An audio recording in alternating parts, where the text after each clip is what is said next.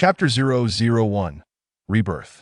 When Song Xiao awoke, she found no remnants of the dilapidated building, nor the 6 men who had stripped off their clothes with the intent to harm her, and certainly, there was no sight of the 15-year-old Jiang Xiaoran. Where was Jiang Xiaoran? She glanced around, and the scene had completely transformed. Before her lay the Liyuan community in the heart of Jiang City, with her home appearing just as it had a decade ago. Song Xiao recalled vividly that this house had been purchased in the city center by her parents as part of her dowry when she got married. Its proximity to the school made it a coveted property, although modest in size. Her parents had expended their entire savings to acquire it. At that moment, the owl-shaped quartz clock on the wall pointed to 5 o'clock in the afternoon. Lying in bed, she felt utterly drained, as if she were suffering from a fever. She had just taken a nap, and her head still throbbed dully. She remembered feeling unwell and had called Jiang Ming, who had been busy at the construction site, advising her to take some medicine and rest. Now, awakening from this slumber, everything had changed. Looking down at her attire, she saw she was clad in the same long dress and knitted sweater she had worn a decade prior. The leaves outside the window had turned yellow, reminiscent of that autumn from 10 years ago. Confused, she rose to gaze into the mirror beside her, where her youthful visage stared back. This was how she appeared at 30. But she was undeniably 40 years old. How had she reverted to 30? Had she been reborn? Did that mean Jiang Xiaoran was merely 5 years old now? She distinctly recalled being atop that unfinished building in the east of the city, surrounded by the thugs intent on violating her. The details flooded back to her. At that moment, she had been at home preparing lunch for her daughter, Jiang Xiaoran, when she received an unfamiliar phone call. Upon answering, she heard Jiang Xiaoran's tearful voice on the line. She had claimed that kidnappers had taken her and urged her to quickly gather 100,000 yuan to rescue her from the dilapidated building in the east of the city. If she delayed, the criminals had threatened that they would assault her before killing her. Hearing her daughter's cries for help sent Song Xiao into a frenzy. She tore off her apron and dashed out of the kitchen. Just as she was about to call Jiang Ming, the same number rang again, and in her panic, she hurriedly answered. This time, it was the kidnappers on the line, their tone menacing. "Do not call the police, and do not notify anyone else, or your daughter will suffer a terrible fate. You have half an hour to bring the money. We will not wait a single minute longer." The sound of Jiang Xiaoran's screams echoed through the phone. Desperate, Song Xiao pleaded for them not to harm her daughter, assuring them she would bring the money immediately. Jiang Xiaoran was only 15 despite her rebellious nature and frequent truancies. Song Xiao had always endeavored to educate her and guide her towards a better path. If her daughter were to be defiled at such a tender age, how could she ever hope to marry in the future? In her haste, she recalled the 100,000 yuan that Jiang Ming had given her the previous day and rushed out with it. She hailed a taxi, urging the driver to hurry to the bank. The driver, concerned, inquired what she needed the money for, but she had no time to respond as she bolted into the bank. Once inside, she frantically explained to the staff that she had an urgent need for the funds and requested immediate assistance. Noticing her distress, one of the employees asked if something was wrong and if she needed to call the police.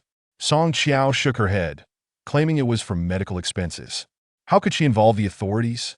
What if they harmed her daughter in retaliation? She could not bear to lose her only child. Upon hearing it was for medical expenses, the employee hurriedly assisted her in withdrawing the money. Grasping the cash, she rushed out of the bank and took a taxi to the dilapidated building in the east. Upon arrival, she discovered that construction had halted, with debris scattered everywhere. She had no idea which floor Jiang Xiaoran was on. Calling out her daughter's name, she searched floor by floor until she reached the 4th level. Just as she was about to call Jiang Ming, she spotted Jiang Xiaoran emerging from a side hallway, curiously unharmed and flanked by 6 young ruffians who followed her like loyal henchmen. Without a second thought, Song Xiao rushed to pull Jiang Xiaoran to her side, but the gang blocked her path. "Behave yourself. Hand over the money." Panicking, Song Xiao handed over the cash, exclaiming, "This is the 100,000 you want to let my daughter go." She opened her bag to reveal it filled with 100 yuan bills. The kidnapper's gaze shifted from the money to Song Xiao's face, one reaching out to touch her chest with a sinister grin. "Your daughter speaks the truth at 40. Your skin is as flawless as a young maiden's, and your figure possesses a charm that surpasses youth. We fellows have a taste for women like you."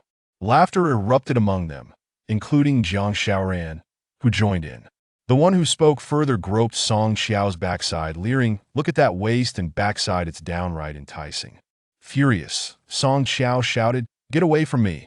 She then turned to the smug Jiang Xiaoran, demanding, "Xiaoran, what is going on?" "Huh, Song Xiao, you really are foolish, can't you see? These men are all part of my scheme to bring you here. Today, I shall reveal the truth. I am not your biological daughter. Your real daughter died 5 years ago." Song Xiao's mind shattered at this revelation, while Jiang Xiaoran continued to taunt her. "Because of you, I have been unable to live with my real mother for the past 15 years. Only your death will allow our family to reunite." At that moment, Jiang Xiaoran bore no semblance of a 15-year-old, but instead wore the malevolent smile of an adult. As she spoke, Jiang Xiaoran advanced on Song Xiao, cornering her against the window. Song Xiao believed this was merely a manifestation of her daughter's rebelliousness, stemming from their recent arguments. Had her daughter truly harbored such hatred? "Xiaoran, don't act like this. I've been strict with you, but it was all for your own good." Song Xiao thought Jiang Xiaoran was retaliating against her. "You wretched woman, even at death's door, you cling to your delusions. I will say this one more time. I am not your daughter. Your daughter died 15 years ago." Jiang Xiaoran shouted vehemently. This time, Song Xiao understood there was a chilling truth in her daughter's words. "What are you waiting for? Don't you want the 100,000 yuan?" Jiang Xiaoran glanced at the boys standing nearby. "Yes. Today, we shall savor the flavor of this mature woman. Brothers, commence."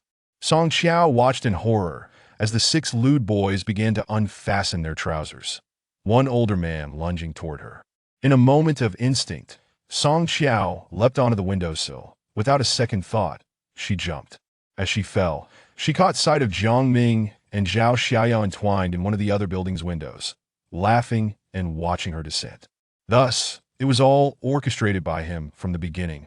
As this thought pierced her mind, a wave of agony washed over her, and then everything faded to black. To her astonishment, she awoke once more in the old house from a decade past. Song Xiao felt a throbbing pain in her head. She pressed her hand against it, gradually coming to terms with this reality.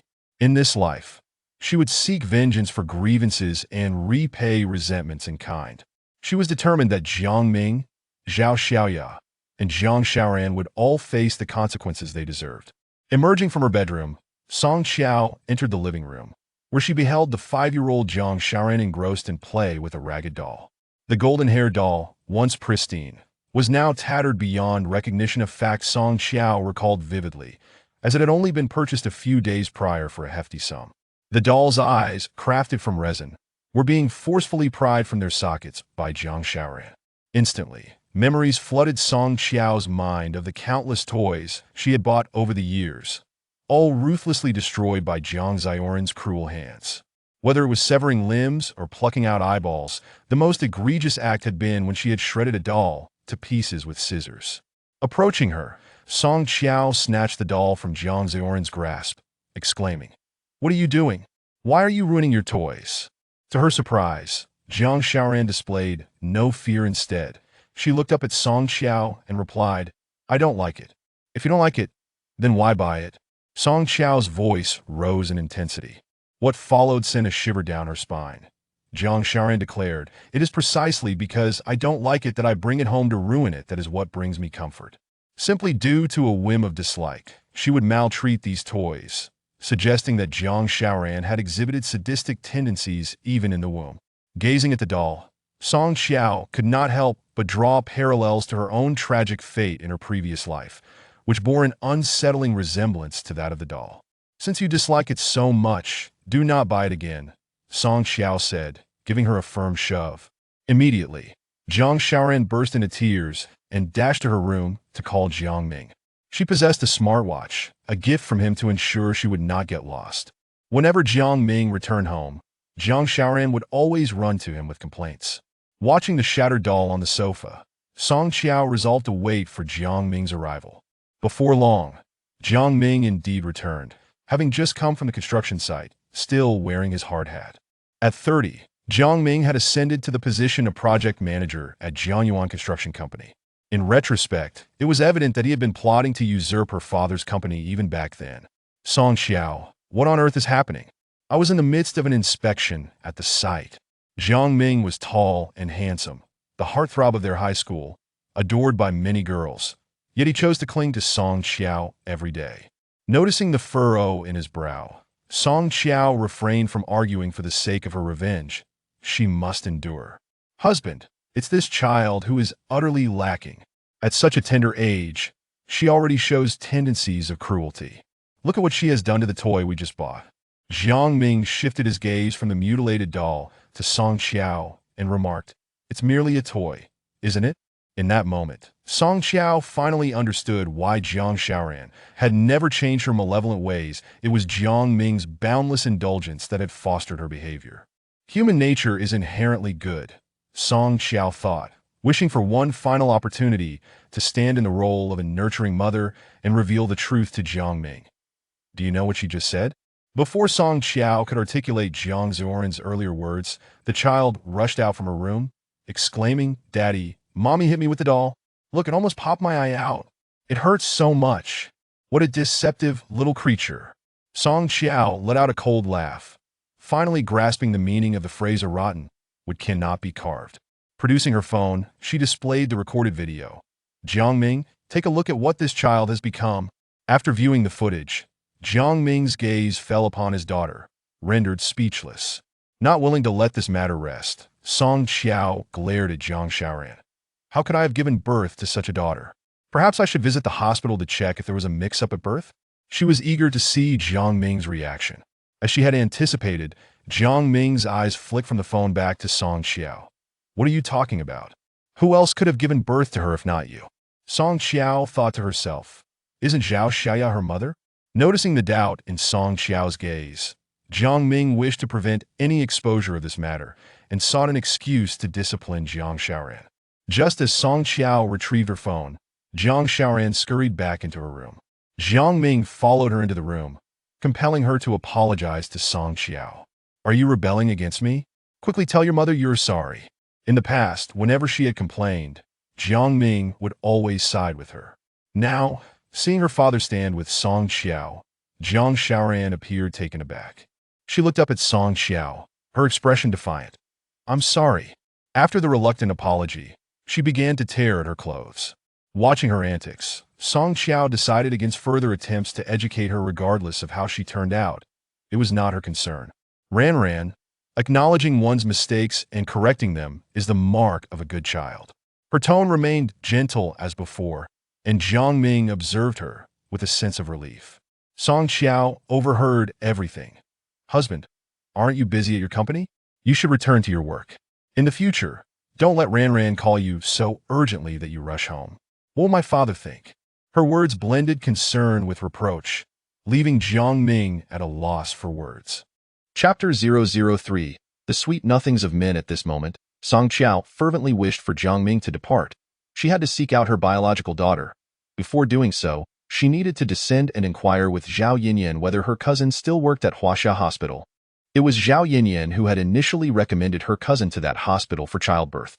She recalled that during her own labor, she had sought help from Zhao Yinyan and also contacted her cousin. "Gao Xiang, very well, I shall take my leave now," she concluded. As Jiang Ming was about to depart, he affectionately ruffled Jiang Xiaoran's hair and asked, "Do you remember what Daddy told you?" He then cast a final glance at Song Xiao, advising, "Make sure to listen to your mother." With those words, Jiang Ming exited, leaving Song Xiao's gaze fixed on his retreating figure, her heart silently vowing, "If this is not a game, then I shall accompany you wholeheartedly." Reflecting on the years of misplaced trust she had bestowed upon him, a chilling wind seemed to permeate her heart. From high school to her university graduation, her focus had solely been on this man, only to realize that his initial approach had been motivated by her family's wealth and her father's company. How could she have been so naive? When he claimed that Zhao Xiaoya struggled to find a suitable job after graduation, she had readily agreed to let her join her father's company. In essence, she had invited a wolf into her home and had unwittingly raised its cubs. The words Jiang Ming had uttered regarding Xiaoya echoed in her mind. "Can she compare to you? You are a lofty princess, while she is merely a maid.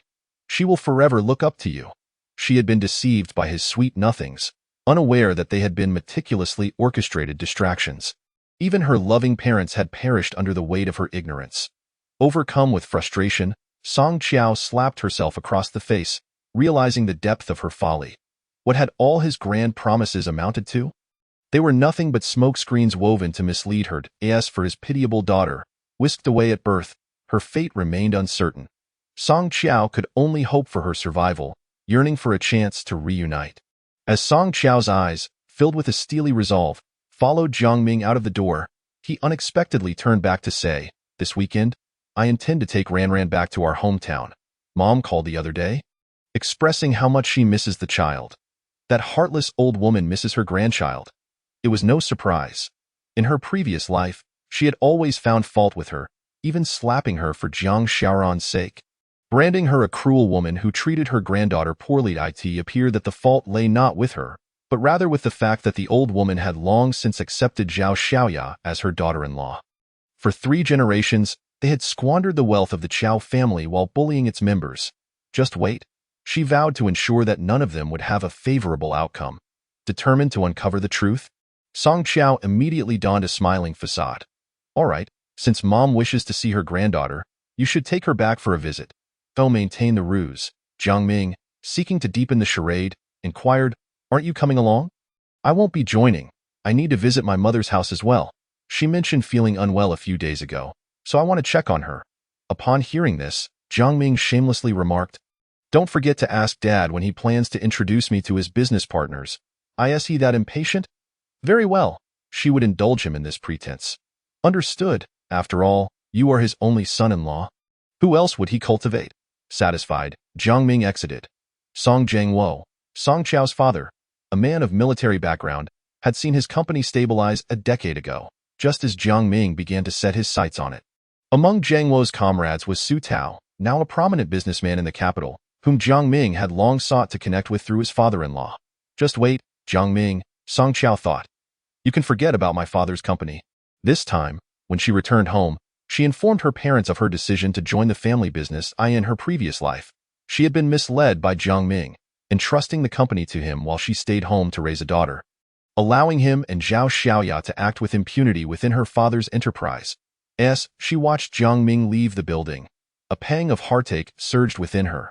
The man she had so diligently loved had never truly cherished her. She had merely been a stepping stone on his path to success.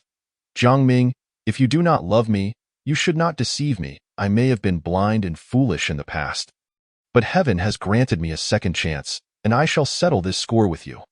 Turning to glance at Jiang Xiaoran, who was engrossed in snacks on the sofa, she recalled how she had previously restricted her. Drawing her ire, this time, she would allow her to indulge. Given her lazy disposition and propensity to gain weight, it would not be long before she reached 100 pounds, earning the title of Little Chubby. Recalling the incident from her past when Jiang Xiaoran had bullied a classmate at school when she was 14 sent a shiver down her spine. Tang Yao's tragic leap must have been connected to her. Back then, she had believed Jiang Ming's assurances and arranged for the matter to be settled quietly.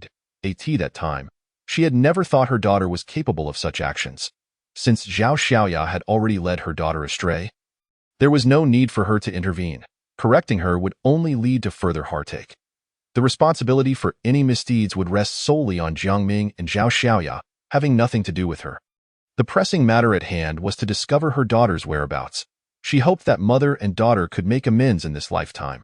She vividly recalled the moment she emerged from the delivery room, when the nurse had informed her that she had given birth to a daughter weighing 6 pounds and 8 ounces. The overwhelming hatred she felt left her devoid of any hope for Jiang Xiaoran. To ensure Jiang Xiaoran behaved at home, she resolved to have her take a nap. Remembering the nightly doses of Guisu that Jiang Ming had given her, she contemplated trying it on Jiang Xiaoran. Suspecting it might be a sedative, after taking the supplement each night, Jiang Xiaoran would quickly fall asleep. Jiang Ming's motive seemed clear. Not only did he wish to avoid intimacy with her, but he likely used this time to converse with Zhao Xiaoya. Perhaps even video chatting as a family of 3. Song Qiao filled a glass of water in the kitchen and approached Jiang Xiaoran. Ran, come drink some water." Jiang Xiaoran lifted her gaze, attempting to assert her authority. "You have to feed me." "Very well. Mommy will feed you." Song Qiao maintained her gentle demeanor, while Jiang Xiaoran's fierce expression returned. After feeding Zhang Xiaoran the entire glass of water, Song Qiao settled nearby, waiting for her to drift off to sleep. In less than half an hour, Zhang Xiaoran's eyes grew heavy, and she collapsed onto the foam mat with her toy in hand. Observing the little imp before her, Song Qiao scooped her up and placed her on the bed. She glanced at the bottle of Guisu in her hand. She stepped outside. She intended to visit the hospital for testing, to determine the composition of the medication she had been consuming for so long, and whether it posed any harm to her health. Their apartment was on the 3rd floor, and descending the stairs brought her to the entrance of Zhao Yinyan's home on the 2nd floor. Song Qiao paused at the door, raising her hand to knock on the security door. "Who is it?" Zhao Yinyan's voice was sharp, capable of penetrating through the floors, as she often reprimanded her husband and children. Everyone had grown accustomed to it. "It's me, Song Qiao," Song Qiao announced, standing at the threshold, awaiting Zhao Yinyan to open the door. Zhao Yinyan's husband worked for Jiang Ming, and it had been Song Qiao who had asked her father to secure him a position at the company. Zhao Yinyan had always been particularly warm towards her. Upon seeing Song Qiao at the door, she wiped her hands on her apron and eagerly ushered her inside. "Sister-in-law, come in quickly." Song Qiao took a few steps forward but halted at the entrance. "Sister-in-law? I won't be coming in. I just want to ask you something. Is your cousin still working at Huaxia Hospital?" Zhao Yinyan pondered for a moment before nodding. "Yes, my cousin is still there. I heard he might be promoted to director soon." Her gaze held a glimmer of pride, as if to say, "My family has connections too. My mother mentioned she wasn't feeling well a few days ago. I want to take her to see him." To avoid arousing Zhao Yinyan's suspicions, she added, "Huaxia Hospital is closer to my mother's house. After all, the elderly have limited mobility." "The boss lady isn't feeling well?" Zhao Yinyan seized the opportunity. "What happened to Annie? Should I accompany you to the hospital?" Song Qiao quickly clarified. "No need to trouble you, sister-in-law. My mother is just going for a health check. It's nothing serious. I was merely asking if your cousin is still there, to make it convenient for me to find him. No problem. When are you going?" "I'll call my cousin and have him accompany you the whole way." It was said that when Zhao Yinyan's cousin was in school, her family paid for his tuition. He had always regarded her as a sister. Song Qiao smiled. "Just give me your cousin's number. I'll reach out to him when I go, so you don't have to make an extra trip." Zhao Yinyan readily agreed. "That works. Just wait a moment while I grab it for you." Zhao Yinyan stepped into the room, retrieved her phone, and handed the number to Song Qiao. "Sister-in-law, if you need anything, just call me. I have nothing going on at home anyway." Helping the boss lady with her health check was a golden opportunity. Perhaps a few kind words would lead to her husband being promoted. "I appreciate it. Sister-in-law, I'm off now." Song Qiao bid farewell to Zhao Yinyan and descended the stairs. She urgently wanted to test the Guisu she had been taking each night. Recalling that Jiang Ming had also brought 2 bottles for his father, she wondered if her father had consumed them. After leaving Zhao Yinyan's home, Song Qiao arrived downstairs, only to find that the car gifted by her family had been taken by Jiang Ming. Consequently, she had no choice but to ride an electric bike to the hospital. In hindsight, it wasn't that Jiang Ming couldn't afford a car. Rather, he had taken possession of hers to restrict her movements, ensuring that he and Zhao Xiaoya could roam freely wherever they pleased. Riding her electric bike, Song Qiao made her way to a nearby hospital, Jiangxing Hospital. She extracted the medication from her pocket and delivered it to the laboratory for testing. While awaiting the results, Jiang Ming's call came through. Finding a secluded spot, she answered, "Hello, husband." Each time she calls him husband, a wave of nausea washes over her. What about Ran? Is she behaving at home? The person whom Jiang Ming expresses the most concern for over the phone is Zhang Xiaoran. In the past, Song Qiao believed he was merely a daughter slave as others described, but now it seems he is simply worried about his daughter being in her care. "She is asleep at home, husband. Should I wake her to answer the phone?" This was a phrase Song Qiao often used, and today was no exception. "Let her sleep. We can call her again once she wakes up." As Song Qiao felt her tense heart begin to ease, she acquiesced. "All right then." Fearing Jiang Ming would overhear the sounds of the hospital, she seized the opportunity to end the call. The test results had come out, revealing the presence of sedative components. Song Qiao gazed at the results with a bitter smile. It was these sedatives that made her believe she had become foolish during her 3 years of pregnancy. Now, it appeared they were merely side effects from prolonged use. She consulted a doctor who explained that if she continued taking them, she could experience frequent fractures and possibly symptoms of depression. Reflecting on her past life, she recalled suffering from frequent fractures, with the doctors attributing it to osteoporosis. Now it was clear that these medications were the culprits. Song Qiao retrieved some wheat germ extract from the pharmacy. Pouring the sedatives from the bottle into it, after preparing everything, she glanced at the time. Anxious that Jiang Ming might return home and become suspicious upon seeing Jiang Xiaoran still asleep, and hurried out of the hospital. Just as she exited, preparing to ride her electric bike, she heard someone calling her. Song Qiao. She looked up to see a Maybach parked not far away, with a head emerging from the window. Its sharp features strikingly handsome. It was her former high school classmate, Lu Mingxian. In her previous life, Lu Mingxian had warned her after seeing Jiang Ming accompany a woman to the hospital, and she had dismissed his concerns as meddlesome. Her disdain for Lu Mingxian stemmed from the fact that both he and Jiang Ming pursued her during high school, but her heart belonged to Jiang Ming. Tio Song Qiao, Lu Mingxian was a frivolous rich heir. Indulging in brand-name clothes and neglecting his studies, nowhere near as practical as Jiang Ming, which made her dislike him even more. The high school classmate before her had made a remarkable turnaround, gaining admission to the best medical school in the capital and later studying abroad. This encounter occurred when he returned from overseas and sought her out, at which time she was 2 months pregnant. Lu Mingxian informed her that he had seen Jiang Ming with another woman at the hospital. In retrospect, that woman was Zhao Xiaoya, and she was pregnant with Jiang Xiaoran. Because her pregnancy symptoms were severe, Jiang Ming had been attentive, cooking for her daily and pampering her, making her doubt Lu Mingxuan's words, viewing him as someone trying to sow discord in her marriage. Later, she even relayed this to Jiang Ming, who then sought to confront Lu Mingxian, resulting in Lu Mingxian leaving the country with injuries. Lu Mingxian, didn't you go abroad? The 30-year-old Lu Mingxian, clad in a tailored suit and Italian leather shoes, stood there, a vision of sophistication. She realized how blind she had been, dismissing pearls in favor of chaff. I just returned. I've been assigned to this hospital. Eventually, Song Qiao learned that this hospital was owned by Lu Mingxuan's father. Gaining admission here was no easy feat. It seemed wealth and power indeed opened doors. Feigning ignorance about the hospital's ownership, she remarked, wealth and power are hardly sufficient, but I can go to any department here without issue. This much Song Qiao acknowledged. After all, his father was the director. As Lu Mingxuan's car blocked the road, others began honking, prompting Song Qiao to say, I must be off. Let's chat another time. 8 years later, her biological father would die in this very hospital, and in this life, she was determined to prevent such a fate, seeking Lu Mingxuan's assistance. Tio Song Qiao, this hospital belonged to the Lu family, and Jiang Ming was likely still unaware of that fact. Lu Mingxian, surprised, replied, let's chat when you have time. Previously, Song Qiao had never afforded him such an opportunity, usually dismissing him with irritation. Lu Mingxian turned back to glance at her, pondering whether she had developed feelings for him. Reflecting on that high school incident when he had witnessed Jiang Ming with Zhao Xiaoya, Lu Mingxian had informed Song Qiao, after which she ceased to acknowledge him. Song Qiao, remember to jot down my new number. Seeing the vehicles waiting to enter the hospital, Song Qiao quickly took out her phone. All right. The director's son was indeed treated differently. The security guards dared not intervene. Watching Lu Mingxian drive away with satisfaction, Song Qiao stood there for a full 2 minutes, lost in thought. She recalled how he used to slip notes into her backpack, and she found herself momentarily dazed. What was she thinking? He was now a returnee. Thinking back to her relentless efforts to attend the same university as Jiang Ming, she realized she had never reciprocated Lu Mingxuan's overtures. When she turned back, Lu Mingxian had already parked his car, and Song Qiao hastily rode her electric bike away. Surely he was married, chatting with a married woman at the entrance.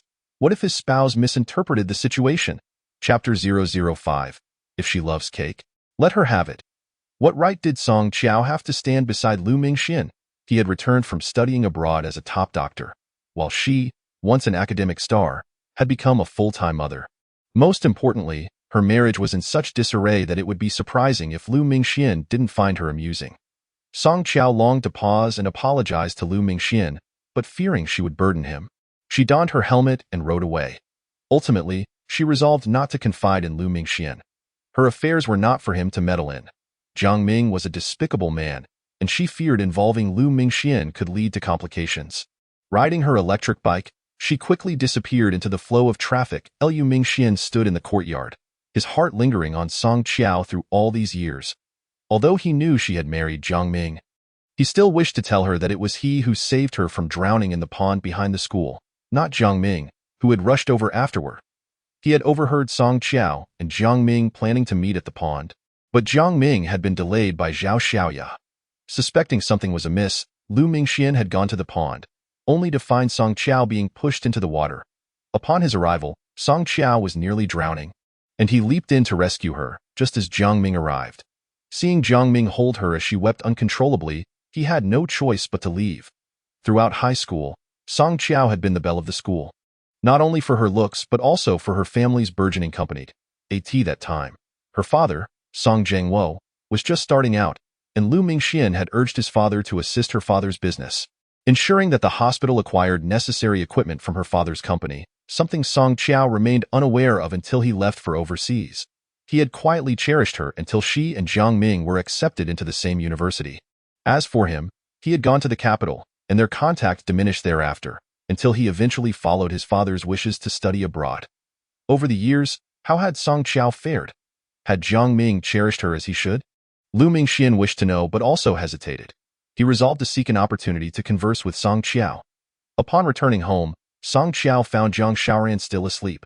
She entered the room and gently shook her. Ran, wake up quickly and see what mommy brought for you. Jiang Xiaoran adored cake, and in her previous life, fearing her daughter might gain weight, Song Qiao had refrained from letting her indulge. This time, however, she decided to indulge her daughter's desires.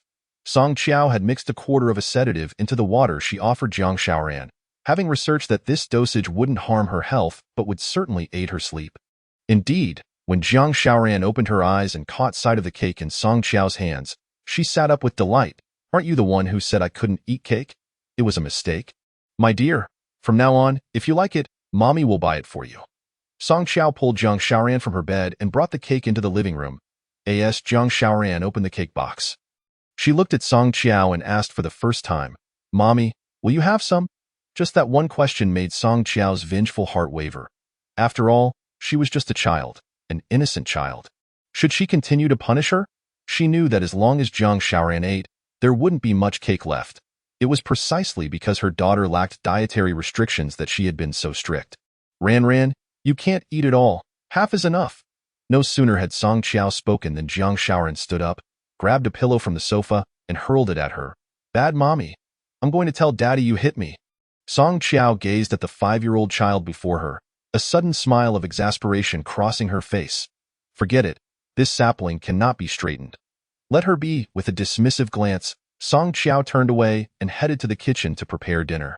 Soon, it would be time for Jiang Ming to come home from work, and in order not to arouse his suspicions, she needed to continue caring for this family of elders and children. As she was picking vegetables, she noticed a slight movement at the keyhole of the security door. Choosing to ignore it, she kept her head down, continuing her task. Jiang Ming slowly opened the front door and, upon seeing Song Qiao busy in the kitchen and their daughter in the living room eating cake, he refrained from greeting her and instead sat beside their daughter on the sofa. Ran, who bought you the cake? My mom. Jiang Xiaoran only called her mom when she was happy. On other occasions, she would refer to her as stinky mom or bad mom. Song Qiao perked up her ears, slightly surprised. Eat less, you see, you've gained weight again lately. Song Qiao agreed with Jiang Ming's observation. Jiang Xiaoran had a tendency to gain weight easily due to her slow metabolism. I want to eat. Jiang Xiaoran, displeased, retorted, resisting her father's admonition. All right, stop eating. Daddy promises to take you out to play this weekend. Noticing the cake smeared around her mouth, Jiang Ming could no longer restrain himself and snatched the spoon from her hand. Jiang Xiaoran was afraid of Jiang Ming. Although he usually didn't interfere much, she feared his anger, which stemmed from his dissatisfaction with Song Qiao. Are we going with Aunt Zhang? Upon hearing this, Jiang Ming quickly glanced towards the kitchen, hushing her. He then took the cake box from her and pulled her into the bedroom. Determined to eavesdrop on their conversation, Song Qiao tiptoed from the kitchen to the living room, quietly approaching the door of Jiang Xiaoran's bedroom. That didn't I tell you? Don't mention Aunt Zhang at home anymore. If you don't behave, Aunt Zhang won't buy you clothes in the future. Daddy, when will Aunt Zhang be my mom? I don't want this mom anymore. She controls me every day and expects me to study. Song Qiao was curious about how Jiang Ming was educating his seemingly wayward daughter, in her previous life. She had exhausted herself trying to cultivate Jiang Xiaoran into a capable person, only to end up feeling like an outsider. This time, she resolved not to pressure her to study. Instead, she would allow her to play to her heart's content.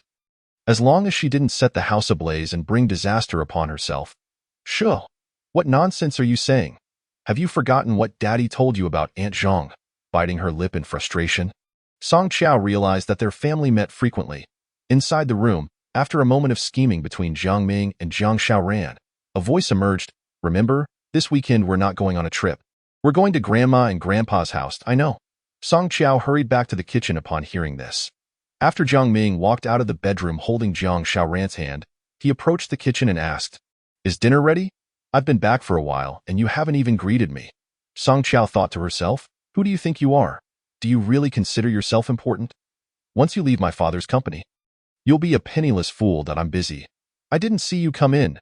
Chapter 006. Different dreams, same bed. He still expected her to return to helping him with his affairs, to fetch his slippers. She refused to serve such a heartless scoundrel any longer. I'm just focused on cooking. I didn't hear you come back. Honey, my mom said her back pain has flared up again, and we should take her to see a doctor this weekend. Song Qiao was merely preparing an excuse for a hospital visit. Which hospital? Evidently, Jiang Ming was cautious, fearing that Song Qiao would inquire about the childbirth incident from 5 years ago. Jiangqing Hospital. A classmate of mine works there. So it's convenient if anything comes up. Jiang Ming perhaps remained unaware of Lu Mingxuan's return and did not take her words to heart. All right, this weekend I'll take Ranran home for a visit. Song Qiao internally scoffed. Home? You mean going out with Zhao Xiaoya and the child, right? Suddenly, a suspicion crept into her mind as she recalled her father mentioning that the urban construction company was about to receive several housing units for offsetting debts. She wanted to ask Jiang Ming about it discreetly. Honey, my dad said there are a few housing units coming in as offsets at the company. You're the deputy general manager. Can you secure one for us? Jiang Ming was taken aback for a moment before responding with a laugh. The company belongs to your dad. Would you really expect me to care about one unit? In her previous life, she had died oblivious to the fact that Jiang Ming had taken a duplex in her name from Zhao Xiaoya, using every excuse to work late and stay there. Reflecting on it now was truly ridiculous. She had been raising their child and unwittingly providing them with a place for their indiscretions. All along, Song Qiao had refrained from mentioning her father's profession to the neighbors, yet her brother-in-law had not hesitated to boast about it outside. She had overheard Zhao Yinyan inadvertently revealing that Jiang Ming often spoke of the company as if it were destined to be his dot. If one wishes for another's downfall, let them first revel in their arrogance. Jiang Ming, enjoy your arrogance while you can. Song Qiao served the meal and sat down at the table, lowering her head to eat. Noticing her unusual demeanor, Jiang Ming could no longer hold back. Why did you start eating first? Shouldn't you have fed the child first? Song Qiao lifted her head to glance at Jiang Ming, her heart sinking. He had once claimed that after their marriage, all cooking and childcare responsibilities would be his. Indeed, a man's words can be deceiving. Isn't Xiao Ran just had cake? How could she possibly eat now? As she stuffed her mouth with sweet and sour ribs, she no longer prioritized serving her husband and child first as she had in the past. In her previous life, she had believed Jiang Ming was the pillar of their family and the hope of her parents. Thinking that loving him meant sharing the burdens and considering his needs, now, she seemed to have come to a realization. She had poured her heart out for Jiang Ming, and he found it distasteful. You don't work at home, so you can eat whenever. Go call the child to dinner. Jiang Ming found it hard to adapt to Song Qiao's demeanor, his brows furrowing in confusion. What's wrong with being at home? Have I neglected anything? Even if I don't do anything, the company will still be mine to inherit. Song Qiao intended to give Jiang Ming a gentle reminder. Her father's company would eventually belong to her. After a moment's contemplation, Jiang Ming quickly shifted his expression, his face lighting up with a smile reminiscent of when he pursued her. You're right, my dear. Even if you do nothing, I can't say a word. It's all my fault. Let me go call Ranran. You eat first. Jiang Ming gestured for her to continue eating, and Song Qiao took the opportunity to indulge. On his way to Jiang Xiaoran's bedroom, doubts began to fester in Jiang Ming's mind. What was going on with Song Qiao? Did she know something? Entering Jiang Xiaoran's room, he found her tearing up the notebook given by her kindergarten teacher. And he glared at her in frustration. What are you doing? Why did you tear up your homework? You need to turn it in tomorrow. What will you give them? Jiang Xiaoran immediately replied. I won't turn it in. I didn't last time, and the teacher didn't scold me. Jiang Ming realized that this behavior was unacceptable. He pulled her up from the foam mat. Let us go. It is time to eat. I'm not hungry. I don't want to eat. Song Qiao, seated at the dining table, thought to herself that Zhang Xiaoran would probably not be able to eat much for lunch since she had consumed most of the cake. I'm not hungry, I just don't want to eat. Sure enough, Zhang Xiaoran lay on the ground, rolling about, refusing to budge. Jiang Ming, feeling helpless, returned to the dining room. He was determined to divorce Song Qiao as soon as possible and let Zhao Shuhui take care of the child. Otherwise, he feared the child might end up a lost cause. With this resolve, Jiang Ming returned to the dining room. Where's Ran Ran? Song Qiao didn't lift her head. Her eyes focused on the stir-fried bamboo shoots and pork before her, her favorite dish. Despite being married for so many years, she had never cooked it once because Jiang Ming disliked it. She's not coming. Jiang Ming's gaze fixed on the plate of stir-fried bamboo shoots. The anger in his eyes flaring up, even with his head bowed. Song Qiao could feel the heat radiating from him.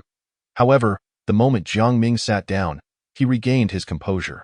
Song Qiao, didn't your father mention when he plans to retire? Retire? Song Qiao suddenly lifted her head, incredulous. How could my father retire at such a young age? He is at the peak of his career. To hold Jiang Ming in check, Song Qiao added, of course. If you could give him peace of mind, he might consider retiring a couple of years earlier. Hope flickered in Jiang Ming's eyes. Aren't I doing well? Helping my father alleviate worries. If he retires 2 years earlier, he can enjoy his later years, and your mother, look at her health. When your father retires, he can accompany her. Internally, Song Qiao cursed, you shameless scoundrel, wanting to swallow my parents' assets while speaking so piously. Just wait. I will deal with the child first. Turning to glance at him, she replied, all right, this time, I'll ask him. Song Qiao's father was a senior architect, and in her previous life, his greatest wish had been for his daughter to inherit the family legacy. But she had given that opportunity to Jiang Ming. She had repeatedly told her father that she and Jiang Ming were husband and wife, and it made no difference who took over the company. She had even played the dutiful daughter in front of him, saying, your son-in-law works for your daughter. What's wrong with her just waiting to enjoy life? Perhaps it was due to her words that father ultimately bequeathed the company to Jiang Ming. Yet, within a month, her father suffered a sudden heart attack, passing away in the office while auditing the company's accounts. Having been reborn, she resolved to take the reins of the urban construction company herself. She also intended to enjoy herself with Jiang Ming and compete with Zhao Shuhui. She was determined to ensure her parents lived well and to demonstrate to them that their daughter could ascend to the position of chairperson of the company. While Jiang Ming was dining, his phone chimed, and Song Qiao realized it was a text notification he had set, particularly persistent before bedtime. When she inquired, Jiang Ming claimed it was a news alert. Shifting his position, he and Song Qiao faced each other as he opened his phone. The audacity of this man was astonishing.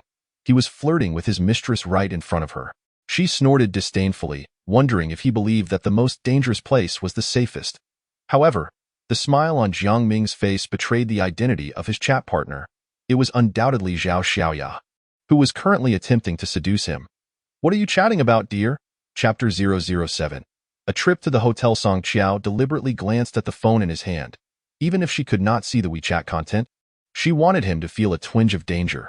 Nothing much, Jiang Ming replied, lifting his phone as he lowered his head to eat. Yet the incessant notification sounds gnawed at him like a cat's claw, igniting an insatiable itch. You go ahead and eat. I need to use the restroom. Eventually unable to resist, Jiang Ming set down his chopsticks and went to the bathroom. He had forgotten the lesson he had once imparted to Song Qiao, that one should not eat before using the restroom, as it was neither clean nor hygienic. After about an hour, Jiang Ming emerged from the restroom, only to find the dining table empty. Song Qiao, where's the food? It's gone, Song Qiao replied, feigning confusion, implying she had no idea he hadn't finished eating. I hadn't finished yet. How could you throw it away? Realizing he had lingered too long in the restroom, he hurriedly explained, I felt unwell earlier and needed to stay a bit longer.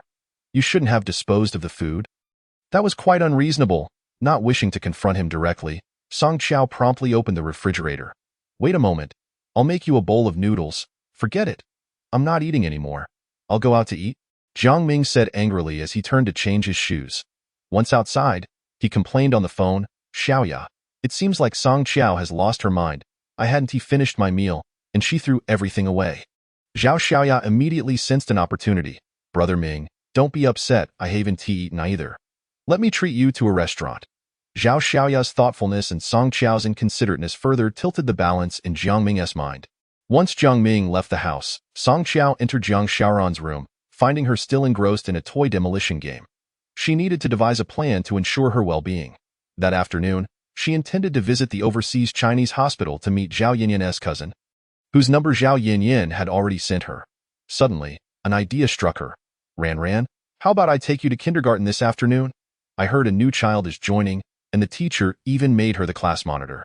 Given Jiang Xiaoran's competitive nature, she would undoubtedly be unsettled. Although she had never been elected class monitor, she had always coveted that position. I'll go. I'm going to drive her away. I won't let her be class monitor. Indeed, like father, like daughter, those with a fundamentally flawed character rarely change. Jiang Ming arrived at a fast food restaurant and spotted Zhao Xiaoya already there. Upon seeing him, she waved. Hey, over here I in the office. Zhao Xiaoya served as his secretary, managing his day-to-day affairs, while at night, she was preoccupied with their intimate encounters. Jiang Ming referred to this as mutual support. Zhao Xiaoya and Jiang Ming hailed from rural backgrounds and attended the same university. Meanwhile, Song Qiao enrolled in a different institution, a plan devised long ago to ensure she could accompany him in the same city. However, she remained unaware that someone else was by Jiang Ming's side in the same school. After graduating, Jiang Ming returned to Jiangqing with Song Qiao, officially announcing their relationship, marking the point at which Zhao Xiaoya also returned. Jiang Ming had suggested that Zhao Xiaoyi work at her father's company. Never considering any ulterior motives, he believed assisting Zhao Xiaoya would also benefit himself, enhancing his reputation among peers. After leaving home, Jiang Ming arrived at a hotel named Qixi. Upon locating the room Zhao Xiaoya had reserved, he stepped inside to find her clad in a professional skirt, her alluring figure captivating him. Jiang Ming swiftly embraced her, a fire igniting within him.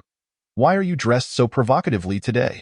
I certainly don't want my wife's fair thighs on display for others. Jiang Ming pressed against Zhao Xiaoya, who playfully evaded him with a giggle. I'm not going to work this afternoon. I dressed like this for you. Jiang Ming's eyes widened in surprise. Not going to work? What will you do instead?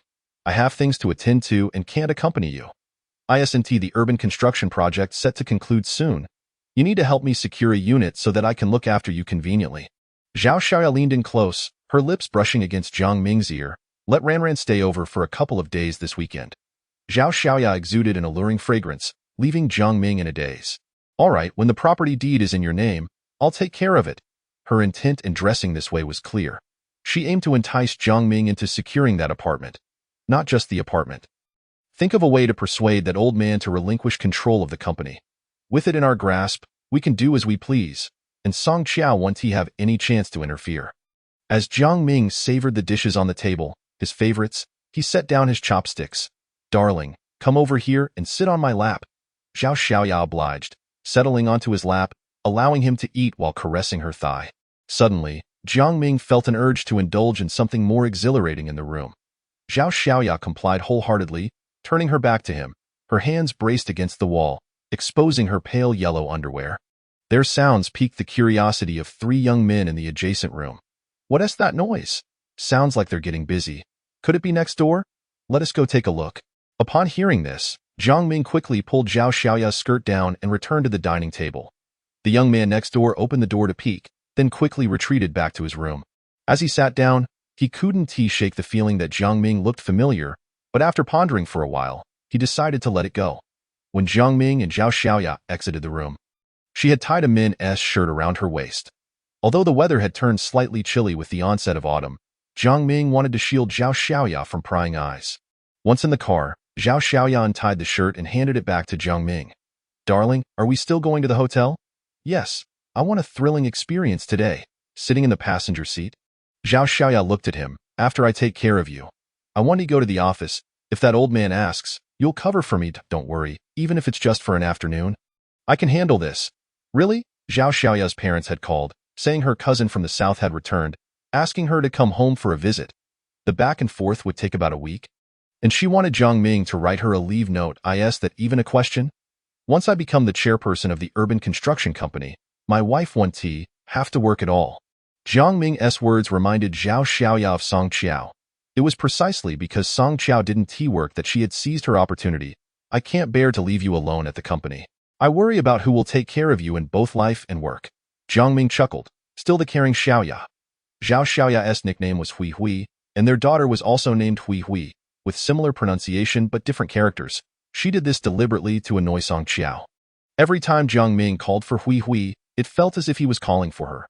Driving the BMW that Song Qiao's parents had gifted her, which was among the most expensive cars of its time, he arrived at the hotel. Here, this is the place. They never booked a room in the same hotel out of fear of being seen and reported to Song Jiangwo, who dreaded that his good days might come to an end. Both exited the car, with Zhao Xiaoya entering first while Jiang Ming went to check in. Chapter 008. Searching for her biological daughter in the afternoon. After dropping Jiang Shaoran off at the government kindergarten, Song Qiao turned to ride her bike. As she approached her vehicle, she was in the process of retrieving Zhao Yinyan's cousin's phone number when her phone rang. Glancing down, she saw it was Lu Mingxian, whose contact she had saved just that noon. Lu Mingxian, do you need something? How about we grab a meal together? I just got back, and you ought to welcome me. His request was aimed at gauging whether Song Qiao had developed a favorable impression of him. If given a chance, he would inquire about her life over the years. Tonight isn't possible. I have something important to attend to. How about tomorrow night? Jiang Ming mentioned a team-building event at the company. Then tomorrow night it is. Lu Mingxian felt a glimmer of hope. We'll discuss it tomorrow. I'll call you when I have time. On the other end, Lu Mingxian happily agreed. I'm available whenever you are. At present, nothing holds greater significance for Song Qiao than the quest to locate her daughter. Although her disdain for Lu Mingxian has diminished compared to the past, she remains resolute in her refusal to tolerate infidelity within her marriage. She must proceed with utmost caution to avoid giving Jiang Ming any opportunity to exploit her. Otherwise, she risks losing the property, vehicles, and savings that her family had provided as her dowry. Her scheme is to ensure that all those who wronged her in her previous life endure a fate worse than death. After concluding her conversation with Lu Mingxian, a mysterious mist of emotion welled up in Song Qiao's eyes. It became apparent that she had not truly failed, for there were those who still cared for her. Once she had composed herself, she retrieved the number of Zhao Yinyan's cousin and dialed it. The phone rang for several seconds before a man's voice emerged, sounding markedly more composed than before. Hello, this is Gao Xiang. I am Song Qiao, the neighbor of Zhao Yanyan. This. The man immediately inquired, are you the Song Qiao who came to the hospital 5 years ago to give birth? The mention of Sister Song Qiao stirred a wave of emotion within her, as her heart, still wounded, was easily moved by even the slightest warmth. Yes, Dr. Gao, I can't believe you remember me. Of course I do. You were the most beautiful pregnant woman I had ever seen. I often wondered how stunning you must have been at 18. With your round belly. Song Qiao chuckled softly. Please, spare me the flattery. I am no longer a young woman. What is there to reminisce about at 18? Your child must be 5 years old by now, correct? At this pivotal moment, a pang of sorrow pierced Song Qiao's heart, prompting her to respond quickly. Dr. Gao, are you at the hospital? I wish to consult you about my mother's leg ailment. Come on over. I just happened to be starting my shift and would be delighted to assist a beautiful sister. How charmingly smooth-tongued Gao Xiang had become. 5 years prior, he had been rather shy and reserved in his speech. Initially assigned to obstetrics and gynecology, he had later transitioned to surgery, as Zhao Yinyan had informed her. It seemed that his connections with the hospital director had facilitated his transfer. Given the situation regarding his job change, Song Qiao had previously advised Zhao Yinyan, for the director of Huaxia Hospital resided in their building. Now that Gao Xiang had indeed succeeded in moving to surgery, it appeared her suggestion had borne fruit. After concluding her conversation with Gao Xiang, Song Qiao glanced at her electric bicycle. Riding it would take an hour and might delay her from picking up Jiang Shaoran from school, raising suspicions in Jiang Ming. Thus, she opted for a taxi to Huaxia Hospital, which was 5 kilometers away. Upon arriving, Song Qiao settled the fare, vowing to change her attitude towards spending. She would no longer be the frugal housewife. With her father's company awaiting her inheritance, she planned to go shopping for clothes the following day. Upon reaching Gao Xiang's office, she could not help but be taken aback by the sign that read, Director's Office. In just 5 years, Gao Xiang had ascended to the position of surgical director. His rise was astonishingly swift. Clearly, he had been quite active, especially given his familiarity with their neighborhood. She resolved to test him. Dr. Gao, no, I should refer to you as Director Gao, correct? Sister, please, don't tease me. My current position is all thanks to you and my cousin's support. Gao Xiang's words hinted at something deeper, and Song Qiao feigned ignorance before continuing. It would be wonderful if you lived in the same neighborhood as your cousin. Upon hearing this, Gaoxiang replied, "Sister, have you heard of anyone selling their house? I would genuinely like to purchase a property in your neighborhood, as it would make it easier to assist you." Gaoxiang was quite the smooth talker, clearly aiming to buy a house in their neighborhood under the guise of wanting to be near them. "Very well, I shall keep an eye out for you." She learned that the director also resided in their neighborhood, a fact she had only discovered 2 years after giving birth. She had overheard it from a security guard while inquiring about the director's residence for a gift. After giving the security guard an unused health pot, he had shared the information with her. "Sister, you mentioned you had something to discuss over the phone. What is it?" Song Qiao glanced back at the unoccupied waiting area and lowered her voice. "I need your assistance with something. Of course, go ahead." Gaoxiang believed it was time to repay Song Qiao for her past kindness, especially since her husband was still employed at her father's company.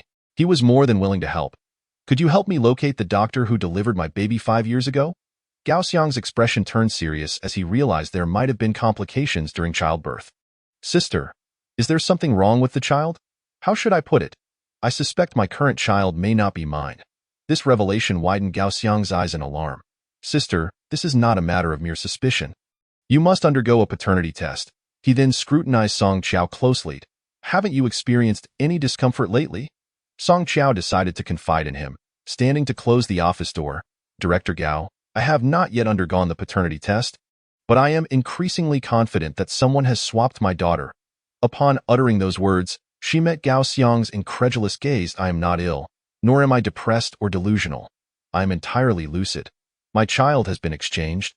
Gaoxiang appeared lost in thought, studying Song Qiao for a moment before asking, "How did you come to realize that this child is not yours?" With great difficulty, Song Qiao swallowed hard. "This child was born of my husband and his mistress." Tears streamed down her cheeks as she spoke. "The reason I came to consult you first was to avoid causing you trouble, but I must find my biological daughter. Where has she gone?" Gaoxiang's mind raced with implications. If what Song Qiao claimed were true and a child had indeed been switched in the hospital, the institution would bear the burden of responsibility. As he was on the verge of being promoted to deputy director. A medical mishap at this juncture would jeopardize his prospects.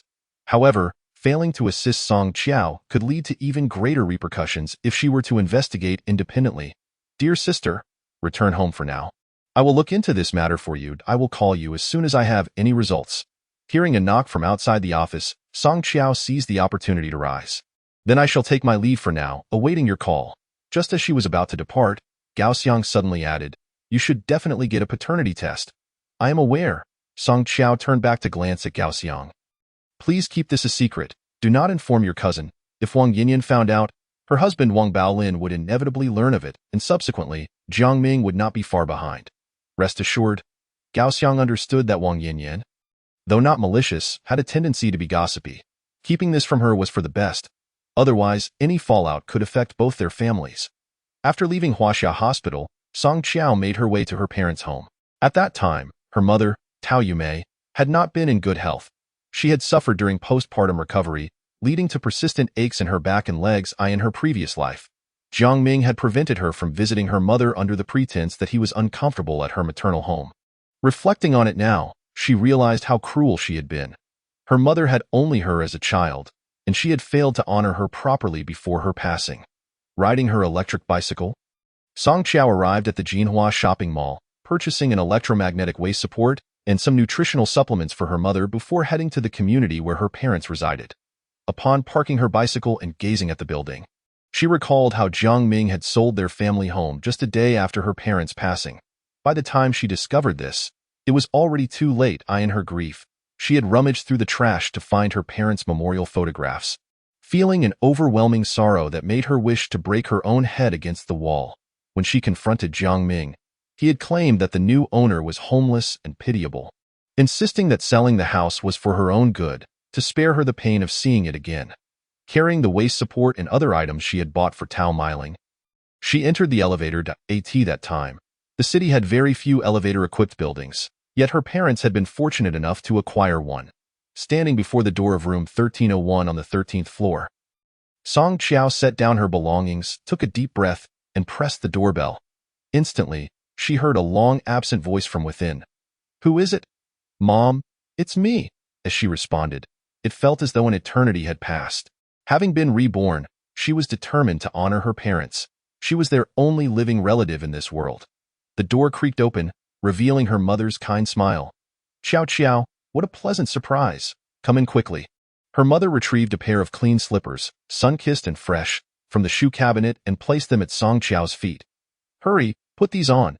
It was Song Qiao's first visit to her parents' home since her rebirth, and she felt a tide of emotion threatening to spill over as she changed her shoes. She discreetly wiped her eyes. "Where's Ran? Tao Meiling observed Song Qiao's demeanor, but chose to feign ignorance. Instead, she handed her the item Song Qiao had purchased. "The weather is turning chilly. This is the waist support I got for you, along with some nutritional powder. Remember to drink it." Song Qiao recalled how 8 years ago, when her father had just embarked on his entrepreneurial journey, their financial situation had been precarious. Her parents had been frugal to the point of splitting every penny, with her mother often traveling far to buy groceries, carrying them home after several breaks along the way. "More spending? Haven't I told you to save? The child will soon be starting school." Though Jiang Xiaoran did not share a close bond with her grandmother, Tao Meiling had always treated her with sincere affection. Now, Song Qiao understood that the love she extended to Jiang Xiaoran stemmed from her deep affection for her own daughter. "Mom, it's nothing to worry about. Jiang Ming's salary is quite sufficient, and besides, Ran is still young." In the latter part of her statement, she intended to convey that Jiang Xiaoran is not her daughter, and whether she spends money in the future is irrelevant to her. However, it was not yet the right time to inform her parents. Thus, it was altered to, "Ran is still young. Stay for dinner tonight. Your father's comrade has given us some hairy crabs. Initially, I intended for your father to deliver them to you after work." Song Qiao pondered for a moment and replied, "All right, I can eat here, so you need not worry about delivering them." In her previous life, the delectable treats that her parents could not bear to consume were often sent to her home, and they invariably ended up in the stomachs of Jiang Ming and Jiang Xiaoran. If there were leftovers, Jiang Ming would pack them up, claiming he would take them to work, but in hindsight, they had all gone to Zhao Xiaowei. Upon hearing that Song Qiao would be dining there, Tao Meiling's back pain seemed to dissipate as she hurried to find an apron in the kitchen. "You sit and rest. I'll prepare the meal." Tao Meiling was an excellent cook, and now, reflecting on it, Song Qiao realized that each time she brought Jiang Ming and Jiang Xiaoran over, she bore the burden of her injured back alone. Bustling about in the kitchen, "Mom, your back isn't well. Let me handle it." As she donned the apron, Tao Meiling replied, "These crabs are still alive. If I don't prepare them properly, the taste will be off. It's best if I take care of it." For Tao Meiling, having her daughter stay to share a meal was the greatest blessing. Song Qiao pulled a chair to the kitchen door and asserted, "If you do not teach me, I shall never learn. Over the years, I have mastered quite a few dishes, but crabs remain a mystery. Please guide me through it step by step." Hearing this, Tao Meiling chuckled. "Very well, I'll teach you." Yet deep down, Tao Meiling felt a pang of sorrow. Her daughter, who had been pampered throughout her youth, was now compelled to learn everything after marriage. "Grab a brush and clean the crabs," Tao Meiling instructed as she observed the crabs tightly bound. "Good." Song Qiao found a brush and began scrubbing the crabs with diligence.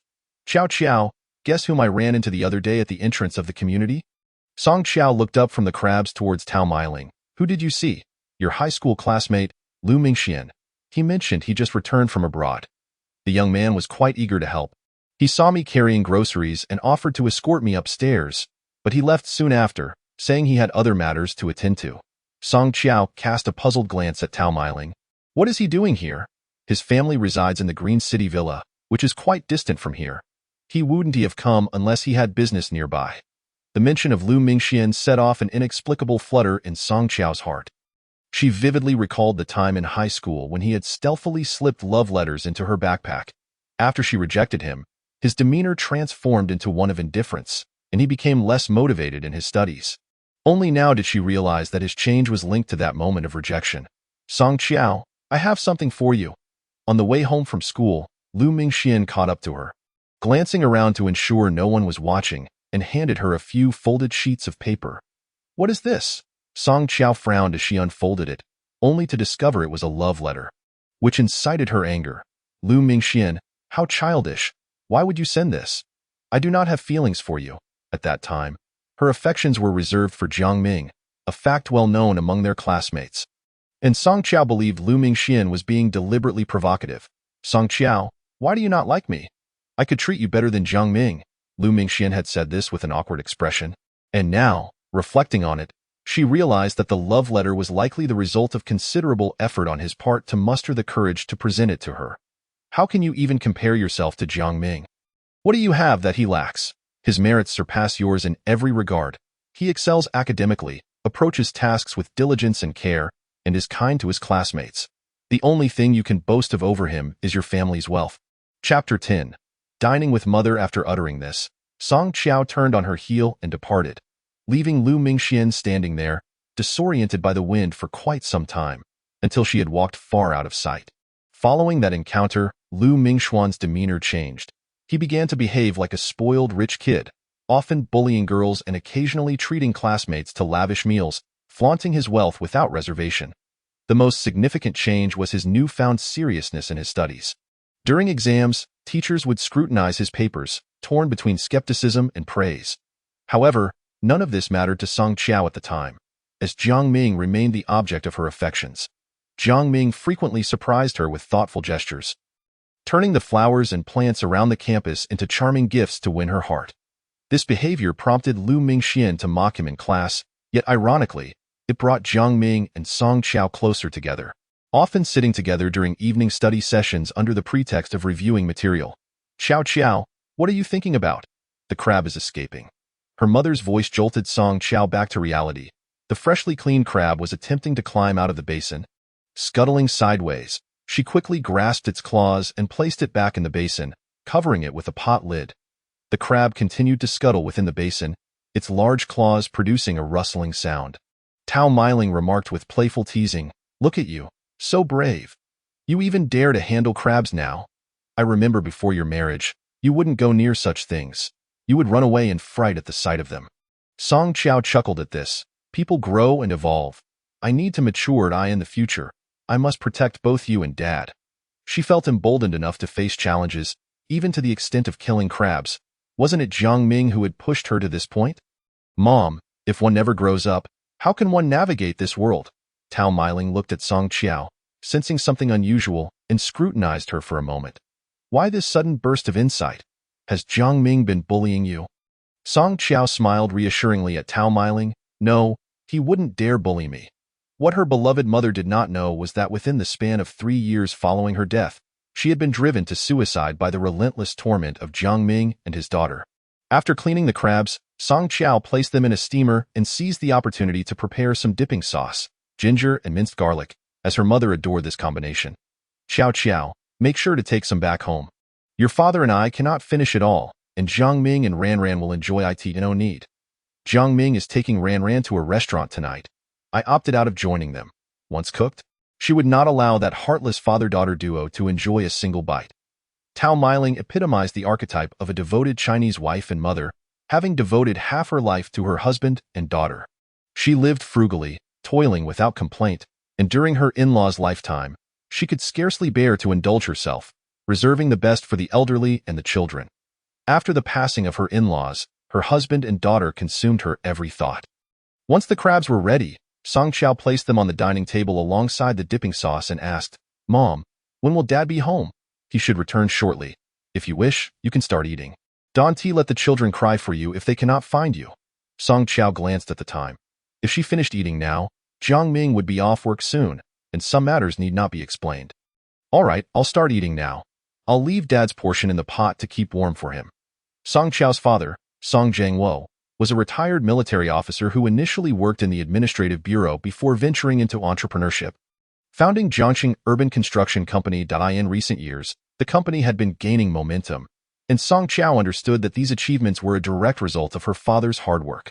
Her mother was immensely supportive. Not once had she complained since her father left his stable job to start his own business. During their financially difficult times, she found ways to borrow money, providing meticulous care for her husband in every aspect of their daily lives. This couple, who had been so devoted to one another, had tragically met their demise at the hands of the devil Jiang Ming in a past life, who had even sold their home within 3 days of their deaths. Reflecting on these memories, Song Qiao felt an overwhelming urge to slap herself. Amidst her regrets, she found solace in the fact that this time around, it was not her parents who perished, but rather Jiang Ming. Zhao Xiaoya and their wicked daughter, Jiang Xiaoran. Mom, I'm finished. The crabs were plump, and if this were her previous life, she would have divided them, allocating one for Jiang Ming and another for Jiang Xiaoran, with herself only sampling a taste. This time, she would not grant that father-daughter duo any favors. Let us take a few back with us. Tao Meiling had also indulged in several crabs, ginger juice still lingering on her lips. And Song Qiao reached out to wipe it away. No need, they won't taste good once they cool down. Jiang Ming mentioned they would also be dining at the seafood restaurant tonight. This reasoning was sufficient to dissuade Tao Meiling from insisting on sending crabs home. Indeed, she did not press further. All right then, you should hurry home. I'm off. As she watched her daughter head toward the door to put on her shoes, Tao Meiling suddenly inquired, "How did you come? Did you drive or ride?" Upon hearing this, Song Qiao felt a pang of bitterness. She had not initially intended to purchase that BMW when she got married, but her mother had insisted to her father. In the future, when our daughter visits, we should ensure she doesn't have to suffer in bad weather.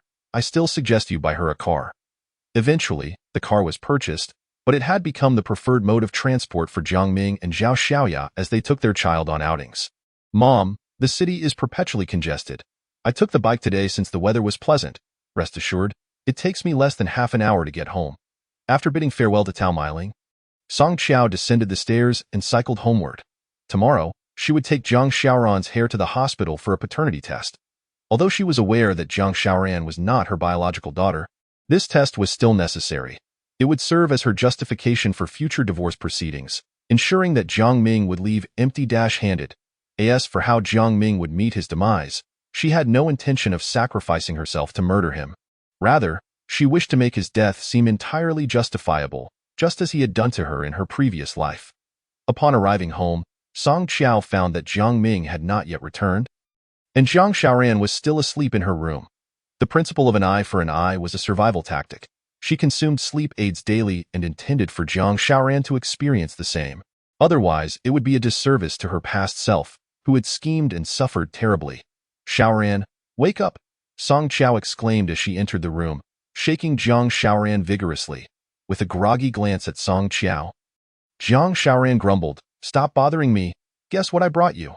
Song Qiao replied, undeterred by her daughter's response. She produced a jeweled hairpin from behind her. "Mommy will put it on you." Jiang Xiaoran perked up at the sight, her love for extravagance and vanity evident. She had always kept up with her classmates in such matters. After helping Jiang Xiaoran sit up, Song Qiao deftly gathered her hair and, before she could protest, secured the hairpin in place. "Go take a look. You look stunning." Jiang Xiaoran quickly scrambled to the mirror in the washroom to admire the hairpin adorning her hair. Meanwhile, Song Qiao carefully wrapped the 2 strands of hair and headed to the kitchen to prepare dinner. She planned to cook 2 of Jiang Ming's favorite dishes, ensuring to add a few special ingredients. Tonight, she aimed to uncover some evidence stored on his phone. Chapter 011. The Breakfast Records Yesterday. Song Qiao had observed that Jiang Ming's phone was secured with a fingerprint lock and an additional password. However, she was aware that the password consisted of the last 6 digits of Jiang Xiaoran's birthday. As she busied herself in the kitchen, Jiang Ming returned from work. The sound of him unlocking the door was faint, suggesting he had likely stood outside eavesdropping, planning a surprise attack. Upon closer inspection, it became clear that he harbored intense suspicions, which he had previously overlooked. Song Qiao was simmering pigeon soup, Jiang Ming's favorite, which he had procured after visiting several supermarkets. "Smells delightful," Jiang Ming remarked as he stepped inside. "Welcome back. I've made your favorite pigeon soup. It'll be ready shortly," Song Qiao said, donning her apron and stepping out to greet him, taking his bag and hanging it on the rack. "Where's Xiaoran?" he asked, as was his customary first inquiry upon entering the house. Previously, Song Qiao had felt a thrill of happiness at this question. Now, it only filled her with a profound sense of despair. Earlier, Jiang Xiaoran had cried for a long time over a jeweled hairpin, and now that it was finally acquired, she was elated. Song Qiao explained, but upon seeing Jiang Ming's lack of reaction, she hurried back to the kitchen. She reminded herself to maintain composure with both Jiang Ming and Jiang Xiaoran. The true descent into their personal hell would begin soon. Jiang Ming entered Jiang Xiaoran's room without uttering another word. Song Qiao returned to the kitchen, seeking the best vantage point to observe Jiang Xiaoran's bedroom while peeling garlic. Just then, the bedroom door swung open, and Jiang Ming emerged, calling out, "Song Qiao, come here for a moment." When did he start adopting such an accusatory tone? Song Qiao, puzzled, approached him. What is the matter? Look at how messy the child's bed is. What happened? Song Qiao glanced over. The neatly arranged blankets had been disheveled once more by Jiang Xiaoran. Wasn't this the norm? It seemed he was merely seeking fault. Song Qiao pondered how to mask her atypical demeanor and feigned an apologetic expression. We were just lying on the bed for a bit. And when I saw the time, I rushed to prepare dinner without tidying up. She recalled a time before they were married when Jiang Ming had promised her that once married, she would not need to lift a finger, that he would hire a nanny for the children while he took care of meals. He had even used a trendy phrase. He would be the breadwinner while she remained beautiful. In hindsight, it was all a beautiful lie. Besides, with Xiaoran causing chaos every day, I tidy up only for her to mess it up again. Is that my fault? Determined to plant a psychological seed? She added, if you find my housekeeping inadequate, perhaps I should return to work and hire a maid from a domestic service. Upon hearing this, Jiang Ming's expression shifted. I never complained about you. I was just reminding you to clean up. After that, he chastised Jiang Xiaoran a few times. No more messing around. If you make a mess, learn to clean it up yourself. Jiang Xiaoran, ever defiant, shot back. Isn't it always mom who cleans up? Having been embittered from a young age, Jiang Xiaoran was impervious to Jiang Ming's words. Noticing her persistent mischief, Song Qiao hurriedly intervened. Darling, Xiaoran is still young. Let us not be upset. Dinner is ready. Let us eat. In her youth, Jiang Ming seldom dined out at night, which was perhaps why Song Qiao had never questioned him. Now, reflecting on it, he and Zhao Xiaoya must have been up to something during the day at the office. She recalled one occasion when she visited Jiang Ming at work, and he had adamantly refused her offer to tidy up the break room. Looking back, there must have been things in that room he wished to keep hidden. Jiang Xiaoran continued to play with the new hairpin, which had already lost several rhinestones. Song Qiao observed this, noting it was the desired outcome. Feigning indifference, she called out, Xiaoran, it's time to eat. I'm not hungry. Jiang Xiaoran retorted without lifting her head. Seeing her engrossed in play and neglecting her meal, Jiang Ming coaxed, you can't skip dinner. You need to grow. I want a hamburger and I want fries.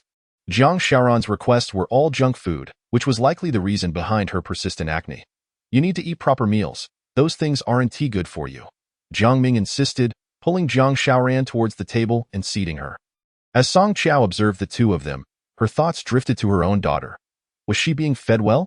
That evening, both Jiang Ming and Jiang Xiaoran enjoyed their meal, devouring the pigeon soup without even inquiring whether Song Qiao would partake.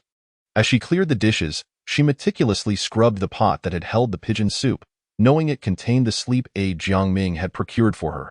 After dinner, as she washed the dishes, Jiang Ming and Jiang Xiaoran lounged on the sofa, watching television, both yawning in unison. Seeing this, Song Qiao also let out a large yawn. Xiaoran, it's time for bed. Jiang Ming glanced at his lethargic daughter. Then checked the wall clock. It was already 10 in the evening. He frowned. Yet his eyes were growing heavy. Song Qiao had advanced the time on the quartz clock by 2 hours. If Jiang Ming did not scrutinize it closely, he would not suspect anything amiss. Before leaving the living room, Jiang Ming habitually glanced at the clock, reminding Song Qiao, don't forget to take your medicine. Due to Song Qiao's postpartum hair loss, Jiang Ming had obtained some vitamin supplements for her, yet her hair continued to thin, leaving her with only a fraction of her once luscious locks. Understood, she replied, eager to usher Jiang Ming to the bedroom. Even as he struggled to keep his eyes open, he did not forget to remind her to take the sleep aid he had provided. Understood. Song Qiao carried the water cup to the bedside and, in Jiang Ming's fading consciousness, he watched her place the medication in her mouth before finally drifting off to sleep. Song Qiao shook him gently. Darling, darling. After calling twice with no response, she made her way to Jiang Xiaoran's room.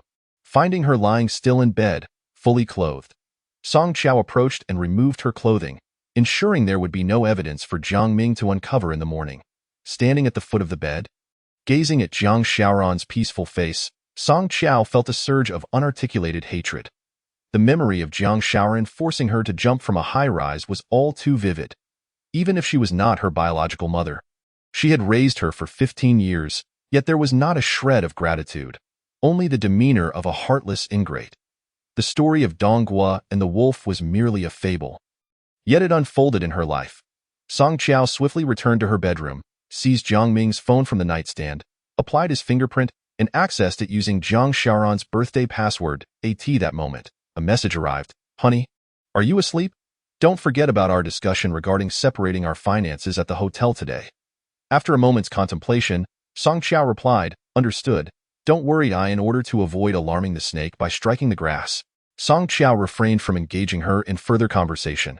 She then opened Jiang Ming's WeChat, searching for Zhao Xiaoya's account. She had clearly seen the avatar earlier. The nickname was Ranran, the diminutive form of Zhao Xiaoya's name, which resonated with Jiang Xiaoran's. The contents of the WeChat were all deleted, with only tonight's message remaining. Ju Sun captured a screenshot and saved it to her phone, subsequently opening the expenditure records on his device. To Song Qiao's surprise, there were no significant expenses, only recent payments for breakfast over the past week. Chapter 012. Plans to return to the company. Liang Jiadobao, Yiping Pizzeria, Yonghe Soy Milk Bun Shop. Each morning, Song Qiao would awaken early, her eyes still heavy with sleep, to prepare meals. After cooking, she would wait for Jiang Ming to rise and eat, along with her daughter. She constantly varied the dishes: wontons, steamed buns, rice porridge, egg soup, anything Jiang Ming enjoyed. She learned to make. In just 5 years, she transformed from a pampered young lady into Jiang Ming's abandoned wife. The breakfast items on her phone were undoubtedly prepared for Zhao Xiaoya. It appeared that Jiang Ming was not incapable of caring for others. Rather, she had not been deemed worthy of his attention. Having found nothing of interest on Jiang Ming's phone, she reluctantly set it down. Song Qiao stepped out of the bedroom and onto the balcony, shutting the door behind her to call Song Jiangwo. Dad, are you asleep? Not yet. Did I heard from your mother that you came home this afternoon? Clearly, Song Jiangwo's tone was laced with satisfaction. Song Qiao's voice was thick with emotion. This was the essence of parental contentment. Yes. I returned home briefly while dropping off the kids. Dad, I wanted to ask you something. What is it? Song Jiangwo's voice retained a note of joy. Her simple mention of returning home reassured him that his daughter had not strayed too far. Meanwhile, Song Qiao heard Tao Meiling's voice nearby. Who is it? Is that you, Qiao Qiao? Why are you calling so late? Isn't it perfectly normal to call my dad? With a hint of pride in his voice, Song Jiangwo turned to Song Qiao. What do you want to ask your father? Upon hearing her parents' voices, tears threatened to spill from Song Qiao's eyes. She vowed to protect them in this lifetime, ensuring they would not leave her prematurely. There are several properties in the company, correct? How do you know? Since Song Qiao had given birth, she had refrained from inquiring about external affairs. Sometimes, Song Jiangwo wished to discuss matters with her, but she reminded him to inform Jiang Ming instead. I overheard Jiang Ming mention it. Song Jiangwo immediately inquired, do you want to keep one? If I could, I would like to retain one. If her daughter were still alive, she wished to have a home that belonged to both of them. Dad, please do not mention my intention to keep a house to Jiang Ming. Also, if I keep one, he need not retain any. It should be allocated to those in need. Upon hearing this, Song Jiangwo replied, I understand. Additionally, Dad, I wish to work at your company soon. Could you let me know what preparations I need to make? Upon hearing Song Qiao's intention to work, Song Jiangwo joyfully asked, really? What about the kids? I'll find a nanny. After this exchange, Song Qiao cautioned, please do not mention this to Jiang Ming for now, nor should you speak to anyone about my search for a nanny. I understand. Song Jiangwo had always hoped Song Qiao would not become a full-time stay-at-home mom. His vision was for her to inherit the company in the future, in her previous life. Song Qiao had advised her father to hand over the company to Jiang Ming, believing that what belonged to Jiang Ming was inherently hers. Dad, please keep our conversations between us and not disclose them to Jiang Ming. Upon hearing this, Song Jiangwo asked with concern, Qiao Qiao, has Jiang Ming wronged you in some way? Not merely wronged. His ambitions are vast, wishing harm upon our entire family. Thinking this, she hastily clarified, no. I just suddenly realized that only what one holds in one's own hands is truly reliable. Jiang Ming was too shrewd. Song Jiangwo could see that. Yet Song Qiao had always defended him as a father.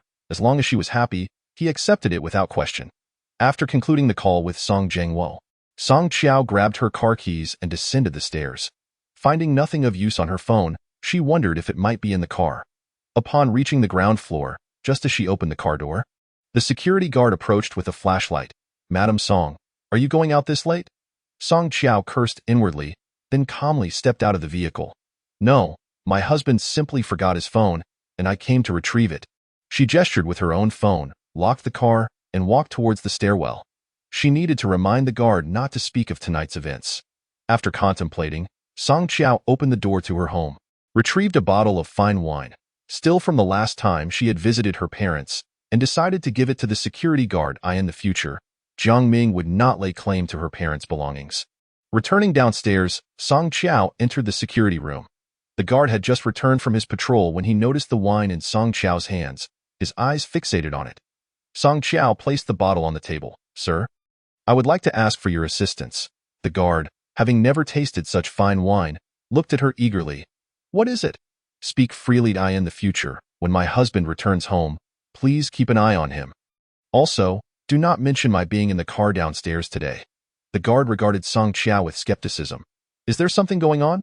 It seems he has been rather chummy with another woman." In her previous life, she had learned from this very guard that the director of Huaxia Hospital resided in their community, which had helped Gao Xiang immensely. At that time, she had given him 2 packs of cigarettes. In this life, she offered him wine worth thousands, believing that one reaps what one sows. "Not a problem. I detest unfaithful men. Rest assured, I will keep an eye on him." With a bottle of wine as a bribe, Song Qiao's plan for revenge had commenced. As she lay in bed that night, it took her a long time to fall asleep.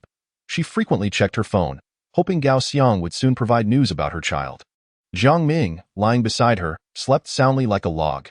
Song Qiao turned over, resolved to conserve her energy and visit Huaxia Hospital once more the next day. The following morning, Jiang Ming's phone rang, prompting Song Qiao to nudge him. "Honey, your phone is ringing." Jiang Ming opened his eyes, surprised to see Song Qiao still in bed. "Why haven't you made breakfast? I'm feeling unwell today. You should go out and buy something to eat." Song Qiao thought. Buying for Zhao Xiaoya is still buying. Why can't she also buy something for herself to avoid rising before dawn to cook? What about Xiao Ran? Clearly, Jiang Ming was ill at ease with her discomfort, even perceiving her as being overly dramatic. "Take her with you. Buy her a bun on the way. The car will be warm enough to keep her from freezing." Seemingly convinced by Song Qiao's reasoning, Jiang Ming reluctantly got out of bed.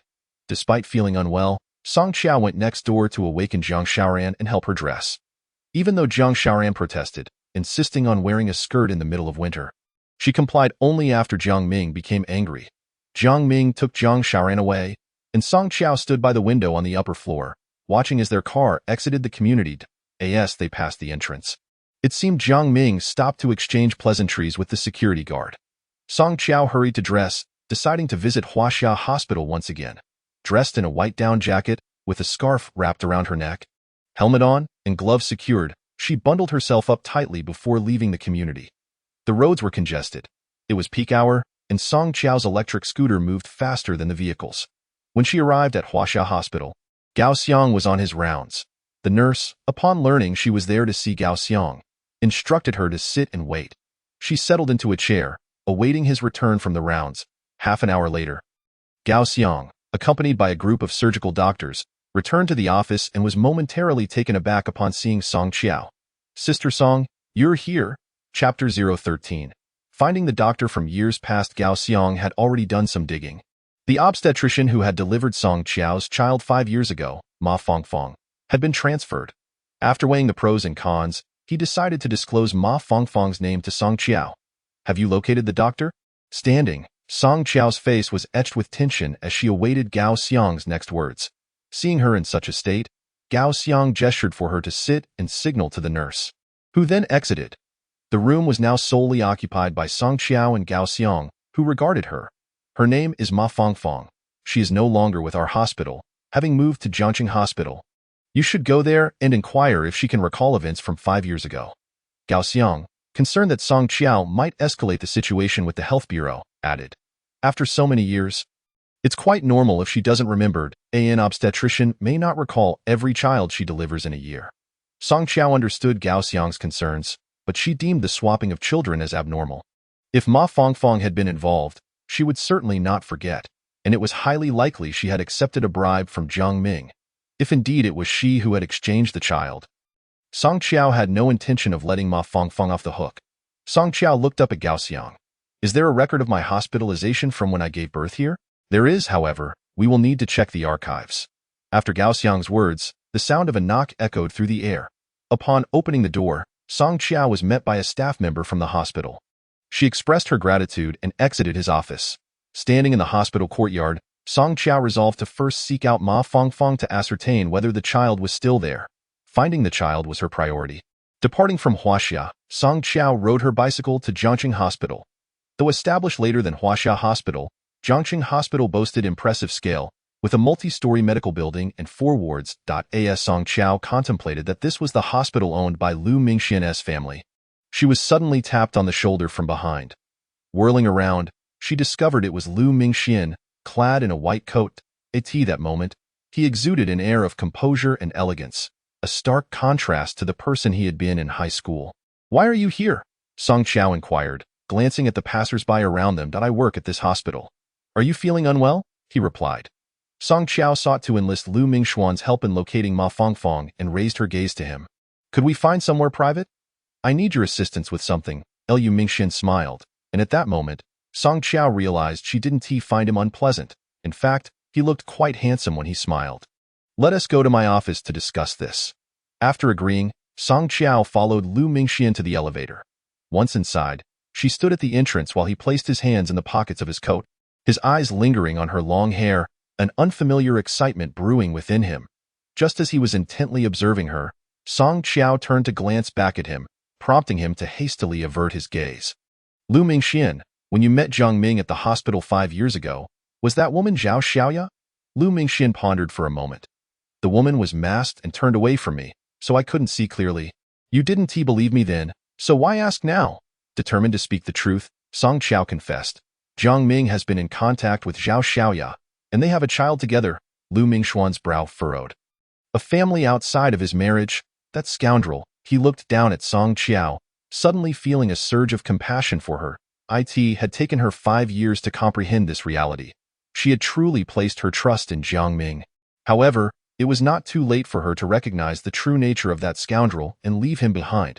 As more people entered the elevator, they maintained a respectful distance. The elevator halted at the 10th floor. "Let us go." Lu Mingxian stepped out first, with Song Qiao following closely behind. They arrived at a door bearing the plaque of the vice president. Lu Mingxian paused, reflecting on a previous life where he had returned only to depart again due to her harsh words. Vowing never to glance his way again in this lifetime. "Come in." Lu Mingxian interrupted her thoughts.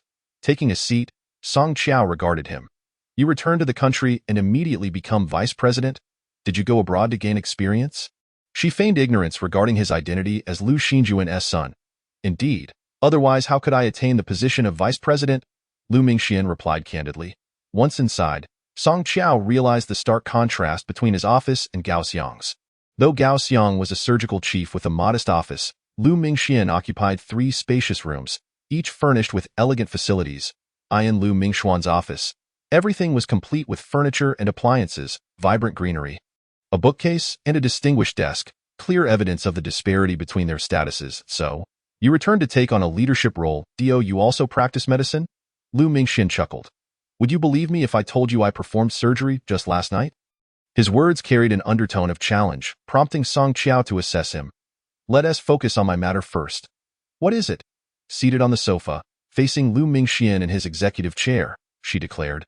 "I need your assistance in finding someone. Ma Fongfong from the obstetrics and gynecology department. With your help, she will surely divulge the events of 5 years ago." "Why are you searching for Ma Fongfong?" Lu Mingxian queried, intrigued by her familiarity with the subject. "I suspect that during the birth of my child 5 years ago, she switched my baby with another, and the child I am raising is actually Jiang Ming and Zhao Xiaoya's daughter." Lu Mingxian straightened in his seat, incredulous. "How could that be? If so, what about your daughter?" "I came to ask you about Ma Fongfong and where she took my daughter back then." Seeing Song Qiao's agitation, Lu Mingxian suggested, "Let me inquire with her and see how she explains this." To prevent Song Qiao from becoming overly distressed, he instructed her to wait in the adjoining lounge. Not wishing to raise alarm, Song Qiao nodded and entered the lounge, standing by the door as she awaited Ma Fongfong's arrival. Meanwhile, Lu Mingxian picked up the phone on the desk to contact the obstetrics and gynecology department. As Song Qiao waited, her heart raced anxiously. She feared Ma Fongfong might reveal that the child had not survived. Approximately 10 minutes later, a woman's voice called from the doorway, "Vice President Lu, you summoned me?" Her tone carried a hint of surprise. Now the Deputy Director of Obstetrics and Gynecology, Ma Fongfong hurried over, eager to impress upon learning Lu Mingxian sought her out. Director Ma, I have a question for you. Ma Fongfong, wearing a compliant expression, looked at Lu Mingxian. Please, ask away. Before coming to Jiangxing, were you working in Huaxia? Ma Fongfong's mind raced as she replied, Vice President Lu, may I ask why you are inquiring about this? Isn't it customary to understand a candidate's background when assessing them? Upon hearing this, Ma Fongfong, delighted, responded, yes. I spent 5 years in Huaxia. Do you recall delivering a child named Song Qiao? I don't remember. I delivered so many children during those 5 years that I can't recall the names of the mothers. Just as Song Qiao was about to step outside, Lu Mingxian interjected, you don't remember? What if I were to bring up the records from Huaxia? Would that jog your memory? From Ma Fongfong's face, Lu Mingxian perceived a flicker of panic, convincing him that she must recall the incident and was aware of the truth. Ma Fongfong, do you know what qualifications a doctor at Jiangxing Hospital must possess? Ma Fongfong gazed at Lu Mingxuan's handsome visage, her mind flooded with images of her colleagues fawning over him. Since his arrival, even night shifts had seen gifts exchanged, as everyone hoped to work alongside Lu Mingxian. Perhaps it's simply his good looks? She speculated. Ma Fongfong, it's fortunate you've been a doctor for many years. How could you utter such a statement?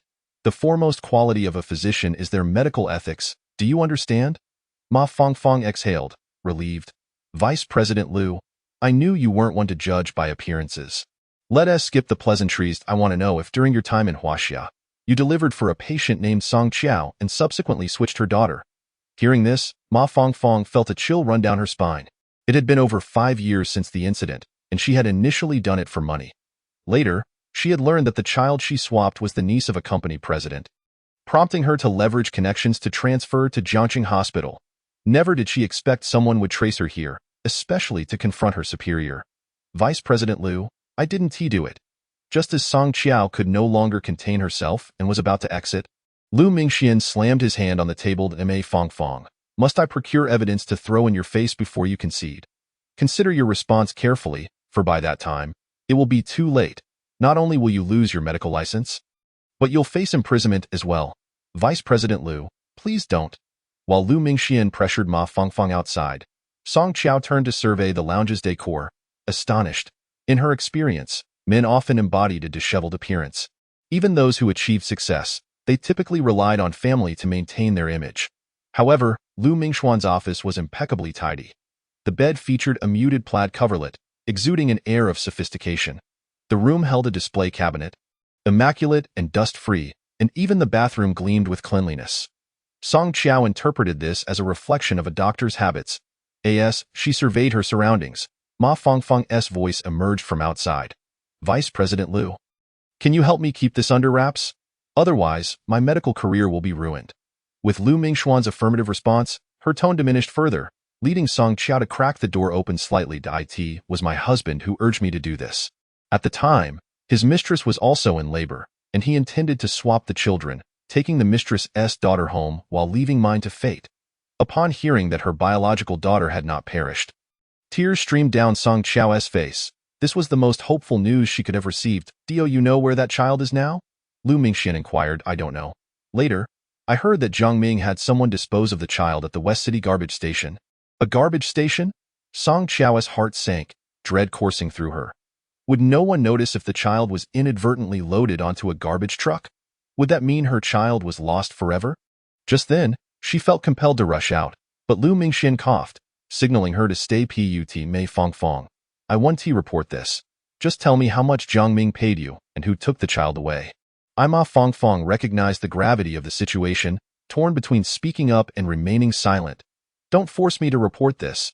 It was a nurse named Zhang Xia who took her away.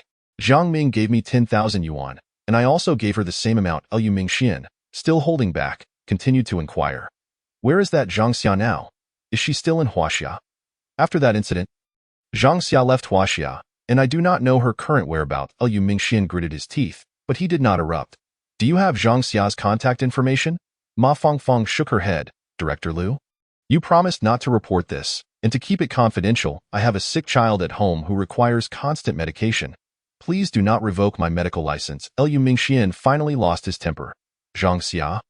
You too are a mother. When you swapped another's child, did you ever consider that innocent child? or her biological mother. Upon hearing this, Ma Fongfong lowered her head in shame. For the past 5 years, I have lived in fear of this matter being exposed. I have been restless day and night, Director Liu. I know I was wrong, Mei Fongfong. If you wish to keep your medical license, you must stand up when this matter requires your testimony. Lu Mingxian realized that Song Qiao and Jiang Ming's marriage had reached its end, but now was not the time to dwell on that. The most pressing issue was to find the child. After Ma Fongfong left Lu Mingxuan's office, he rose and entered the lounge, where he found Song Qiao, her face streaked with tears. He approached and embraced her. Do not be distressed. I will surely help you find your child. Lu Mingxian, what if the child is lost? What am I to do? Lu Mingxian had also considered this possibility and patted her back. Let us first locate Wang Xia and discuss further. After saying this, Lu Mingxian took out his phone and dialed the number Ma Fongfong had left him. Song Qiao gazed at him, hope illuminating her eyes as she watched him grasp the phone with his long, handsome fingers. However, the number indicated that it was disconnected. Lu Mingxian, where does Wang Xia's family reside? I must go to her home to find her. Lu Mingxian had forgotten to ask Ma Fongfong this question, and then returned to his desk to dial her number again. Yet, on the other end, there was only silence, indicating that Ma Fongfong was unwilling to answer his call. I will go find her now. After stating this, Lu Mingxian left the office, while Song Qiao waited for his return on the sofa outside. Within 10 minutes, Lu Mingxian returned, visibly irritated. That Ma Fongfong has actually taken leave. I in a state of helplessness. Song Qiao dialed Gao Xiang's number. Gao Xiang answered, and his voice came through. Sister Song, what can I do for you? Dr. Gao, I wish to inquire about someone. Was there a nurse named Wang Xia who worked with Ma Fongfong to assist in my delivery? Does anyone know where she might be now? After a brief silence, Gao Xiang responded, Sister Song, Wang Xia left several years ago. If she intended to disappear, I doubt she left any contact information. What should I do then? She is the one who swapped my child, and I must find her to ask about my child's whereabouts. There is no other way. If you wish to search for her, come to the hospital's archives and see if she filled in her home address upon employment. Song Qiao agreed, and they ended the call. Just as she was anxiously heading to Huaxia, Lu Mingxian caught her arm. I will drive and accompany you. Jiangqing Hospital and Huaxia Hospital were located at opposite ends of the city. If Song Qiao rushed over, the hospital would likely be closing soon. Remembering she needed to pick up Jiang Xiaoran from school at noon, she glanced at Lu Mingxian and nodded. Chapter 15. Finding her address, Lu Mingxian drove ahead while Song Qiao sat in the back seat, her mind filled with worries about whether she would be able to find her biological daughter, and what she would do if she could not. Outside the car, autumn winds blew leaves from the trees, while sanitation workers diligently cleaned up. At that moment, her heart felt as unanchored as those leaves. Lu Mingxian glanced at her through the rearview mirror, noticing her tilted face. She sat there, gentle and serene, still beautiful, not having lost her charm despite being a mother. What she had lost was the joy reflected on her face. Now clouded with concern, he understood the depths of her sorrow and turned back to her. Do not worry. As long as the child is still alive, we will surely find her. Song Qiao responded softly, her gaze fixed on Lu Mingxian as he drove in her past life. After returning home, she had sought her, but was scolded and left, not to return for over a decade. Only shortly before her suicide had she learned from Wang Hongmei, who had just returned to the country, that he had never married. Lu Mingxian, am I foolish? Unable to discern between good and evil, Song Qiao, who had maintained a facade of strength before him, could no longer hold it together. Let us not dwell on that. First, we must find the child. Lu Mingxian wished to offer her words of comfort, yet found himself at a loss. It is said that women in love often lose their wits. Song Qiao had been deceived by Jiang Ming for so long, never realizing he was a devil. They soon arrived at Huaxia Hospital, and the car slowed down as Jiang Ming drove directly in. Let us head straight to the archives. Unbuckling his seatbelt, Lu Mingxian turned to Song Qiao. All right. Song Qiao recognized that Gao Xiang had helped her as much as he could. After all, this was a matter that could trouble the hospital. And as a chief surgeon, he needed to tread carefully, which he understood. The two exited the car, with Song Qiao following Lu Mingxian into the consultation building. The archives of Huaxia lay atop the building. She had been there once before. Lu Mingxian slowed his pace, waiting for Song Qiao to catch up. Do you know the archives administrator? Her parents must not learn of this. Their health was fragile, and she now had no one to rely on but Lu Mingxian. I know her, though not very well. Do not worry. I will certainly locate Wang Xia's file. Once they found Wang Xia's file, the next step would be to visit her home. Song Qiao felt the path to finding her child would be arduous. She was uncertain whether the hospital surveillance from 5 years ago had been preserved. They entered the elevator, and Lu Mingxian pressed the button for the 16th floor, the top floor. Inside the elevator, he stood in front of her, and Song Qiao took the opportunity to closely observe him. He was just as handsome as 5 years ago, dressed casually in jeans, radiating a sunny disposition. Looking at herself, now a mother of a 5-year-old, she realized she had not taken care of her appearance during her years as a housewife. Once bare-faced, she remained so, and reflecting on Zhao Xiaoya, who adorned herself in glamorous makeup and fitted dresses, she finally understood where all her savings had gone. Jiang Ming had claimed to love her unpretentiousness, and she believed him. Now, she felt she was unworthy of Lu Mingxian, taking a step back as she stood behind him. "We've arrived." Lu Mingxian turned to wait for Song Qiao to exit first. Following closely behind her, as they stepped out of the elevator, he instinctively reached out to block the door between her and the closing elevator. "Be careful!" Song Qiao turned to glance at him, catching the concern in his eyes. She quickly averted her gaze, realizing that she was a married woman now and felt unworthy of him. Being friends would suffice. They arrived at the door marked as the archives, and Lu Mingxian knocked. "Come in," a gentle voice called from within as Lu Mingxian opened the door. Before them stood rows of neatly arranged file cabinets. A girl seated at a computer rose, her eyes lighting up with surprise. "Brother Mingxian, when did you return?" The girl's clear, bright eyes sparkled with delight, and Song Qiao, recalling what Lu Mingxian had said in the car, looked at him with questions in her eyes. "Didn't you say you weren't familiar with her?" she thought to herself. "Tong Tong, I am here to find someone's file." The girl named Tong Tong then turned her gaze to Song Qiao. "Whose file are you looking for?" "I am searching for the file of the nurse Wang Xia, who used to work here. Typically, archives contain confidential documents," and Tong Tong glanced at Lu Mingxian. "What do you need her file for?" "I would like to see her home address. I require her assistance with a matter, but she is not in Jiangcheng, and her phone number has become disconnected." Upon hearing this, Tong Tong refrained from further questioning. Giving Lu Mingxian a look, "Please wait a moment. I will see what I can find.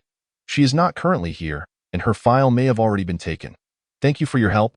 Following Lu Mingxuan's words, 2 dimples appeared on Tong Tong's face. "Brother Mingxian, you are too polite. You should have told me you were back. I would have come to find you sooner." Song Qiao had almost concluded that this girl named Tong Tong harbored feelings for Lu Mingxian, and that they were childhood friends. "I just returned 2 days ago and have not had the chance to visit Uncle Tong," Lu Mingxian replied quietly, waiting for Tong Tong to search for the file. As Tong Tong accessed the database, she discovered 3 individuals named Wang Xia and looked up at Lu Mingxian. "I wonder if any of these 3 are the Wang Xia you are looking for?" 5 years ago, she worked in the obstetrics department, Lu Mingxian reminded her. Watching Tong Tong retrieve the 3 file folders, Song Qiao's heart began to race as she observed Tong Tong's delicate hands expertly opening the file folders. They all leaned in to see. The first folder contained an individual from the equipment department. Tong Tong opened the second folder, revealing the photo of a middle-aged woman. "This one cannot be it." Song Qiao's heart raced as she yearned for the final person she hoped to find. "Mingxian ge.is at him?" Lu Mingxian, unfamiliar with Wang Xia, glanced at the sign indicating the internal medicine department and shook his head. In an instant, Song Qiao felt a profound disappointment. This lead had vanished, and where could she search for her child now? "Tong Tong, do you happen to have surveillance footage from 5 years ago in the corridor or the obstetrics department?" After a moment of contemplation, Tong Tong replied, "I'm not sure. I hadn't started working here at that time." Lu Mingxian calculated that Tong Tong was in her 3rd year of university back then. "Could you inquire with Uncle Tong for me?" For Song Qiao's sake, Lu Mingxian's demeanor towards Tong Tong softened considerably. "Mingxian Gu, I can ask, but you must agree to one condition. Otherwise, I won't assist you." Perhaps Tong Tong genuinely harbored feelings for him, as she began to lay down terms without inquiring about the identity of Jo Sun beside her. "What is it?" "Join me for dinner tonight, and I will help you ask." Lu Mingxian glanced at Song Qiao and reluctantly agreed. "All right." Song Qiao's gaze lingered on Lu Mingxian as she mused. Perhaps Wang Hongmei was mistaken. These 2 individuals before her appeared to be a match made in heaven. Upon hearing Lu Mingxian's agreement, Tong Tong appeared elated as she retrieved her phone encased in a cartoon cover and dialed a number. "Hello, Director Lu. I would like to inquire whether our hospital surveillance from 5 years ago was comprehensive." "No, Only the corridor and certain departments had it. What about the obstetrics operating room? There should be. To minimize medical disputes, the hospital indeed installs surveillance in such locations, a point that both Lu Mingxian and Song Qiao had considered. Can we still locate the surveillance footage from that time? Tong Tong glanced at Lu Mingxian and asked, "0.5 years ago, right? It's likely no longer available. What do you need it for?" Since the footage could not be found, Tong Tong kept her wits about her and asked over the phone, "Do you remember Wang Xia from the obstetrics department at the hospital?" The voice on the other end paused in thought before responding, "Yes, I remember. Do you know where she resides now?"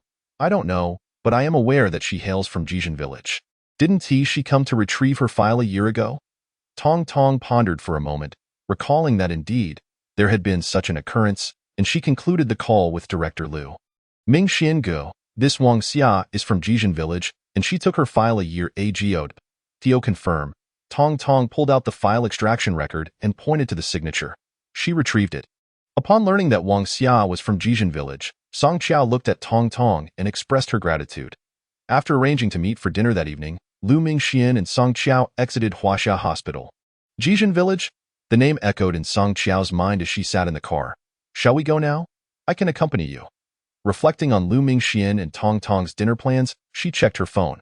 "I must return to pick up my child. Let's discuss this later." On their way back, Song Qiao couldn't help but inquire about the nature of the relationship between Lu Mingxian and Tong Tong. Song Qiao, to be honest, the director of Huaxia Hospital.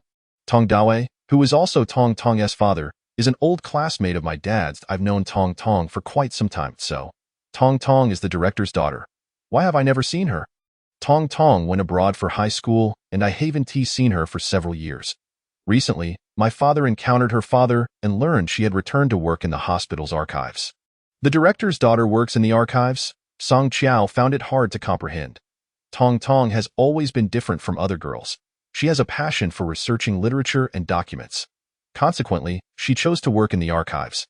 And for this reason, her father renovated the entire 16th floor for her. What we've seen is just a fraction. There's a wealth of knowledge inside. Had today not been so crucial, I would have taken you for a tour. Upon hearing Lu Mingxian's introduction of Tong Tong, Song Qiao inquired, "Were you two childhood sweethearts?" Lu Mingxian waved his hand. "Not quite. We are merely acquaintances through the older generation." Song Qiao decided to remind him. Who was it that claimed to be unfamiliar upon arriving? Lu Mingxian turned to glance at Song Qiao. "Wasn't he it to prevent you from overthinking?" "Overthinking? Is that really necessary?" She thought to herself that he had already agreed to dine with her, so why fear her overthinking? As Song Qiao came to realize her overstepping, she questioned whether she had any right to concern herself with who Lu Mingxian spent time with. "Lu Mingxian, have you ever considered marrying a girl?" Lu Mingxian paused for a moment. "I have yet to meet someone suitable," he then added. "The past few years have been consumed with studying, leaving me little time to think about such matters." As Lu Mingxian drove, his eyes fixed on the road ahead, silence enveloped the car. Song Qiao reminded herself, "Stop dwelling on that. First, find my daughter. Is she still eligible to love, having been married?" "Song Qiao, what are your plans?" After a moment of silence, Lu Mingxian inquired, "Tio, find my daughter, and after divorcing Zhang Ming, I intend to raise my child alone." Suddenly, Song Qiao remembered her intention to visit the urban construction company and couldn't help but reveal a bit. "I have a plan. Once I locate my child, I intend to work at my father's company." Lu Mingxian turned back, concern etched on his face. "Isn't Zhang Ming also there? Aren't you afraid?" "The first thing I will do after my divorce is ensure he and his mistress are kicked out of the company." Upon hearing this, Lu Mingxian appeared delighted. "Excellent. I support you." They arrived at Jiangxing Hospital, and Lu Mingxian parked at the entrance. "Where is your electric bike? I'll drive you there." "No need, just stop here." After saying this, Song Qiao opened the car door. Lu Mingxian poked his head out of the window. "Song Qiao, call me if you go this afternoon." Dong Qiao stood by the car, watching him. "All right, ride carefully on the way." After leaving this message, Lu Mingxian drove into the hospital. Song Qiao hurried to the parking area, found her electric bike, and prepared to pick up Jiang Xiaoran from school. While on the way, Song Qiao's phone rang. She took it out to see it was a call from Teacher Zhang at the kindergarten and quickly answered. "Hello, Teacher Zhang." "Hurry, Jiang Xiaoran's mother. You need to come quickly. Your daughter has broken Tong Yao's nose." "Tong Yao? Is she the girl who later fell victim to bullying by Jiang Xiaoran and tragically passed away?" Song Qiao quickly replied on the phone. "Teacher, Please take Tong Yao to the infirmary to check if she is all right. I will be there shortly. After ending the call with Jiang Xiaoran's teacher, Song Qiao dialed Jiang Ming's number. The call rang until it ended without an answer, prompting her to send him a message before heading to the kindergarten alone. In this lifetime, she was determined to prevent Tong Yao from suffering harm at the hands of Jiang Xiaoran. Arriving at Jiang Xiaoran's kindergarten, Song Qiao spoke briefly with the guard before entering and made her way to Teacher Zhang's office. Indeed, upon her arrival, she found both Jiang Xiaoran and Tong Yao standing in the office. Jiang Xiaoran was tearing at her clothes, looking defiant. Jiang Xiaoran, why did you bully your classmate? The teacher's expression was stern as she awaited Jiang Xiaoran's response. Teacher, my stomach hurts. Jiang Xiaoran not only failed to answer but also made a show of clutching her abdomen, exclaiming, Teacher, it was Tong Yao who hit my stomach. Teacher Zhang regarded her with disbelief. How could such a young child already master manipulation? Jiang Xiaoran, stop pretending. You were just fine a moment ago. How did you suddenly develop a stomachache? Tong Yao seized the opportunity to explain. Teacher, Jiang Xiaoran tore my drawing. I merely asked her about it, and I didn't touch her at all. She was the one who hit me. Teacher Zhang decided to dismiss Jiang Xiaoran's claims, chastising her. You struck someone and now claim to have a stomachache? Are you feeling guilty? The teacher was clearly biased towards Tong Yao, which infuriated Jiang Xiaoran. I'll have my dad come here to deal with you, favoring Tong Yao like that. At this moment, Song Qiao stood by, her heart aching for Tong Yao, who had a cotton ball stuffed in her nose. This reaction led Song Qiao to believe it might be the reason Tong Yao had been bullied to death in her previous life. Upon spotting Song Qiao enter, Jiang Xiaoran rushed to her side, embracing her. Mommy, the teacher is bullying me. Tong Yao hit my stomach, and it hurts. Song Qiao glanced at Jiang Xiaoran before moving directly to Tong Yao. Are you all right, dear? After saying this, Song Qiao lifted Tong Yao, inspecting the cotton ball in her nose. Tell Auntie, does it still hurt? Seeing this, Jiang Xiaoran approached Song Qiao and clenched her fists, striking her. Bad mommy, stinky mommy. I'll have my daddy beat you. Song Qiao, unable to maintain her balance due to Jiang Xiaoran's tugging, was forced to set Tong Yao down. Grabbing Jiang Xiaoran's hand, she firmly commanded, Stand properly. You hit someone and then lied? Just as Song Qiao finished speaking, a stern voice echoed from the entrance. Song Qiao, what are you doing? Jiang Ming entered the office and strode towards Song Qiao, forcefully pushing her aside. Due to his considerable strength, Song Qiao fell to the ground. Tong Yao hurried over to help her. Auntie, are you okay? Teacher Zhang, alarmed by Jiang Ming's actions, hurried to defuse the situation. Jiang Xiaoran's father, you cannot educate your child like this. Your daughter struck Tong Yao, causing her nose to bleed. Jiang Ming glared at the teacher. Which of your eyes saw my daughter strike anyone? Song Qiao rose from the ground, pulling Tong Yao to Jiang Ming's side. Look at this, she exclaimed. This is the mischief caused by Jiang Xiaoran. She tore up someone else's homework and even struck them. Jiang Ming, this child will inevitably be spoiled by you. Jiang Ming observed Song Qiao.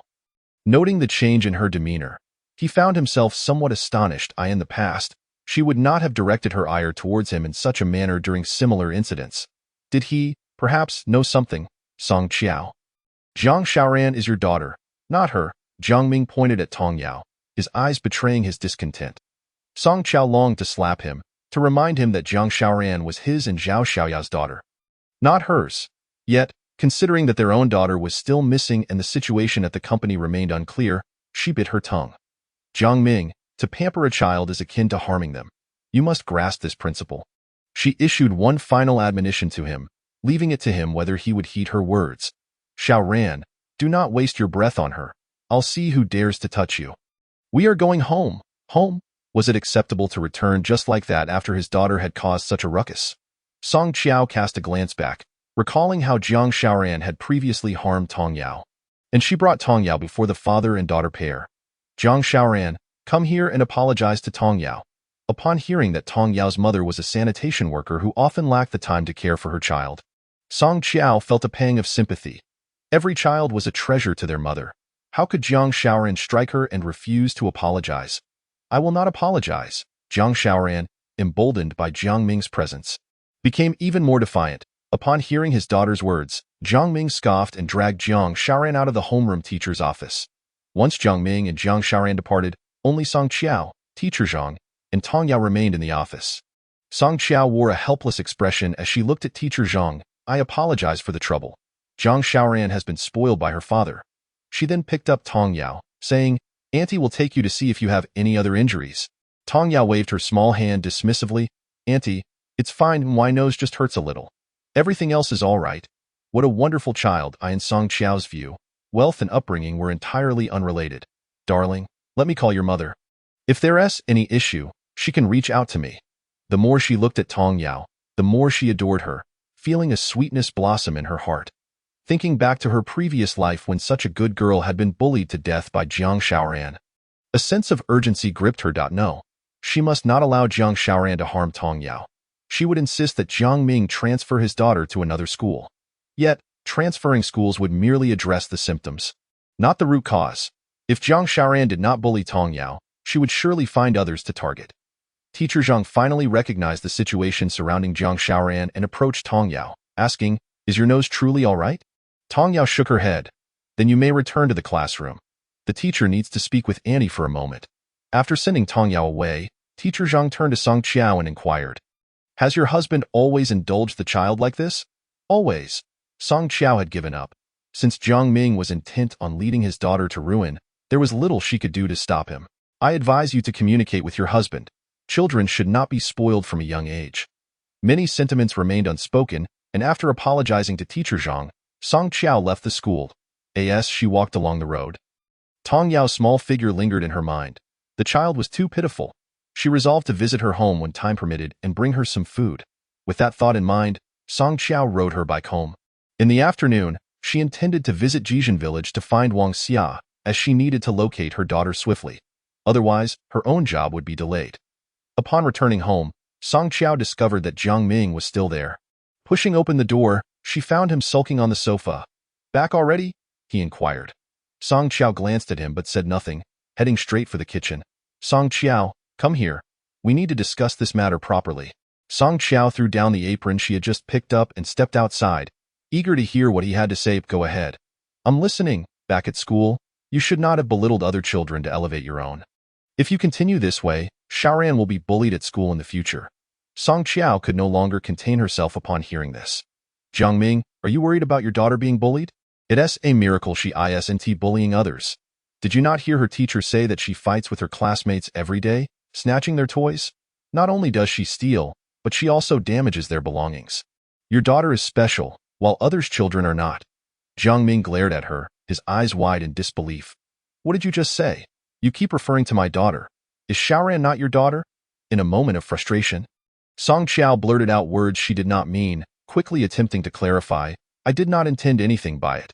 I simply do not want you to spoil her. It is precisely because Xiaoran is also my daughter that I wish to educate her properly from a young age. After hearing her explanation, Jiang Ming finally relaxed and sat down.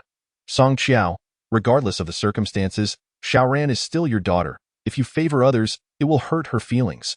Xiaoran had long since ceased to feel hurt. On the way back, Jiang Ming had purchased her the toy she desired, and now she was in her bedroom, likely indulging herself. Song Qiao did not need to check. She knew Jiang Ming had pacified Xiaoran with material goods. Otherwise, she would have come out to confront her. Jiang Ming, regarding Xiaoran's behavior of hitting others, you must act reasonably. Though not bully Tong Yao, simply because her family is less fortunate. Who bullied her? Jiang Ming bristled at her words. Despite his lofty demeanor, he feared public scrutiny and did not wish to appear unseemly. If you do not bully her, then when you have the time, you should buy her some food as a gesture. This will also serve as an acknowledgement of children squabbling. It is a matter of mutual understanding. Upon hearing Song Qiao's words, Jiang Ming retorted curtly, I want to go. If you wish to go, then you may, but I heard from Xiaoran that her mother is a cleaner. There is no way I, a department manager, will apologize to a sanitation worker. Song Qiao was too fatigued to argue with him, leaving him with a single remark, if you choose not to go, then so be it. She needed to hurry and prepare dinner. After dropping Xiaoran off at school in the afternoon, she would head to Jijin village. Once the meal was ready, Song Qiao called Zhang Xiaoran to the table, encouraging her to sit down and eat. To make it appear more convincing, she continuously served her dishes and reminded her, make sure to eat well. You need to nourish yourself to grow beautiful. After eating, Jiang Ming retreated to the bedroom for a short rest before leaving the house. Just before he departed, he reminded Song Qiao that he had a client meeting that evening and that she need not wait for him for dinner. This suited Song Qiao just fine. She agreed and proceeded to wash the dishes. As she washed the dishes, her thoughts drifted to her upcoming visit to Jijin village. In the afternoon, however, Zhang Xiaoran adamantly refused to go to kindergarten. Xiaoran, you cannot skip kindergarten.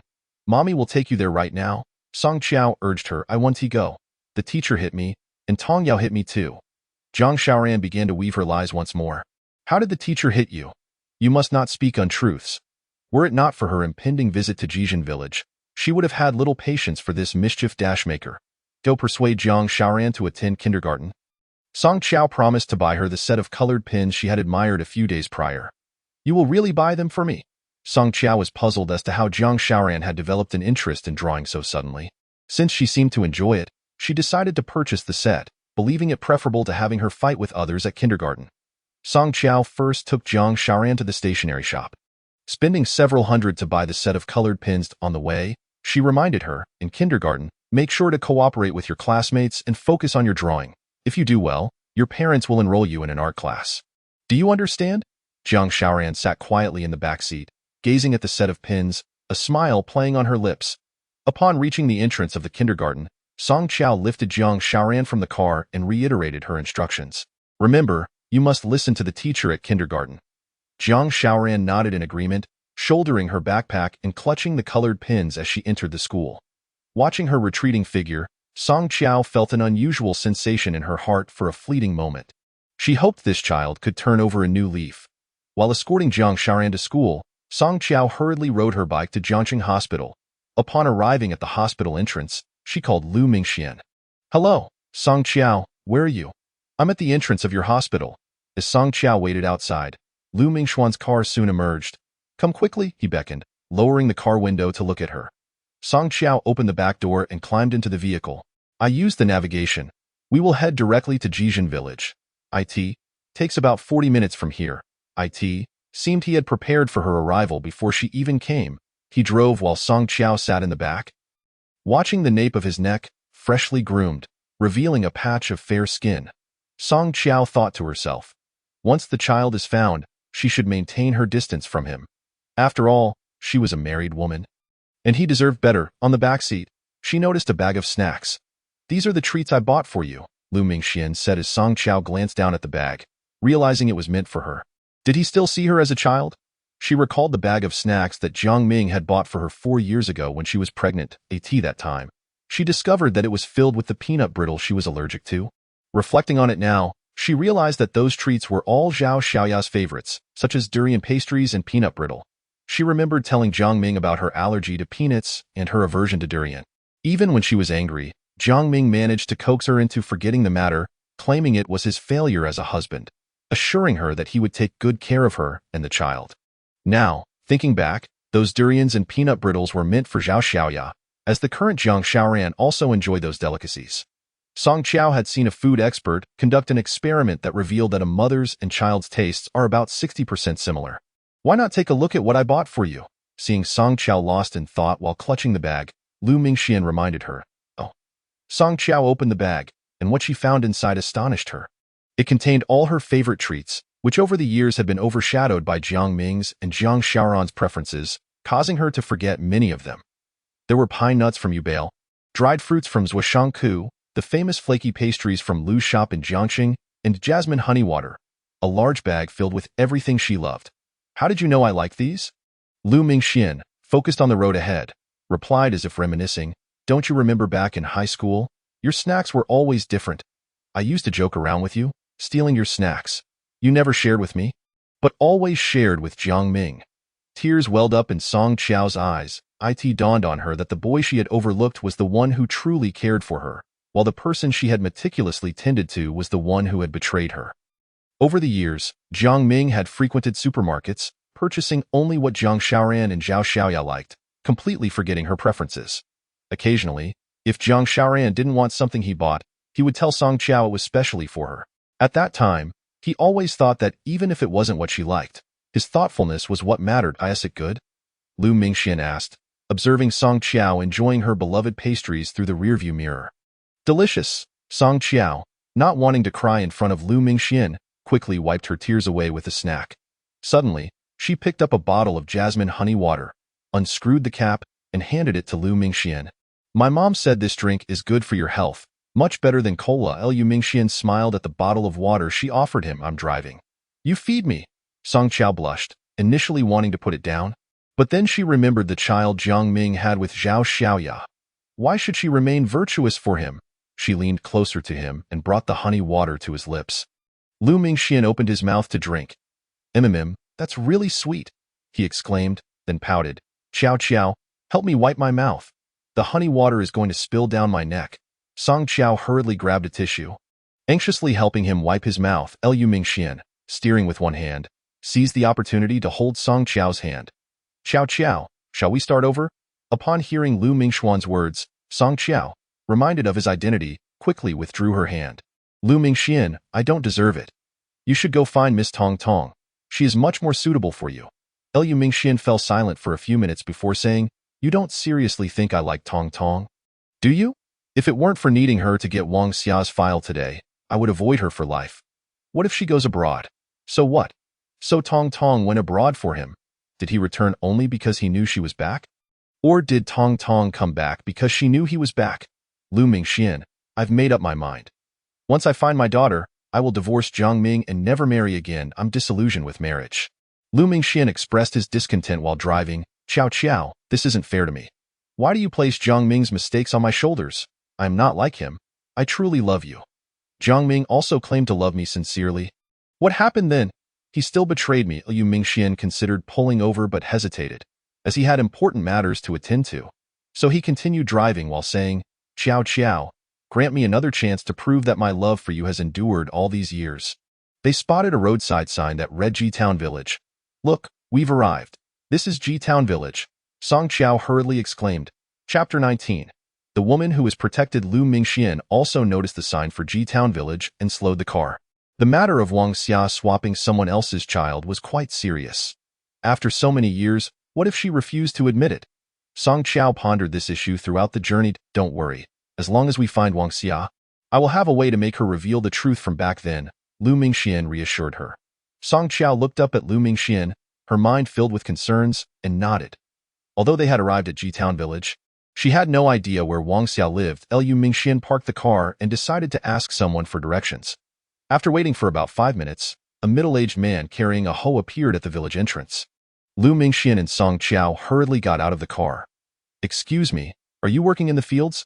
Lu Mingxian approached without any airs, appearing as just a simple villager. Yes, there's something you need? The middle-aged man looked at them with a wary gaze. We're looking for someone named Wang Xia, who is from your G-Town Village. She worked as a nurse at Huaxia Hospital in Jiangxing 5 years ago. And she should be around 32 or 33 years old. I don't know her. The man glanced at them and replied resolutely, Think again. She studied nursing. If she got married, she should have a child by now. The middle-aged man scrutinized Lu Mingxian, asking, What do you do? It was time for Lu Mingxian to showcase his acting skills. He smiled and said, I was her colleague at the hospital 5 years ago. I need to find her to clarify something since she was involved. Upon hearing that Lu Mingxian was from Huaxia Hospital, the man sized him up. Are you a doctor? Yes, I am indeed a doctor. Lu Mingxian quickly produced his medical license to show the MA and Lu Mingxian. Confirming his identity, the man raised his head and said, She has been married for many years to a husband from out of town. I haven't seen her in years. If you're looking for her, you should ask someone in the west of the village if she has returned. Are her parents still living in the village? Lu Mingxian thought that as long as her parents were there, he could reach her.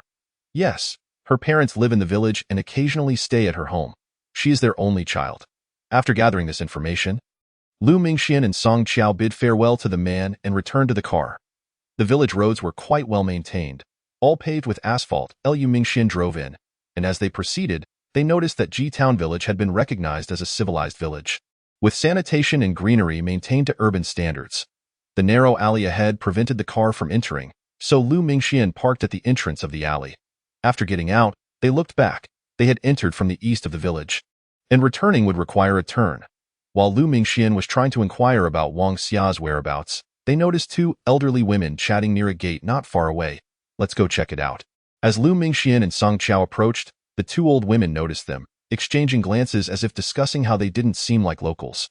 Excuse me, could you tell me where Wang Xia's house is?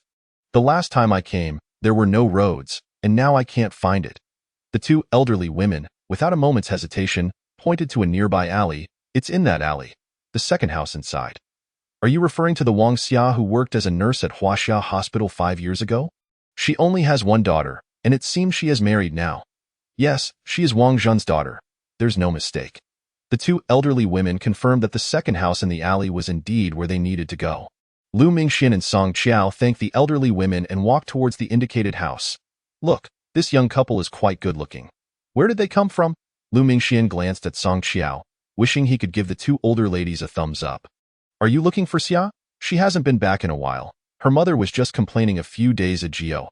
As the voices of the two elderly women faded, Lu Mingxian suddenly pulled Song Qiao's hand. Let's pretend to be a couple. That way, Wang Xia's mother won't suspect us. Song Qiao was puzzled. Did pretending to be married mean Wang Xia would readily confess to her past mistakes? I'm not pretending. She pulled her hand away from him and knocked on Wang Xia's door first. When Lu Mingxian realized what was happening, a dog's barking erupted from inside, followed by a woman's voice asking who was there. It's me. I'm here to see Wang Xia, Song Qiao called out in response. Without hesitation, the woman opened the door. As the door swung open, a large black dog rushed out, and without thinking, Lu Mingxian scooped Song Qiao up into his arms. Startled, she instinctively wrapped her arms around his neck, and once she realized what had happened, her eyes widened as she remembered he still knew she was afraid of dogs. With the owner scolding, the big black dog scurried back into the yard. Lu Mingxian, let me down, she whispered. I'm protecting you. Lu Mingxian extended his hand towards Song Qiao, and this time, she did not reject him. She allowed him to hold her hand. The two of them looked at Wang Xia's mother, who stood at the entrance and inquired, We are here to see Wang Xia, auntie. Has she returned? The woman, around 60 years old, bore a face deeply etched with wrinkles. Yet her health appeared to be relatively good. She looked at them with a puzzled expression and asked, What do you want with my daughter? May we come in to talk? Song Qiao wished to avoid drawing the village's attention to Wang Xia's parents due to this matter. Her daughter's mistakes were not hers to bear. Come in. Wang Xia's mother gestured for them to enter. Lu Mingxian held onto Song Qiao's hand as they walked in, occasionally glancing at the barking black dog that seemed too intimidated to advance. Don't worry, it won't come near, he reassured her. In her childhood, she had been terrified of dogs, and during high school, when Lu Mingxian brought an electronic dog, she had unhesitatingly thrown it far away. He had always remembered her fear. But now, she felt no trepidation. There is a saying, a mother becomes strong for her child. To protect Jiang Xiaoran from the oncoming aggressive dog, her arm had been scraped, leaving a scar that remained. It's fine. It won't approach. Perhaps concerned about Lu Mingxian being bitten, Song Qiao cautioned him. Lu Mingxian looked at her quizzically. You're not afraid of dogs anymore? When did you become so strong? As they followed Wang Xia's mother up the steps to her house, Song Qiao said, I'll explain later. Upon entering Wang Xia's home, they surveyed the sparse furnishings and noted the lack of valuable items, which indicated that Wang Xia's parents did not earn a high income. But poverty should not equate to trading a child for money, Song Qiao thought. Please, have a seat. Wang Xia's mother invited them to sit, then scrutinized Song Qiao and Lu Mingxian. Where are you from? How do you know my daughter? Lu Mingxian introduced himself. We are from Jiangxing. I am a doctor, and we came to inquire about Wang Xia's contact information. We have some matters to discuss with her. Wang Xia's mother examined them intently. Are you from Huaxia Hospital? Before they could respond, she continued. Wang Xia hasn't worked there for a long time. What do you want with her? As Song Qiao was about to reveal the truth, Lu Mingxuan's gaze stopped her. Auntie, we are just looking for someone. A doctor named Ma Fongfong who worked with Wang Xia at the hospital. We want to know where she is now. Lu Mingxian understood that a mother would not cooperate if her child's interests were involved. So he deliberately shifted the topic to Ma Fongfong. If you're looking for Ma Fongfong, just go find her directly. Why come to my daughter? How would she know where Ma Fongfong went? Wang Xia's mother replied. Hearing this, Lu Mingxian smiled and said, We didn't come here specifically. We went to Ma Fongfong's house, but no one was home, so we thought we'd ask you, if you happen to have Wang Xia's number. Could you please share it? We're just inquiring. Song Qiao had never seen Lu Mingxian plead like this. Observing his earnest demeanor, she realized he had this capability. In her memory, Lu Mingxian had never been one to ask for favors. All right, wait here, I'll go fetch it. Wang Xia's mother finally relented. She returned with her old mobile phone, squinting to read the number from afar. 138. Lu Mingxian quickly noted it down, then asked, Auntie, do you have presbyopia? My mother has it too. Continuing with his emotional appeal, Wang Xia's mother responded, yes, my eyesight has deteriorated. Can you check if this is the right number? Lu Mingxian looked closely. The phone displayed Wang Xia's name. After verifying the number, he returned the phone to her. Auntie, this is your daughter's number. As Lu Mingxian and Song Qiao departed from Wang Xia's home, the dog barked even more ferociously, as if the entire village could hear it. Song Qiao calmly walked past it, completely unperturbed, leaving Lu Mingxian in astonishment. Auntie, you can go back now. If Wang Xia comes, please let us know. Lu Mingxian feigned innocence. After stepping outside, Song Qiao whispered to him.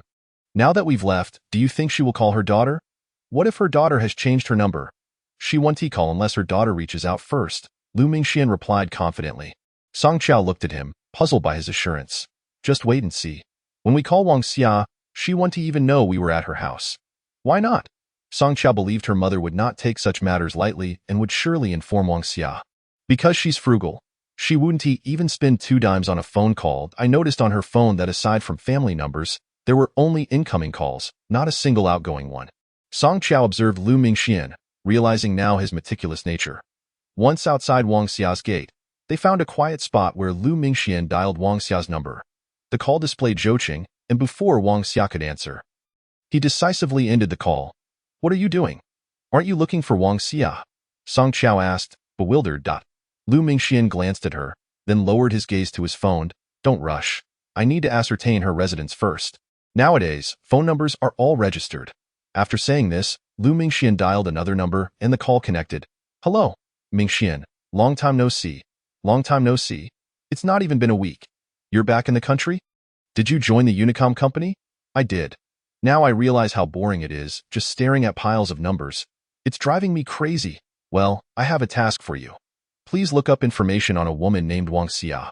Her phone number is 138, with the last 4 digits being 1230. I need her address in Zhouqing.at that moment.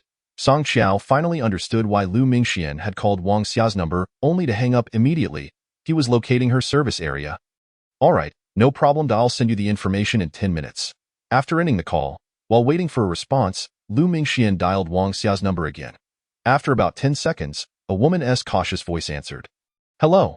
Who is this? Song Qiao's heart raced with tension, filled with resentment toward the voice. Did you swap my child? Are you haunted by guilt for life? Is this Wang Xia? I am Lu Mingxian from Huaxia Hospital, investigating a case involving a mother who gave birth in the hospital 5 years ago. Please answer truthfully, Lu Mingxian. I don't know you, nor do I recall any mother giving birth as you mentioned. There were many mothers. Wang Xia replied unfriendly. You are the one who swapped my child. The mother's name is Song Qiao, and she is currently searching for her child. We have confirmed that you took the child. Where did you take her? I don't know what you're talking about. I don't understand. With that, Wang Xia ended the call. Of course, she won't admit it. Song Qiao said angrily, glaring at Lu Mingxian. Give me her number. I'll call her. Don't be hasty. Let my old classmate find her address first. She won't escape. Song Qiao looked at him, thinking how fortunate she was to have Lu Mingxian with her. If she had come alone, she would have been turned away at the door. Even if she had not been, Wang Xia would not have answered her call. Lu Mingxian prevented Song Qiao from calling again and dialed the number once more, only for it to ring a few times before disconnecting. He quickly composed a text message. Wang Xia, Song Qiao has reported to the police. You'd better cooperate, or you'll bear significant responsibility. If you cooperate and reveal who's behind this, Song Qiao won't hold you accountable. After sending that, Lu Mingxian continued typing. You wouldn't want to live in fear for the rest of your life, would you? Besides, you're not the main culprit. You shouldn't pay for someone else's sins. After sending the message, as he typed a follow-up question mark, it turned red with an exclamation mark, indicating the phone had been turned off. Just then, Lu Mingxian's classmate from the Unicom company called. Hello, by Liang. Did you find anything? Lu Mingxian noticed Song Qiao's anxious expression and asked that I found it. I'll send you a message with the details. President Lu. Is there anything else you need? Hearing Bai Liang address him as President Lu, Lu Mingxian hurriedly replied, Nothing for now. I'll come by another day. Make sure to prepare. This time, I'll bring your sister-in-law along. Sister-in-law? Are you dating someone? I thought we were all single. Who said women are trouble? Enough with the chatter. Also, keep this matter confidential. I'll come over for drinks soon. All right, I'm waiting. And don't forget to bring a couple of bottles of your father's Maodai. I am craving that liquor. Absolutely. After ending the call, Lu Mingxian glanced at the information Bai Liang had sent regarding Wang Xia and quietly remarked, "You can change your phone number, but can you easily change where you live?" On the way back, Song Qiao sat in the passenger seat. "Weren't you always afraid of dogs? Why aren't you scared today? Do you remember in high school when I scared you with an electronic dog? You got so mad that you broke it. You looked so furious back then." Upon hearing Lu Mingxian mention this, Song Qiao felt a pang of sorrow. There's a saying, "A mother becomes strong for her child." I simply directed that profound maternal love towards someone who didn't deserve it. Lu Mingxian gazed at Song Qiao with a look of utter bewilderment. Even though the child she cared for was not her biological offspring, she had raised her as her own. There is a saying that the grace of nurturing surpasses the heavens. He looked at her, puzzled, yearning to understand the bond between her and her adopted daughter. Song Qiao could not divulge the truth of her rebirth to Lu Mingxian, so she simply replied, "I fear not dogs because I have fought for my life against one. And in the end, I emerged victorious." She then recounted a tale. "When Jiang Xiaoran was 3, I took her to the park. As she played, a dog suddenly charged at her from the side, appearing mad with fury, and knocked Jiang Xiaoran to the ground. Reflecting on that moment still sent a shiver down Song Qiao's spine. The 3-year-old Xiaoran had been bitten on the arm by the dog. And at that moment, her greatest fear was not of the dog itself, but of her child being injured or worse. She rushed forward, attempting to wrest her child from the dog's jaws, gripping the dog's neck. In that instant, she completely forgot her long-standing fear of dogs as she attacked the dog with her hands and feet. It released Jiang Xiaoran and turned its aggression toward her, ultimately overpowering her. With a hint of melancholy in her eyes, Song Qiao stared down the road ahead, not grieving for the dog's bite, but mourning the fact that Jiang Xiaoran was not her biological daughter.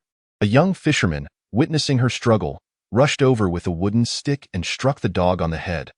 The dog, still fiercely clamped onto her arm, showed no signs of relenting. Soon, more people joined the fray, and eventually, the dog fled with a piece of her flesh.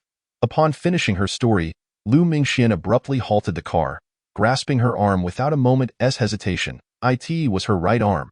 Aside from Jiang Ming's family, she had never confided in her parents about this incident.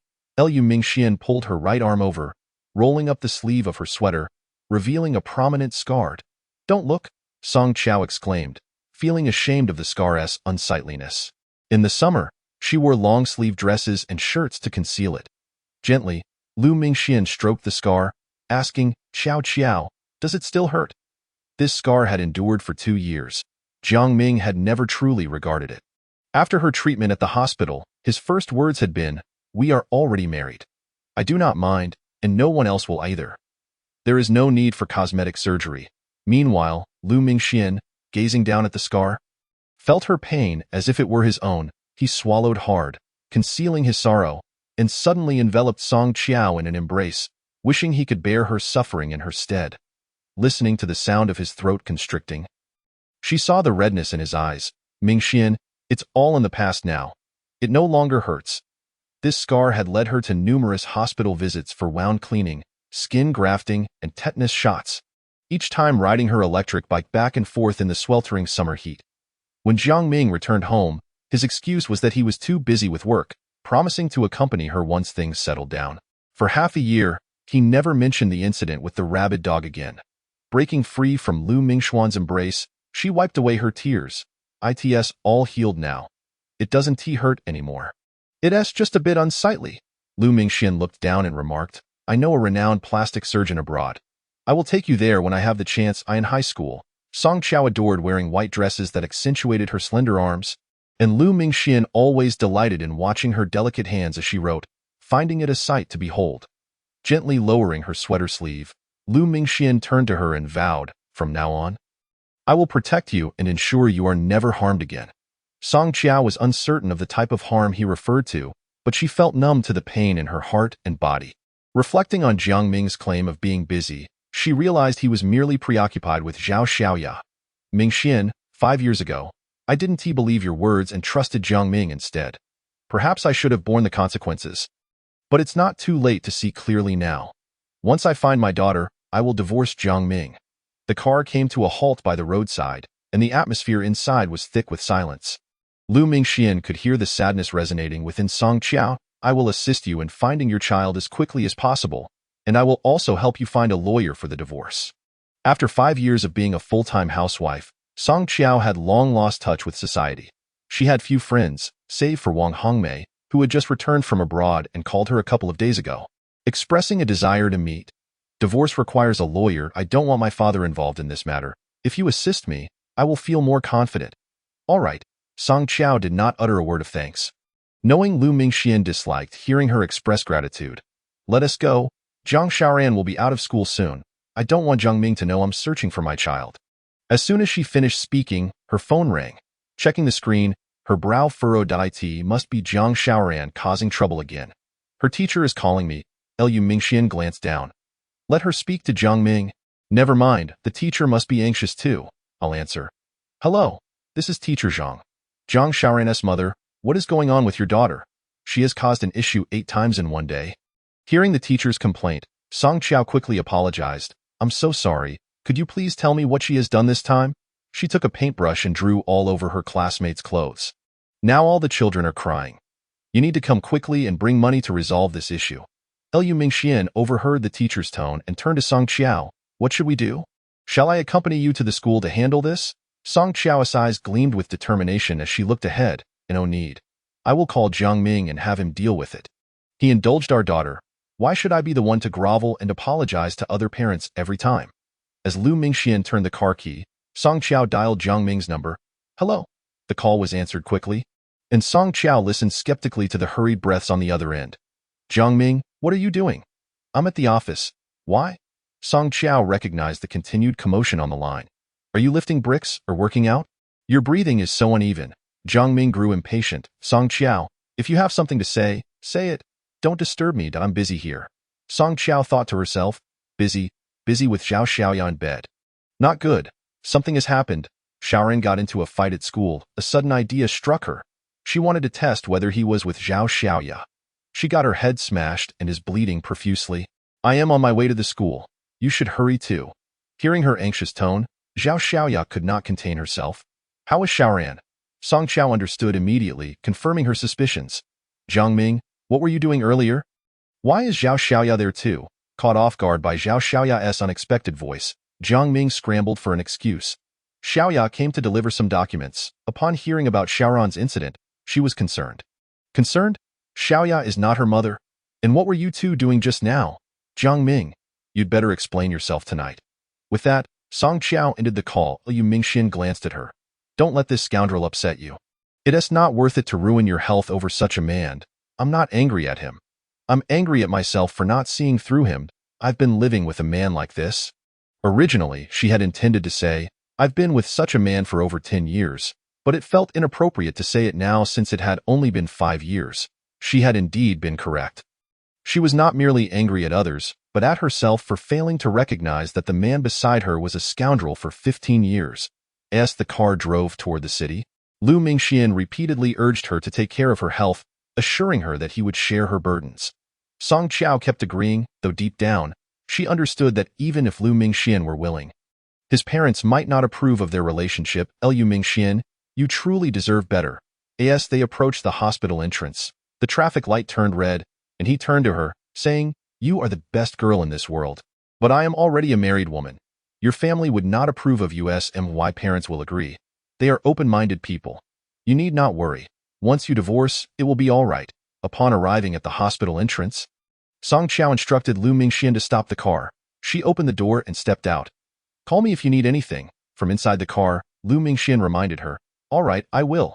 Song Qiao mounted her electric scooter and hurried towards Zhang Xiaoran's kindergarten, her head throbbing with frustration.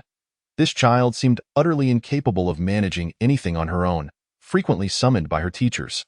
While Zhang Ming felt no shame in this, Song Qiao was deeply embarrassed.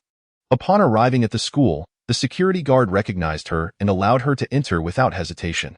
Song Qiao felt utterly humiliated, as other parents came to the kindergarten to celebrate their children's achievements, while she was there to bear the brunt of Zhang Xiaoran's misdeeds. Entering Teacher Zhang's office, Song Qiao noticed Zhang Ming was already inside. This time, he had no excuses, merely glancing at the clothes that Zhang Xiaoran had defaced with her drawings. His expression sour. Upon seeing Song Qiao, Jiang Ming vented his frustrations. It's all your fault. Why did you buy her those markers? Look, it's all because of those markers. Song Qiao shot Jiang Ming a glare but said nothing. Instead, she approached Teacher Zhang to apologize. Teacher Zhang, I am truly sorry. Please let me know the cost of the damaged clothes, and we will compensate you. Upon hearing Song Qiao's words, Teacher Zhang's icy demeanor softened slightly. Zhang Xiaoran's mother, this isn't merely a matter of compensation. Your child may not be suited for this kindergarten. Perhaps you should consider transferring her to another school. One could only wonder how disappointed a teacher must be to speak so bluntly to a 5-year-old. Song Qiao understood, but Jiang Ming vehemently disagreed. Teacher, what do you mean? Just because my child is a bit mischievous, you suggest we transfer? We refuse to do so. Let us see what you can do about it. Teacher Zhang's words had clearly provoked the typically proud Jiang Ming, whose subsequent remarks were exceedingly arrogant. Not only will I not transfer her, but I will also report you to the Education Bureau for failing to fulfill your responsibilities as a teacher. Teacher Zhang was visibly taken aback by Jiang Ming's threat and quickly looked at Song Qiao. I am not trying to expel Zhang Xiaoran. It's just that I have spent the entire day dealing with issues caused by your child, while I have many other students waiting for my attention. Song Qiao glanced at Jiang Ming. Let us just transfer her. She had 2 reasons for suggesting this. First, it was evident that Zhang Xiaoran was not thriving in this environment. Perhaps a different kindergarten, where she might be held accountable by more assertive peers, would benefit her. Second, if they transferred, it would prevent any tragic incidents in the future, such as a potential suicide like Tong Yao's. To avert such possibilities a decade down the line, Song Qiao agreed to the transfer. Upon hearing this, Jiang Ming, fuming, retorted, Have you lost your mind? Transferring to another kindergarten won't change anything. Song Qiao smirked. So you finally admit that Zhang Xiaoran is a problematic child? Then you should take responsibility for her education. Her voice rose significantly with this last remark, catching Jiang Ming off guard as he stared at her in disbelief. What are you staring at? Go check the children's clothes and calculate the damages. If they did not transfer, Song Qiao would no longer need to seek out her biological daughter. After being summoned by the teacher multiple times that day and being utterly unproductive, both the teacher and she were at their wits' end. All right, teacher, please tally the cost of these students' clothing. I will transfer the amount to you. Teacher Zhang sighed heavily as she began to take out the students' clothes one by one, calling their parents. Noticing this, Song Qiao advised Jiang Ming, You should take Xiaoran home and discipline her properly. I will wait here for the teacher's findings. Jiang Ming had no choice but to comply. Given that they were in a kindergarten and the teachers were quite busy, just as he was about to leave, he added, Wait. Transfer me 100,000. Why so much? Jiang Ming looked at Song Qiao. Noticing her unusual demeanor over the past few days, she was no longer the submissive person he had once known. The clothing of these students was indeed expensive. Nowadays, children rarely wore anything less than 300 for a single outfit. And Zhang Xiaoran's was no exception. Determined, Song Qiao resolved that from that moment forth, she would demand money from Jiang Ming. She was no longer willing to behave like a beggar, constantly asking for small amounts. Afraid to buy anything of quality. Beyond that, I need to buy groceries and daily necessities. Just transfer me the amount once so I won't have to bother you again when you get busy.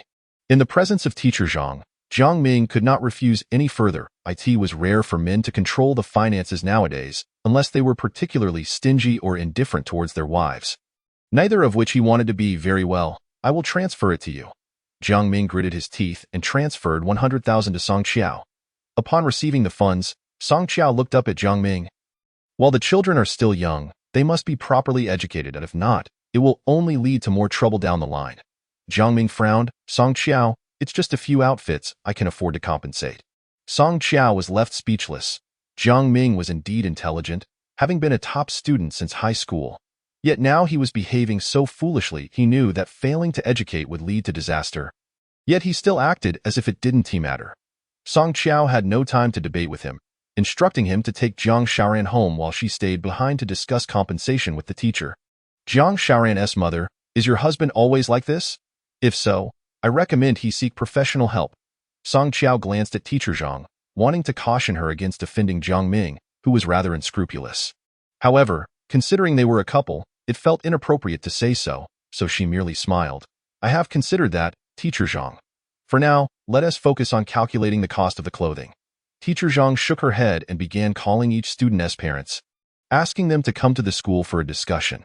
Half an hour later, the parents arrived. bewildered by the sight of the clothes in Teacher Zhang's office. Teacher Zhang, isn't this my son's shirt? This is my daughter's. This belongs to my grandson. The parents examined the clothes, turning to Teacher Zhang. These belong to your children. The situation is as follows. We have a rather unruly child in our class who has stained your children's clothing with marker ink. It seems the stains are permanent, and the responsible parents have agreed to compensate for the damages. All the parents' gazes shifted to Song Qiao, and one of them spoke up, no need for compensation. It's just a piece of clothing. Our children have plenty of clothes.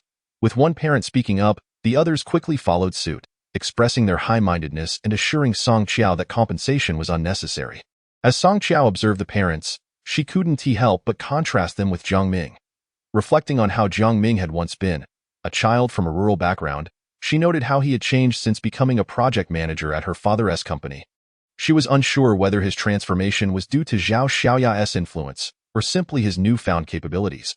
Regardless, she could no longer see the man he once was. Zhang Yang's mother, I've seen your son's clothes. They weren't cheap. Please, just tell me the price, and I will transfer the money. No need. Zhang Xiaoran's mother. They are just kids. It wouldn't feel right to take your money. I want that money. Transfer it to me. This was said by Wang Ziheo's mother, who glared at Song Qiao. This is not the first or second time Zhang Xiaoran has damaged my son's toys and belongings. I intend to teach her a lesson. Wang Ziheo's mother was correct, and Song Qiao felt no objection, nodding in agreement. Dear parents, if Wang Ziheo's mother accepts the payment, I will feel less guilty. Knowing it is my responsibility to ensure my child behaves well, that I will compensate. Teacher Zhang had been silently observing the interactions between each parent and Song Qiao, her mind occupied with thoughts about Jiang Ming's earlier attitude. She suspected that Jiang Ming truly harbored unhealthy thoughts. Then transfer that to me. My daughter's clothes were only bought 2 days ago and cost over 300. This was said by Zhang Ting's mother, a beautiful stay-at-home mom who spent her days caring for her child. Song Qiao occasionally conversed with her. All right, I will scan your payment code. As Song Qiao scanned Zhang Ting's mother's code, she explained, my daughter's grandmother will fuss if she sees the clothes. I'm afraid she'll nag, and I understand. Zhang Ting's mother. It was my child who caused this trouble, so I should bear the responsibility. Zhang Xiaoran's mother, the child is still young. Make sure to educate her well, or she will be hard to manage when she grows up. Zhang Ting's mother concluded with a suggestion, I understand. I will ensure she is well disciplined at home. Child named Zhou Xing's grandfather also accepted the payment, and as Song Qiao surveyed the group, she reminded them, is there anyone else who hasn't been compensated? Please don't feel awkward. Compensation for damages has always been a fundamental principle. My child doesn't need compensation. Their clothes have been worn for a long time. Neither does mine, nor does ours. Song Qiao counted and found that 8 parents did not require compensation. Looking at everyone, she suggested, how about this? I will arrange a gathering tonight for all the parents who have not received compensation, along with their children. Let us not make it so complicated. Hearing this, Song Qiao reiterated, if you do not give me this opportunity, I will always feel guilty as a mother for not managing my child properly. The 8 parents exchanged glances and ultimately agreed. All right, we can go. It's really not a big deal, just a piece of clothing. Seizing the moment, Song Qiao added, indeed, it's just a piece of clothing. But this reflects my attitude. My child damaged your children's belongings, and she should learn to take responsibility. This is a lesson for her. Since they had agreed, Song Qiao turned to Teacher Zhang. Teacher Zhang, my daughter has caused you so much trouble. You should join us as well. Zhang Xiaoran's mother, I want to be joining as a teacher. It is my duty to handle these matters. After uttering these words, Teacher Zhang now rose from her seat and sighed deeply. Alas, as you all have witnessed, the attitude of Zhang Xiaoran's mother is quite apparent. Everyone may as well head home. I must prepare for my class with the children. Song Qiao understood that Teacher Zhang's sigh was a lamentation for her understanding nature in the face of Jiang Ming's unreasonable behavior, a feeling of helplessness regarding Zhang Xiaoran, and the frustration of being in the position of a teacher. All the parents exited the teacher's office, and Song Qiao fixed her gaze on the relatively better hotel, Donghua Hotel, sharing the room number with everyone. You must all come. I will be waiting for you in room 309 at 6 o'clock this afternoon. The parents left, satisfied, and Song Qiao stepped out of the school gate to call Jiang Ming. How did it go? Have they collected the money for the clothes? 2/3 of the parents have paid. 1/3 have yet to do so. I shall invite that third to dinner to apologize. Song Qiao, you must be mad. What dinner should you invite them for? It merely implies that their children's clothes are not worth much. Even if they are not worth much, I must extend the invitation, for half of the parents have lodged complaints against Zhang Xiaoran, claiming that their children have been bullied by her. Hearing Song Qiao's insistence on extending the invitation, Zhang Ming replied curtly, "Do as you wish. I shall not intervene." Song Qiao, infuriated by his words, thought to herself that he was pushing all the blame onto their daughter. If that's the case, I shall invite them alone. You can prepare a meal for Xiaoran. I shall not return home. Zhang Ming contemplated for a moment, thinking it convenient to dine with Zhao Xiaoya tonight and to bring Zhang Xiaoran along. All right, you go ahead. After ending the call, Song Qiao suddenly recalled teacher Zhang mentioning that one student's parent had not arrived, Tong Yao's mother. Chapter 024. The Gathering of Mothers. Song Qiao called teacher Zhang na. "Hello, teacher Zhang. I have one more favor to ask." Due to Song Qiao's adept handling of the situation, teacher Zhang's impression of her had only improved, and she inquired, "What is it? Do you have Tong Yao's mother's phone number? I would like to invite her to dinner." Since Zhang Xiaoran had broken Tong Yao's nose the previous night, she had yet to apologize, and this was the perfect opportunity to do so. "All right, I will send it to you." After their conversation concluded, Song Qiao received Tong Yao's mother's phone number and dialed it. After about half a minute, the other end answered, "Hello, I am Zhang Xiaoran's mother. How may I assist you?" Song Qiao recounted the events of the previous day in detail to Tong Yao's mother. "Do you have time this evening? I would like to invite you and the other parents to dinner. It would also be an opportunity for me to learn how to educate our children. Would you be able to join us?" Tong Yao's mother responded sincerely, "It's all right. It's just children. Fights happen. They may quarrel today and play together tomorrow. My child is not so fragile. Do not take it to heart. Besides, I cannot attend.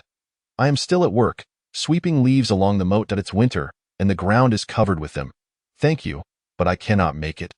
Song Qiao was touched by her response. "Tong Yao's mother, where is your home? I would like to visit you personally another day to seek your guidance on matters regarding children." This time, Tong Yao's mother did not refuse and provided her address before they ended the call. At 5:30 that afternoon, Song Qiao went directly to Dongyue Hotel. Upon arrival, she ordered a variety of dishes. Considering the children, she ordered extra, as there would be 8 adults and 8 children, totaling 16. After placing her order, just as she was about to return to her room, she spotted Lu Mingxian and Tong Tong walking in at the entrance.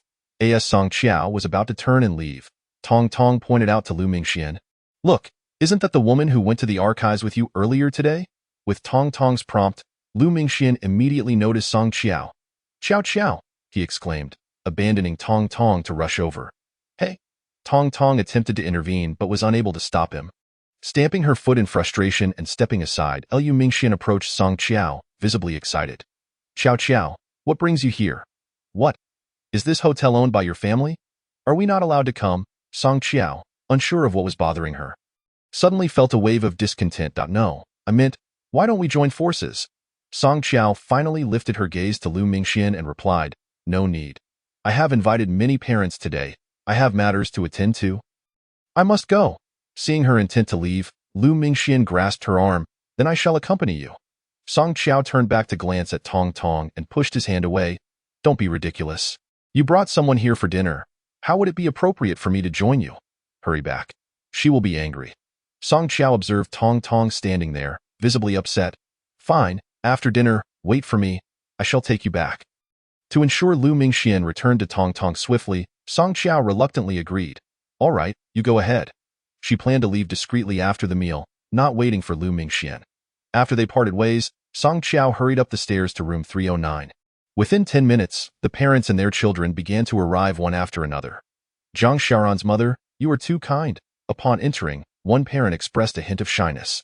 Song Qiao immediately stood up, smiling as she welcomed everyone. "Oh, what are you saying? If it weren't for this incident, dining together would be a wonderful opportunity to exchange insights on parenting." After saying this, she self-reflected, "I, Song Qiao, cannot claim it as an exchange. I must learn from you all and witness how considerate these children are." Following her remark, the parents urged their children to greet her. "Hello, Auntie Song. Hello, Auntie Song." The chorus of voices filled Song Qiao with joy, evoking a feeling akin to that of teacher Zhang in her role as an educator. "Children, hurry and take a seat. Have some snacks first." She then looked at the mothers. "Moms, please take a seat as well." Noticing that all the attendees were mothers, Song Qiao felt it would facilitate their conversations. "Zhang Xiaoran's mother, I have a suggestion. Let us add each other on WeChat. so we can simply call each other by our names instead of referring to each other as so-and-so's mother. What do you think? Song Qiao welcomed this idea. Since she had become a full-time homemaker, she had few friends, and it was delightful to find so many new ones that evening. She also realized that all the parents present were amiable and humble. Everyone scanned the code to add each other on WeChat, and Song Qiao suggested creating a group. No need to create a group. We are already in one. Just add you in. Only then did Song Qiao realize that other parents had been in contact. While she had been left out, it was easy to deduce that this was due to the unfavorable impression Jiang Xiaoran had left on others. During their meal, the parents confirmed this notion, expressing their surprise at Song Qiao's amiable nature. We never expected you to be such a wonderful person. We thought you were rather aloof. Zhang Xiaodong's mother remarked, receiving consensus from the others. Indeed, from now on, let's call each other by our names. A parent proposed, and Song Qiao was the first to respond. I am Song Qiao. I am Lu Yin. I am Chen Rui. Each mother introduced herself, and Song Qiao updated the contacts, urging everyone to begin eating. The children had already started, and the mothers, like her, prioritized feeding their children before attending to their own meals. It seemed that all mothers were the same. As long as their children were satisfied, they were indifferent to their own needs. That moment, Song Qiao recalled her biological daughter who had been taken away, her heart calling out, "Where are you, my daughter?" As the children sipped their drinks, each parent enjoyed a glass of red wine. Song Qiao realized that today was the happiest day she had experienced in 5 years. Having so many friends truly felt like a blessing. Song Qiao, what did you do before? Lu Yin asked, looking at her with admiration. I used to work at a company, but after having my child, I have been a stay-at-home mom. We thought you were a white-collar worker at a multinational corporation. You are so beautiful and have such a good demeanor. It's just that your husband seems a bit difficult to get along with. Lu Yin, known for her straightforwardness, candidly expressed her opinion. He is usually very busy with work. Perhaps he hasn't had the chance to greet everyone. I will make sure to tell him that he should greet my friends. Song Qiao's remark elicited laughter from the group. It's not a big deal. I just feel that your husband is quite official and doesn't socialize much. Chen Rui quickly interjected. What official? Aren't we all the same? Sisters, let us help each other out. Upon hearing this, Zhang Qin's mother, who had been silent, finally spoke up. Song Qiao, you won't believe it, but I once saw your husband at the zoo with Jiang Xiaoran and another woman. It's he first. I thought it was you, so I went over to greet them, only to find out it was not. Chapter 025. The woman in the restroom. This revelation was quite shocking, and everyone turned to look at Zhang Qin's mother. Jianling, don't spout nonsense. How could Jiang Xiaoran's father be with another woman? Song Qiao, with her striking beauty, seemed to defy the stereotype that unfaithful men leave their wives for lack of attractiveness. Look at Song Qiao. She is so beautiful, and yet such things are unfathomable. Indeed, our illustrious Song Beauty is only accustomed to kicking others. How could she ever be kicked herself? It is simply inconceivable. I have heard that Song Qiao's husband is employed at her father's company. Thus he is merely basking in the glow of our Song Beauty. While everyone else deems it impossible, Song Qiao knows that Hu Jinling's words hold truth. Jiang Ming not only strayed from fidelity, but the child they currently have together is also the offspring of his affair. Song Qiao understands that now is not the time to disclose this matter, and with a smile, she remarks, I am aware of that day's events. My husband was with Secretary Zhao, and I had to leave midway due to other commitments. Her explanation silenced the crowd, and some appeared to breathe a sigh of relief. Lu Yin hastily suggested, Ladies, let us unite. If any man is found seeking a mistress, we shall collectively confront him. Agreed. Once we discover a man straying, we shall act together. 9 individuals banded together, creating quite the formidable presence. Someone pointed out that a significant display was necessary, for only then could the mistress be left with no place to hide. Indeed, strength lies in numbers. Chen Rui glanced at the children and discreetly motioned. All right, be cautious, you wild ladies. We wouldn't want the children to misunderstand. Song Qiao looked at the children seated at the table and reminded everyone. The children are growing up and are quite perceptive. Let us be mindful of our words. Following their reminders, the 8 parents ceased discussing the mistress, raised their glasses, and toasted together. Everyone, feel free to indulge. Do not hold back. Song Qiao set down her glass and addressed the parents at the table. I shall step out to the restroom. Typically refraining from alcohol, she felt slightly tipsy after just half a glass and excused herself. Hurry back. You all eat first. As Song Qiao opened the door and stepped outside, she unexpectedly encountered Lu Mingxian. "Ah, so this is where you all are. I've been searching for ages." Lu Mingxuan's face bore a look of relief. Song Qiao quickly pulled Lu Mingxian aside. "What brings you here? Where is Tong Tong?"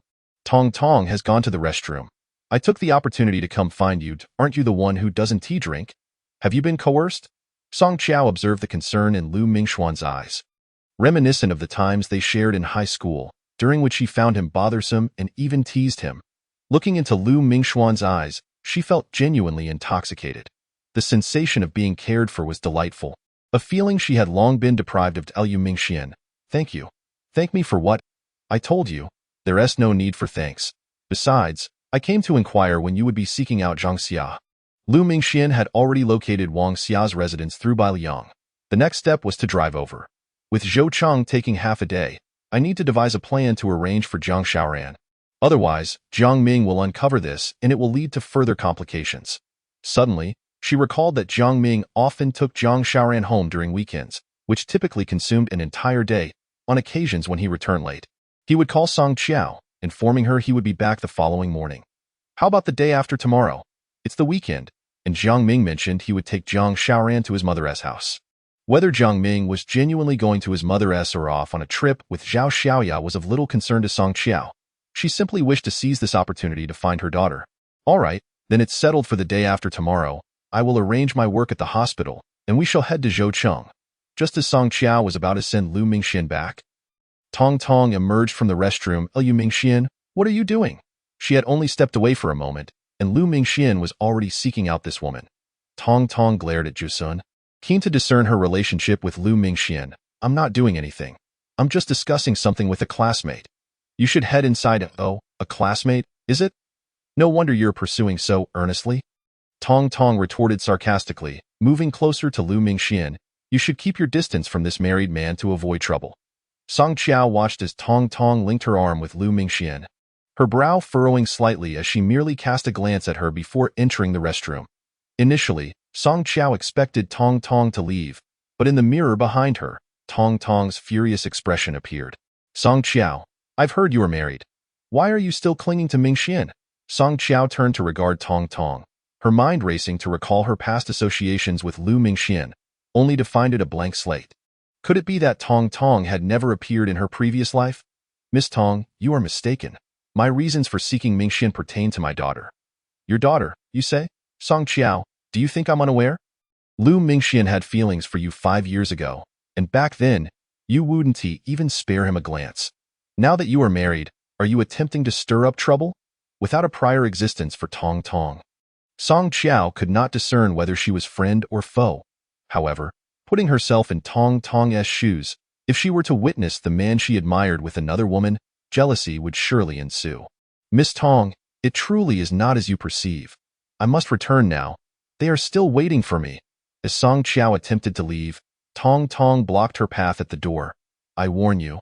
Stay away from Mingxian from now on. If I catch you clinging to him again, I will inform your husband. I've already stated, there is nothing between Mingxian and me. Look at that. Nothing between you?" Calling him Mingxian repeatedly, "Do you take me for a fool?" Just as Tong Tong was speaking, a figure appeared at the restroom entrance. "Tong Tong, what are you doing? Why are you blocking Song Qiao?" Lu Mingxian stepped forward, pulling Tong Tong aside and turning to Song Qiao. "You should hurry along." He then cast a cold glare at Tong Tong. "I'll take you home, Tong Tong. Going home is fine, but you must accompany me to the movies." As Lu Mingxian observed Song Qiao stride toward room 309, he grumbled, "I have no time. I'm on night duty tonight. Then I shall keep you company during your shift." Song Qiao turned to watch the pair walk away before pushing open the door and entering. Upon her arrival, the 8 parents were engaged in a toast, and upon seeing her, they all urged her to join. Dong Qiao smiled. "My alcohol tolerance is rather poor. I'm already tipsy after that one glass, so please continue without me." Song Qiao found no desire to drink. The sight of Lu Mingxian and Tong Tong ascending the stairs together was a picture of compatibility. A match made in heaven. Everyone observed Song Qiao's flushed face and ceased their insistent encouragement. Sitting there, her mind flitted between thoughts of Lu Mingxian and Tong Tong, and Jiang Ming and Zhao Xiaoya. Her heart feeling as if it were enveloped in a chilling breeze. She longed to find her daughter and extricate herself from this life. contemplating the arrangement for the day after tomorrow to visit Zhou Cheng. She resolved that once she found her daughter, she would maintain distance from Lu Mingxian. The other mothers in the room had nearly finished their drinks, cautious not to indulge too much with children in tow. They ultimately agreed to enjoy themselves once the children were settled. As everyone descended the stairs, Song Qiao proceeded to settle the bill. Just after finishing, she turned to find Jiang Ming and Zhao Xiaoya descending with Jiang Xiaoran. Chapter 26. Did she just call the secretary, Mom? At this moment, Jiang Ming and the others noticed Song Qiao, with varying degrees of embarrassment etched on Zhao Xiaoya's face. Jiang Ming, why didn't you inform me you were dining out? Song Qiao approached the trio, suppressing her fury. Jiang Ming, seeing that Song Qiao was not accusing him of infidelity, maintained a nonchalant demeanor. What brings you here? Did you reserve a table? What? Am I not allowed to reserve a table here? Song Qiao's anger simmered within her. If it weren't for the need to find her daughter, she would have revealed Jiang Ming's disloyalty today, exposing Zhao Xiaoya and making headlines. No, I meant to say. What a coincidence. We are having an office gathering, and since you weren't home, I brought Xiaoran along. Upon hearing Jiang Ming's deceitful explanation, Song Qiao felt her anger rising. She glanced toward the staircase. Where are your colleagues? Why is it just the two of you here? This glaring scene made Song Qiao wish to slap Jiang Ming. Here he was, brazenly telling lies, thinking he could deceive anyone. They've already left. Zhao, please settle the bill. Jiang Ming pretended to hand the payment duty over to Zhao Xiaoya. Watching Zhao Xiaoya head to the front desk, Song Qiao asserted, since I'm treating my friends, let us include Secretary Zhao in the bill. Zhao Xiaoya glanced up at Jiang Ming. Jiang Ming, unable to refuse, feigned displeasure at Zhao Xiaoya before instructing, aren't you going yet? It's time to settle up. Song Qiao coldly observed Zhao Xiaoya at the counter and then turned her gaze to Jiang Xiaoran, who stood beside Jiang Ming. Xiaoran, your father. Song Qiao, Xiaoran just mentioned she feels tired. Shall we head home? Jiang Ming, fearing Jiang Xiaoran might inadvertently reveal something, had warned her repeatedly in the room, but she was still just a child. Moreover, with so many people around, if the truth came out, he would be front-page news tonight. All right, did Secretary Zhao drive herself here? We need to give her a ride. Will we? Song Qiao deliberately inquired of Zhao Xiaoya. Let her take a cab. She is merely a secretary. If Jiang Ming had known Song Qiao was at this hotel, he would have avoided it altogether. Hearing Jiang Ming's comment, Song Qiao looked again at Jiang Xiaoran, who was now gazing at Zhao Xiaoya with a look of yearning, completely disregarding Song Qiao, the one who had raised her. Xiaoran, what are you looking at? I'm looking. Before Jiang Xiaoran could finish, Jiang Ming interjected. Let us go. The child is tired. It must be said that although Jiang Xiaoran is merely 5 years old, she has already blossomed into a cunning little girl. After being interrupted twice by Jiang Ming while speaking, she fell silent and quietly followed him out. When Zhao Xiaoya settled the bill, she discovered that Song Qiao's table had racked up a hefty sum of 3,600. Envy gnawed at her, as she calculated that this money would ultimately belong to her and Jiang Ming, now squandered by Song Qiao. As Song Qiao exited the hotel, she spotted several mothers waiting with their children for her to emerge. The children laughed and played, their joy palpable, and the mothers regarded Song Qiao with newfound warmth. Song Qiao, you've treated us today. We'll invite you next time, Lu Yin said, watching as Song Qiao stepped out. While Jiang Ming deliberately distanced himself from them. Lu Yin, you're being too polite. Today's expenses should be on me, since it was our little Ranran who ruined a classmate's clothes. Not only did you forgive her, but you also pardoned me as her parent, Song Qiao stated. Meanwhile, Jiang Xiaoran, trailing behind Jiang Ming, looked bewildered at the sight of her classmates and their mothers at the entrance. Seizing the opportunity, Song Qiao called out, Come on, Xiaoran. You need to apologize to your classmate for ruining their clothes. Following this, all 8 parents turned their gaze towards Jiang Xiaoran and Jiang Ming. At that moment, Zhao Xiaoya emerged from settling the bill and witnessed the unfolding scene.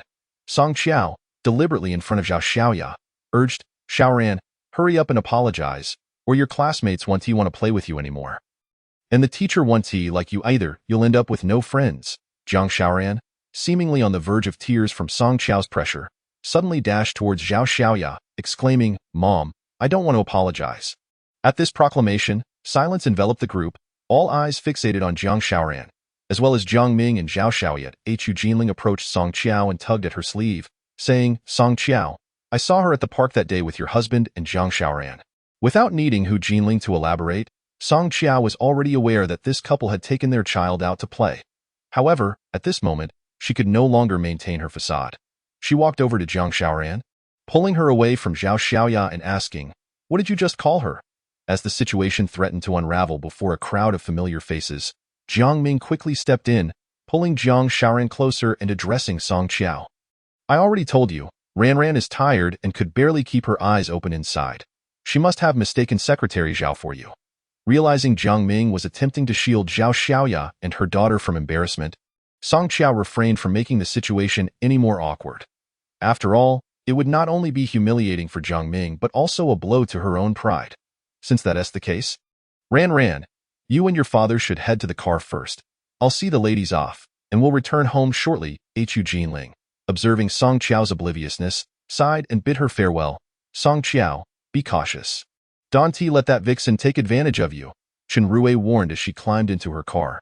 "She has already infiltrated, and besides, she has already caused me enough trouble. It's time to strategize and ensure that this couple, along with their scheming daughter, receive their due consequences. Jinling, I'll remember your words. Now, let us go. It's getting late, and we should take the children home." Song Qiao felt grateful that her good friends were present tonight. As she watched them glare at Zhao Xiaoya with indignation, she knew they were standing up for her. "Song Qiao, we're leaving. Remember what I told you. If anyone bullies you, just call us, and we'll tear that mistress apart," Lu Yin declared loudly, ensuring Zhao Xiaoya heard her. Earlier, she had mentioned that her husband was a lawyer who could assist with legal matters. "I understand. Take care." Song Qiao waved at those in the two vehicles. As the cars drove away, Song Qiao approached Jiang Ming's vehicle, where Zhao Xiaoya stood hesitating about whether to get in. "Secretary Zhao, hop in. I'll give you a ride home to save you the trouble of hailing a cab." Song Qiao feigned ignorance and invited Zhao Xiaoya to join her in the car. Before Zhao Xiaoya could respond, Jiang Ming interjected, "Forget it. Let Secretary Zhao take a cab home. Ran needs to sleep, and we should head back quickly." Song Qiao understood that Jiang Ming was concerned that if Zhao Xiaoya got in the car, Jiang Xiaoran might once again call her mom. "All right," she acquiesced, casting one last glance at Zhao Xiaoya and the figure of Lu Mingxian standing not far behind her. Before rolling up the window, Chapter 27, the daily consumption of Guisu. Song Qiao returned home in Jiang Ming's car. During the ride, she posed a question. "Darling, Secretary Zhao is not young anymore. Has she considered marriage?" Jiang Ming glanced at the rearview mirror, his expression revealing his discomfort with the inquiry. "I don't know. That's her personal matter. Why should I concern myself with it?" His annoyance was palpable. "Isn't she your secretary? As her boss, shouldn't you be concerned about your employees' lives? Otherwise, outsiders might think there is something more between you two," Song Qiao countered. Her words akin to bitter medicine that Jiang Ming was reluctant to swallow yet had no choice but to endure. "What can I say? One cannot pry into personal matters. She is my secretary, not someone I have any personal ties to." The saying "the more you embellish, the worse it gets" aptly described Jiang Ming's current predicament. Meanwhile, Zhang Xiaoran played with her toys in the back seat. Fearing she might inadvertently reveal too much, Jiang Ming repeatedly reminded her, Ran, aren't you tired? You should sleep." "Daddy, I'm not sleepy. I want to play with my toys." "What toys do you want?" Before Jiang Ming could respond, Song Qiao had already asked. Her question startled Jiang Ming, prompting him to warn, "If you don't behave, I want to take you to your grandparents' house this weekend." "What do you want?" "Sleep now." Jiang Ming's warning had a significant effect on Zhang Xiaoran, who obediently closed her eyes and lay back in her seat. Watching Zhang Xiaoran drift off to sleep, Jiang Ming felt a sense of calm wash over him. Song Qiao turned her gaze towards Jiang Ming and said, "Darling, I've made up my mind. Now that Ran is starting kindergarten, I want to return to work." Upon hearing her intention, Jiang Ming abruptly halted the car, glancing back at her with irritation. "You want to go back to work? Didn't we agree? I'll earn the money, and you'll spend it at home." Though he slightly modified his statement, he still refrained from acknowledging Song Qiao's beauty and the fact that she was growing bored at home. Moreover, he felt that her returning to work could hinder their plans regarding her father and the company. "Not going back to work is fine, but you must buy me a car. With a car, I can go out and explore. I haven't even visited the nearby attractions yet." Jiang Ming hesitated, not daring to voice his disapproval regarding the CAR. To ensure his plans proceeded smoothly, he reluctantly agreed. "All right. I recently received a bonus. I'll buy you one." In truth, Jiang Ming was tacitly allowing her to return to work, but knew she couldn't do so just yet. as they still needed to find the child. The priority was to locate the child. Great. Let us go car shopping tomorrow. The day after tomorrow, she and Lu Mingxian would head to Shouqing.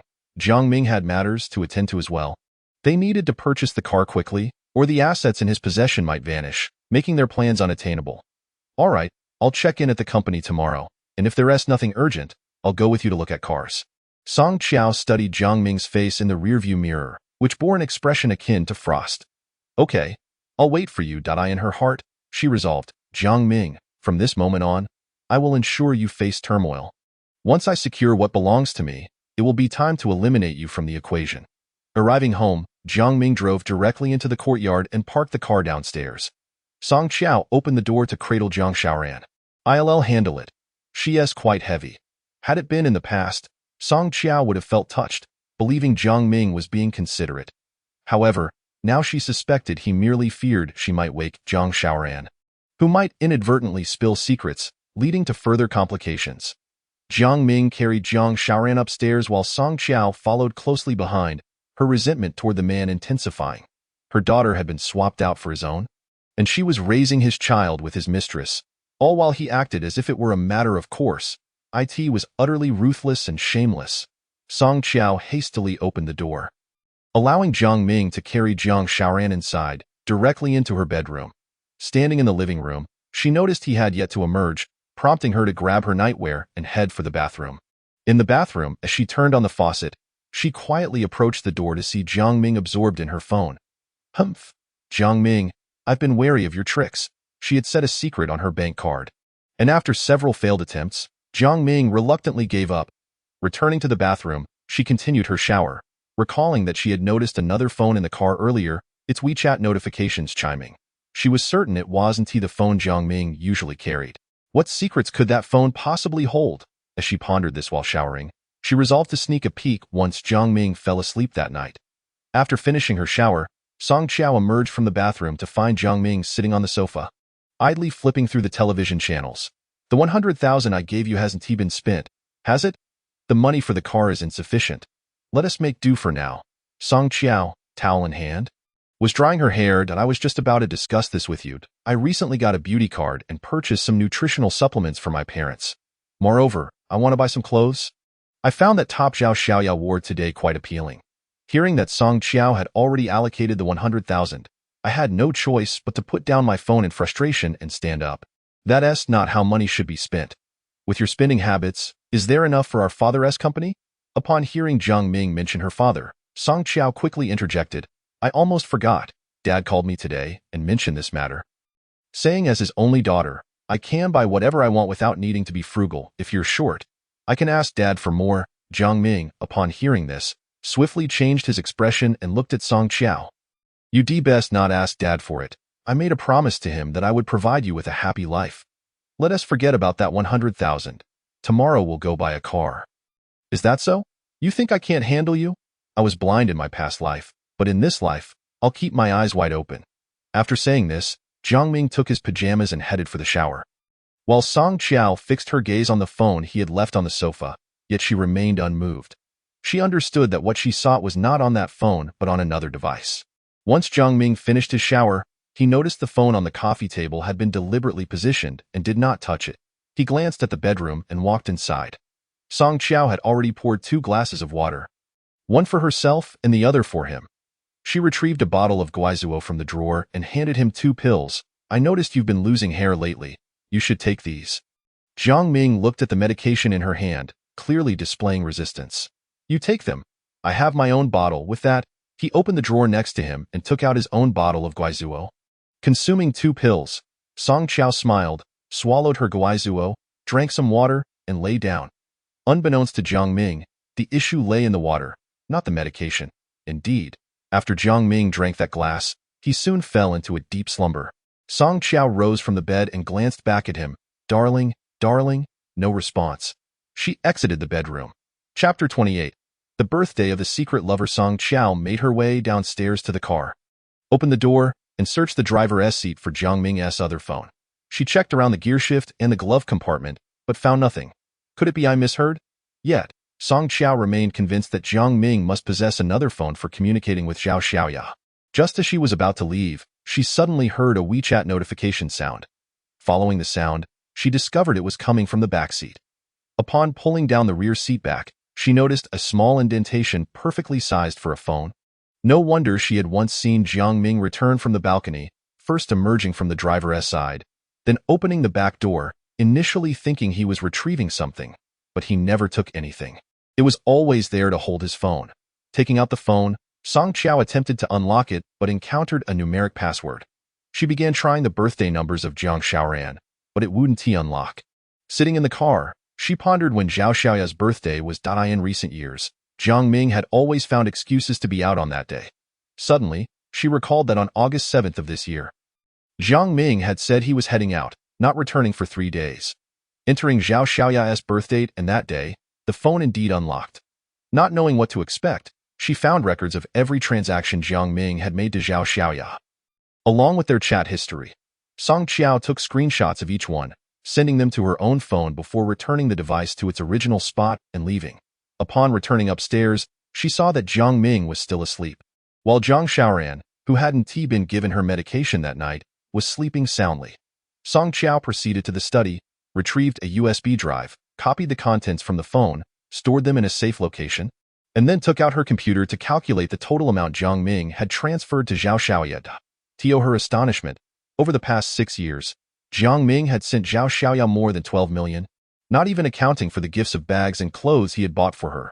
This staggering figure left Song Qiao sitting there, speechless for quite some time. Sitting at her desk, Song Qiao dialed Lu Yan's number. "Hello, Song Qiao, is there something urgent making you call me so late? Lu Yan, where is your husband's law firm located? I'd like to schedule a consultation." Upon hearing Song Qiao mention her husband, Lu Yan quickly provided her with the address. "Let me know if you need my help," Lu Yan offered. Lu Yan was a yoga instructor. Though she was of average appearance, she had an excellent figure. During dinner, she had encouraged everyone to get membership cards with promises of discounts. "All right, I understand." Though Lu Yan was not very familiar, they had developed some acquaintanceship during dinner. Song Qiao found her to be straightforward and warm-hearted. A contrast to her profession. As their conversation ended, and just as Song Qiao was about to leave the study, her phone rang again, revealing a message from Wang Hongmei. "Hello, Mei Hua." Only Song Qiao knew that Wang Hongmei was her nickname. Others were unaware. "Since I returned, I've been swamped. When are you free for dinner? I'd like to treat you to a welcome meal." Song Qiao replied on the phone. "Isn't it I who suggested the welcome meal? Why should you be the one treating? If you hadn't said anything, wouldn't I have to step up? It's been 3 years since we last met. Don't you miss me?" Wang Hongmei was her best friend. They had grown up together, but during high school, her family moved abroad. Despite the distance, they maintained regular contact, with Wang Hongmei sending clothes and toys for Jiang Xiaoran every year. Wang Hongmei had returned a week ago and had been busy shopping and setting up her own studio. Wang Hongmei was in the business of selling figurines, a burgeoning industry that reportedly could earn hundreds of thousands yearly. Initially, she had intended to invite Song Qiao to join her venture, but Jiang Ming had opposed it, and it was eventually dropped. "Who says I don't miss you? Haven't you been busy these past few days? I can't very well hinder your progress as a modern woman, can I? You're aware of modern women, are you? I must remind you, if you spend 3 more years at home, you'll be left behind for life. Do you have any idea how severe the disconnect is between daughters and society? I know. That's why I'm contemplating a comeback. Your timing is perfect. From now on, we shall both be modern women." After chatting about various topics, Song Qiao reminded her, "Night owl, I need to sleep. I'll visit your studio tomorrow and see what you've been working on." "All right, I'll wait for you tomorrow." After concluding her call with Wang Hongmei, just as Song Qiao was about to leave, she noticed a new message from Lu Mingxian. "Qiao Qiao, are you asleep? I can't seem to find rest and want to chat with you." Song Qiao glanced at the message, deleted it, and entered the bedroom. The following morning, when Song Qiao awoke, Jiang Ming was still asleep. She turned over to glance at his unpleasant face and closed her eyes again. At last, some movement stirred beside her. Jiang Ming was roused by the sound of his phone ringing. Stretching lazily, he sat up, twisting his neck and head, feeling fatigued, yet he prepared to rise. Casting a glance at Song Qiao, he quietly reached for her phone, found it unlocked, and then set it back down. Realizing he was about to be late for work and that Song Qiao hadn't prepared breakfast, he nudged her. "Song Qiao, wake up!" Song Qiao remained motionless, prompting Jiang Ming to mutter, Do I need to increase the dosage? He extended his hand towards Song Qiao, intending to pull open the drawer to retrieve the bottle of medication. When Song Qiao turned over and opened her eyes, "Darling, what time is it?" "It's 7 o'clock. You haven't made breakfast yet. I still need to go to work." Jiang Ming's tone was laden with dissatisfaction. Song Qiao observed his weary demeanor and remarked, "You've been unable to wake up lately. What is going on? I think I need to see a doctor." "Why do you need to see a doctor?" "It must be the effect of the guaizuo enhancing your sleep. Hurry up and get up. Make something simple so I can eat and head to work." Song Qiao stretched and glanced at Jiang Ming. "You might as well eat out. I'm feeling quite fatigued and need to rest a bit longer." Jiang Ming shook his head, saying, "Forget it. I'll eat out. Having a full-time housewife at home doesn't mean I can't enjoy dining out." Song Qiao pretended not to hear his complaints, and just as he was about to exit the bedroom, she reminded him, "Darling, let us aim for 9 o'clock. After I drop off Ran, we can go buy a car together. If Secretary Zhao has time, let us bring her along. After all, women tend to share similar tastes." Song Qiao wanted Jiang Ming to buy the car in front of Zhao Xiaoya, relishing the thought of Zhao Xiaoya's envious gaze. "I got it," Jiang Ming replied as he left the bedroom. Song Qiao watched his retreating figure, her heart aching over the money. 12 million. Could a working-class family earn that in a lifetime? After Jiang Ming descended the stairs, Song Qiao stood by the bay window, observing as he exited the car, first opening the back door to retrieve his phone before finally entering the driver's seat. Chapter 29. Consulting the lawyer with a fierce light in her eyes. Song Qiao swore that she would not allow Zhao Xiaoya to enjoy what was rightfully hers. She would pursue this matter relentlessly. While preparing breakfast, Zhang Xiaoran emerged. "Mom, I want to wear that dress." "That dress was meant for summer. It was inappropriate for the current season. You need to wear a down jacket." Upon hearing down jacket, Zhang Xiaoran pouted, "I don't want to wear a down jacket. It makes me look too bulky." Every morning, Zhang Xiaoran grapples with the dilemma of choosing her attire, much to the dissatisfaction of Song Qiao, who insists that she should refrain from wearing skirts and instead don thicker clothing. Despite Zhang Xiaoran's desires to throw a tantrum, Song Qiao lifts her from the ground, asserting, "Listen here, Zhang Xiaoran, you must not only heed your parents but also your teachers, and you are forbidden from bullying your classmates at school." Noticing the fierce demeanor of Song Qiao today, Zhang Xiaoran is too frightened to remove her down jacket any further. Song Qiao genuinely wishes to prevent this child from growing into a devil or a worthless individual. At this impressionable age, she strives to guide her toward a more virtuous path. Under the weight of Song Qiao's threats, Zhang Xiaoran pouts as she boards the electric scooter. Song Qiao's concern for Zhang Xiaoran's health is tinged with self-interest, fearing that if the child falls ill, she would be unable to attend kindergarten, thus requiring Song Qiao to stay home with her, preventing her from searching for her daughter elsewhere. Is it cold? Ran? Song Qiao glances back at Zhang Xiaoran, who is seated behind her. After all, she has raised this child herself. Even if they are not biologically related, she hopes for her to flourish, not wishing for her to become a stunted tree. In her previous life, Zhang Xiaoran committed murder at the tender age of 15, which fills Song Qiao with dread as she contemplates whether she can alter her fate this time, steering her away from a path of wrongdoing. "It's cold," Zhang Xiaoran replies, huddled in her seat. "Would you like me to buy a car to take you to and from school, so you won't have to endure the cold anymore?" Song Qiao, riding ahead on the electric scooter, decides to recruit Zhang Xiaoran as an ally. "Yes, all my friends are driven to school by their mothers, which is so impressive. I want you to drive me too." At just 5 years old, Zhang Xiaoran is still a child, and Song Qiao senses that she teeters between innocence and mischief. "During lunchtime, tell your father that it's too cold for me to take you to school, and ask him to buy me a car, all right?" At this moment, Zhang Xiaoran appears angelic. "Okay, I want Daddy to buy a car, then Mommy and I won't be cold anymore." Upon arriving at the school gate, Song Qiao watches Zhang Xiaoran enter with her backpack and reiterates her warnings. "Do not fight with your classmates and do not bully others. Remember, this weekend your father will take you to your grandparents' house. Do you understand?" "I understand." As she sees Zhang Xiaoran enter the school, Song Qiao pulls out her phone and dials Jiang Ming's number. After several rings with no answer, just as Song Qiao is about to give up, someone finally picks up. "Hello, Sister Song." Zhao Xiaoya's greeting causes Song Qiao to furrow her brow. "Secretary Zhao, do you refer to Jiang Ming as Brother Jiang at the company?" Hearing this, Zhao Xiaoya hastily corrects her. "Miss Song, please call me Mrs. Jiang." Though Song Qiao is quite disdainful of this title, she still feels compelled to assert her claim in front of Zhao Xiaoya. "Mrs. Jiang, are you looking for President Jiang?" He is currently unavailable, but I can relay any message you have. After mentally cursing Zhao Xiaoya for being a scheming woman, Song Qiao replies, no need. I'll go to the company to find him myself. Upon hearing that Song Qiao intends to visit the company, Zhao Xiaoya quickly interjects, I will have President Jiang take your call immediately. Within 5 seconds, the phone is in Jiang Ming's hands. Hello, wife, what can I do for you?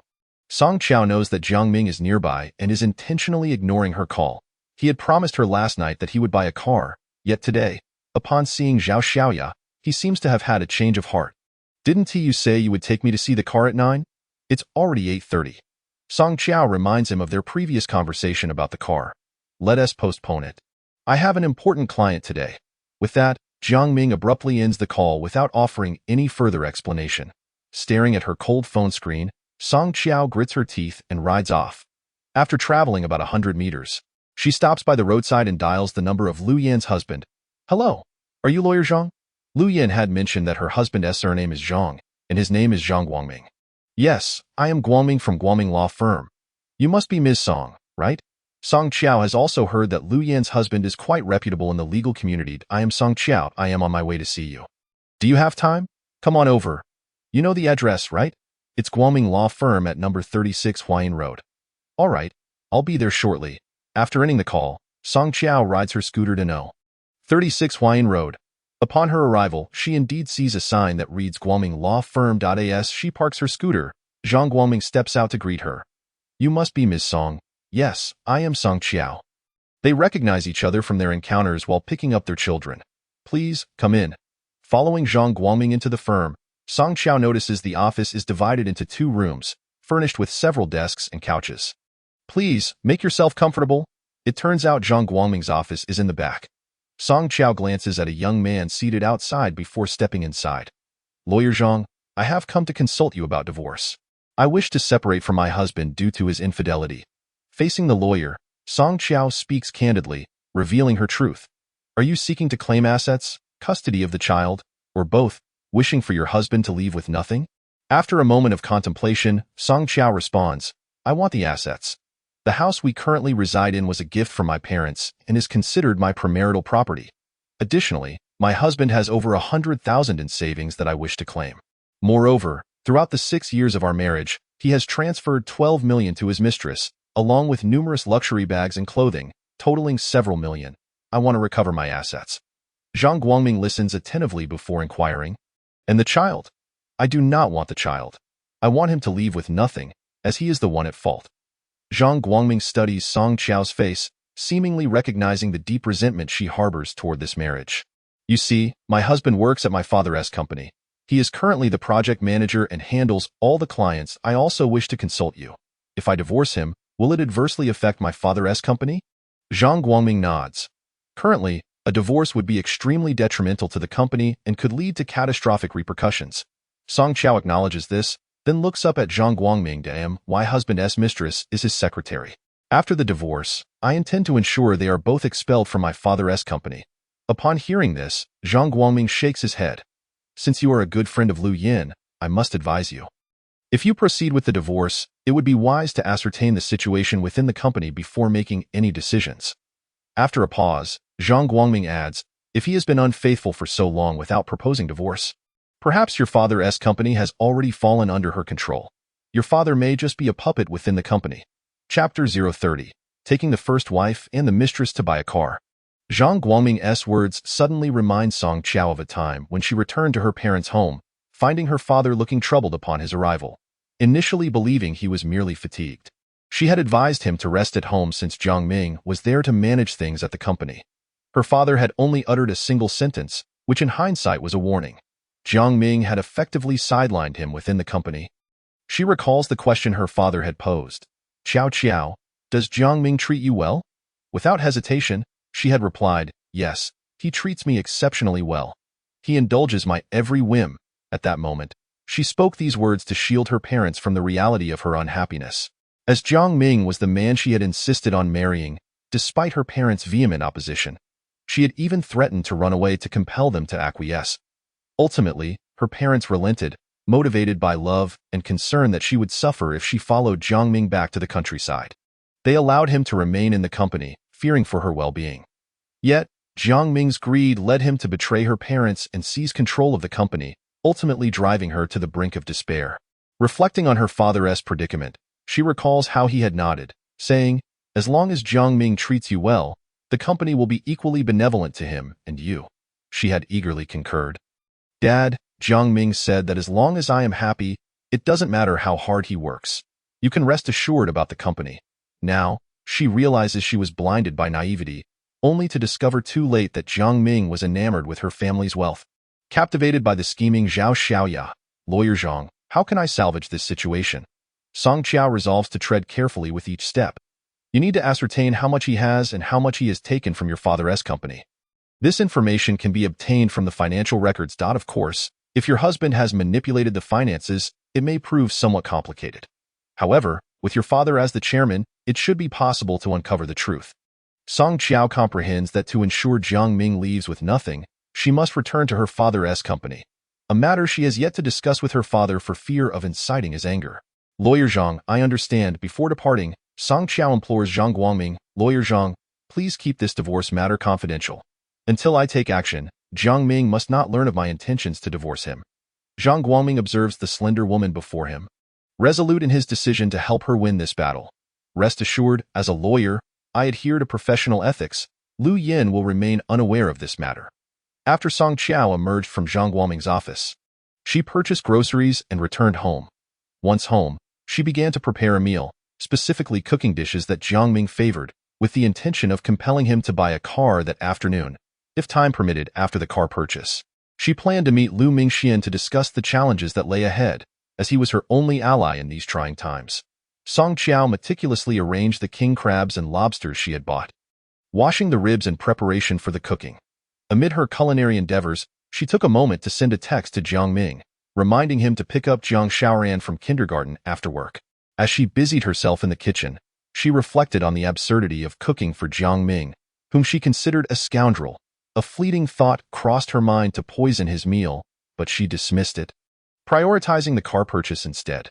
Zhao Xiaoya was the one opposing her request for a vehicle. While preparing the meal, Song Qiao could almost hear the gossip circulating in the company regarding Jiang Ming and Zhao Xiaoya. Some criticized her for being foolish, suggesting that Jiang Ming was taking advantage of her family while he and Zhao Xiaoya enjoyed their romance, leaving her to dutifully care for their child at home. Song Qiao reassured herself to endure for a few more days, convincing her father to be patient until she could find their child and return to the company. After all, it was her father's, and Jiang Ming had no right to remain there. After placing the 2 king crabs into the pot, she picked up her phone, which displayed a message from Lu Mingxian. "What are you up to? Remember to go to Zhoucheng tomorrow." Song Qiao replied with a brief acknowledgement. Uncertain whether the car purchase would go smoothly that afternoon, she sat down to wait for the pot to boil. Reflecting on how she had transformed from the pampered Song family daughter to a cast-off wife, on the way home, Jiang Ming inquired whether Jiang Xiaoran had said anything to Song Qiao. Jiang Xiaoran responded that her mother had advised her not to fight with her classmates. "Daddy, please buy a car for mommy. All my classmates' mothers drive, while mine rides an electric bike. It's so embarrassing." Jiang Ming glanced back at Jiang Xiaoran, questioning, "Did your mother teach you to say that?" "No, it's just that this morning I wanted to wear a dress, but mommy said it was too cold to ride." "If you buy a car, I can wear a dress." Jiang Xiaoran cleverly refrained from revealing Song Qiao's intentions, and she promised her daughter that she could use her phone for a while that evening. "Great, Daddy will buy it, and then we can use it to take Ranran to school," Jiang Ming said as they arrived home, immediately catching the aroma of the meal Song Qiao had prepared. Jiang Xiaoran clutched her stomach, exclaiming her hunger, and Jiang Ming's own stomach echoed in agreement. "Daddy, it smells amazing," Jiang Xiaoran said, sniffing the air. "Let's go home." Jiang Ming, aware that Song Qiao was the chef behind the delightful scents, felt a sense of satisfaction as he led Jiang Xiaoran upstairs, reflecting on the once proud Song family daughter now reduced to this role. As the doorbell rang, Song Qiao approached to open the door. Taking Jiang Xiaoran's backpack as usual, "You're back? Hurry in and wash your hands for dinner." Jiang Ming set down the car keys, and Song Qiao seized the opportunity to say, "I could have picked up Ranran, but the weather has been too cold lately, and I didn't want her to catch a cold on the electric bike, so I thought you could bring her back." Jiang Ming replied, "We'll go look at a car this afternoon." Hearing Jiang Ming's agreement, Song Qiao urged, "Hurry and wash your hands, dear." The king crabs, lobsters, and braised ribs were all dishes favored by Jiang Ming and Jiang Xiaoran, while she had purchased nothing for herself. Song Qiao sensed that she had become increasingly sensible. Jiang Ming, observing her, grew suspicious but asked, "What's the occasion? Why so many delicious dishes?" Jiang Ming noted the king crabs on the table, and Song Qiao replied, "Just a day filled with happiness together. I came across a saying today. Unexpected events and tomorrow may arrive at any moment, so I've decided to indulge a little and not be so frugal." Jiang Ming frowned. "What kind of self-help nonsense have you been reading?" Song Qiao feigned indifference to his complaints, wearing a cheerful smile. "Darling, it's just a little luxury. I want to make a habit of it." She recalled the time Jiang Ming had spent 500,000 on a kingfisher green bracelet for Zhao Xiaoya, while he was stingy with her. "Why do you treat Zhao Xiaoya so generously?" She mused. "Darling, eat up. After dinner, we'll go look at cars," Song Qiao said, handing him a pair of chopsticks before sitting down at the table herself. Jiang Ming accepted the chopsticks and glanced at Jiang Xiaoran, realizing he could not go back on his promise, knowing that if the weather turned cold, it would be their child who suffered, while Song Qiao remained indifferent to his plight. After sending Jiang Xiaoran off, the two headed to the car dealership. Had it not been for Zhao Xiaoya's unexpected appearance at the dealership, Song Qiao would have remained oblivious to how far Jiang Ming would go to indulge her. "Mr. Jiang, what type of car does Mrs. Jiang prefer?" Zhao Xiaoya's sudden intrusion made Song Qiao realize that Jiang Ming had orchestrated her presence. Before Jiang Ming could respond, Song Qiao pointed to a sports car. "That one." Chapter 031. "For whom is the 5 million luxury car bought?" "That one won't do. I've already purchased it." Zhao Xiaoya rushed over, her voice laced with urgency. "You bought it?" Song Qiao turned to the nearby salesperson. "Did she really buy that car? This car is over 5 million. As Zhao Xiaoya is merely a secretary. Where would she find such funds?" Song Qiao was determined to uncover the source of Zhao's money. "The miss has indeed purchased this vehicle, madam. Perhaps you would like to consider other options?" Jiang Ming, witnessing the unfolding situation, quickly reminded Song Qiao, "This is a sports car. It's not suitable for picking up children." Was he implying it suited Zhao Xiaoya? "I never said it was for that purpose." Song Qiao decided to confront both Jiang Ming and Zhao Xiaoya. "If it's not for picking up children, then why buy a car at all?" She chuckled lightly. "I plan to buy 2 cars. I'll drive whichever one I feel like." Is that not permissible? Upon hearing Song Qiao's audacious demands, Jiang Ming frowned. "You know my savings are insufficient to buy the 2 cars you desire. Even this one might be out of reach." He had money for Zhao Xiaoya, but not for her? Song Qiao smiled as she pulled out her card. "I'll use my father's money for the expensive one, and yours for the cheaper one. After all, you have many mouths to feed." Jiang Ming stared at the card in her hand, eyes wide. "How could your father simply give you a card, allowing you to squander like this?" Song Qiao smiled. "Would you like to know why?" Without waiting for Jiang Ming to inquire further, she continued, "Because he is my father, not yours, and the company belongs to him, which means I can have Zhao Xiaoya dismissed at any time for trying to steal my car." "Do you believe that?" Jiang Ming understood that while he wielded financial control within the company, the chairman could easily dismiss someone with just a word. He quickly approached Zhao Xiaoya as a secretary. "Where do you get all this money to buy a car? Perhaps you should let my wife have it." Having overheard the exchange, Zhao Xiaoya stepped back, glaring at Song Qiao. "Mr. Jiang, this is quite unfair." Song Qiao maintained her cheerful demeanor. "Unfair? I'm just being unfair to you. What can you do about it?" "Zhao Xiaoya, I advise you not to compete with me. You are simply not qualified." Song Qiao recognized that Zhao Xiaoya would scoff at her words. Yet she was unconcerned, knowing that Zhao had taken much from her, including her husband and the responsibility of nurturing their child. "Do you still want this car?" Song Qiao queried Zhao Xiaoya. "If I don't want it, I'll let it go to you. It's not that you're letting it go. It's that you cannot afford it, Mr. Jiang. She's just here to annoy me. Isn't she?" Jiang Ming was aware that Zhao Xiaoya's show of wealth would undoubtedly raise Song Qiao's suspicions. "Zhao Qiao Xiaoya just wants to see where she can afford to buy one. We all know the salary of a secretary." Song Qiao regarded Zhao Xiaoya with a cold laugh, fully aware of her underlying thoughts. Let her bask in her moment of glory for a couple of days. Rather than continue to spar with Zhao Xiaoya, Song Qiao turned to the salesperson. "Was this car originally chosen by her or by me? If you don't tell the truth today, I not only want to buy it, but I'll have you hold off on selling it for a year. I have that capability." The young salesperson quickly bowed in apology. "I am sorry.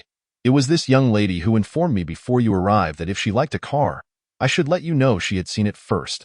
The salesperson inadvertently revealed Zhao Xiaoya's intentions, and Song Qiao fixed her sharp gaze upon her. Zhao Xiaoya, what offense have I committed against you? Don't forget, I am your benefactor. After uttering those words, Song Qiao noted the change in Zhao Xiaoya's expression, understanding her sentiments entirely.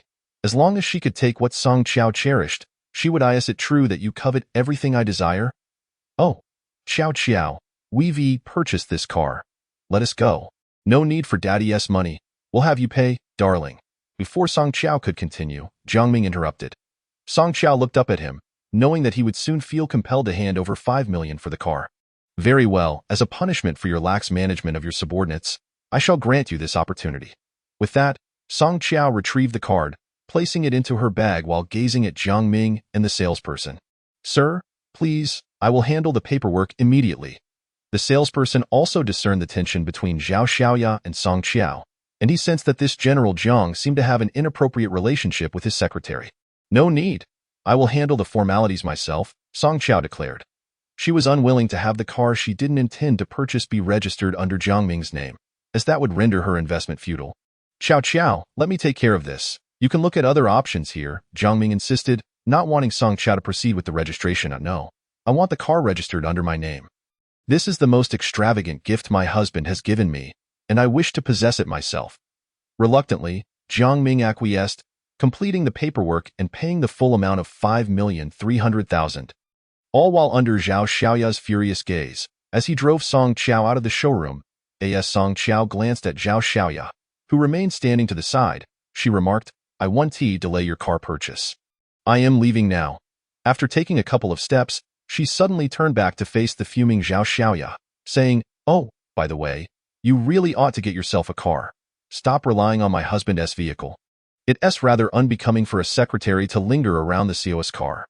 It invites gossip and I, Song Qiao, cannot afford to lose face. In truth, she had already lost all her dignity thanks to Jiang Ming, though she had remained oblivious until now. With Zhao Xiaoya's hateful glare following her, Song Qiao exited the car dealership. Upon stepping outside, she noticed Jiang Ming on the phone, well aware that it was Zhao Xiaoya calling him, likely urging him to return and make a purchase for her. Darling, let us go.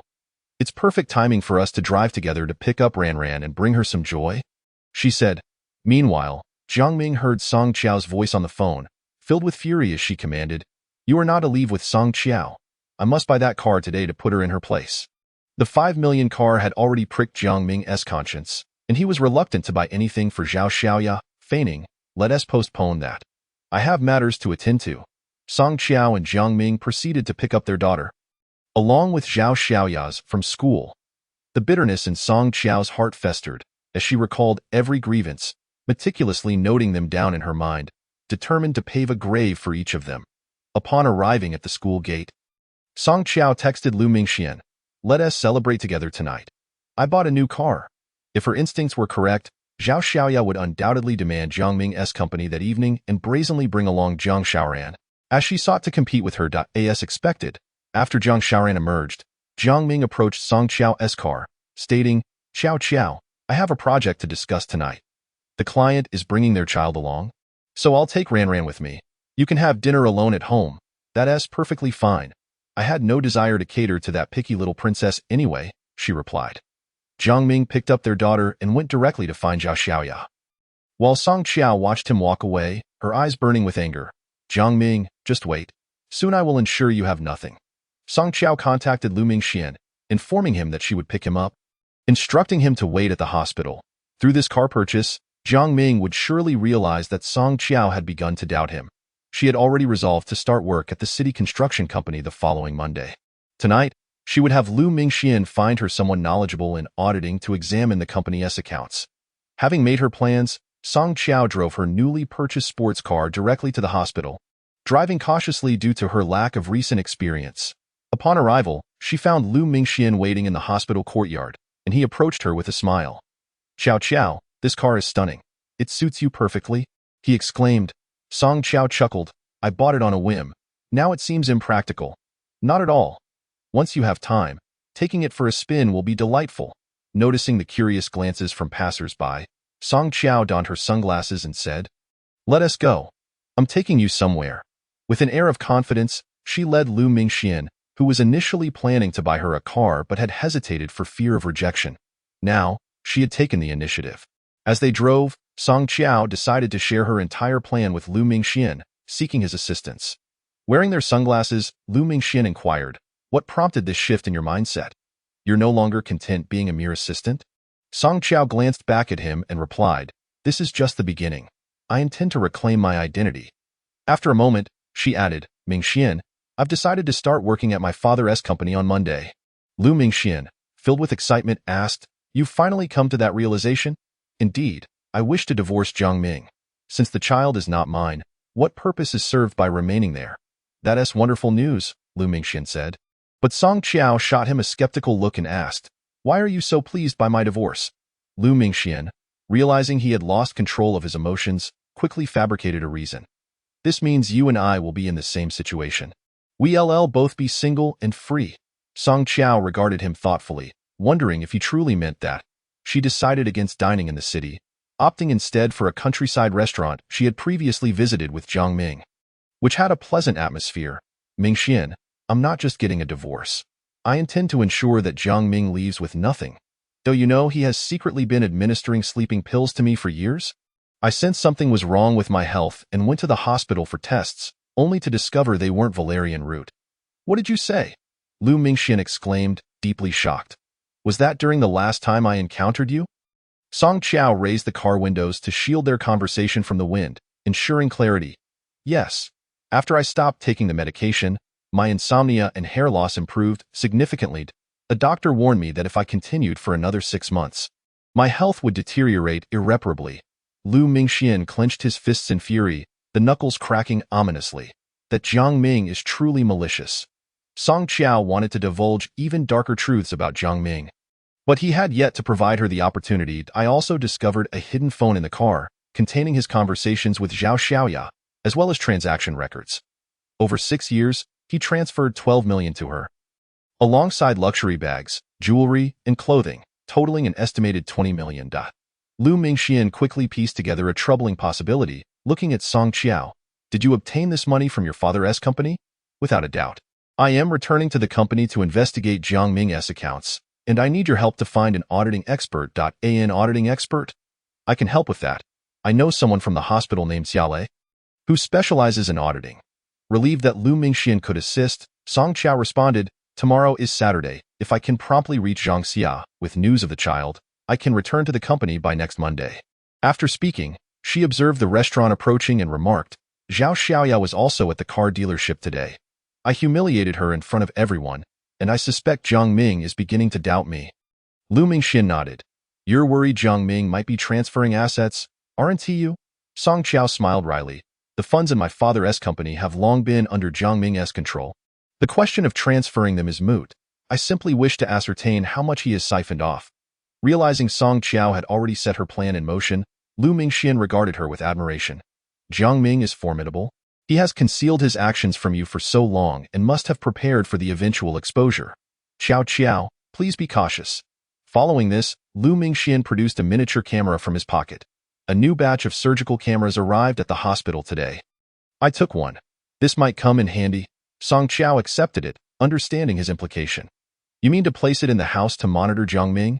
Not just that, you must also ensure Jiang Ming hasn't installed cameras in your home to surveil you."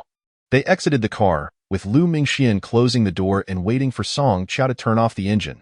As they strolled toward the restaurant, the owner warmly welcomed them. "Please, come inside." In a private room at Kaiyuan Hotel, Zhao Xiaoya was lamenting, "Why did you agree to buy her a car today? Wasn't it for sending Ranran to school?" Zhao Xiaoya's anger flared as she glanced at Zhang Xiaoran.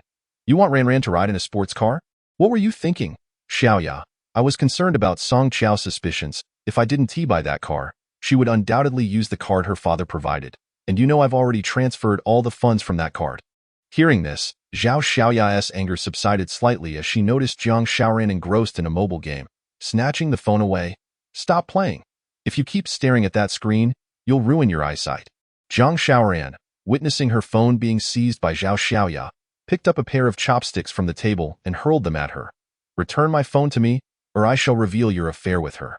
Upon hearing Zhang Xiaoran's words, Jiang Ming hastily signaled Zhao Xiaoya with a glance. Give it back to her. Jiang Ming, if you do not take control of this child, she will be lost. Look at what she has become, Jiang Xiaoran. I ask you, will you acknowledge Song Qiao as your mother, or me? Of course, it is Song Qiao. She fulfills all my desires with gifts, Jiang Xiaoran retorted, aware that only this way could Zhao Xiaoya continue to shower her with presents. Chapter 033. Different Gatherings. Ran. I am your biological mother, not Song Qiao, Zhao Xiaoya anxiously stated, gazing at her daughter. Song Qiao claims to be my real mother too. She even said that when she gave birth to me, she nearly lost her life. How am I to discern who my true mother is? At merely 5 years old, Jiang Xiaoran was already adept at manipulation, while Jiang Ming and Zhao Xiaoya dismissed the danger. Praising her cleverness, I am your real mother. If you doubt it, ask your father. If you are my mother, then buy me a Barbie doll. Song Qiao has promised to buy me one. Jiang Xiaoran's declaration was a blatant lie. Just days prior, she had spotted a limited edition Barbie set in a luxury store and desired it, but Song Qiao had refused to purchase it. Your mother will buy it for you. But you must promise me, do not listen to Song Qiao anymore. She is a wicked woman who has taken your father from me. Back in high school, both Zhao Xiaoya and Jiang Ming hailed from rural backgrounds. According to Jiang Ming, he had loved her, not Song Qiao. She had merely clung to him in Jiang Xiaoran's mind. Song Qiao had become the vixen described by her grandmother. As the three dined together, Jiang Ming was still lamenting the 500,000 yuan needed for a car. Zhao Xiaoya, not yet pacified, still desired the vehicle. Xiaoya, let us take it slow with the car in a few days. A payment will arrive, and then I will buy you one even more expensive than Song Qiao's. Really? Zhao Xiaoya spent the entire evening berating Song Qiao in front of Jiang Xiaoran, accusing her of squandering their money. Meanwhile, Song Qiao and Lu Mingxian were at a farm stay, having rented a yurt. Upon arrival, Song Qiao recalled that Jiang Ming had promised to take her horseback riding in the grasslands before their marriage. A promise that remained unfulfilled, stirring feelings of bitterness within her. Song Qiao, do you remember that high school gym class when I sprained my ankle yet still gave my all to run? It was because you were in the cheerleading squad. However, after finishing, my first place was less popular than Jiang Ming's second, Lu Mingxian reminisced, a look of melancholy on his face. I am sorry. Song Qiao felt regretful when reflecting on her past treatment of Lu Mingxian. In recent days, she had been contemplating why she had once trusted Jiang Ming so blindly. It had been a folly, his sweet words weaving dreams that ensnared her completely, because Jiang Ming came from a rural background. His clothing and possessions during high school were mere trinkets from the market, which made her sympathetic towards him.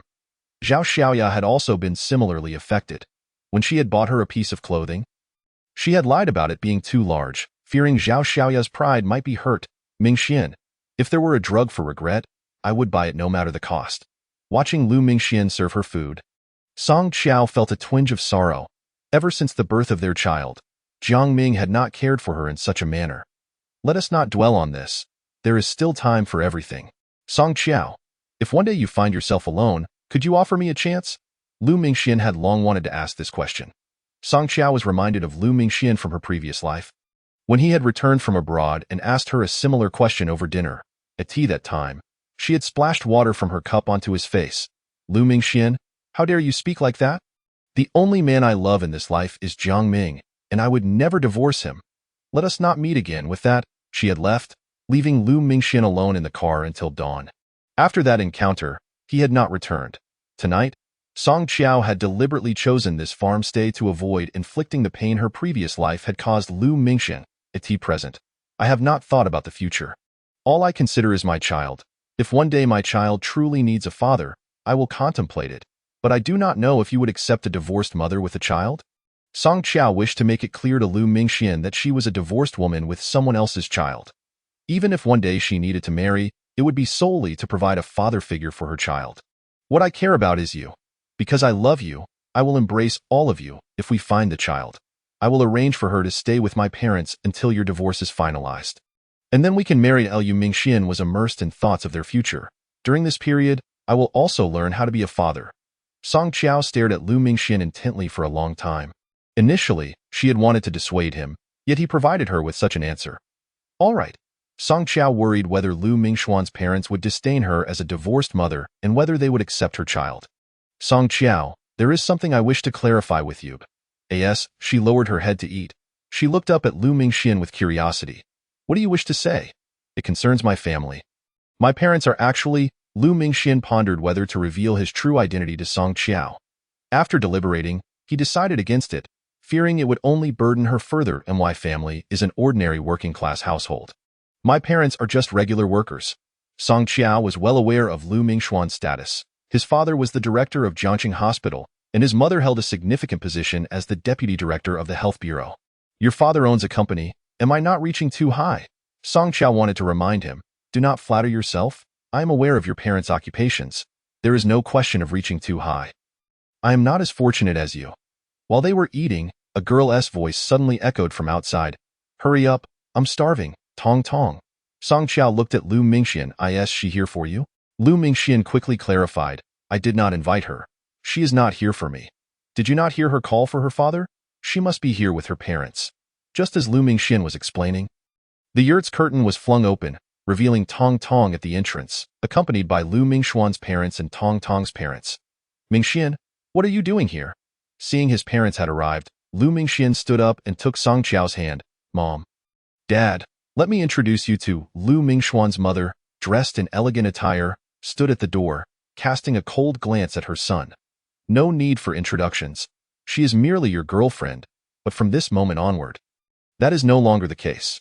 Your father and I summoned you back because of Tong Tong. Addressing Lu Mingxian with a stern expression, she added, You greeted Uncle Tong and Aunt Zhou with no semblance of courtesy. What have I taught you? Lu Mingxian was compelled to hastily call out, Uncle Tong, Aunt Zhou, and continued, Mom, Dad, I cannot stay with you.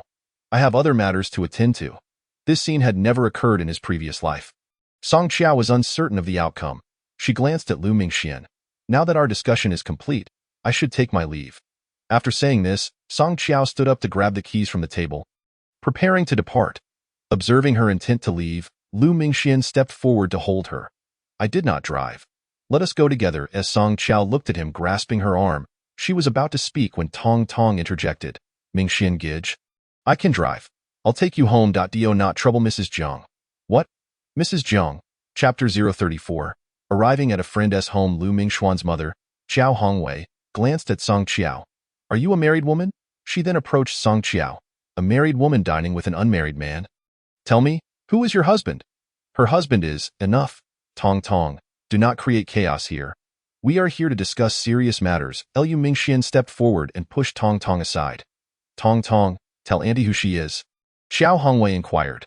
Tong Tong understood that if she revealed Song Qiao's background, Lu Mingxian would likely never speak to her again. Auntie, I do not know who her husband is. I only know she is Mingxian Gij's high school classmate. Tong Tong's response was a strategic retreat. Since marrying, Song Qiao had become a housewife, revolving around Jiang Ming and Jiang Shaoran. Remaining unknown to society's elite. It seemed Tong Tong had specifically investigated her.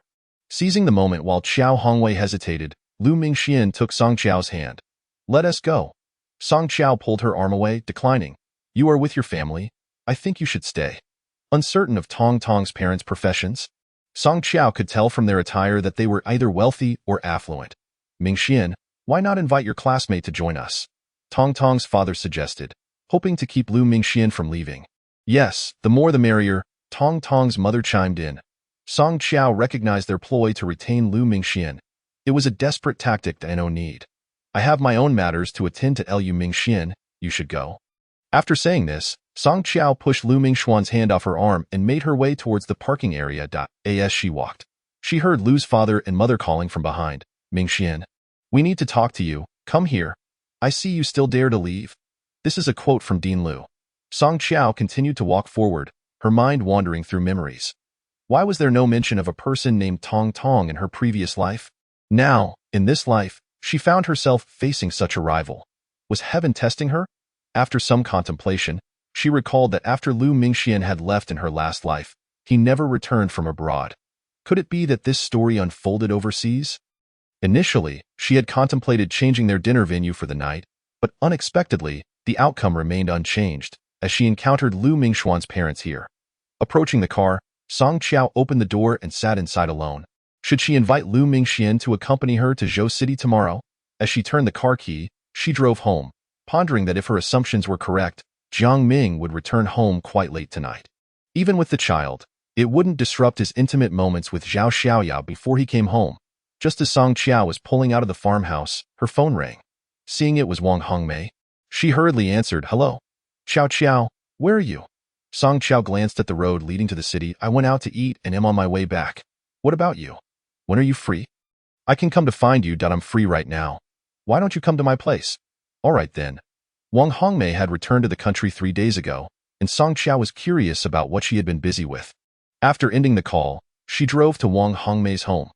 Reflecting on the years she had spent selflessly caring for Jiang Ming and Zhao Xiaoya's child, she felt a strong desire not to return home tonight. Wang Hongmei was her childhood friend. They had attended the same school from elementary through high school, but after she went abroad with her aunt, opportunities for them to meet had dwindled. 3 days prior, Wang Hongmei had called to inform her of her return, stating she would not be leaving again. Song Qiao felt immense joy at this news. In her previous life, Wang Hongmei had nearly been abducted while trying to help her, and Song Qiao had later suspected Jiang Ming was behind it, nearly severing their friendship. Choosing not to go home, Song Qiao went directly to Wang Hongmei's place. Wang Hongmei's background was tragic. Her parents had perished in a car accident during high school. Her aunt, feeling pity for her, took her in. After spending a few years abroad, she returned once, but after seeing Jiang Ming and Zhao Xiaoya, she informed Song Qiao about it, which led to her subsequent disappearance. Fortunately, the vehicle attempting to abduct her met with an accident on the road, thus sparing her. Xiao Mei. Upon arriving at Wang Hongmei's doorstep, Song Qiao knocked lightly on the door. It swung open, revealing Wang Hongmei, who immediately spread her arms wide upon seeing Song Qiao. "Qiao Qiao, I've missed you so much." The two embraced tightly. "What brought you back so suddenly? Weren't you supposed to stay away?" Song Qiao recalled how she had cried all night the last time Wang Hongmei left for abroad. "I am someone who longs for my homeland. After all these years abroad, I couldn't even visit my parents' graves. I simply didn't want to go back." They settled onto the couch, and Song Qiao observed the newly renovated home. "So that you haven't had time to see me these past few days. Were you busy redecorating?" "Yes, when I returned 2 years ago, I planned to tidy things up, but I never found the time. This time, I completely renovated it." Wang Hongmei stood in the middle of the living room, glancing around. "Qiao Qiao, what do you think of my renovations?" "Quite lovely. Your taste after returning from abroad is clearly refined." "Oh, stop it."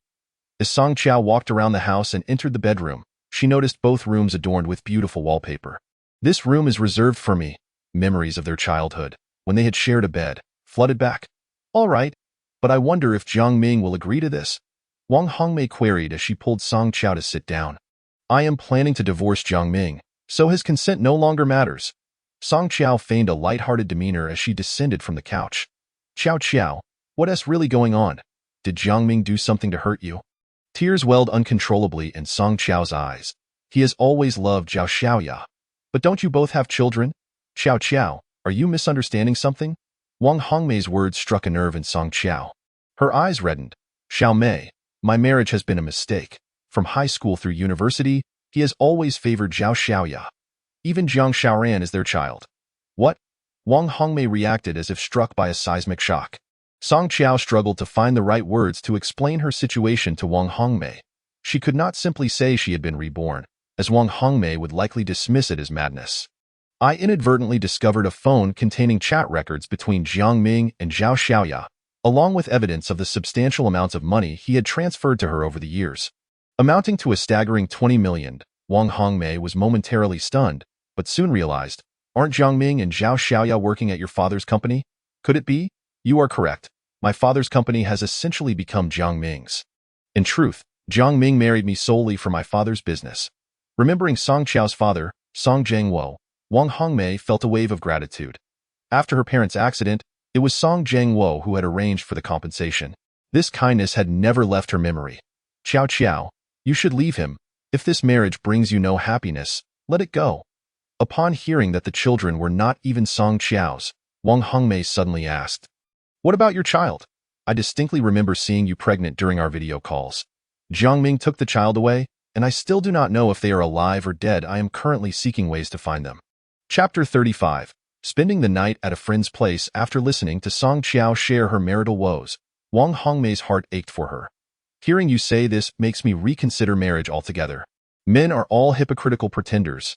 After venting her frustrations to Wang Hongmei, Song Qiao felt a bit lighter. Xiao Mei, I don't want to leave tonight. I wish to stay here with you. Wang Hongmei looked up in surprise. Really?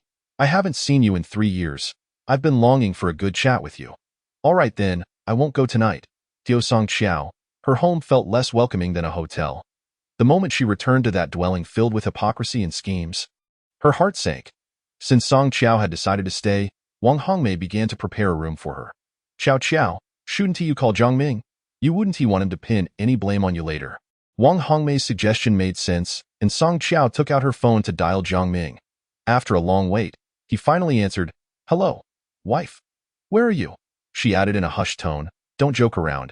Hearing the sounds of Zhang Ming engaging in questionable activities on the other end, along with the presence of someone else enticing him, sent a wave of anger through her. I'm out, still having dinner. I'll be home soon. The voice on the other end finally ceased, allowing Song Qiao to ask, Where are you eating? Why is it taking so long? Ran is with me. I had a few drinks with friends tonight, so it's a bit late. Don't worry. I'll bring her home shortly. Zhang Ming's vague responses made it clear he was at a hotel. Song Qiao felt an urge to berate him, wondering how they could behave so shamelessly in front of their 5-year-old daughter. How would she explain this to the child? But upon reflection, that was their daughter. And it was none of her business. I called to let you know that I'm staying at Hongmei's place tonight. Upon hearing this, Zhang Ming feigned interest. Wang Hongmei is back. To prevent Zhang Ming from tarnishing Song Qiao's reputation, Wang Hongmei, who was tidying up nearby, quickly interjected. I'm back. You can trust me to take care of Qiao Qiao. Then you should stay there. You two have a good chat. After ending the call with Zhang Ming, Song Qiao joined Wang Hongmei in the bedroom, where they both lay down on the bed. She shared her experiences of living under her aunt's roof, feeling like a guest in her own life. Xiao Mei, I admit my aunt treated me well, but everyone else in that house treated me like an outsider. When I went to college, I began to live in a dormitory. The money I spent all these years came from the compensation my Uncle Song secured for me after my parents' accident. If Wang Hongmei hadn't revealed this, Song Qiao would have remained unaware of the hardships her friend endured while abroad. Sitting up, Song Qiao embraced her. From now on, don't go anywhere. Stay here, and I'll take care of you. Wang Hongmei nodded. Song Qiao had resolved that upon returning to her father's company, she would work diligently to ensure a better life for Wang Hongmei. Xiao Mei, I plan to return to my father's company. Would you consider joining me? Wang Hongmei pondered for a moment. My major is in psychological counseling. What could I do at a company? Song Qiao thought for a moment before responding. That's fine. I support whatever you wish to pursue. I want to open my own psychological counseling practice as long as she had a goal. Song Qiao nodded. All right. If you need funding, I'll help you. With that, Song Qiao retrieved her phone, typed a few commands, and looked up at Wang Hongmei. I've transferred 100,000 to you as your startup funds. In her previous life, Wang Hongmei had nearly lost her life due to Zhang Ming's actions while trying to help Song Qiao. In this life, she was determined to ensure her friend found happiness. Wang Hongmei took the phone, looking up at Song Qiao. How did you know I needed this money? I guessed. Song Qiao smiled and said that the two of them lay on the bed, planning for the future when Song Qiao would be divorced, and they would enjoy the blissful days of being single together. Where should we travel first? How about Inner Mongolia? Song Qiao expressed her fondness for the snowy grasslands, the solitary smoke of the vast desert, and the countless cattle and sheep grazing on the grass, resembling beautiful flowers scattered upon a green carpet. Excellent. Let us venture to Inner Mongolia next spring. They envisioned many delightful experiences, along with the joy that being single would bring them. Qiao Qiao, are you truly not getting married? Song Qiao, lying on the bed and gazing at the ceiling, replied, I have been deeply wounded by love. So I will not marry, but I heard that Lu Mingxian has been single for years. Could it be that he has always held you in his heart? Wang Hongmei's words reminded her of their dinner together that evening. His being single may stem from other reasons, not necessarily because of me. Oh, right? He knows about my affair with Zhang Ming. Wang Hongmei looked at Song Qiao with a curious expression. I knew it. He has always been concerned about you. It's not as you think. I happened to run into him at the hospital, where he told me he saw Zhang Ming with another woman, so I conveyed my thoughts to him. After pondering for a moment about visiting Zhou Cheng, Song Qiao deliberated and ultimately decided she wanted him to accompany her. She feared that delaying could hinder her chances of finding her child, so she prioritized this matter. Qiao Qiao, I sense that Lu Mingxian is waiting for you. Upon hearing Wang Hongmei's words, Song Qiao denied. How could that be? The two continued their conversation until fatigue overtook them, leading them to separate for showers and sleep. The next morning, Song Qiao rose early, eager to check if Jiang Ming had left. If he had, she planned to head to Zhouqing. After bidding farewell to Wang Hongmei, she returned home. However, upon entering, she sensed an unusual atmosphere. There was a distinct scent of intimacy in the air, to which she was particularly attuned. Entering the bedroom, she noticed the disheveled bedding and realized Jiang Ming was nowhere to be found. She then ventured into Jiang Xiaoran's room, finding her still asleep. Taking out her phone, she dialed Jiang Ming's number. When he answered, his voice was hushed. "Shh, don't speak." "Jiang Ming, where have you been?" Song Qiao inquired. Suppressing her anger, "I went downstairs to buy breakfast. I will be home shortly." His tone revealed a hint of panic, causing Song Qiao to furrow her brow, wondering if Zhao Xiaoya had spent the night there. Suddenly, a wave of nausea washed over her. Entering the bathroom, she indeed found a used small umbrella in the trash bin. Song Qiao's patience had reached its limit. This was her home, and Jiang Ming should not have brought Zhao Xiaoya to sleep in her bed. "Jiang Ming, hurry back. I have something to ask you," she warned him over the phone before ending the call. Suddenly, she recalled the miniature camera Lu Mingxian had given her. She took it out and, following his instructions, placed it inside a pot of green radish. She hadn't yet obtained evidence of their affair, and this could be the opportunity she needed. After contemplating, she returned to the bedroom to find a suitable hiding spot. Seeing a hole on the lamp, she tucked it inside perfectly. If Jiang Ming were to bring Zhao Xiaoya back, this would serve as evidence of his infidelity. After a short while, Jiang Ming returned upstairs with breakfast. "Darling, I've brought breakfast." Song Qiao glanced at the food in his hands. "Where did you buy this breakfast?" "You took quite some time. Just from the breakfast shop downstairs. It was especially crowded today, and I had to wait in a long line. I was going to wake Xiaoran for breakfast before heading back to my hometown." Song Qiao snorted coldly. She was aware that the breakfast shop was busy during weekdays, but not on weekends. However, she chose not to confront him.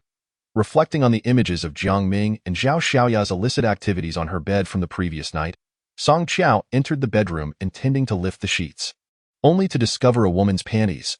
"Jiang Ming, come here." Zhao Xiaoya was openly declaring war against her. "What is it?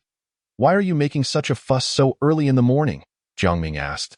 Bewildered, his gaze fell upon the items on the bed, rendering him speechless. "Aren't these yours?"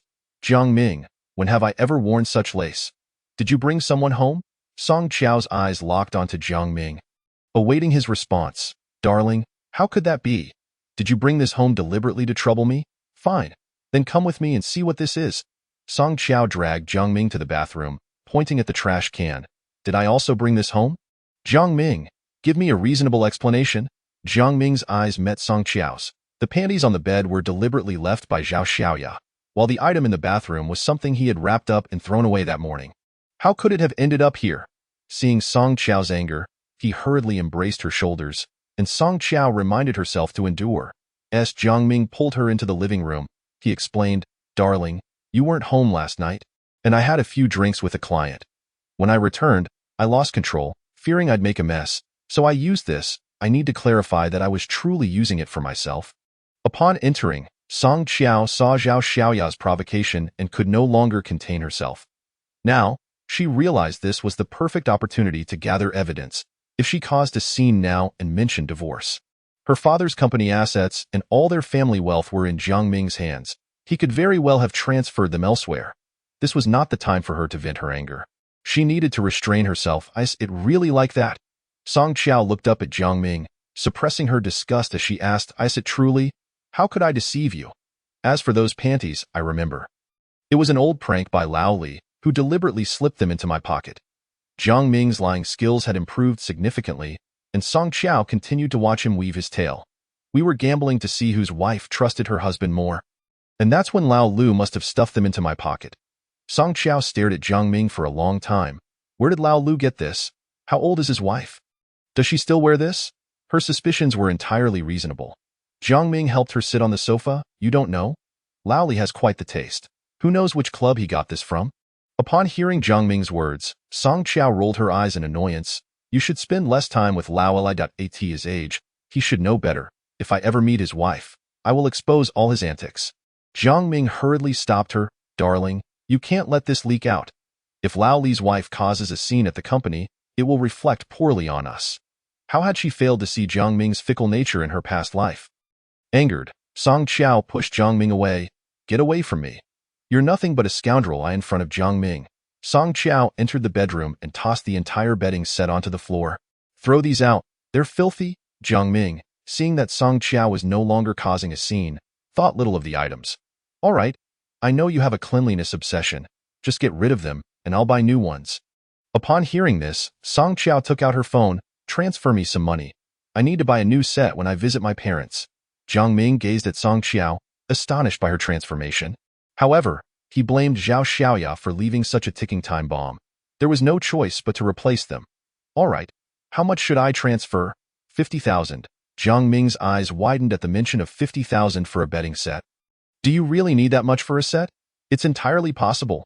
The ones I buy will be better than the originals, and 50,000 may not even suffice. Jiang Ming reluctantly transferred 50,000 to Song Qiao.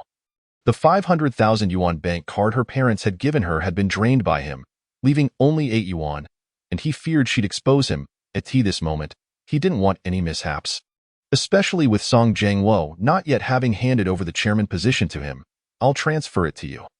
After Jiang Ming sent the money, he called Zhang Xiaoran from under the covers, dragging her to the dining room while trying to coax her into eating quickly so they could leave. After breakfast, Song Qiao saw Jiang Ming helping Zhang Xiaoran put on her coat and quickly reminded him, when you go downstairs, take this and toss it in the trash. Jiang Ming, eager to dispel Song Qiao's suspicions, promptly agreed. Understood. Carrying the bedding and trash bag, he took Zhang Xiaoran downstairs while Song Qiao tidied up the house. She disinfected the entire room, opened the windows for ventilation, and as the lights dimmed, her phone rang. Noticing it was Lu Mingxuan's number, she answered. Hello, Mingxian. Qiao, I'm all set. When are we departing? Song Qiao had already decided that finding her child was of utmost importance. Since Lu Mingxian was familiar with Zhou Cheng, she thought for a moment and replied, in half an hour, wait for me at the hospital entrance. I'll drive over to pick you up. Having just bought a car, she wanted to take it for a spin and decided to drive to Zhou Cheng herself. Half an hour later, at Jiangqing Hospital's entrance, Song Qiao parked beside Lu Mingxian and rolled down the window. Get in. Lu Mingxian glanced at her and suggested, let me drive. Zhou Cheng is far, and you're not familiar with the route. After considering it for a moment, Song Qiao exited the car. All right, you drive then. This car was indeed a sports model, allowing the windscreen to be raised in summer and lowered in winter. Lu Mingxian took the driver's seat and skillfully began operating the vehicle. Song Qiao glanced at him. You seem quite familiar with this car. I used to have one, and my friend possesses a vehicle of this particular type, and I have had the opportunity to drive it. In fact, Song Qiao is still unaware that Lu Mingxian has a penchant for collecting cars. His household is adorned with several luxury automobiles, including a model he acquired several years ago. Does your friend also own such a vehicle? What is his profession? An acquaintance abroad. He is a businessman. Lu Mingxian elaborated, one hand resting on the steering wheel as he glanced back at Song Qiao. I apologize for my parents' behavior towards you last night. Song Qiao smiled lightly. It's nothing. I am not concerned about any misunderstandings from your parents, Lu Mingxian. Once I locate my child, I believe it would be prudent for us to maintain our distance to avoid any potential misinterpretations. Misunderstanding? Am I afraid of their misconceptions? Did we not agree yesterday that, following your divorce, you would grant me another chance? Lu Mingxuan's anxiety was palpable, his demeanor and tone notably grave. The words exchanged yesterday no longer hold weight. You and I are ill-suited for one another. I have been married and have a child. Your parents would undoubtedly oppose our union. Lu Mingxian fell silent, and after about 10 minutes, he turned to look at Song Qiao. I have made my decision. From this moment forth, I will pursue you. Taken aback by his declaration, Song Qiao, after regaining her composure, replied, I am not yet divorced. Is it appropriate for you to pursue me? Then wait until you are divorced. Regardless, I shall not allow you to leave me again. Chapter 037. The screensaver on his phone. Lu Mingxian, please stop fooling around.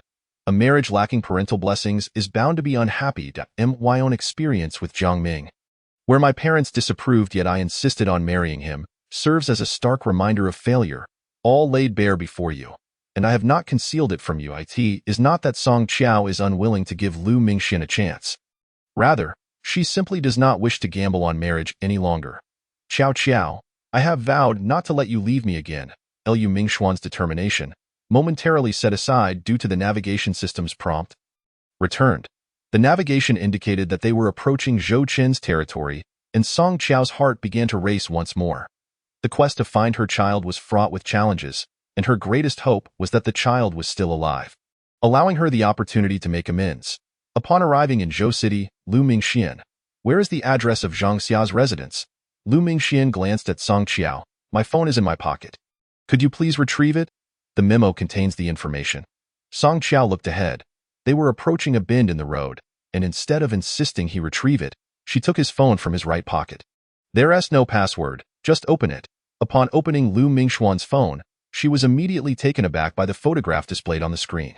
The image captured during a spring sports event in high school showed her with a slightly flushed face, clad in her school uniform, with a high ponytail, exuding the essence of youthful beauty, brandishing a cheer stick. "When did you take this? Why didn't you tell me?" Lu Mingxian responded. "I secretly captured that at the sports meet. I have used this screensaver all these years without change. Xiao Qiao, in my heart, you remain that intelligent, kind, and generous girl, unmatched by anyone else." To further win over Song Qiao, Lu Mingxian continued, "During my years abroad, I tried, but no girl could occupy the space in my heart that has always belonged to you." Song Qiao lowered her gaze, remaining silent, reflecting on the injustices she had inflicted upon Lu Mingxian in high school. Filled with regret, after some contemplation, she opened the memo on his phone. Zhou City, Jinquan Town, Hospital Family Compound, number 78. Reading it aloud, Lu Mingxian memorized the address, entering it into the navigation system while simultaneously cautioning, "Once we return, remember to delete this from the car.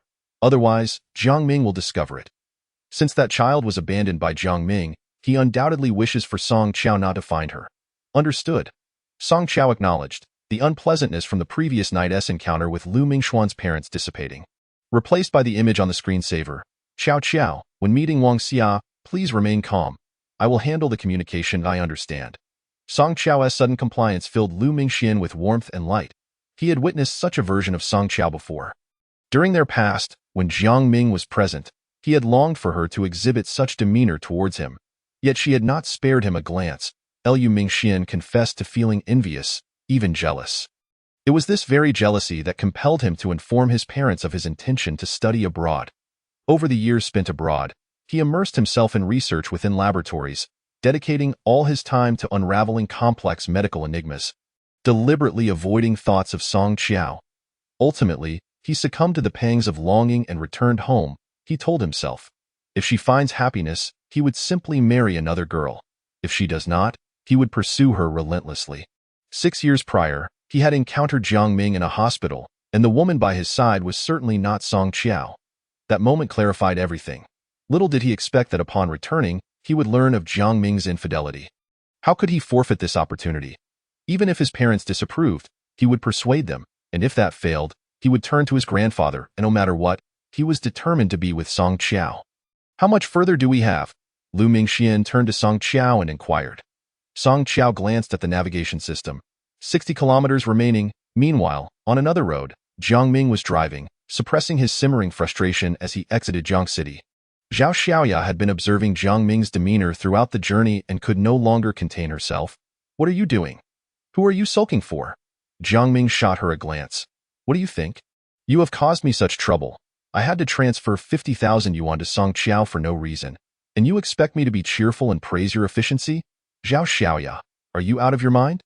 Upon hearing that Jiang Ming had transferred money to Song Qiao, Zhao Xiaoya exploded. "Did I not inform you? The money you possess belongs to us. Why did you transfer it to her? Is it not your fault for leaving that behind in bed? Were you not trying to inform Song Qiao that I have someone else, hoping to provoke her into a confrontation and a divorce? Zhao Xiaoya, can one divorce at such a time? Have you lost your senses?" Zhao Xiaoya glanced at Zhang Xiaoran, who was playing with her toys. "Was it not you who bought her a car yesterday? I felt wronged and merely wished to teach her a lesson." Jiang Ming abruptly halted the car by the roadside and turned to Zhao Xiaoya. "This is not teaching her a lesson. It is punishing me. Furthermore, I distinctly disposed of the items in the bathroom trash bin. How did they find their way back?" Zhao Xiaoya looked up at Jiang Ming, feigning indifference. Did she see that too?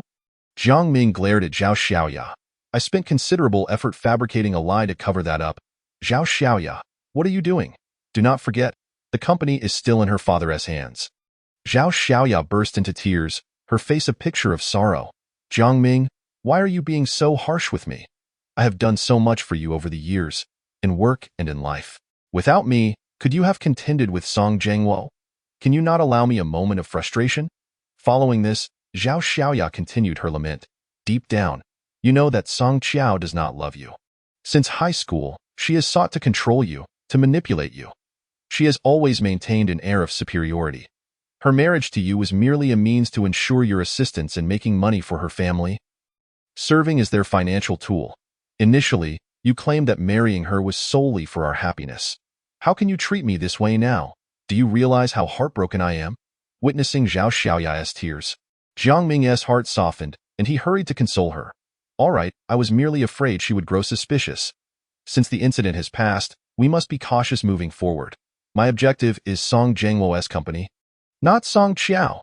Zhao Xiaoya wiped her tears and remarked, that old fool is already being sidelined by you. The financial power lies in your hands. One day, create an opportunity to eliminate him, and I shall take care of Song Qiao.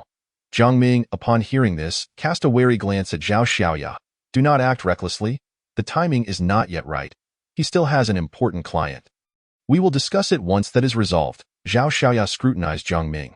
Are you referring to Song Jiangwo's comrade, Wang Dajiang? Perhaps you should arrange for a woman to silence him? Jiang Ming turned to Zhao Xiaoya. Your suggestion has merit. I must ponder how to ensnare him in the web of my carefully arranged seduction. Chapter 038. Pursuit and Discovery of the Real Person. When Song Qiao and Lu Mingxian arrived at Jingquan Town in Zhou City, it was already 11 in the morning. Qiao, are you hungry? Shall we find a place to eat first before seeking out Wang Xia? Lu Mingxian observed Song Qiao's frail figure. Song Qiao checked the time. Considering her residence, it is likely that Wang Xia is a nurse at this town's hospital. Otherwise, she would not reside in the hospital's family compound. We should reach her before her shift ends. I'm not hungry right now. We can eat later. Lu Mingxian nodded in agreement with Song Qiao's plan. If Wang Xia is indeed a nurse at the town hospital, we can go directly to the hospital to find her. However, I think it prudent to give her a chance first and visit her home. If she is uncooperative, we can then seek her out at work. Lu Mingxian turned to Song Qiao. After her treatment of you, you still consider her? As long as she can assist me in locating my daughter, I shall offer her a chance. After all, she was also manipulated 5 years ago. The masterminds are Jiang Ming and Zhao Xiaoya. And Song Qiao is fully aware. Very well then, let us proceed as you suggest and visit her home first. Song Qiao glanced at the navigation device. The family quarters of the hospital are just ahead. Let us first seek out Wang Xia. She should be getting off work and heading home. All right, Lu Mingxian concurred with Song Qiao's suggestion. He now realized that the once submissive Song Qiao, who always obeyed Jiang Ming, had transformed into an independent individual with her own thoughts. The two drove directly to the entrance of the courtyard, where a barrier stood at the gate. Lu Mingxian halted the vehicle. I'll go ask. No, let me handle it, Song Qiao responded, casting a glance at Lu Mingxian. She opened the car door and stepped outside. Perhaps due to the sight of the luxury car, the security guard, noticing Song Qiao's approach, greeted her with a somewhat warm tone. Whom are you looking for? We are looking for Wang Xia. To ensure clarity, Song Qiao elaborated. She is from Jiangsheng. We are her fellow townsfolk and have come to discuss a matter with her. Which unit does she reside in? The guard, detecting a flaw in Song Qiao's statement, became slightly distant in his tone. You can call her and ask her to come out. We did call, but her phone is unanswered, so we came here directly, Song Qiao replied. The guard's gaze shifted back to the luxury vehicle, wary of the implications of denying entry, and after a moment, he nodded. Please wait a moment. I will check for you. Hearing this, Song Qiao expressed her gratitude. Thank you, sir. The guard entered the security booth and returned shortly. The Wang Xia you mentioned seems to be in Building 3, Room 507. Thank you. After thanking him, Song Qiao returned to the car, where Lu Mingxian eagerly inquired, which building? Building 3, Room 507. This building was only 5 stories tall, constructed several years ago without an elevator. As the security guard raised the barrier, Lu Mingxian drove in and found a parking space. He opened the car door, and Song Qiao stepped out. Let us go. That building appears to be Building 3. Upon approaching, they confirmed it was indeed Building 3. Unable to contain her anticipation, Song Qiao rushed into the corridor, with Lu Mingxian closely following. Upon reaching the 3rd floor, Song Qiao began to feel slightly breathless. Liu Mingxian extended his hand. Let me help you. After a glance, Song Qiao accepted his assistance, making her ascent much easier. The body has its memories. Having lived on the second floor, she found climbing beyond that to be laborious. Arriving at the door of room 507, Liu Mingxian knocked, but there was no response, so he knocked again. Standing at the door, Song Qiao felt a mix of nervousness and anticipation for the appearance of the occupant. It seems no one is home, Liu Mingxian remarked, glancing back at Song Qiao. Just then, voices of a woman and a child echoed from the staircase. Have you had any exams recently? Yes, I had one today. What did you score? Chinese 95. Math 100. Upon hearing this, Song Qiao and Liu Mingxian exchanged glances. Though they could not see the speakers, Song Qiao had a strong premonition that the woman speaking was Wang Xia.as. The footsteps ascended. Liu Mingxian urged Song Qiao to follow him up to the next half landing. What are you doing? If we go any higher, we'll reach the attic, Song Qiao inquired. Sure, keep your voice down. What if she sees us? What if we have to retreat? Liu Mingxuan's reasoning struck a chord with Song Qiao, and they quietly concealed themselves on the attic stairs, waiting for the adults and child to pass by. Indeed, a mother and son ascended. The woman appeared to be in her 30s, while the boy looked around 10 years old, both engaged in conversation as they climbed. Perhaps preoccupied with her son, the woman reached the door and retrieved her keys to unlock the security door. The boy, focused on boasting about his grades, was oblivious to Song Qiao and Liu Mingxian's presence above. Once they entered the apartment, Liu Mingxian quickly descended, straightening his back. I'm exhausted. The attic was less than 5 meters high, and at his height of 1.8 meters, bending down was indeed uncomfortable. Song Qiao, too, after descending, adjusted her waist and glanced at Liu Mingxian.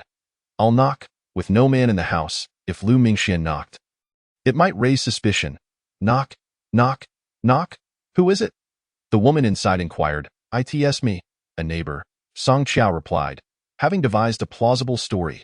Wang Xia lived on the 5th floor, and with so many neighbors from the 1st to the 5th floor, she could not be certain of anyone's identity. As expected, the door opened, and upon seeing Song Qiao and Liu Mingxian, Wang Xia's demeanor shifted to one of suspicion.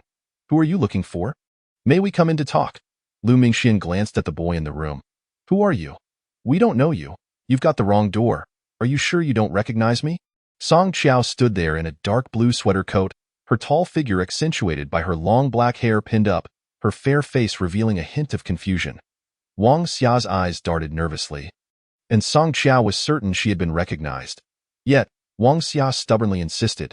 I don't know you. You have the wrong door. Is that so? I think it's best we discuss this inside. Otherwise, the neighbors might hear, and it would not be good at tea this moment. Wang Xia's son peeked out, asking, Mom, who are they? After hiding for so many years, Wang Xia had finally been found. They are old friends of your mother. Dear, go to your room and enjoy some snacks, Wang Xia instructed, ushering her son away and stepping back from the entrance. Come in. Wang Xia, why have we come here? You should know. We tried calling you. But you didn't answer, so we had to come here. Wang Xia's eyes averted as she responded. If there is something to discuss, let us do it inside. Once inside, Wang Xia gestured for them to sit. Please? Have a seat. After a brief pause, Wang Xia composed herself and looked at Song Qiao. What do you need to discuss? Wang Xia, do you truly not recognize me? Wang Xia remained silent, lowering her gaze. Since we have come all this way, you need not hide any longer. I simply wish to know where you have taken my daughter. Wang Xia attempted a final deflection, looking up at the two. I don't understand what you're talking about. How would I know about your daughter? You must be mistaken. Liu Mingxian could no longer contain himself. Wang Xia, on May 20th, 5 years ago, you were a nurse in the obstetrics department at Huaxia Hospital in Jiangcheng.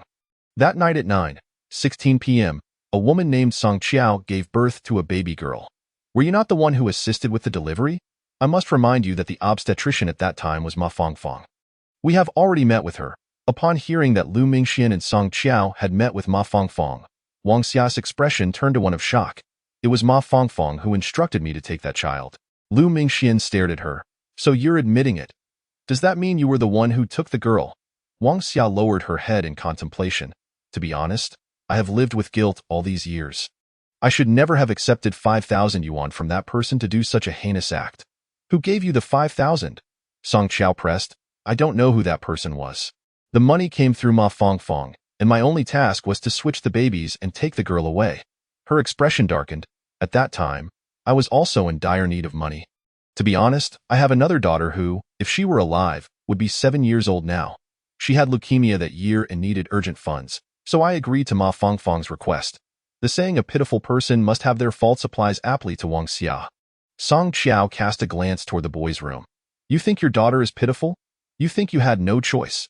Do you realize that for all these years, I have raised someone else's child while my daughter was taken from me?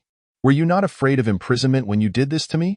Wang Xia sat there, drenched in cold sweat on that winter day, continuously wiping her brow. Suddenly, she slid from the sofa to the floor, kneeling with a thud. I beg for your forgiveness. My son must not be implicated because of me. If I go to jail, what will happen to him? I would ruin his future.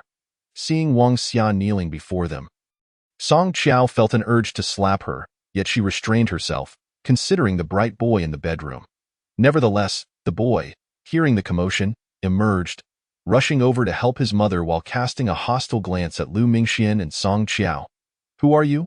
I am calling my dad right now to come and deal with you.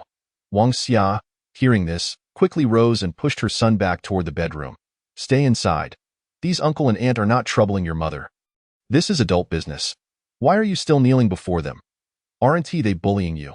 The boy, astute for his age, mistakenly perceived the situation as Song Qiao and Lu Mingxian being the aggressors. Son, no, you go inside. Don't let your father know about this. After saying this, Wang Xia ushered her son into the bedroom. Upon Wang Xia's return to the living room, Song Qiao, her eyes filled with resentment, demanded, Where have you taken my daughter? If you can help me find her, I may consider not pursuing your responsibility. Song Qiao could wait no longer. The immediate priority was to locate her child. Hearing Song Qiao's assurance not to hold her accountable, hope flickered in Wang Xia's eyes. They instructed me to take the child to the west side of the city, to the garbage dump, and leave her in the refuse. Song Qiao closed her eyes, reflecting on the man she had married against her parents' wishes, the biological father of her child. How callous must one be to take a life?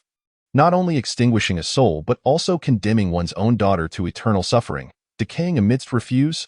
Lu Mingxian, witnessing Song Qiao's distress, approached her and offered a comforting embrace. Qiao Qiao, please try to remain calm. Wang Xia, do you realize you have committed murder? The mere sum of 5,000 yuan has led you to forsake your conscience, taking the life of an innocent child. Do you even deserve the title of a mother? Do you still consider yourself human? Wang Xia wept, casting a furtive glance toward her son's bedroom. Suddenly, Song Qiao stood, confronting her. Your child is a child, but what of my daughter? Did you think of her fate when you discarded her like refuse? Did you ponder that your actions rendered you lower than a beast? Wang Xia, overwhelmed, fell to her knees, exclaiming, I am not human. I truly regret my actions. That 5,000 yuan could not buy back my daughter's life. This is my retribution, she sobbed, pleading, I beg you, do not send me to prison. As she uttered these words, Wang Xia began to bow repeatedly, the sound striking at Song Qiao's heart. Return my daughter to me, and I shall not pursue your culpability, Song Qiao said, her eyes filled with resentment. Are your words sincere? If your daughter were alive, would you truly let me go? Song Qiao seemed to glimpse a flicker of hope, intently gazing at her. What do you mean by that? I too am a mother. Though I was blinded by greed and took your daughter, I did not cast her into the trash.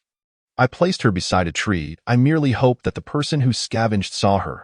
Lu Mingxian seized Wang Xia by her collar. What do you mean by the person who scavenged? Speak clearly. When I left the child by the tree, a man on a tricycle passed by. In my panic, I fled. Does this mean the child still has a chance at life? Song Qiao wept. Are you certain someone passed by at that time? Yes, the child was crying. If that person heard, they would surely have gone to check. From Wang Xia's words, Song Qiao sought to ascertain one more detail. Who was it that gave you 5,000 yuan? Ma Fangfang knows, but I do not.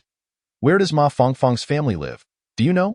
Lu Mingxian seized the opportunity to inquire. Ma Fangfang resigned from the hospital and vanished as if she had evaporated. Some say her son is abroad and she went to find him. Others claim she returned to her hometown. Wang Xia, since you do not wish to face imprisonment or have your son and husband suffer, you must take responsibility for this matter and help us find the child. If you hide away, we will report you. Lu Mingxian fixed his gaze on Wang Xia. I will not flee, as long as you do not pursue my culpability. I am willing to assist you in finding the child. Song Qiao closed her eyes and, upon reopening them, felt a glimmer of hope. As long as the child lived, she would repay those who saved her daughter. In my haste that night, it was too dark for me to see the man's face.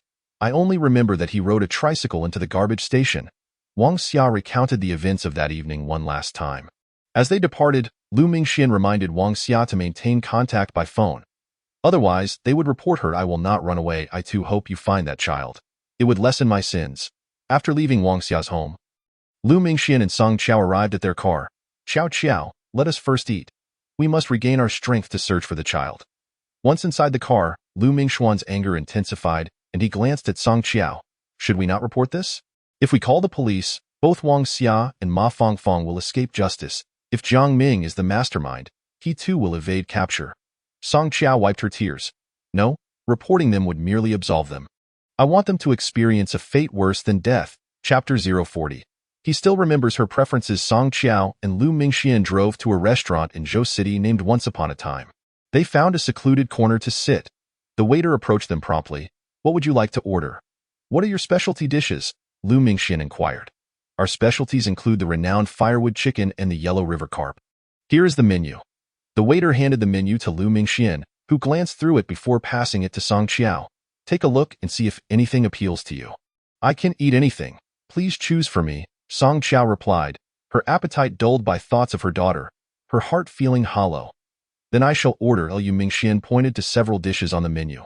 This one, and this one. After ordering 4 dishes, the waiter acknowledged and departed. Qiao Qiao, do not despair. We will surely find the child.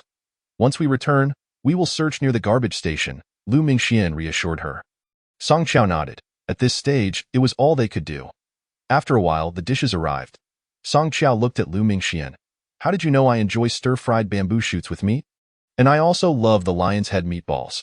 When one cares for another, they naturally pay attention to their preferences, what they like to eat, the colors they wear, and their hobbies are all etched in memory.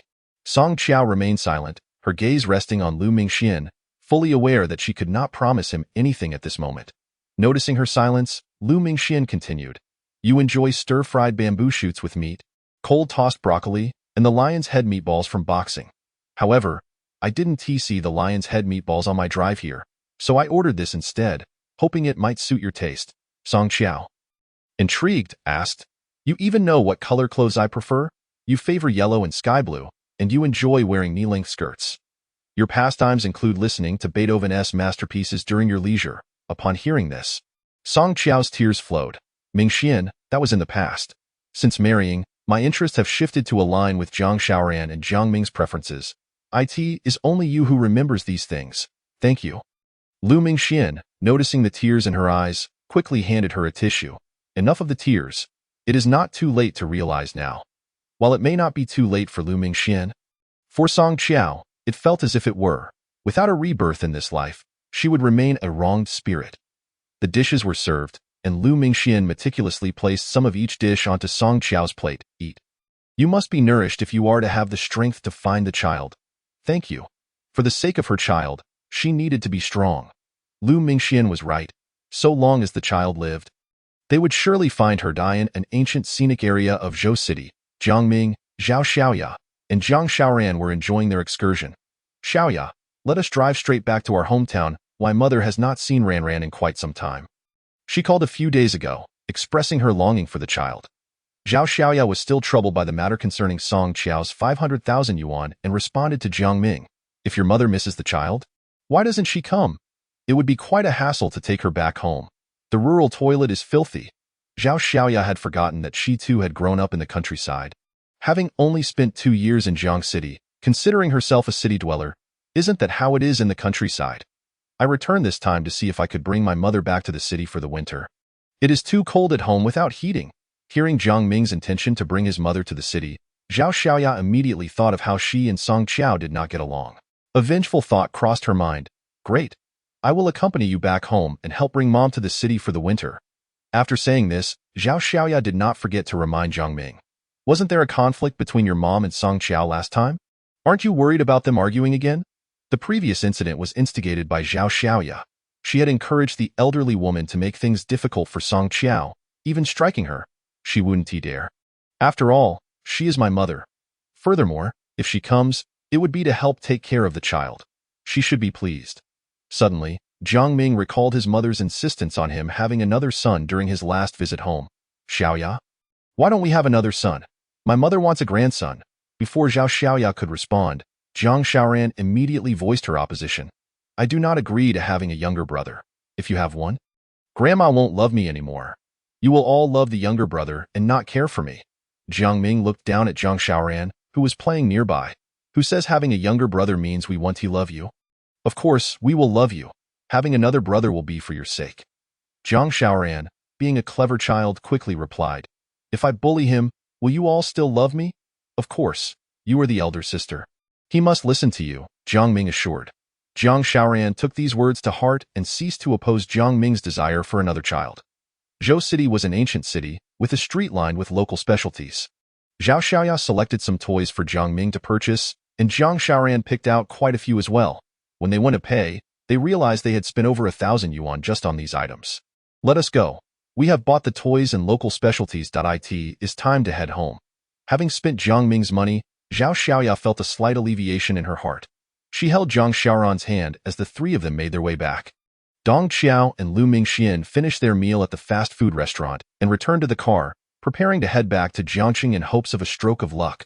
Throughout the journey, Song Qiao pondered the possible scenarios involving that child. Lu Mingxian once again took out his phone and dialed Ma Fangfang's number, only to be met with a message indicating that the number was not in service.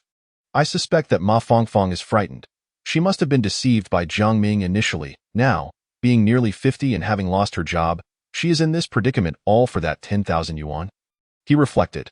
Wang Xia had mentioned that someone behind the scenes had given Ma Fangfang that sum. Where could she possibly go? Has she sought refuge in another hospital? Lu Mingxian lamented, regretting not having reported her disappearance to the police, allowing her to vanish without a trace. Once I return, I will inquire about where her hometown is. After gathering information, we shall go to her hometown to find her. All right, Lu Mingxian replied as he drove the two of them back to Jiangxing. Meanwhile, Jiang Ming took Zhao Xiaoya and Jiang Xiaoran back to his parents' home. Jiang Ming's father had long since passed away, leaving behind only his mother, Zhang Dalan, who lived alone. Ever since Song Qiao had given birth, she had been residing in Jiangxing, returning only to create opportunities for Jiang Ming and Zhao Xiaoya to be together. Upon her return, Zhang Dalan found herself alone at home, missing the comforts of her son's household, where she was cared for. She frequently called her son, discussing her plans to return to Jiangxing.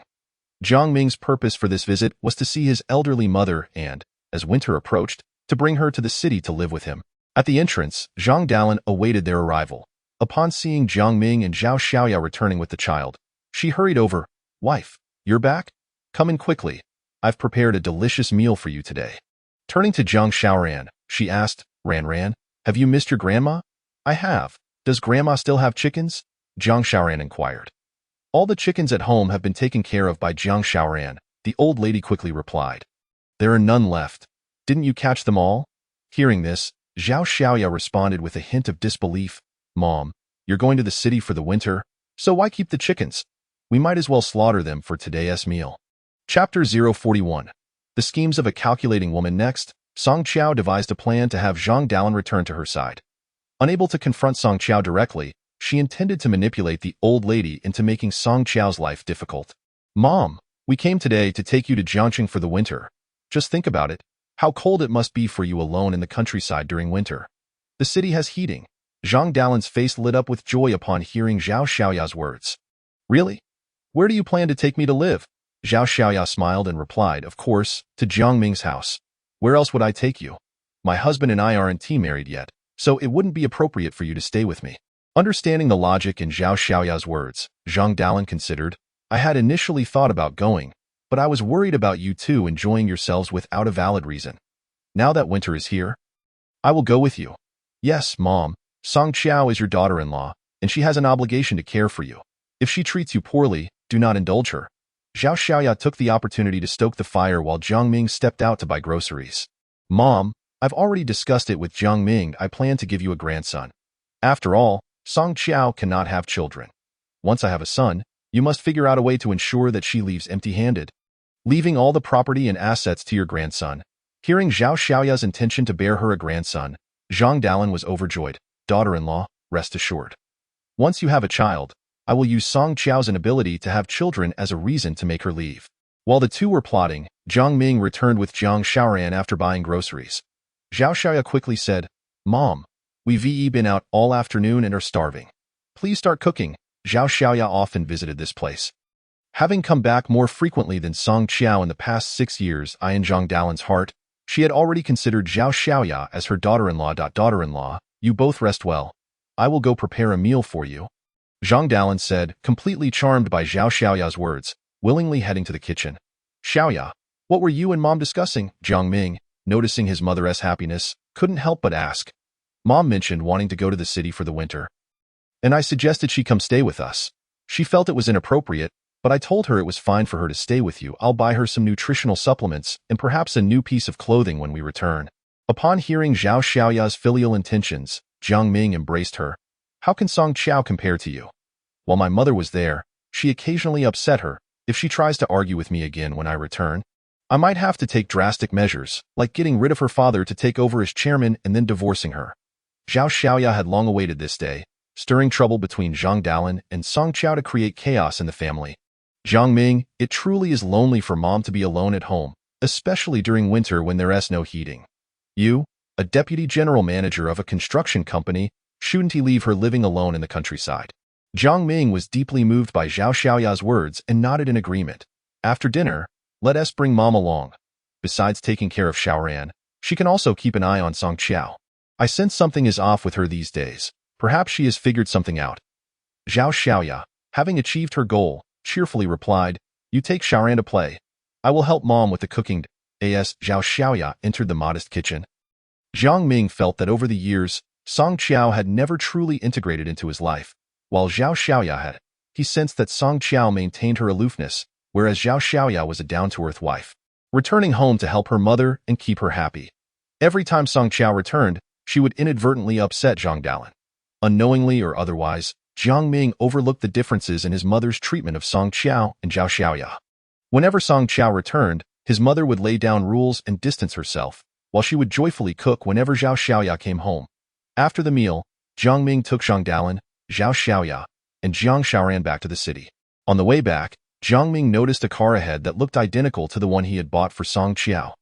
Curious, he attempted to catch up, but after a long pursuit, he could not see the license plate number, and ultimately lost sight of the car. When Song Qiao and Lu Mingxian returned to Jiangcheng, it was still early, around 3:50 in the afternoon. Lu Mingxian glanced at the time and said, Qiao Qiao, shall we go to the vicinity of the garbage dump this afternoon to inquire if anyone has found the child? Upon learning that Zhang Xia had thrown the child near the garbage dump, Song Qiao was eager to return to the city to search.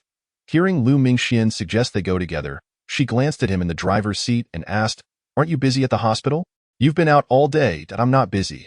I swapped shifts with someone after working the night shift last night, so don't worry. Throughout the journey, Song Qiao hardly spoke, and Lu Mingxian, understanding her concern for the child, decided not to delay and would go to search that very afternoon.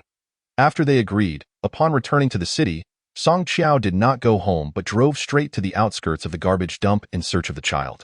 The garbage dump was 20 miles from the city, where all the city's refuse was disposed of. There was a transfer station where the garbage was sorted, with some sent for energy production and others processed as fertilizer. Lu Mingxian parked the car near the dump. Let us walk over. The road is not suitable for vehicles. Having just bought a new car, he feared that if the tires got muddy, Jiang Ming would certainly grow suspicious. If he knew that Song Qiao was searching for her own daughter, he would undoubtedly find a way to prevent it. All right. The garbage dump sprawled across the land, with heaps of refuse resembling small mountains. Thankfully, it was winter. If it were summer, the stench would waft for miles. Despite this, Song Qiao still covered her nose with her hand. After getting out of the car, Lu Mingxian handed her a mask. Put this on? The smell is unbearable. Song Qiao nodded, her heart heavy at the thought of her newborn daughter left in such a place in May. Where did you get this mask? Don't you remember? I am a doctor. How could I not have a mask? Remembering this, Song Qiao nodded. Let us go over there. 5 years ago, her daughter had been abandoned in this very place, and as Song Qiao stood there, She felt as though she could still hear the child's cries, Lu Mingxian. I just can't understand why Jiang Ming's heart is so cruel, to abandon his own flesh and blood? Lu Mingxian embraced her shoulders. Let us find the child first. If we ascertain that he discarded her, we can charge him with abandonment. Wearing a blue mask and dressed in white casual attire, Song Qiao appeared like an angel, though her eyes were filled with sorrow, causing Lu Mingxian to feel a pang of sympathy. He silently stood beside her, offering her protection. The two circled the garbage dump but saw no one. Standing at the entrance, Song Qiao gazed at the heaps of garbage. Lu Mingxian, do you think the child might be buried alive under the refuse, unnoticed? Chapter 042. A new plan. The thought of such a small child lying near the garbage heap brought a chill to Song Qiao's heart. If not found, the garbage truck would come and bury her alive. That won't happen. The child is certainly alive. Don't lose hope. Lu Mingxian was also uncertain, yet he did not wish to witness Song Qiao's heartache and despair. Thus, he continually offered her comfort. Let us go. Let us explore the vicinity and see if anyone resides nearby. Upon observing the absence of people, Lu Mingxian gently reminded Song Qiao. She raised her gaze to survey the surroundings. In such a remote place as this garbage dump, who could possibly live here? Only scavengers venture this far from the city. Upon hearing Song Qiao mention scavengers, Lu Mingxian quickly suggested, is there a recycling station nearby? We could inquire there. Perhaps we might encounter some scavengers who are acquainted with one another and may provide us with leads. Song Qiao found Lu Mingxian's suggestion to be quite reasonable and nodded in agreement. The two then departed from the garbage dump. Let us use the navigation on our phones to locate the nearest recycling station, Lu Mingxian proposed. According to Wang Xia, after she had left her child, a person riding a tricycle had passed through the darkness. This individual must be a scavenger. Anything they collect would require a trip to the recycling station. Lu Mingxian concluded correctly. After exiting the garbage station, Song Qiao searched for nearby recycling stations and indeed found one within a 3-kilometer radius. Let us get in the car and take a look. Upon hearing Lu Mingxian's words, Song Qiao opened the passenger door and entered, as they drove away from the vicinity of the garbage station. Following the navigation, Lu Mingxian parked at an intersection and, upon alighting, noticed a yard cluttered with cardboard boxes and bottles. By this time, the sun had already set, and more people began arriving at the recycling station to sell their items, some arriving on tricycles, while others came in fuel-powered vehicles. Everyone cast suspicious glances at Lu Mingxian and Song Qiao. A slender, dark-skinned man in his 50s quickly alerted the weighing station's owner, Lao Gua, look who has come. It was evident that Lu Mingxian and Song Qiao did not belong to this crowd. The owner emerged from behind a pile of cardboard and inquired, who are you two looking for? Upon hearing this, Lu Mingxian smiled and greeted the owner. Please carry on with your work. We are here to ask this gentleman about something. The thin, dark man stood up, bewildered, and asked, what do you want from me? I don't know you. Sir, I would like to inquire if anyone in your group found a baby girl near the garbage dump 5 years ago. The man glanced at the recycling station owner and replied, no, I haven't heard of anyone finding a child. The owner continued weighing items, seemingly unfazed by Lu Mingxian's inquiry. You might want to check elsewhere. I've never heard of anyone finding a child here. Undeterred, Lu Mingxian queried every individual waiting to sell their recyclables. Excuse me, have you heard of anyone finding a child while scavenging about 5 years ago? He approached a young man driving a fuel-powered tricycle, who appeared to collect a significant amount of waste, with only paper and foam padding visibly loaded atop his rickety vehicle. Why don't you ask someone else? I've only been in this business for a year. I am not familiar with events from 5 years ago, the man replied. Here is my number. If you hear of anyone who found a child, please call me. Song Qiao, who had remained silent until now, stepped forward. I implore you, please help me inquire. 5 years ago, my child was switched, and she was brought to the area near the garbage dump. If any of you hear of someone who found a child, please let us know. I will be most grateful. Song Qiao realized that without offering them some incentive, no one would care about her lost child. They were simply individuals who earned their living through physical labor, their time devoted to selling their finds. Indeed, after her plea, the people in the yard agreed. Give me a number, and I will help you inquire. I cover the whole city collecting recyclables. I will likely know if someone found a child. This was stated by a robust man in his 40s, who appeared physically fit. All right, I will provide you with my contact information. Song Qiao glanced at Lu Mingxian, who promptly tore a page from his notebook and wrote down their phone numbers. I appreciate your efforts. Should I find my child, I will surely reward you handsomely. Everyone noticed the luxury Mercedes parked at the intersection. The mere presence of such a vehicle indicated wealth. All eyes fell upon the phone numbers in their hands, and they acknowledged with a nod as dusk approached. The two were compelled to leave. Once in the car, Song Qiao wore an expression of disappointment. Liu Mingxian observed her and suggested, "Why don't we do this? On Monday, you can start working at your father's company. We can take our time to investigate the child's situation. There's no rush. If the child is still alive, it has been 5 years. She must have been adopted by now." In that moment, every word Liu Mingxian spoke resonated with reason for Song Qiao. "Very well, I have made up my mind. I will go to the construction company on Monday." Additionally, she acknowledged, "Although the company belongs to my father, Jiang Ming and Zhao Xiaoya have been there for 6 years. The staff must be his trusted allies. You need to be cautious once you arrive." Song Qiao understood this point well, but she had resolved to ensure that the control of the company remained firmly in her and her father's hands. "Rest assured, I will make sure Jiang Ming understands that he must relinquish any property he has wrongfully taken from my father's company." Liu Mingxian nodded. "Even though I'm in the hospital, I still have some connections in the business world. If you need my assistance, do not hesitate to call." Having decided to return to work at the company, Song Qiao planned to tidy things up upon returning home, ensuring Zhang Xiaoran was settled before heading directly to the company the next day, catching Jiang Ming and Zhao Xiaoya off guard. After dropping Liu Mingxian off at the hospital, she drove herself home. As she arrived downstairs, Song Qiao's phone rang. Seeing it was Jiang Ming, she responded nonchalantly, "Hello, husband. Where have you been? Why are you still out so late?" Jiang Ming's tone was tinged with complaint. "I've just reached downstairs. I will be home shortly." Song Qiao assured him and parked the car, but her phone rang again. It was her mother. "Mom, Qiao Qiao. Have you returned home? Jiang Ming called me earlier, inquiring about my health check. Are you hiding something from me?" "Nothing to worry about, Mom. Just tell him what I mentioned. I'm almost home," Song Qiao replied. She had previously informed Tao Meiling to tell Jiang Ming that she had gone to the hospital for her checkup. Upon her arrival home, as she opened the door, she was taken aback to find Zhang Dalin there. "What are you doing here? A housewife like you should be at home taking care of your husband and child, not gallivanting around." To avoid alarming the snake, Song Qiao masked her anger and feigned innocence as she looked at Zhang Dalin. "Mom, what brings you here? Had I known you were coming, I wouldn't have gone out." She then turned her gaze to Jiang Ming. "Why didn't you inform me that Mom was coming?" As she beheld the elderly woman seated on the sofa, memories of her sharp tongue and the later addition of her name to the property deed flooded her mind. At that time, she had caused such a ruckus that Jiang Ming could not go to work, prompting Song Qiao to agree to adding both of their names to the deed to avoid putting him in a difficult position. In hindsight, it was a scheme concocted by the two of them, a good cop, bad cop routine that allowed them to deceitfully acquire the house her parents had gifted her, reducing Song Qiao to a servant for their family. "Today, I brought Ranran home. Mom mentioned it was cold at the old house, so I thought I would bring her over. You don't mind, do you?" Jiang Ming's mother stated, clearly pleased with herself. After asking the question, Jiang Ming immediately apologized. "I should have mentioned it to you. My apologies, dear." Zhang Dalin scolded, "Enough with the apologies. I came to stay at my son's house. Do I need to ask for permission?"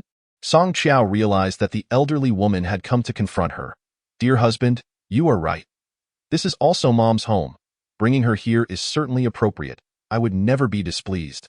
Internally, Song Qiao had cursed the old witch countless times. Considering her a venomous mother-in-law, she would not wait idly for them to bully her. She had returned in this lifetime for revenge. If the old woman had remained in the countryside, it would not have been so convenient to deal with her.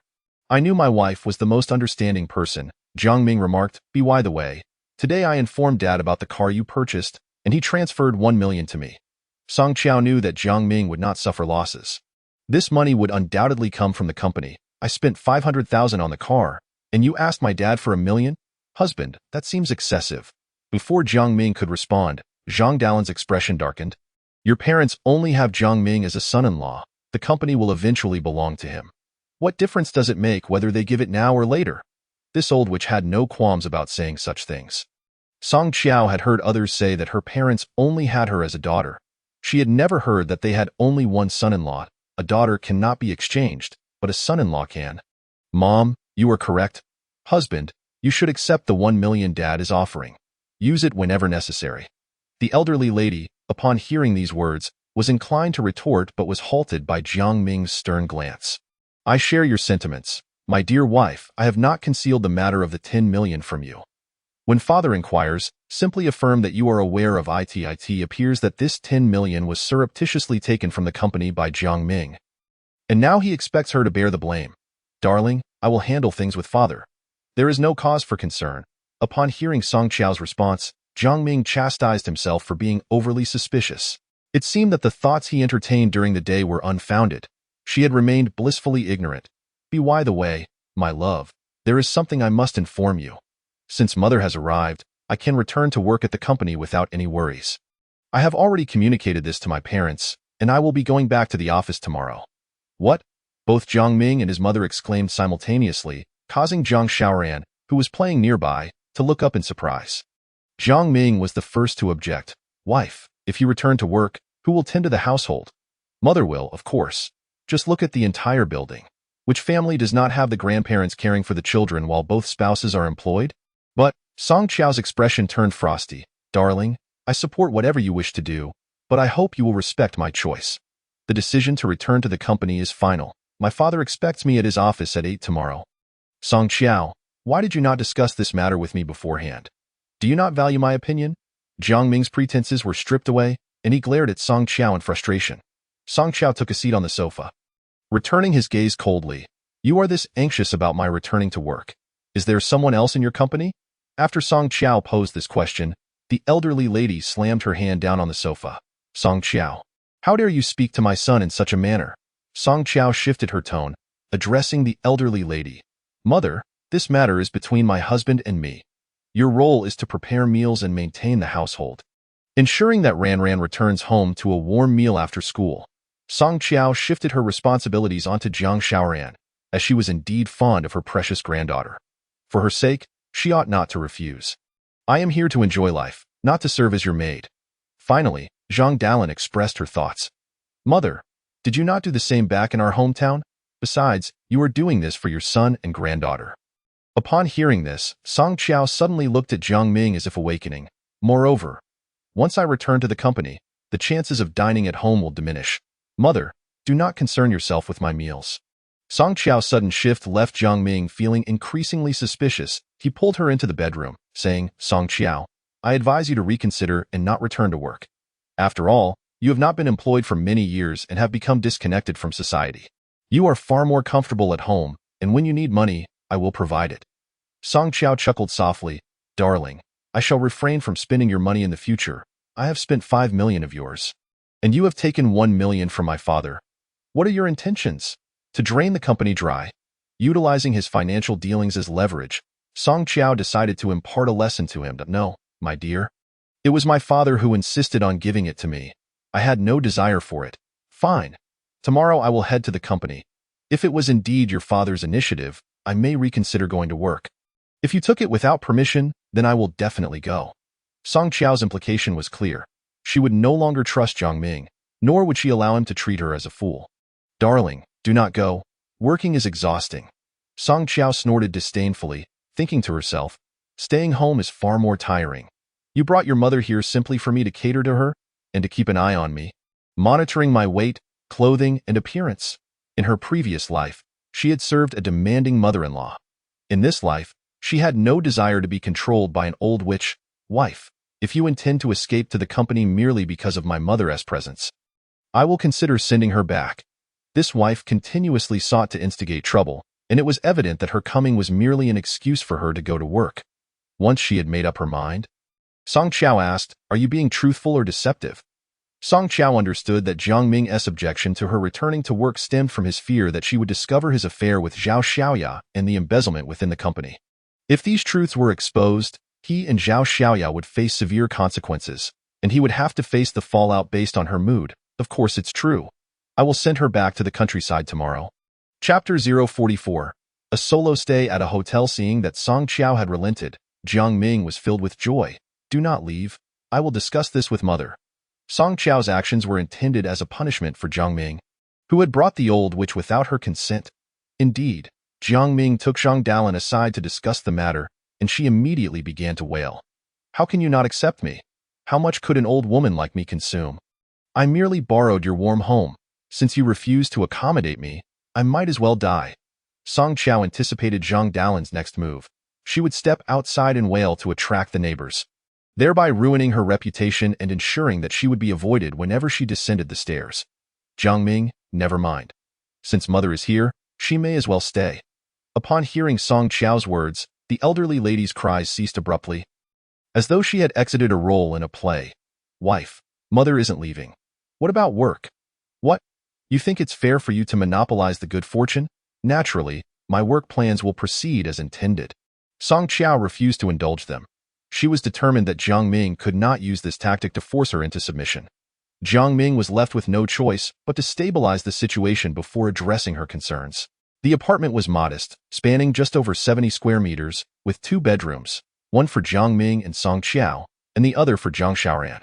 The last time the elderly lady visited, Song Qiao and Jiang Ming had set up a bed on the balcony, partitioned by a curtain.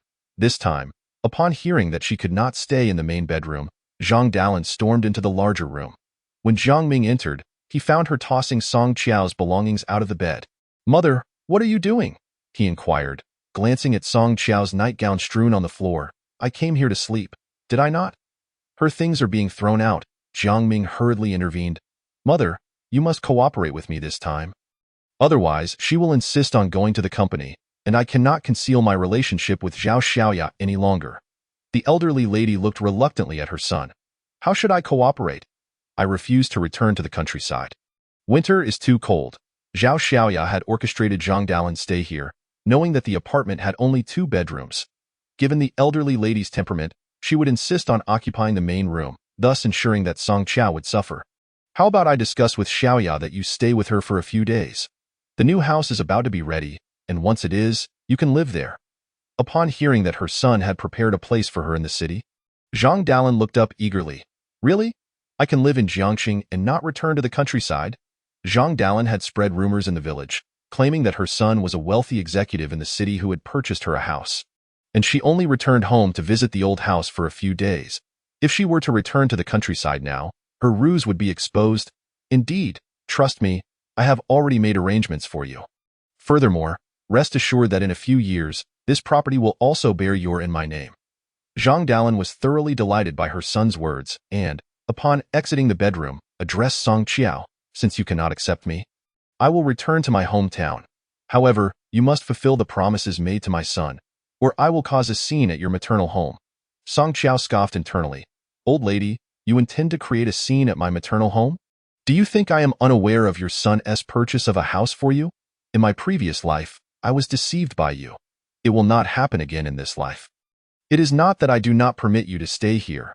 It is your son who does not wish to sleep on the balcony. Your son lacks the means to buy a larger home. This small place, which is part of my maternal dowry, does not have a room designated for you. Perhaps you could share with Ran Ran?" Upon hearing this, Zhang Xiaoran rushed out to protest. "I refuse to live with Grandma. She smells too much." Zhang Dalin, who was usually lazy and reluctant to bathe, would only agree to wash after being scolded by Song Qiao. This time, Song Qiao had no intention of managing her. She could bathe or not as she pleased. Hearing Zhang Xiaoran's comments about her odor, Zhang Dalin angrily retorted, "You little brat." Muttering under her breath, "You think you're so special, don't you?" In the past, Song Qiao would have chastised Zhang Xiaoran for her lack of respect towards her grandmother, but this time she feigned ignorance. It was a case of dogs biting dogs. It was none of her business. After all, Zhang Xiaoran was the product of her perceived good daughter-in-law, Zhao Xiaoya. She should accept her own rudeness and domineering nature. Upon hearing that the elderly lady intended to return to the countryside, Song Qiao asked, "When are you leaving?" Zhang Dalin, incensed, shouted, "Song Qiao, you have a black heart. It's already dark, and you want me to leave tonight? The hometown is several hundred miles away." In response, Song Qiao picked up her bag. "Then you shall leave tomorrow. You can stay in the bedroom while I will find a hotel in her previous life." Zhang Dalin had made her suffer by sleeping on the sofa or the balcony. In this life, that would not be the case. She desired the comfort of a soft bed at a hotel. Stay at a hotel? How much money do you have, Song Qiao? Is it not acceptable for you to spend a night on the sofa? Jiang Ming could no longer contain his anger. "I have money to spare. My maternal family is wealthy. I can stay wherever I please. If you don't let Mom sleep on the sofa, I won't have to go to the hotel. Upon hearing Song Qiao suggest that she sleep on the sofa, Zhang Dalan immediately protested. I won't sleep on the sofa. I'll have back pain if I do. Then you can sleep in the bedroom. And I'll leave. Song Qiao felt nauseated at the thought of sharing a bed with Jiang Ming. Now, she couldn't even rest easy being in his presence. She stormed out with her bag. Zhang Dalan began to curse in the house. Jiang Ming, infuriated, contemplated chasing after her, but thought better of it and returned to the living room. Jiang Xiaoran showed no interest in where Song Qiao chose to stay, as long as it wasn't in her room. Driving her luxury car, Song Qiao headed straight to the Jiangqing Grand Hotel to book a room. Initially, she considered visiting Wang Hongmei, but she realized that doing so would not force the old woman out, and this old woman was quite the troublemaker. Living in that community, neighbors were already speaking ill of her. After settling into the hotel, Song Qiao retrieved 2 bottles of medicine from her nightstand. One was her gamma-aminobutyric acid, and the other was a sleeping pill for Jiang Ming. Glancing at the annotations, she returned them to her bag. After taking a refreshing shower and comfortably lying in bed, she pulled out her phone to check the surveillance footage of her bedroom. At that moment, Zhang Dalan was standing in front of her wardrobe, venting her frustrations on the clothes. She first pulled them out and stomped on them before spitting on the floor and hanging them back up. At this point, Zhang Dalan spotted the jewelry box on her vanity. With wide eyes, Song Qiao watched as she took out a gold necklace and bracelet, stuffing them into her own pockets. When Zhang Dalan married Jiang Ming, she had not gifted her any gold. The jewelry had been given to her by her mother. Now, it was lining Zhang Dalan's pockets. After securing her haul, Zhang Dalan exited the bedroom, leaving the door open. Given the small size of the house and the proximity of the bedroom to the living room, Song Qiao noticed Jiang Ming was on the phone on the sofa. Once he finished his call, he stood up and walked out the door. Song Qiao furrowed her brow, regretting not having installed more cameras. One in the living room, one in the bedroom, and one in Jiang Ming's car would have been ideal. With the front door closed, the old woman sat in Jiang Ming's recently vacated spot and turned on the television. The show My Fair Princess was playing, and she watched it with amusement. Just then, Jiang Xiaoran approached, and the old woman seemed to say something to her, making her stand happily by the door. About 10 minutes later, to Song Qiao's astonishment, the door swung open, and in walked Zhao Xiaoya. Chapter 045. Giving up her bed for the hotel, the old woman rose from the sofa, and had she not witnessed it with her own eyes, she would never have believed she could exhibit such warmth. Zhao Xiaoya was dressed in a camel-colored cashmere coat, exuding an air of sophistication. Jiang Ming's eyes were glued to her, like a dog in heat. Jiang Xiaoran quickly nestled into her embrace. Song Qiao felt a surge of anger. Her daughter was oblivious, while they appeared so content. Was Zhao Xiaoya planning to stay the night? The thought of the used umbrella in the trash made Song Qiao feel sick. Turning off the surveillance, she checked the time. Her parents were still awake, so she resolved to call and inform them about her return to work tomorrow. When the call connected, she hoarsely greeted, "Dad." "Qiao Qiao. Is something the matter at this late hour?" Song Jiangua asked over the phone. "Dad, I'll be going to the company tomorrow. I'll come by to see you at 8. Upon hearing this, Song Jiangua joyfully replied, "Great. You've finally come to your senses." "Yes, Dad. I used to be reckless and didn't heed your advice. From now on, I will work hard at the company and take good care of you and Mom." In her previous life, Song Jiangua had passed away in his office. By the time Song Qiao reached the hospital, his body was already cold. He had called her that morning, urging her to return to work, but by the afternoon, he was gone. The doctors concluded it was a heart attack. Song Jiangua had suffered from heart issues for years but had managed with medication. His sudden demise was something Song Qiao could not accept, and it left her devastated. At that time, Jiang Ming took over the family business. Less than 2 years later, her mother also passed away, leaving all the family property to Jiang Ming. Reflecting on these events, Song Qiao resolved to care for her parents in this life, ensuring no one could harm them again. After concluding the call with Song Jiangua, she texted Lu Mingxian, "I'm going to the city construction company tomorrow. Please inform me if you hear anything from Ma Fongfong." Lu Mingxian, working the night shift in his office, felt a surge of happiness upon receiving Song Qiao's message. "Aren't you home? Or is Jiang Ming not there?" "I'm not home. My mother-in-law came, and I was squeezed out of the house. I'm currently at Jiangqing Hotel." Upon reading her reply, Lu Mingxian swiftly responded, "I am on night duty. Do you want me to come to the hospital?" "Never mind. I'm about to sleep." Typing was cumbersome, so Song Qiao decided to call instead. Lu Mingxian answered immediately. Ciao ciao, Lu Mingxian. I feel so exhausted. After saying this, tears streamed down Song Qiao's cheeks, soaking her pillow. Ciao ciao, don't be like that. You still have me once we find the child. We'll get married after your divorce. Will my parents approve? Song Qiao asked, recalling the scene of dining in a yurt. This is my marriage, and they can't stop it. Ciao ciao, check what I sent you on WeChat. Song Qiao opened her phone, revealing a long-lost love letter from Lu Mingxian, now faded and worn. Yet the words remained strong. Ciao ciao, I've kept this letter you returned to me all this time. I wanted to find an opportunity to return it to you. This time, you won T-refuse, right? Thinking of Jiang Ming and Zhao Xiaoye together, Song Qiao agreed. I won T, throw it away this time. I'll accept it. I regret hurting you back then. Hearing her words, Lu Mingxian's voice brimmed with excitement. Ciao ciao, I'm waiting for you. During the call, Song Qiao recounted the scene she witnessed on the surveillance footage. As soon as I left, Jiang Ming immediately called Zhao Xiaoye over. Mingxian, just thinking about that home makes me feel sick. The footage could serve as evidence of Jiang Ming's infidelity. She instructed him to save it on the USB drive she had given him. Lu Mingxian added, this footage isn't sufficient. It would be best to capture them in bed together. Otherwise, you should consider placing a hidden camera in Jiang Ming's car when the opportunity arises. Or if you know where Zhao Xiaoye lives, you could take pictures there as well to gather evidence. Song Qiao responded, I'll first visit my father's company to see how much money Jiang Ming has taken. When is the auditor you found arriving? Just let me know if you need anything. I'll send you the number. After agreeing and saying goodbye, they ended the call. When Song Qiao opened the surveillance footage on her phone, she discovered that Zhao Xiaoye had already left the living room, and Zhang Dalan was lying on her bed. Jiang Ming was nowhere to be found. Suddenly, an audacious idea struck her. She quickly dressed and left her room. If she returned now, would she catch Jiang Ming and Zhao Xiaoye in a compromising situation in the car? If she managed to record it, it would serve as compelling evidence.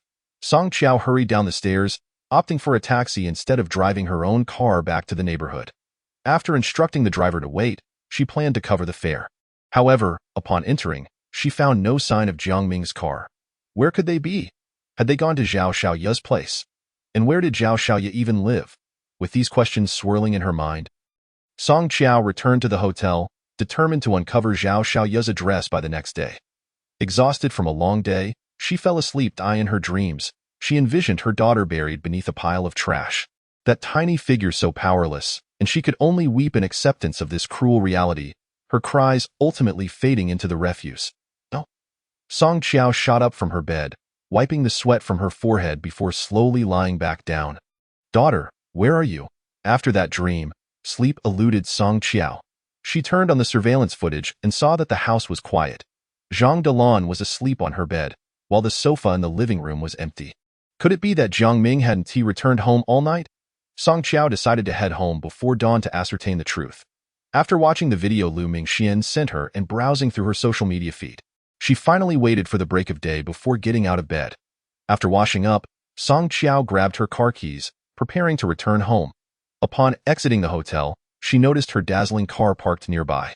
Once she drove back to her neighborhood, she had barely parked when Jiang Ming's car pulled in as well.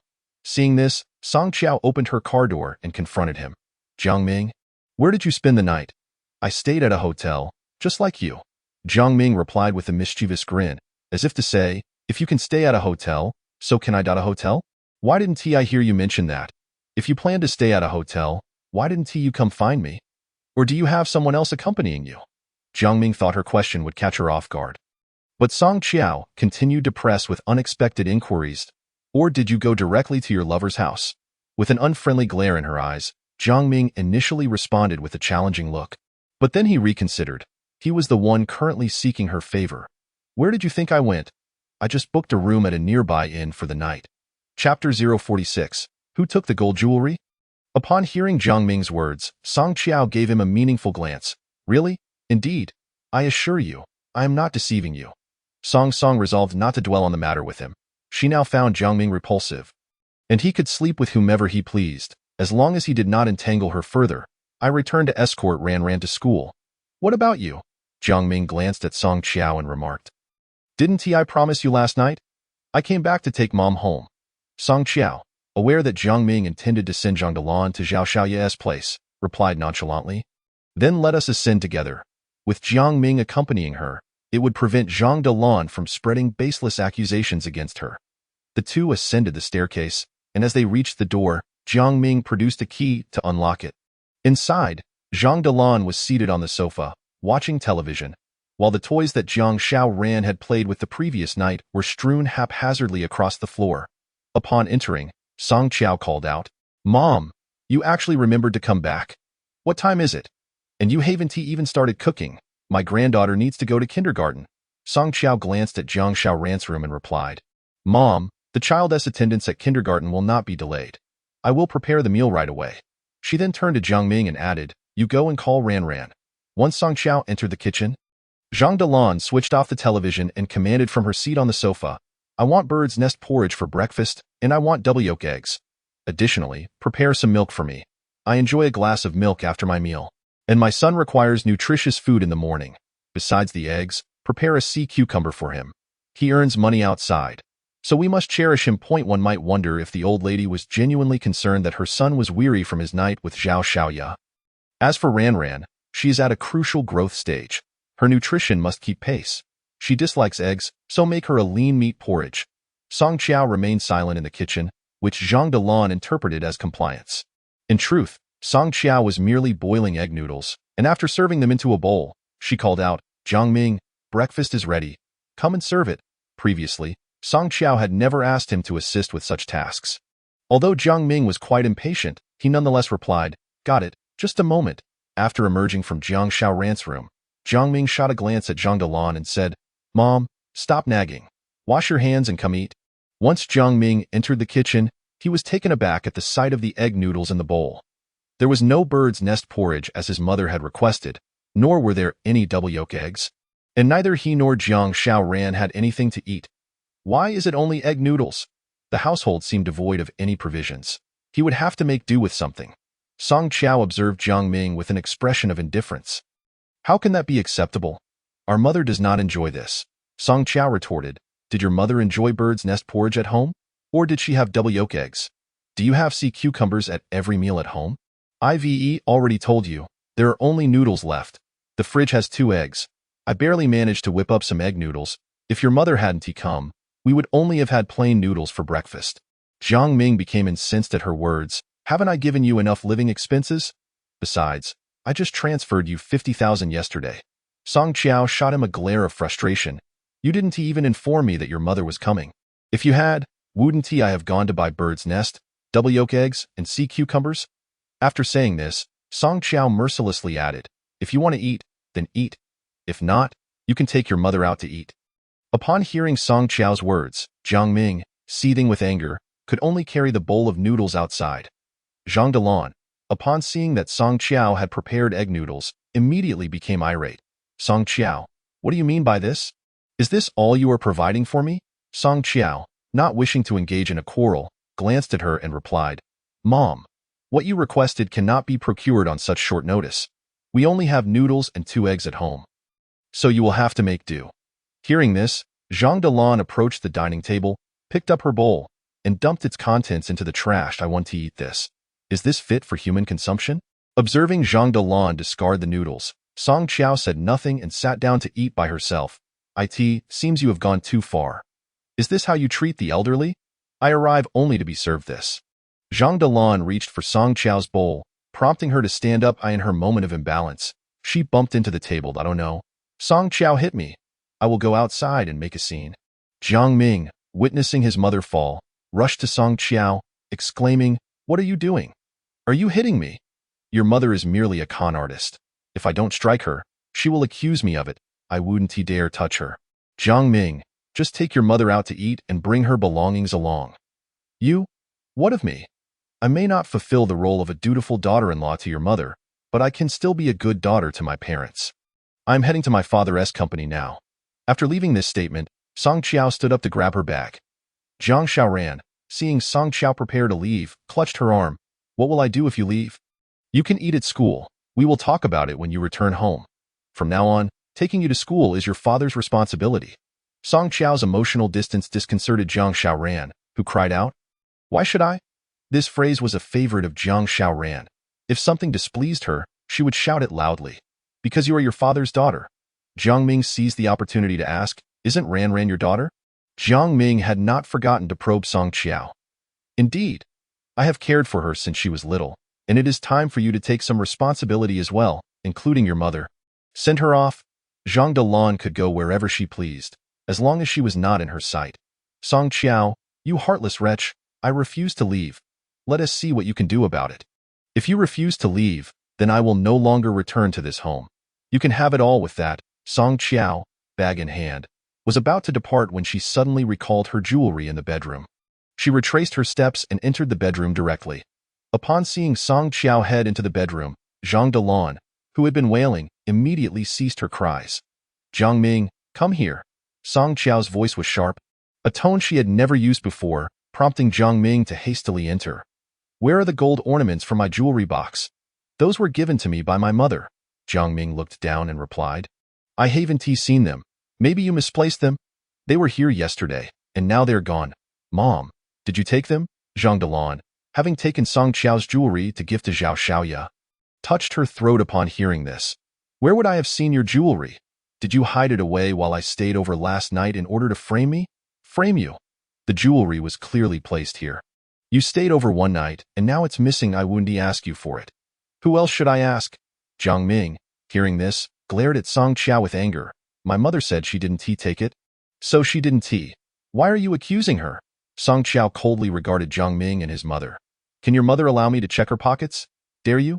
Song Qiao, you are disrespecting me and accusing me of theft. I will go outside and make a scene about this. After saying this, Zhang Dalan indeed rushed outside to shout. Everyone, come and judge. My daughter-in-law, Song Qiao, is unfilial. She does not feed me and accuses me of stealing her gold jewelry. I can no longer live. Chapter 047. The jewelry stolen by the mother-in-law Song Qiao observed her coolly, making no attempt to intervene, while Jiang Ming also wished for his mother to create a commotion. Jiang Ming aimed to have the neighbors learn of Song Qiao's unfilial behavior, portraying her as a poor daughter-in-law. He stood in the living room, refraining from stepping outside to offer any counsel. At this time, the neighbors were all at home for dinner. Upon hearing the commotion, they all emerged into the hallway, including Wang Yin, who had also come to see what was happening. Auntie, what is going on? Why are you shouting so early in the morning? Given that Wang Yan's husband worked at Song Qiao's father's company, her words leaned slightly in favor of Song Qiao. Everyone, please judge for yourselves. I came last night, and this morning my daughter-in-law made egg noodles for me. I didn't eat them, so she dumped them and is now accusing me of stealing her gold jewelry. The neighbor across the hall, an elderly woman who had previously had disagreements with Jiang Ming's mother when she was around, peered out but soon shut the door. However, a moment later, she re-emerged, standing there and occasionally chiming in. Isn't it simple? Let your daughter-in-law check if you have anything on you. Zhang Dalan shot a fierce glare at the neighbor.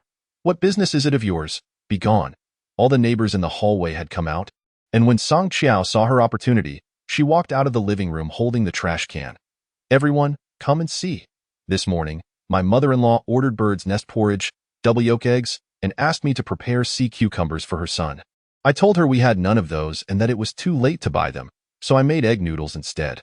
Not only did she refuse to eat, but she also dumped her own bowl and tried to take mine. To top it off, I let her occupy the master bedroom last night, and now my gold jewelry has vanished. Hearing Song Qiao's articulate defense outside, Jiang Ming hurriedly came out to intervene. Stop speaking. Don't you feel embarrassed? Am I the one who should feel embarrassed, or is it your mother? My gold necklace and gold bracelet were gifts from my mother. Your mother hasn't given me anything. For those who doubt me, I have the receipt here, and it has my mother's name on it. The neighbors had largely grasped the situation. It was clear that the old lady was being unreasonable. Why not just let your daughter-in-law check if you have anything on you? The neighbor across the hall added fuel to the fire. Why should I let her check? That would be an infringement of my personal rights. The elderly lady, having attended school only until the 3rd grade, had learned little else apart from how to be obstinate. If you refuse to let me check, you cannot prove your innocence. The gold jewelry is yours. Song Qiao clung to this point. Jiang Ming regarded Song Qiao, believing she was deliberately framing his mother, aiming to make her leave or to go work at the company. He resolved to expose Song Qiao's scheme. All right, since you suspect it was my mother who took it, I shall clear her name. As her son, I will take the responsibility.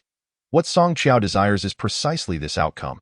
She wishes to witness how Jiang Ming will handle the situation after uncovering the gold jewelry from her mother's belongings. Son, I won't allow you to search, Zhang Dalin exclaimed, covering the pocket where the gold jewelry was hidden, preventing her son from proceeding. Jiang Ming, your mother is concealed within this pocket, she continued, revealing that Song Qiao had seen her mother hide the gold jewelry in the slit of her clothing the previous night. Jiang Ming glanced at Song Qiao, losing the desire to search any further. What? You won't clear your mother's name? Then I shall do it. Song Qiao stepped forward, brushing aside the old woman's hand, and extracted the gold jewelry, declaring, Behold, this is the gold necklace and bracelet given to me by my maternal family. Zhang Dalin, taken aback by the turn of events, immediately resorted to dishonesty. That belongs to me. On what grounds do you claim it is yours? Yours? Song Qiao evaded her grasp, and Zhang Dalin failed to seize iti in front of the gathered crowd. Song Qiao held up the gold bracelet, stating, Everyone, when my mother ordered this, she had my name Qiao engraved upon it. She showcased it to each person present. How shameless this old woman is, daring to take her daughter-in-law's family heirlooms. Indeed, how audacious to claim innocence here. Such disgrace to her son. This old woman has always bullied her daughter-in-law. The neighbors echoed Zhang Dalin's words, each remark piercing Jiang Ming's ears as he pulled Song Qiao inside, demanding, What do you intend to do? What do I intend to do? What does your family intend to do? Have I not done enough as your daughter-in-law? How dare you treat me this way? Song Qiao snatched the bracelet and necklace from Jiang Ming's hands, grabbing the keys and storming out of the room. Song Qiao, where are you going? Jiang Ming, realizing she intended to go to the company, chased after her. I am going to work. Jiang Ming, from now on, no one shall take what belongs to me. Enraged, Song Qiao departed with the jewelry. Leaving the house, Song Qiao, stop right there. Today, a substantial sum of 50 million yuan was due to be transferred. Should Song Qiao reach the company, Jiang Ming would be unable to transfer it to his name. In a bid to prevent her, he hastened after her. Zhang Dalin, witnessing her son leave, felt immense joy. This meant she could remain where she was. In truth, she had no desire to go to Zhao Xiaoya's place. Zhang Dalin realized that while Song Qiao could be easily manipulated, Zhao Xiaoya would not be so pliable. She would devise all manner of schemes to make her cook, clean, and do laundry. Going to her would not be a privilege but a torment. Upon arriving at the car downstairs, Song Qiao opened the door, turned the key, and pressed the accelerator, driving out of the gate. When she had called Song Jiangwo the previous night, he mentioned that the 50 million yuan payment was imminent. He worried Jiang Ming would misappropriate it and wanted Song Qiao to oversee the transaction. When Song Qiao arrived at the Jiangqing Urban Construction Company, Song Jiangwo had just arrived. She took the elevator and quickly reached her father's office. Dad, spotting her father boiling water in a kettle while tidying up, she entered. Isn't this the secretary's job? Why are you doing it yourself? Seeing his daughter, Song Jiangwo beamed. Recently, Jiang Ming's office has been short-staffed. So I borrowed Xiao Zhong. It's no trouble, just a bit of exercise for me. Song Qiao took the cloth from her father's hands and pressed him into a chair. Doesn't he have a secretary by his side? Why borrow Xiao Zhong? After asking this, Song Qiao realized Jiang Ming's secretary, Zhao Xiaoya, was there for other purposes, not for work. Forget it. These are trivial matters. However, the accounts at the company have been off lately. Since you're here, help your father take a look. Observing her father's office, with its outdated sofa and desk, and even the wooden chair being uncomfortable, Song Qiao felt a wave of sadness. It had been years since she had been in this office, and not even a potted plant adorned the space. Glancing at the battered filing cabinet, she nearly wept. The urban construction company had made a considerable profit over the years, yet her father worked in such an environment. Just as Song Qiao was cleaning up, Jiang Ming rushed in. Qiao, how can you do this work? You are the wife of the president and the daughter of the chairman. You shouldn't be doing this.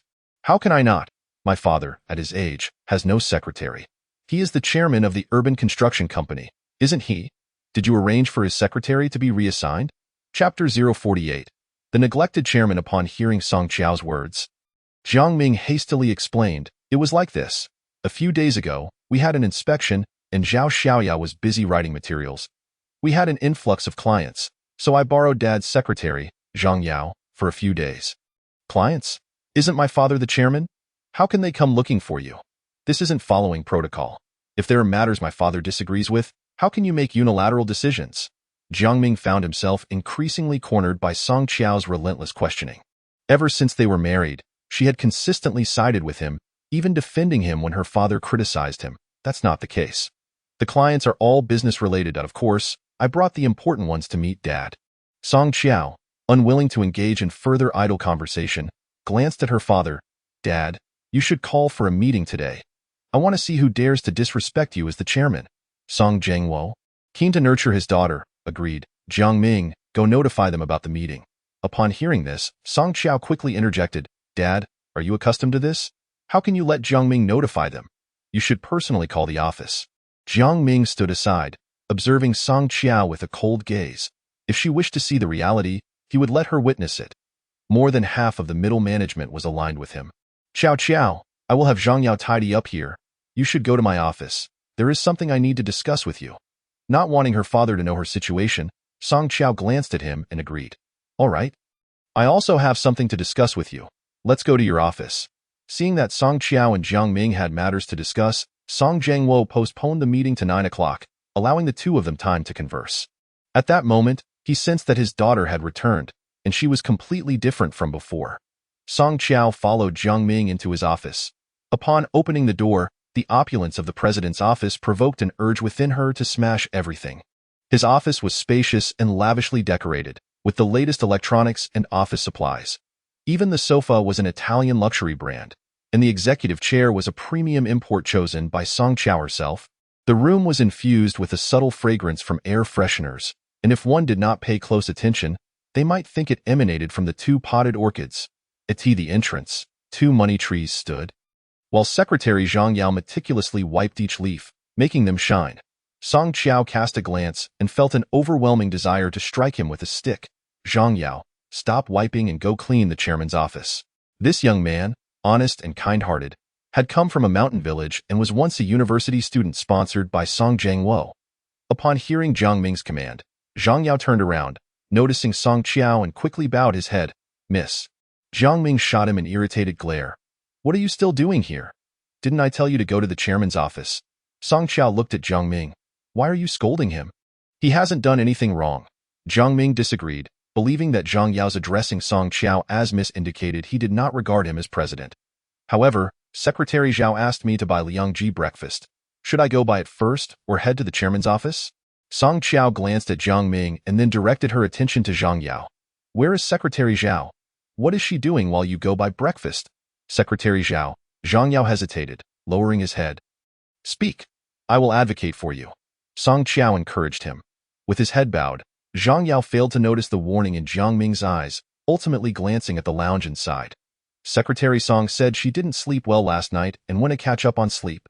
Song Qiao turned and walked toward the lounge without a word. Jiang Ming warned Zhang Yao one last time. You might want to prepare to pack your things. Zhang Yao, bewildered and wide-eyed, stammered. I didn't say anything wrong. Jiang Ming heard this. While Song Qiao had already reached the lounge door, she pushed it open, and the sight before her ignited her fury. Zhao Xiaoya lay on the bed, covered with a blanket, soundly asleep. Realizing the situation had been exposed, Jiang Ming rushed to the bedside, already devising a plan to protect himself at all costs, eager to see how Song Qiao would react. Song Qiao entered the lounge, casting a glance back at Jiang Ming. Did you not embrace her while sleeping? Isn't she lonely all by herself? Jiang Ming, witnessing the scene, hurried to rouse Zhao Xiaoya. Secretary Zhao. Who permitted you to sleep here? Song Qiao remained silent, her icy gaze fixed on Jiang Ming and Zhao Xiaoya as they played their charade. In her previous life, she had been foolish. In this life, if she were to act like a fool again, it would be a disservice to the opportunity fate had granted her. Don't move. Wasn't it you last night? Zhao Xiaoya began to speak, but seemed to awaken fully. Realizing Jiang Ming's tone was off. Miss Song, what brings you here? Song Qiao regarded Zhao Xiaoya with a composed expression. Who else would it be? Were you expecting Jiang Ming to call you to wake up for breakfast? Or perhaps to undress and sleep? Song Qiao's last question was asked through gritted teeth, to which Zhao Xiaoya hurriedly explained. It's not what you think. I just had low blood sugar earlier and fainted. I couldn't return to my dorm, so I came here to rest for a while. Zhao Xiaoya indeed displayed some cleverness, skillfully spinning her narrative to justify lying on Jiang Ming's bed and having Zhang Yao buy her breakfast. Low blood sugar? Is your low blood sugar more frequent in the morning or at night? Song Qiao glanced back at Jiang Ming, who was making faces at Zhao Xiaoya. You, as the president, are derelict in your duties. Is Zhao's low blood sugar a result of your pressure? Song Qiao deliberately emphasized the word pressure, and Jiang Ming quickly defended himself. It's not usually like this. Today is an exception. Qiao. Aren't we supposed to be heading to a meeting? Let's go. Jiang Ming wanted to brush off the matter, and Song Qiao obliged him. Company affairs were paramount. She glanced at Zhao Xiaoya and instructed. Prepare for the meeting in a bit. Yes, I'll go right away. Zhao Xiaoya gritted her teeth in resentment, but maintained a facade of respect towards Song Qiao. Darling, Zhao Xiaoya is not that young anymore. Why doesn't she find someone? Does she intend to grow old beside you? Having just defused the crisis, Jiang Ming was no longer intimidated by Song Qiao. He replied, if she doesn't want to find someone, what can I do? That's her personal affair. Indeed, her personal affairs are beyond your purview, but you should address this issue. Zhao Xiaoya must be dismissed. We cannot retain a secretary who climbs into the president's bed. Song Qiao mused, Jiang Ming, for now, it's Zhao Xiaoya, but soon it will be you.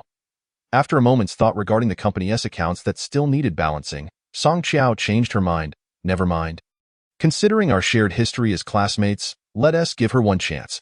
Song Qiao sought evidence, proof of Zhao Xiaoya and Jiang Ming's involvement, as well as documentation of asset misappropriation within the company. The two had certainly taken their share over the years. What if she absconded with the money abroad? For now, it was imperative to keep Zhao Xiaoya firmly in check. Then let us give her another opportunity. If this happens again, I'll dismiss her without needing your input. Jiang Ming believed that his and Zhao Xiaoya's scheme was flawless. After 6 years, Song Qiao had never uncovered anything, and he was confident this time would be no different. Let us go to the meeting. With that, Song Qiao turned and walked towards the door, leaving Jiang Ming behind to draft a message for Zhao Xiaoya. When he looked up, he caught sight of a pair of large eyes watching him from the doorway and promptly tucked his phone away. Chapter 049. Motion passed in the conference room. Song Jiangwo sat alone in the main seat.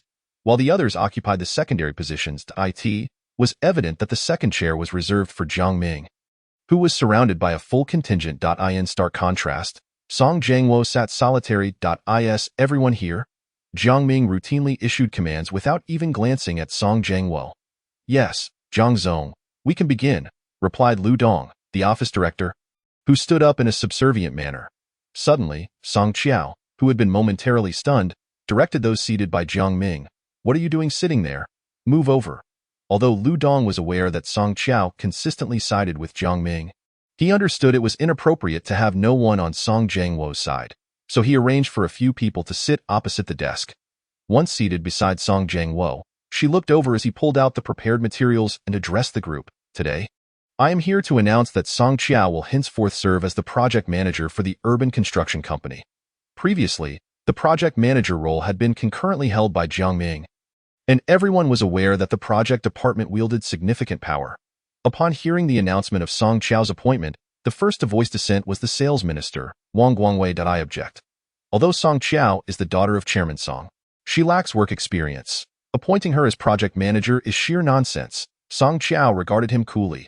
Minister Wang, not only am I taking on the role of project manager today, but I will also be reviewing your sales figures. The company has annual targets. If you fail to meet them, you will be asked to leave. With that, she directed her focus towards the sales minister, determined to make it clear that anyone who obstructed her return would face investigation.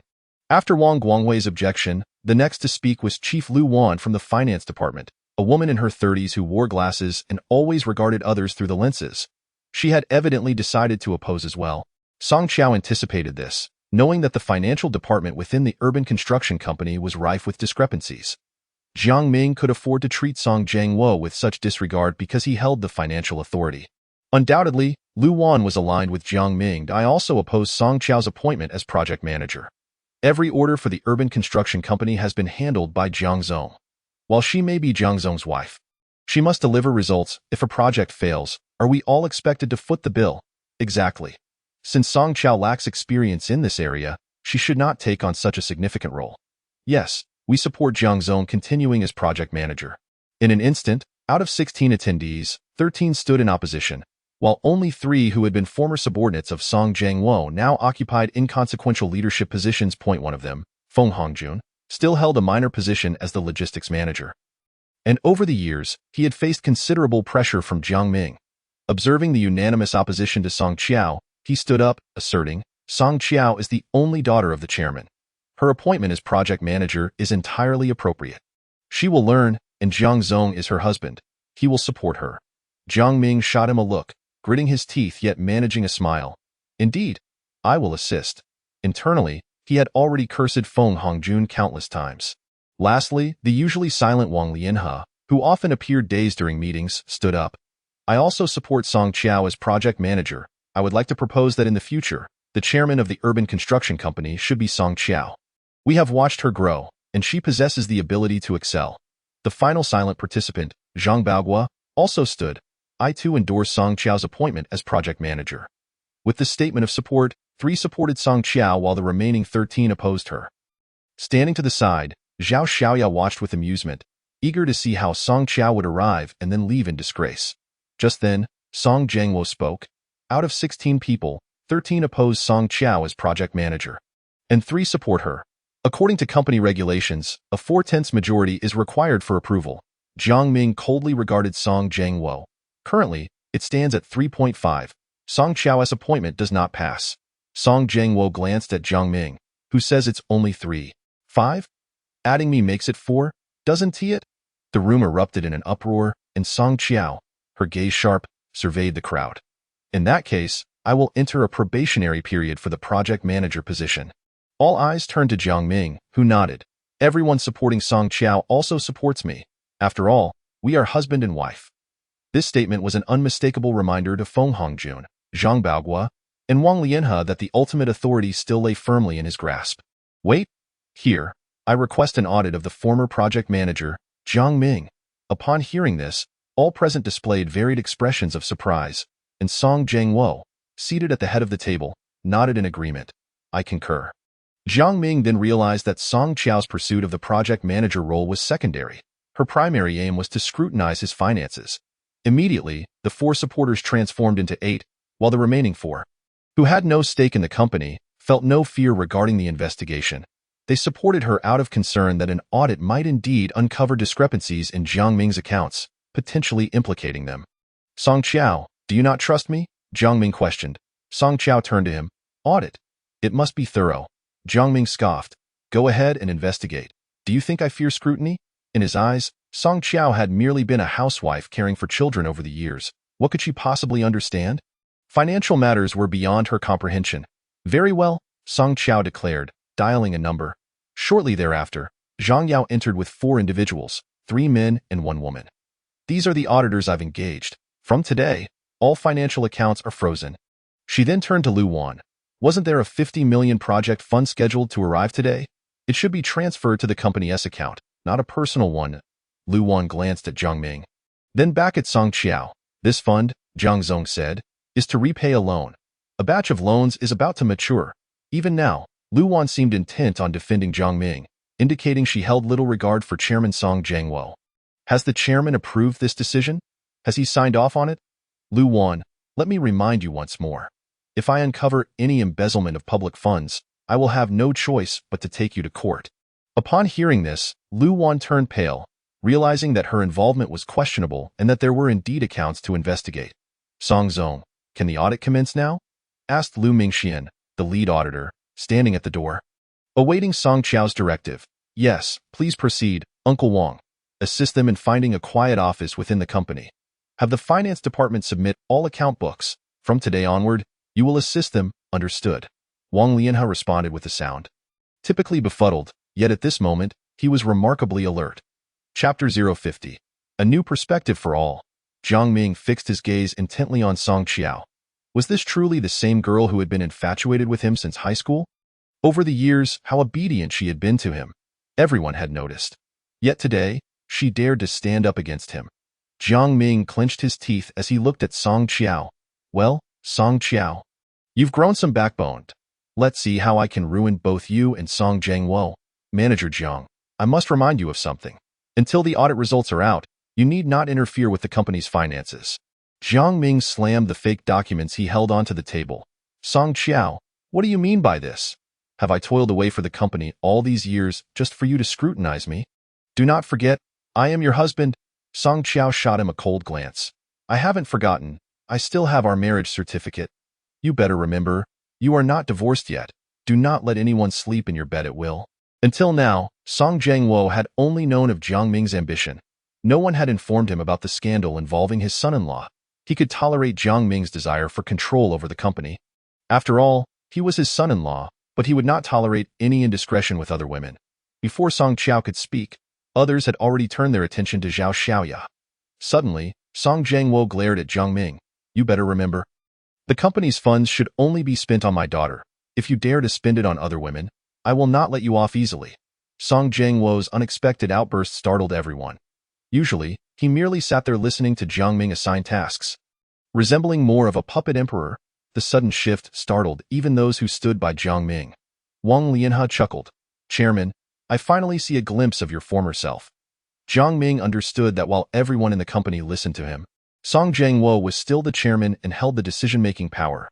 Dad, please do not get agitated. At your age, you should keep calm. Xiao Qiao is just warning me. She has often said such things at home, and I have not wronged her. Upon hearing this, Song Jiangwo turned to look at Song Qiao. Is that true? Song Qiao, not yet ready to let Zhao Xiaoya go, thought it best to keep her around until the accounts were clarified. Dad, it's true that I am warning him. As of now, he has not wronged me. Both Jiang Ming and Zhao Xiaoya sighed in relief simultaneously. Xiao Qiao, if you have grievances, tell Dad. There are things in the company that I do not ignore. I simply choose not to concern myself. I turn a blind eye for your sake. Song Qiao's voice trembled. Dad, I understand everything. Seeing Song Qiao's tone soften, Jiang Ming seized the opportunity. Wife, let us discuss certain matters at home. Shall we? Not here. Song Qiao gazed at him for a good 5 minutes. The audit must be thoroughly conducted. The company's accounts have accumulated over the years. It is time to calculate them properly and establish a clear financial record. Jiang Ming knew that avoiding the audit was impossible, but with professional auditors on site, the funds he had diverted amounted to several billion. A gaping hole that could lead to legal trouble and imprisonment if Song Jiangwo decided to take action. Xiao Qiao, I will cooperate with your audit. Rest assured, the company's accounts are sound. Jiang Ming felt an urge to eliminate Song Qiao. Once a sheep to be slaughtered, he had transformed into an enraged tiger. He could not comprehend how circumstances had escalated to this point. Zhao Xiaoya, who had no authority to attend the meeting, merely stood by the door, listening. Upon witnessing Song Qiao's determination to audit, she pondered how to ensure both Song Qiao and Song Jiangwo vanish from this world. Lu Mingxuan's appointed personnel began auditing the accounts of the construction company, with Wang Lianhe supervising closely. Wang Lianhe had long been dissatisfied with Jiang Ming's actions, and with his affair with Zhao Xiaoya. Gossip circulated behind their backs. Initially, he intended to alert Song Jiangwo about Jiang Ming and Zhao Xiaoya's situation, but thought better of it. Believing such matters required evidence, he decided to wait. Yet, unexpectedly, Song Qiao had barged into the company. Entrusting him with such an important task, Wang Lianhe shook off his confusion and began meticulously reviewing the financial transactions. After Song Qiao's appointment was announced, Song Jiangwo declared the meeting adjourned. This time, Jiang Ming did not make the final remarks but instead picked up the materials before leaving. Song Qiao did not let him off easily, calling out to him at the door, Jiang Ming? Wait a moment. Jiang Ming glared at Song Qiao, his eyes blazing with anger. What else do you want, my dear wife? Not quite a dear wife, but at least I have treated you well these years. My father is not suited for that office. You should switch with him. Jiang Ming's teeth clenched at Song Qiao's suggestion of switching offices with Song Jiangwo. What exactly are you trying to achieve? The company has its regulations. My father, after all, is the chairman, and his office cannot be subordinate to yours as president. Reluctantly, Jiang Ming nodded. Fine. I will switch immediately. Wait, move your bed out. Why father won't be comfortable sleeping in your bed? The very thought of that bed made Song Qiao feel nauseous, fearing it would disgust Song Jiangwo. Song Qiao, do not push me too far. Jiang Ming could no longer contain his frustration, pointing an accusatory finger at her. Push you? Am I the one pushing you? You are the one pushing me. Oh, by the way, have you sent your mother away?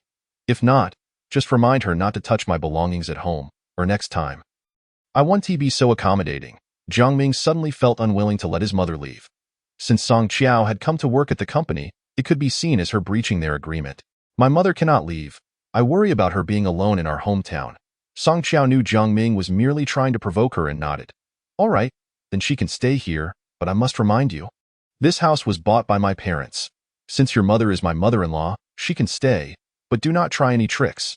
You should remind her about that in her previous life, after Zhang Dalin moved to Zhao Xiaoya's place. This house was nearly sold. Had Song Qiao not returned home in time, the payment would have been made to her. Who cares about your house? Once I have money, I will buy my mother a bigger house. Song Qiao smiled, reminding him, before we divorce, anything purchased is jointly owned property. Do not claim it as solely yours. Zhao Xiaoya, witnessing the two conversing in the corridor, decided to approach them to provoke Song Qiao.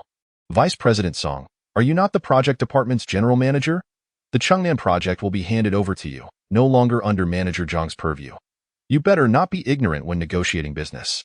Are you talking about the current price of eggs and vegetables? Upon hearing Zhao Xiaoya's remarks, Jiang Ming looked at Song Qiao with a cold smirk. Song Qiao, unlike you, I do not seek to eliminate my own husband. If there is anything you do not understand, I can teach you. Song Qiao chuckled. Thank you, dear husband, but do not forget, I majored in architecture while you studied business administration. If we are to discuss learning, perhaps I should not seek your counsel, considering my father has more experience than you. Song Qiao's assertion was entirely accurate. When he first joined the company, Song Jiangwo had personally guided him through many unfamiliar aspects, not just in architecture but also in budgeting and marketing. Jiang Ming thought to himself, if your father were to die, who would teach you then? Chapter 051. Changing the chairman's office. Jiang Ming and Zhao Xiaoya left Song Qiao's presence, both feeling frustrated. Song Qiao approached Song Jiangwo's office, where she found Zhang Yao tidying up the room. She called out, Secretary Zhang, please hold on. I have something to ask you. Upon hearing her, Zhang Yao quickly set aside his cleaning cloth and approached her. Young miss, I wish to explain. Manager Jiang has not allowed me to come to this office, so I haven't been able to tidy up these past few days. I sincerely apologize. Song Qiao regarded him. I understand. Secretary Zhang, I would like to ask you, where does Zhao Xiaoya live? Zhang Yao gave her a glance, remaining silent, simply shaking his head. Young miss, I do not know. Song Qiao thought Zhang Yao was afraid of Zhao Xiaoya and did not dare to speak of her affair with Jiang Ming, fearing retaliation. Yet he continued, Young miss, not only do I not know, but the entire company is curious about where Zhao Xiaoya resides. She has never lived in the company's single apartments. Song Qiao nodded. So that is how it is? Without being able to locate Zhao Xiaoya's residence, she could not obtain evidence of Jiang Ming's infidelity. Without such evidence, how could she ensure he would walk away empty-handed?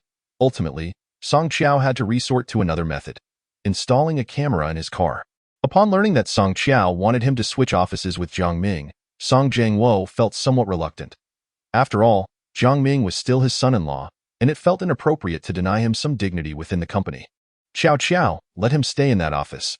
I am accustomed to this one. After saying this, Song Jiangwo spoke highly of Jiang Ming several more times. Song Qiao looked at her father, feeling heartbroken that his kindness was being taken for granted. If it were not for her rebirth, he would eventually fall victim to Jiang Ming's machinations in a few years. In this life, she intended to establish authority for her father within the company, especially against Jiang Ming and Zhao Xiaoya's faction, whom she would gradually eliminate. Dad, this company was founded by you alone. No one has the right to overshadow you. There is a saying, without rules, there can be no order. The strength of a company relies on its strict regulations. A single remark from Song Qiao brought a sudden epiphany to Song Jiangwo. You are right. As long as Jiang Ming diligently fulfills his duties and prioritizes the company's interests, I will consider allowing him to inherit my position in the future. No, father, the chairmanship of the urban construction company should belong to your daughter, not anyone else. Song Qiao's words left Song Jiangwo utterly astounded.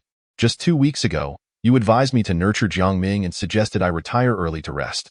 What has led you to this realization now? Approaching Song Jiangwo, Song Qiao gently urged him back into his seat.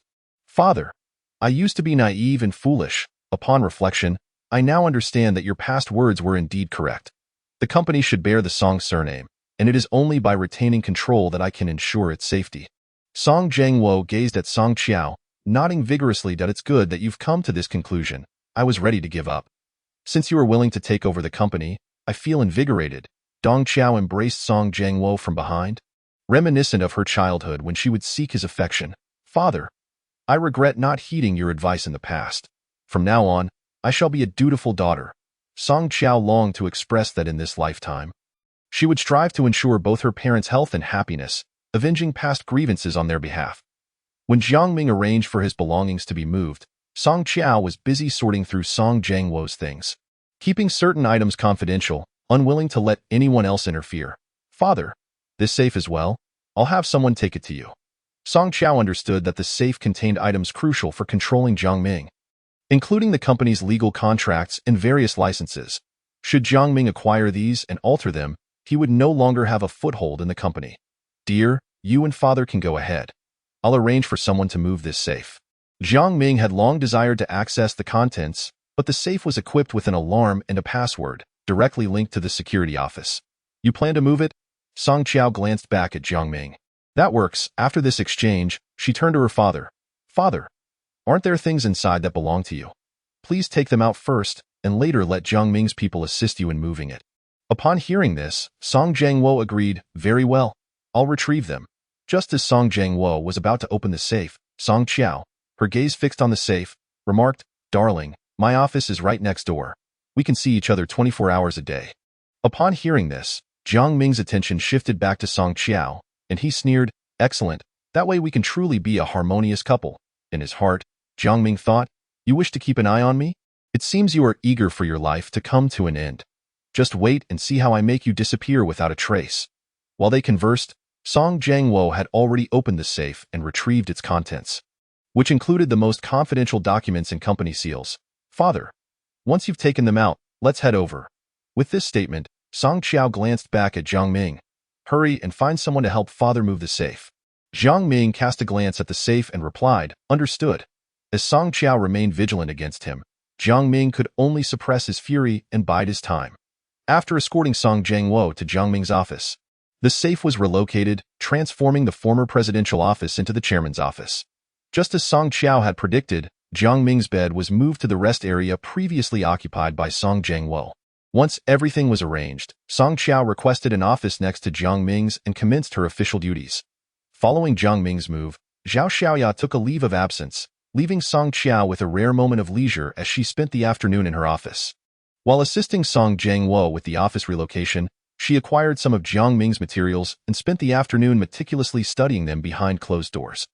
Whenever she encountered something unclear, she called Song Jiangwo, eager to familiarize herself with the business as quickly as possible, especially since she was still in her probationary period. Throughout the afternoon, she pricked her ears to listen to the activity in the adjacent office. Aside from a few vice presidents coming in to report on their work, Jiang Ming remained inside. When the workday concluded, Jiang Ming knocked on Song Qiao's office door. "Darling, it's time to clock out. Shall we head home?" Song Qiao looked up at him. "You go pick up Ranran first. I need to visit my parents for a bit. In the past, Jiang Ming would have forbidden her from leaving, and Song Qiao would have obediently stayed home. However, now he understood that such commands would be futile, and he could only acquiesce, departing alone. Once Jiang Ming left, Song Qiao called Lu Mingxian, requesting him to procure a miniature camera for her. He had already purchased one, and she intended to pick it up. During this time, she checked the cameras at home and discovered that Zhang Dalin had indeed not left, casually snacking on sunflower seeds and leaving the shells strewn about. Just as her son returned home to clean up, Song Qiao met Lu Mingxian at a CAF. Chapter 052. Shopping Mall. Lu Mingxian inquired about her day's events, and Song Qiao recounted the meeting. "Mingxian, how do you think Jiang Ming and Zhao Xiaoya will retaliate against me next?"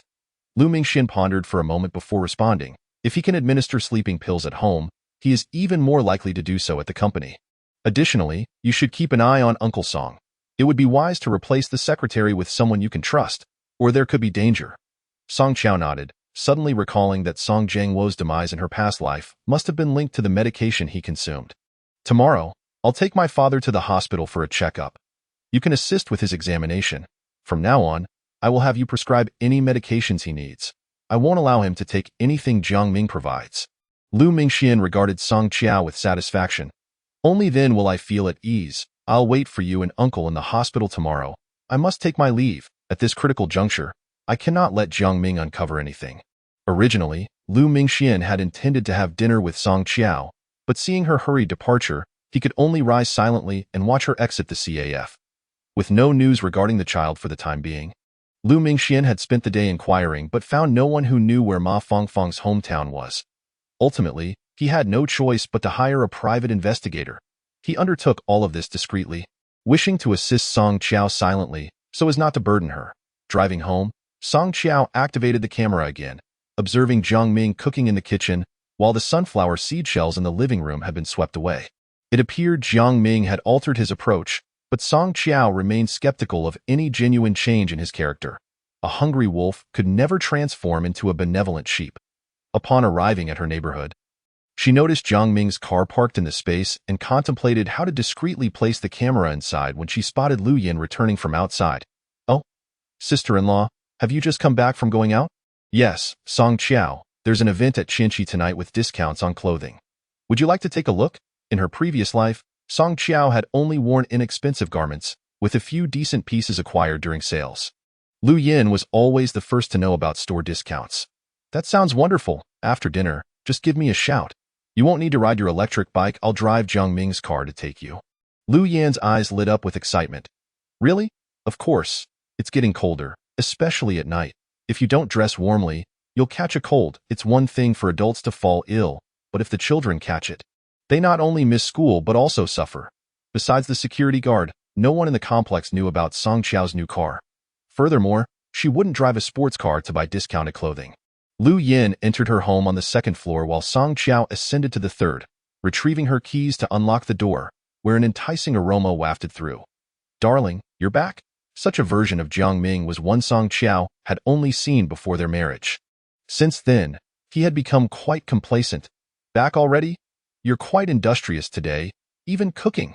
Song Qiao regarded Jiang Ming with an air of caution, wary of any hidden malice beneath his seemingly benign demeanor, of course. "From now on, I will handle the household chores. You are a working person too. I must be considerate of you." Song Qiao was unimpressed by his words. Had it been in her past life, she would have been deeply touched. "Where's Ran Ran?" This was Song Qiao's first question upon returning home, as she needed to ensure her child's safety without revealing her true identity. "She's playing in the bedroom with our mother." "Dear, come here. I have something to discuss with you." Song Qiao was led into the bedroom by Jiang Ming. "What is it? Why the secrecy?" "I've persuaded our mother. She has agreed to leave tomorrow." Song Qiao's eyes brimmed with skepticism. But as she looked at Jiang Ming, her expression softened into gratitude. "I appreciate your consideration for me. It's not that I want our mother to stay here. The house is simply too small. Once we purchase a larger home, I will definitely bring her over." Song Qiao gazed at Jiang Ming with profound remorse. Since her return, she had adopted an attitude of detachment regarding both company matters and familial affairs. They could argue fiercely at the office, yet upon returning home, they remained an understanding couple. "Very well. I will defer to your wishes." Jiang Ming's passive demeanor left Song Qiao puzzled about his intentions. Ultimately, she surmised that he was biding his time, waiting for the opportune moment to strike at her and her father. Jiang Ming placed the dishes on the table, and Song Qiao noticed that the bowl she was using had a different pattern. Seizing the moment while he entered Jiang Xiaoran's room to call for his mother and daughter, she discreetly handed a bowl to Zhang Dalin. Each person's seat was mostly fixed, and Song Qiao deliberately turned the bowl's design to one side. Exercising caution, she knew that only after the kitchen was equipped with surveillance would she be able to ascertain whether Jiang Ming had poisoned the food. When Zhang Dalin emerged, Song Qiao feigned forgetfulness about the morning's events and greeted her. "Mom, it's time for dinner." Although Zhang Dalin did not harass her as she had before, her demeanor was cold, and she ignored Song Qiao altogether. Unperturbed, Song Qiao made a point to serve Zhang Dalin first. "Mom, please eat quickly and let me know if Jiang Ming's cooking has improved." Upon hearing this, Zhang Dalin let out a cold snort, clearly unaccustomed to her son's culinary endeavors, feeling most comfortable only when Song Qiao was attending to their family. "Mom, let me get you a bowl of soup." Zhang Dalin insisted on testing every dish for poison before she dared to eat. Observing Song Qiao, Jiang Ming's gaze fell on the bowl in her hands and he noted the switch. A chill entered his eyes. Just as Song Qiao was eating, there was a knock at the door. Lu Yin had come to invite her shopping. Hearing the commotion, Song Qiao hurried to answer the door, and indeed found Lu Yin waiting. "Song Qiao, are you done eating? If so, shall we go to Millennium?" Zhang Dalin, upon hearing Lu Yin suggest that Song Qiao go out shopping, immediately expressed her discontent. "What shopping? After eating, you need to wash the dishes and tidy up the house." Lu Yin, who held no fondness for Zhang Dalan, merely smiled out of respect for Jiang Ming and said, "Auntie, there are discounts on clothes at Millennium. There are many great buys. When Song Qiao goes, she can pick one up for you." Song Qiao quickly interjected, "Mom, if there's something suitable, I'll buy you a winter coat. Just leave the dishes. I'll tidy up when I return." Hearing this, Zhang Dalan's expression softened a bit. "You go ahead, I'll take care of it." Song Qiao acquiesced and turned to Jiang Ming. "Darling, may I borrow your car keys?" Just as Jiang Ming was about to remind her to use her own, Song Qiao winked subtly, implying that they must not appear ostentatious, and he understood. "Here, just return them to their original place." Song Qiao responded affirmatively, grabbed her bag, and took Jiang Ming's keys as she exited the house. During the journey, she resolved that any discounted clothes would henceforth be exclusively for Jiang Ming and Jiang Shaoran. She would not wear them herself. She desired only the finest, most expensive garments, determined not to repeat her past mistakes of wearing cheap attire that brought shame to her parents. After accompanying Lu Yin for a while and purchasing a coat for Zhang Dalan, she mentioned, "Lu Yin, I'm feeling a bit of stomach discomfort. I'll rest in the car. You can take your time shopping. I'll wait for you." Chapter 053. The greedy old woman returning to the car, Song Qiao retrieved the miniature camera that Lu Mingxian had given her, glancing around for a suitable place to conceal it. She sensed that Jiang Ming could see her from every conceivable angle. Suddenly, she looked up and spotted a fitting spot on the sun visor, an area that Jiang Ming seldom utilized, especially in winter when the visor was rarely needed. After deciding on the location, she set up the camera using the method Lu Mingxian had taught her, then glanced at the clothing she had bought for Zhang Dalan, feeling as if her money had been wasted. Discontented, she resolved to return it. Just as she opened the car door, Lu Yin returned. "Song Qiao, are you all right?" Lu Yin expressed her concern. "I hadn't finished shopping, but I wanted to check on your health." Song Qiao regarded her. "Sister-in-law, I'm fine. Should we go back to shopping?" In truth, there was little left to buy. She thought it best to return. She noticed the shopping bag in Lu Yan's hand and inquired, "Who did you buy that for?" "It wouldn't be for your mother-in-law, would it?"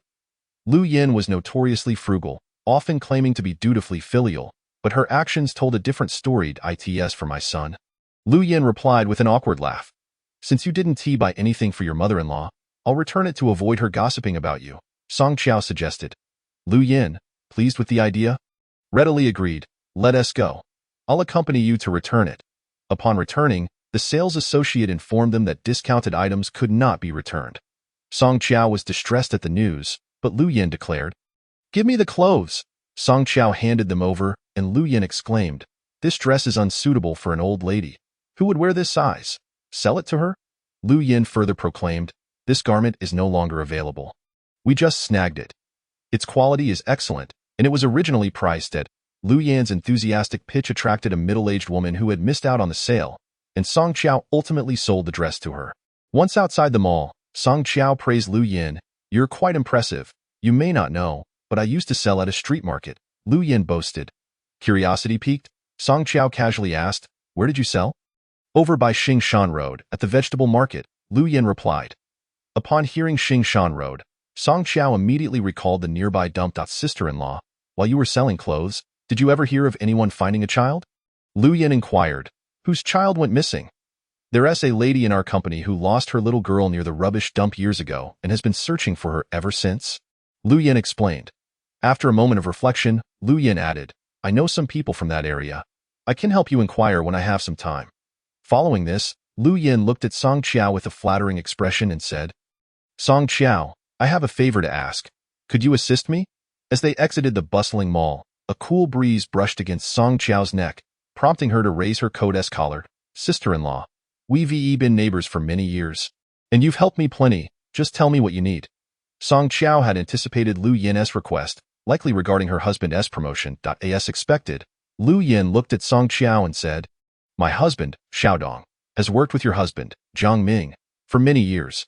Could you ask your husband for a favor and promote him to a team leader position? If he could become the team leader on the construction site, he wouldn't have to work directly and could simply oversee others, all while earning a higher income." "Sister-in-law, this is something Jiang Ming cannot assist with," Song Qiao replied. Lu Yin's expression darkened at this response. But Song Qiao continued, "However, I can speak to my father about it. Company matters ultimately fall under his jurisdiction." Song Qiao needed Zhang Xiaodong's assistance to bolster her father's authority. Upon hearing this, Lu Yin, who had been downcast, instantly brightened. Song Qiao, is that true? You're the best. Our sisterly bond runs deep. After saying this, Lu Yin glanced at Song Qiao, who seemed hesitant to speak. Sister-in-law, didn't I tell you? Just say what you need. We're not outsiders. Lu Yin hesitated but finally spoke. I heard my husband, Xiaodong, mention that your husband is in charge at the company now, and the elder has stepped back. I thought it was true. Feigning surprise, Song Qiao replied, is that a boast? Is he the chairman, or is my father? Turning back to Lu Yin, Song Qiao pressed, what else did Xiaodong say? Knowing Lu Yin's nature, Song Qiao was certain she would spill everything she knew, especially since she had promised to help. He also warned me not to betray your husband. Otherwise, Jiang Ming would kick mine out, Lu Yin recounted. I want to tell him. You can rest easy, Song Qiao reassured her. What I haven't told you yet, sister-in-law, is that I've returned to work at the company as the project manager. What? Lu Yin's eyes sparkled with excitement under the lights as she surveyed the small groups of people exiting the shop. In a hushed tone, she said, Xiaodong mentioned that your husband has a secretary named Zhao Xiaoya, and their relationship seems a bit suspicious.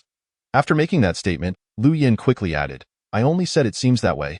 It's just what others are saying. I'm not implying anything. I'm just worried that Jiang Ming might be hiding things from you. Song Qiao thought to herself, he has already been unfaithful. Even the child belongs to them. Sister-in-law, I understand your concern. You need not worry. Here is the plan. Let Xiaodong come to my office tomorrow.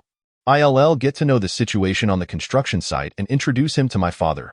Currently, Song's construction held the largest volume of work in Jiang City, with up to 10 project sites at its peak.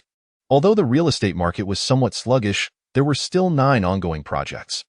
The project department was responsible for managing the progress of these projects, overseeing the supply of construction materials, quality inspections, and budgeting for new projects. Of course, the chairman held the ultimate authority, followed by the president, who also had considerable power over finances, logistics, and construction quality.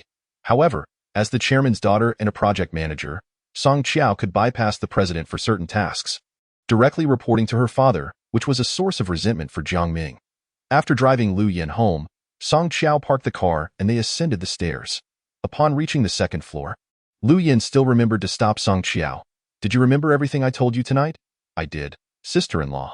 Lu Yin finally felt at ease to enter the door, and Song Qiao ascended the stairs.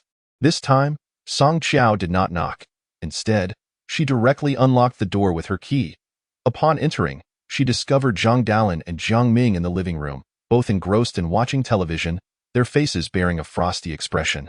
Upon noticing that Song Qiao's hands were empty, Zhang Dalin could no longer contain herself. Where are the clothes you promised to buy me? You only brought back discounted goods of poor quality? Song Qiao maintained her composure and glanced at Jiang Ming. Where is Xiaoran? Jiang Ming felt a pang of discomfort upon seeing that Song Qiao had returned empty-handed, but refrained from saying anything, remembering that she hadn't purchased any clothes either. Zhang Dalin, however, was determined not to let this go. They had clearly agreed that she would buy her clothes tonight. You're fooling me, aren't you? Song Qiao, you've been absent from home every day, and I heard from my son that you even bought a luxury car worth 5 million. Are you trying to turn the world upside down? Chapter 054. Escaping home. Not mentioning the car was one thing, but bringing it up made Song Qiao irate. Mom, you're mistaken. That car isn't 5 million. It's 10 million. 10 million? Doesn't that make you a spendthrift? You dare to buy a car worth 10 million? Song Qiao shot a glance at her, then distanced herself from Jiang Ming and his mother, sitting down. You tell Mom, was the car purchased by you? At this critical moment, Jiang Ming did not wish to offend Song Qiao, as the company's finances were still under audit. If any discrepancies arose, she would have to cover for him. Mom, the car was bought by Song Qiao's father for 5 million, and my father-in-law gave me 10 million. Upon hearing her son's words, Zhang Dalin swiftly shifted her stance. Song Qiao, regardless of whether Jiang Ming bought it or your father did in the future, all this money will belong to my son. Thus, the money you are spending now is also my son's. Jiang Ming changed his strategy, and Zhang Dalin's shamelessness provided Song Qiao with the perfect opportunity. She stood up from the sofa. What if I divorce your son? Can he still access my father's wealth then? After saying this, Song Qiao grabbed her bag and keys. I will not be staying at home tonight. Jiang Ming, seeing Song Qiao attempt to leave, hurriedly stood up to block her. Song Qiao, do not push your luck. You are already a married woman. Where do you think you are going at night? You think I'm pushing my luck? You think I'm ungrateful? Those two accusations fit your mother perfectly. How did my father's money become yours? Looking at your mother's shamelessness makes me nauseous. Why should I stay here any longer? Upon hearing Song Qiao's words, Jiang Ming, unable to contain his anger, raised his hand and slapped her. How dare you speak about my mother like that? Isn't your mother exactly like that? I am not slandering her. Song Qiao glared fiercely at Jiang Ming after being slapped. She realized that making a scene was her only way out. After uttering those words, she shook off Jiang Ming and attempted to leave. Son, grab her and give her a good beating. Make her argue with you over the company tomorrow. Zhang Dalin's words reminded Jiang Ming, and he seized Song Qiao, throwing her onto the sofa. You want to leave? Did you seek my permission? I am your husband now, and I am in charge of this household. Seeing this, Song Qiao dared not reach for her phone, fearing that the surveillance might be discovered. Instead, she fixed her gaze on Jiang Ming. Are you certain about keeping me here? I am certain. Tomorrow, I will go to the company and tell your father that you are ill and need to rest at home for 2 days. I will take over your work. Upon hearing Jiang Ming's words, Song Qiao let out a cold laugh and retrieved a piece of paper from her bag. Take a look at this. If you still intend to confine me in this house, I have nothing more to say. Jiang Ming glanced down at the paper, which read, Dad, if I am unable to arrive at work on time one day, please call the police. Seeing the change in Jiang Ming's expression, Song Qiao continued. This is the agreement I made with my father. Not only him, but I have also informed my friends and the neighbors in the hallway. If there is any sound of fighting in this house, they will call the police immediately. Jiang Ming laughed coldly. So it seems you no longer trust me. If that is the case, what if I quietly kill you? Then I can go to the company and eliminate your father, and this company will belong to me. Won't it? Song Qiao chuckled. You could never do that. For my father has taken the same precautions as I have. If you don't believe me, take a look. Song Qiao pulled out another printed sheet from her bag, tossing it to Jiang Ming. The other paper also stated, in the event of any threat to my life, I shall call the police immediately. Jiang Ming, seeing the 2 papers in Song Qiao's hand, scoffed. Song Qiao, do you think I'm a 3-year-old child easily fooled? Just as Jiang Ming was about to force Song Qiao into the bathroom, a knock sounded at the door. Song Qiao, are you at home? It was Lu Yin's voice. Lu Yin, save me. Upon hearing this, Lu Yin shouted from the doorway. What's wrong? I'm calling the police. Realizing that Song Qiao was indeed prepared, Jiang Ming felt a twinge of panic. Song Qiao opened the door and dashed outside. Lu Yin, Jiang Ming wants to kill me. What? Is that true? Lu Yin looked at Jiang Ming, brother-in-law. We're just having a playful argument. Jiang Ming replied with a smile. Song Qiao paid no heed to his words and, before Lu Yin could leave, rushed down the stairs. Lu Yin, witnessing Song Qiao's hurried escape, glanced back at Jiang Ming before following her. Once in the car, Song Qiao opened the door and sat inside, calling out to Lu Yin as she rushed down the stairs. Sister-in-law, I want to be coming home for the next few days. Please keep an eye on the situation at home. And call me if anything happens. What on earth happened? Lu Yin regretted telling Song Qiao about Jiang Ming and Zhao Xiaoya, fearing that tonight's argument was due to her revelations. Was it something I said about Jiang Ming and Zhao Xiaoya? It was just a rumor. I shouldn't have spoken out. No, sister-in-law, it has nothing to do with that. You don't need to ask. I simply want to be returning home for the next couple of days. If anything comes up, just give me a call, Song Qiao replied before driving away from the neighborhood. By the time Jiang Ming reached downstairs, Song Qiao's car had already disappeared. This time, rather than checking into a hotel, Song Qiao drove to Wang Hongmei's residence. After parking, she reviewed the home surveillance footage and noted that Zhao Xiaoya was also present at the company. 3 adults were seated on the living room sofa, while Zhang Xiaoran, who had been playing in the bedroom, emerged and snuggled up next to Zhao Xiaoya. Zooming in on the footage, Song Qiao noticed that Zhang Xiaoran bore a striking resemblance to Zhao Xiaoya. The immediate priority was to obtain a DNA test for Zhang Xiaoran and Zhao Xiaoya. Before heading upstairs, she called her lawyer, Zhang Guangming, to arrange a meeting for the following day. Once the call ended, Song Qiao dialed Tao Meiling's number. When the call connected, Tao Meiling was watching television and asked, Mom, are you still awake? Song Qiao merely wanted to alert her parents to be cautious of Jiang Ming but was reluctant to cause them worry. Qiao, where are you? Are you out? Are you okay? Fearing that Tao Meiling would be anxious, Song Qiao quickly reassured her. I'm fine. I'm at Hongmei's place. I just wanted to remind you to not believe anything Jiang Ming says from now on. I'll come home when I can, and we'll talk then. Caught between wanting to inform her parents and fearing they would worry, Song Qiao felt conflicted. Hearing silence on the line, Tao Meiling said, "Xiao Qiao. Don't wander around too much. Ran Ran is still at home. If you leave, she'll cause a fuss." Song Qiao responded, "My mother-in-law is here. She'll take care of the child." "Your mother-in-law is here? Is the argument because of her?" "Xiao Qiao, as a daughter-in-law, you must be dutiful to your mother-in-law." Even at this moment, her mother was imparting lessons on virtue. Song Qiao acknowledged her words but did not elaborate further. Leading to the end of their call, after lingering in the car for a while, Song Qiao eventually called Wang Hongmei. Wang Hongmei was at home working on her budget for the psychological counseling center when her phone rang. Upon seeing it was Song Qiao, she quickly answered, "Hello. Xiao Qiao. Xiaomei, I'm downstairs. Please let me in shortly." Chapter 055.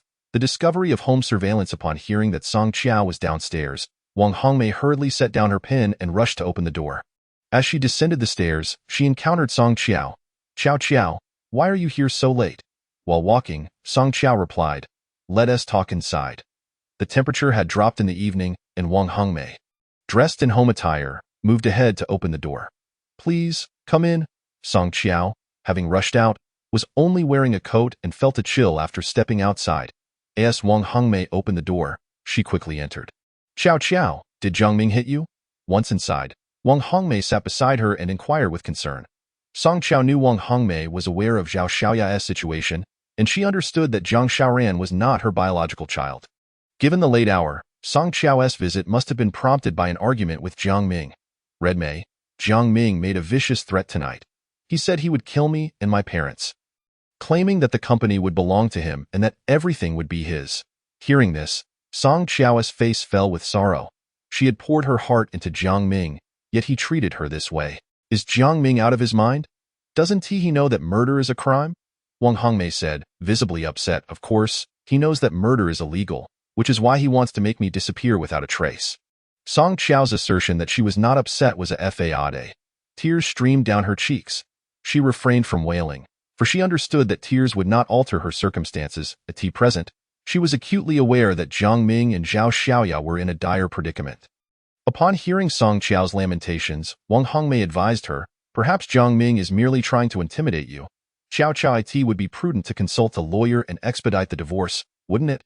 While Wang Hongmei perceived it as mere intimidation, Song Qiao recognized the grim reality. Jiang Ming genuinely sought to harm her and her family, aiming to usurp the company. After a moment of contemplation, Song Qiao replied, "I have already engaged a lawyer.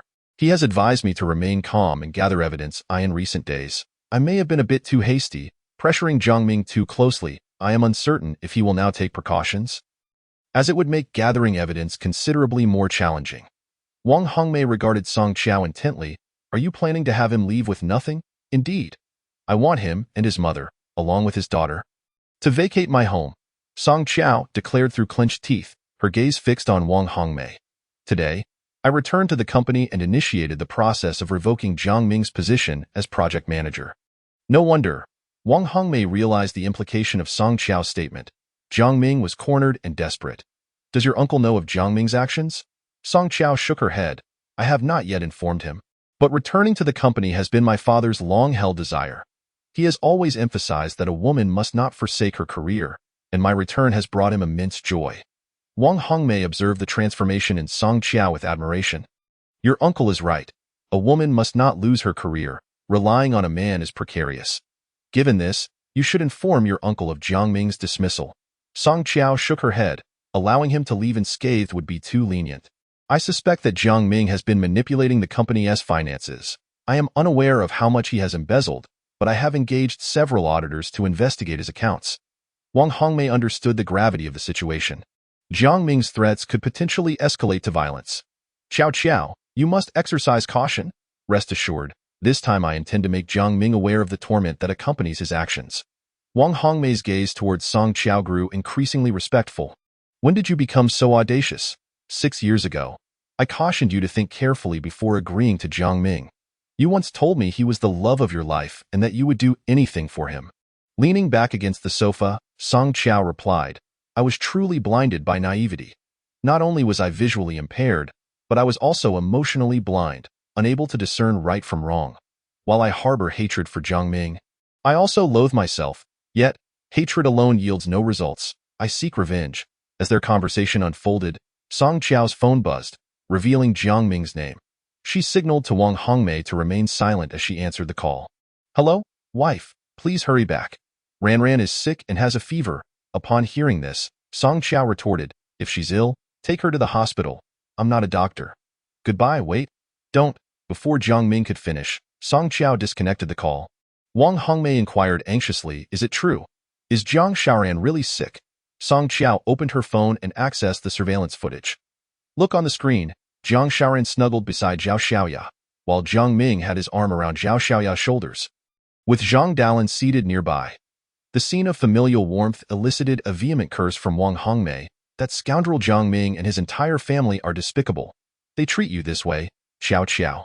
You must not return, and I suspect they are plotting against you.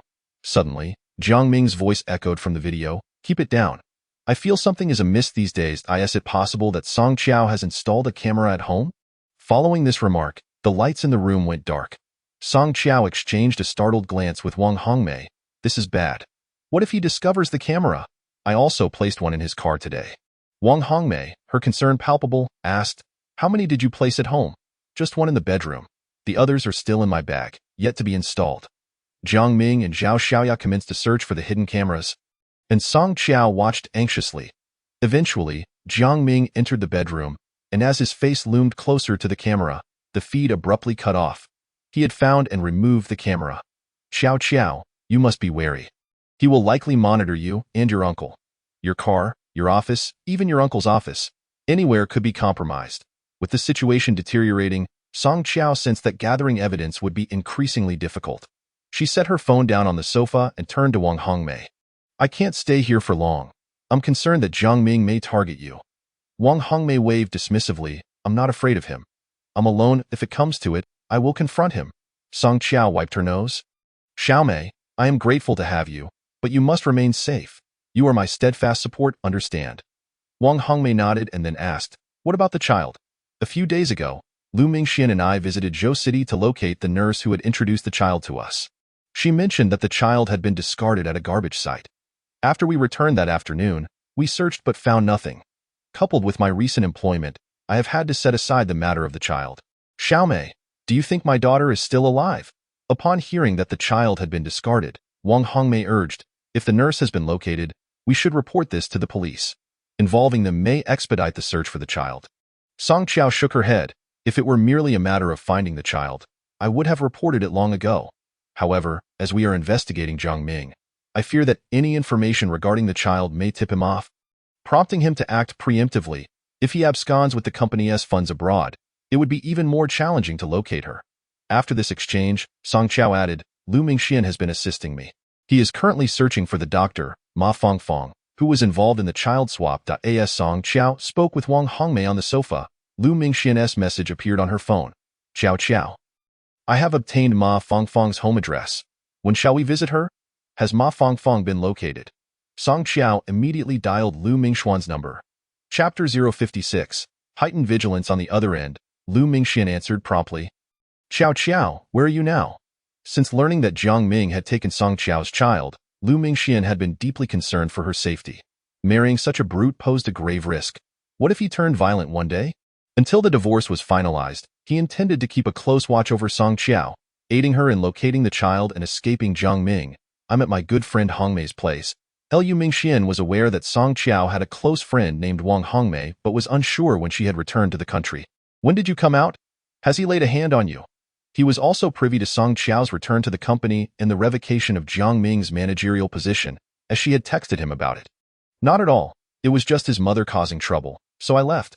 Song Qiao wished to spare everyone her worries. I asked the place where you both are staying safe. Does Jiang Ming know where your friend lives? Lu Mingxian's tone was cautionary.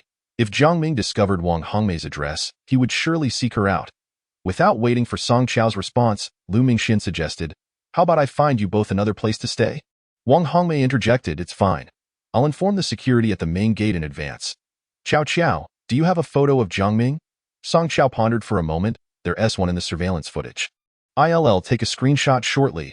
After years of marriage, aside from their wedding photographs, they had never taken a picture together. You both must remain vigilant. If it feels unsafe, My friend has a house on the mountainside that has been unoccupied. You can move there. I understand, Mingxian. Thank you. Song Qiao and Lu Mingxian made plans for the following day. She would feign illness to visit the hospital, allowing them to search for the child together. Song Qiao was resolute. Though she had yet to divorce Jiang Ming, he had her under his thumb for the time being. Tomorrow, she would pretend to be unwell to visit the hospital and accompany Lu Mingxian to find Ma Fangfang. Lu Mingxian sent Song Qiao the address of Ma Fangfang's hometown, which was closer than Wang's residence. If all went smoothly, they could return in about 2 hours. After their conversation concluded, Wang Hongmei gazed at Song Qiao with curiosity. Didn't you say you weren't fond of him? Why lie to me? Song Qiao sighed deeply. Xiaomei, if I divorced Jiang Ming, I would be entering a second marriage. Even if Lu Mingxian is willing. His parents may not approve, as I mentioned. His family is well off, and I am not the type of woman they would accept. Had this been 6 years ago, she might have had hope had she agreed to Lu Mingxian. But now she felt diminished. Song Qiao constantly reminded herself of the disparity in their social standings. What era are we in? Who cares about first or second marriages? As long as you two genuinely love each other, be bold and pursue your happiness. What is to fear? If it doesn't work out, you can always start anew. Xiao Qiao, muster the courage you had when you stepped out to return to work and apply it to your relationship with Lu Mingxian. Upon hearing Wang Hongmei's words, Song Qiao recounted the incident when she encountered Tong Tong's family alongside Lu Mingxuan's parents in the yurt. Wang Hongmei, having studied abroad for 2 years, was less conservative in her views. Upon hearing Song Qiao's story, she exclaimed, "As long as Lu Mingxian loves you, the world's opposition is meaningless." Song Qiao fell silent. Initially, her parents had opposed her marriage to Jiang Ming, and she had thought the same way. No matter how much the world opposed their union, it would be futile. With a tranquil mindset, Song Qiao contemplated her relationship with Lu Mingxian, pondering if a marriage devoid of parental blessings could indeed yield happiness. As their conversation continued, time slipped away, and with Wang Hongmei needing to oversee the renovations at the store the following day, they decided to retire for the night. Before sleeping, Song Qiao once again checked the surveillance, only to find darkness on the screen. She then turned on the camera in the car, relieved to see it still functioning. The vehicle sat quietly, unchanged. After a long day, Song Qiao soon drifted off to sleep. The next morning, upon waking, she found Wang Hongmei preparing breakfast. The sound of the exhaust fan filling the kitchen. Hastily, she got dressed. Xiaomei, I'm not eating at home. I have to go to the office. I need to visit my father's office before Jiang Ming arrives. Concerned that Jiang Ming might pose a threat to Song Jiangwo, she felt compelled to reveal some information to him. I've prepared breakfast. Eat before you leave. Wang Hongmei had a commendable habit of not dining out, believing it to be both unsanitary and wasteful, insisting that those who frequently ate outside were merely depleting their health. Don't make me any more. If I don't leave now, I'll be late. Song Qiao had no time to ponder such matters. Jiang Ming was always punctual for work, a fact Song Qiao was well aware of. He had maintained this routine for years, eating breakfast promptly before heading out. Didn't you say you placed a camera in his car? Check if he has left yet. Wang Hongmei's reminder jolted Song Qiao into realization, and she promptly retrieved her phone. The ensuing footage nearly caused her to faint with rage, but she managed to calm herself, reminding herself of the importance of collecting evidence. To her astonishment, Jiang Ming and Zhao Xiaoya were engaged in intimate acts within the vehicle, captured on the surveillance, clothes half removed. With Jiang Ming leaning over Zhao Xiaoya, the car visibly shaking. How shameless could they be, not satisfied with their escapades at home or in the office, but seeking thrills in the car as well? As Song Qiao prepared to take screenshots, Jiang Ming abruptly pushed himself up from Zhao Xiaoya. Song Qiao, that wretched woman, has installed cameras at home. Surely she hasn't placed one in the car too? In a flurry, Song Qiao managed to capture an image, though only Jiang Ming was visible, with Zhao Xiaoya having draped an additional coat over herself. Just as Song Qiao snapped a series of 3 shots, Jiang Ming had already dressed and was frantically searching for the camera within the vehicle. Found it. His exclamation made Song Qiao close her eyes. It would be increasingly difficult to gather evidence of his infidelity. Hongmei, don't you have a childhood friend who knows Zhao Xiaoya? Ask him where she is currently residing. Song Qiao had resolved that if she couldn't find evidence, she would stake out near Zhao Xiaoya's residence. You mean a Mao? Great. I'll call him shortly. What? Has the camera in the car been discovered? Song Qiao nodded solemnly. His guard will be even higher now. Xiao Qiao, I truly don't believe you should keep this from your father. Let him devise a plan. Wang Hongmei was concerned about Song Qiao facing Jiang Ming alone. Fine. I'll assess the situation. I'm heading to the city construction office now. As Song Qiao departed, Wang Hongmei inquired once more, are you really not going to have breakfast? I made so much I'll eat when I return. With that, Song Qiao took her keys and headed downstairs. Upon arriving at the city construction company, she found Song Jiangwo already there. On her way, she had bought 2 breakfast portions, worried that he might have skipped his meal. Dad, I brought you breakfast. Seeing his daughter walk in, Song Jiangwo rose quickly. I've already eaten. You should have it. He moved to the sofa to keep her company while she ate. Song Qiao had chosen her favorite Wang's breakfast, pearl wontons. Today, she had queued up to acquire them. After hearing that her father had already eaten, she settled onto the sofa to enjoy her meal, then looked up at Song Jiangwo. Dad, I'm planning to divorce Jiang Ming. Chapter 057. The call from the kindergarten. Song Jiangwo appeared taken aback by Song Qiao's announcement of divorce. Although he was aware of Jiang Ming's ambitions, he did not wish for his daughter's marriage to falter. Qiao, what exactly has transpired? With a faint smile, Song Qiao reflected on how fervently she had once desired to marry Jiang Ming. Now, as their marriage had devolved into this, she could only respond. When love dissipates in a marriage, separation becomes the only option. Song Jiangwo looked at her with confusion. You were once so determined to marry him. How can there be no love now? Unsure how to explain to her father, Song Qiao simply stated, Dad, I'm an adult now. Some matters are best handled by myself. Jiang Ming and I have reached the end of our road. Staying together would only lead to mutual harm. Upon hearing the term mutual harm, Song Jiangwo's heart ached for his daughter. Marriage is not a trivial matter. I want to obstruct you, but you must consider your decision carefully.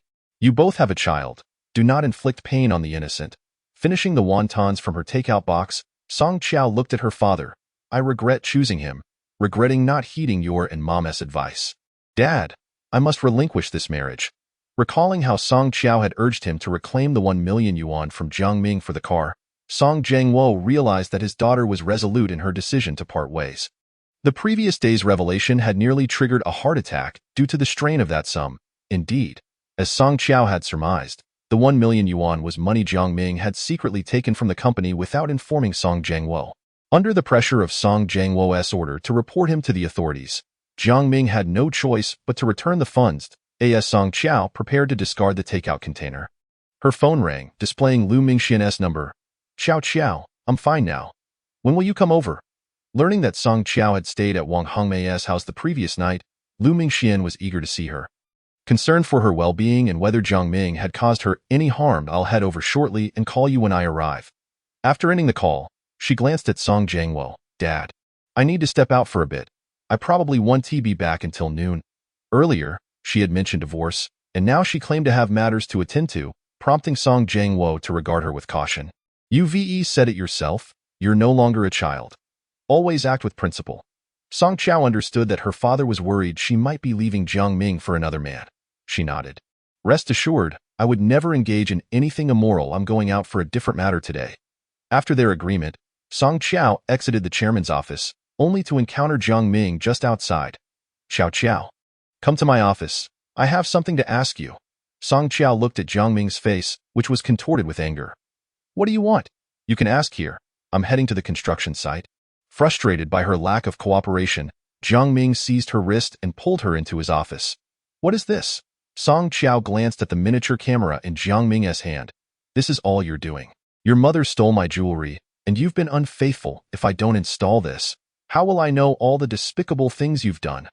Realizing that she was gathering evidence for divorce, Jiang Ming's eyes flared with rage. What do you intend to do? At this point, Song Qiao couldn't ignore his affair with Zhao Xiaoya. What do I want? I want a divorce. Just as she anticipated Jiang Ming to lash out and admit his wrongdoing, he instead adopted a regretful expression. Qiao, I love you. Zhao Xiaoya is merely a secretary. There's nothing between us. Song Qiao scoffed inwardly. Jiang Ming, you are the epitome of a scoundrel. Zhao Xiaoya bore your child. And yet you still dare to speak like this. Do you think I'm still the naive girl you could easily manipulate? However, this time, she refrained from provoking him further and coldly replied. I can offer you a chance. Return everything you've given Zhao Xiaoya over the years, and I will forgive you. Jiang Ming's face lit up with excitement. Really? You can truly forgive me? realizing the implications of her words. Jiang Ming quickly sobered. What are you saying? How could I give money to Zhao Xiaoya? She means nothing to me. He knew that as long as he didn't sleep with her, Song Qiao had no leverage against him. Is that so? Jiang Ming, have you forgotten? I still possess the footage from last night. The mention of the surveillance. Jiang Ming froze momentarily, then hastily retorted, Zhao Xiaoya was at my home last night. She came to deliver some documents that she accidentally left at the restaurant during lunch. Jiang Ming continued to deny everything. Fine. Let us take a look at another piece of footage. Song Qiao opened her phone and switched to the car's surveillance, only to find nothing. The fury in Song Qiao's eyes was uncontrollable as she glared at Jiang Ming. What's wrong, Song Qiao? Do you think just because you installed cameras at home and in the car, you'll uncover something? I haven't done anything wrong, so there's no infidelity to find. Are you planning to obtain evidence to divorce me and leave me with nothing? Song Qiao urged herself to remain calm, fixing a cold stare upon Jiang Ming. Jiang Ming, do you truly believe your actions are flawless? I will eventually find the evidence, so don't celebrate too soon. With that, Song Qiao pushed past Jiang Ming and exited his office. As she stepped out, her phone rang again. Expecting it to be Jiang Ming, she looked down to see it was the class teacher of Zhang Xiaoran calling. Hello, Teacher Zhang. Zhang Xiaoran's mother, please hurry to the hospital.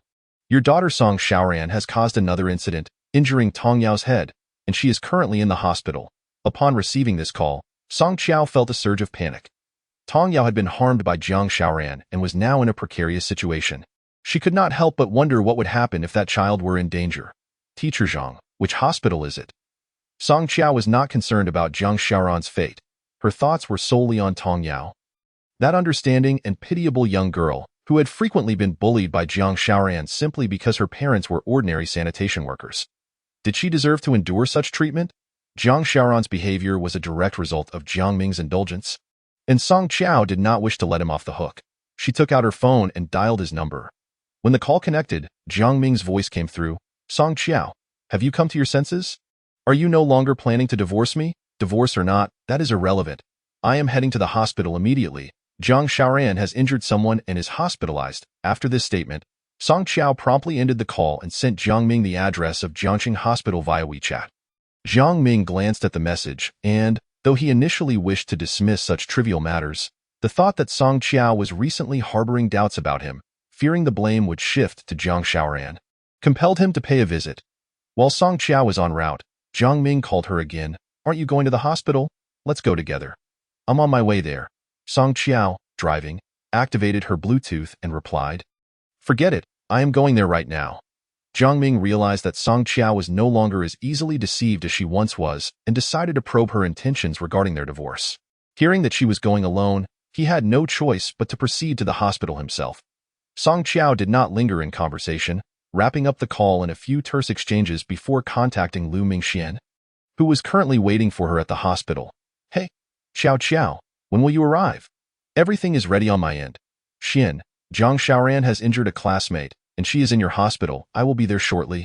As for the matter with Ma Fongfong, let's set that aside for now. Zhang Xiaoran must learn a lesson from this. We cannot allow good-natured individuals to suffer, I understand. I will head over right away and take the injured girl for an examination. Lu Mingxian responded, agreeing to cooperate with Song Qiao. Great. I will be there shortly. After concluding her call with Lu Mingxian, Song Qiao drove towards the hospital. Upon her arrival, she called Jiang Ming once more to inquire about his location. I will be there shortly. Why are you so anxious? The injured party is not Zhang Xiaoran. It's merely a matter of compensation. Song Qiao, upon hearing this, felt an overwhelming urge to slap him. Was her child merely a child while others were not? Did being struck by Zhang Xiaoran mean they deserved it? Enough of your nonsense. I have heard this injury is severe. The parents have already reported it to the Education Bureau, and Teacher Zhang has advised bringing Zhang Xiaoran home and not sending her back to kindergarten. Upon hearing this, Jiang Ming's anxiety began to surface. What if this incident reached the Education Bureau? What school would dare to accept her afterward? Wait for me. I am on my way. Realizing the gravity of the situation, Jiang Ming ceased his complaints and quickened his pace in the hospital courtyard.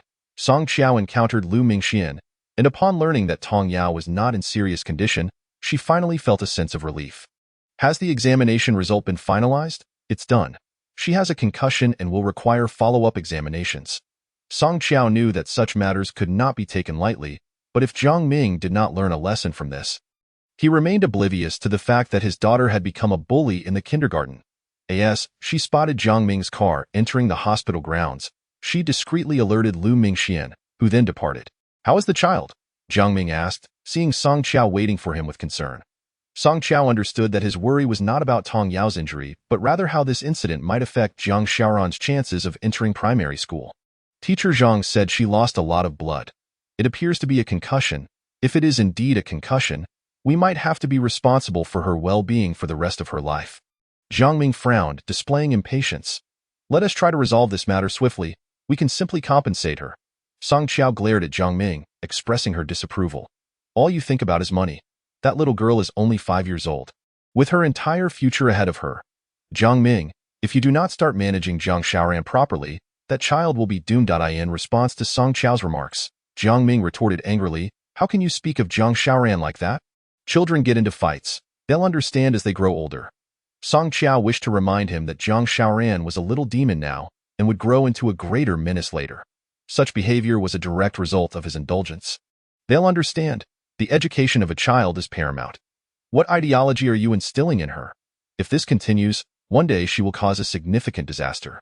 Song Qiao harbored thoughts of keeping Tong Yao away from Jiang Xiaoran. If they remained close, she feared it would only be a matter of time before Tong Yao was hurt again.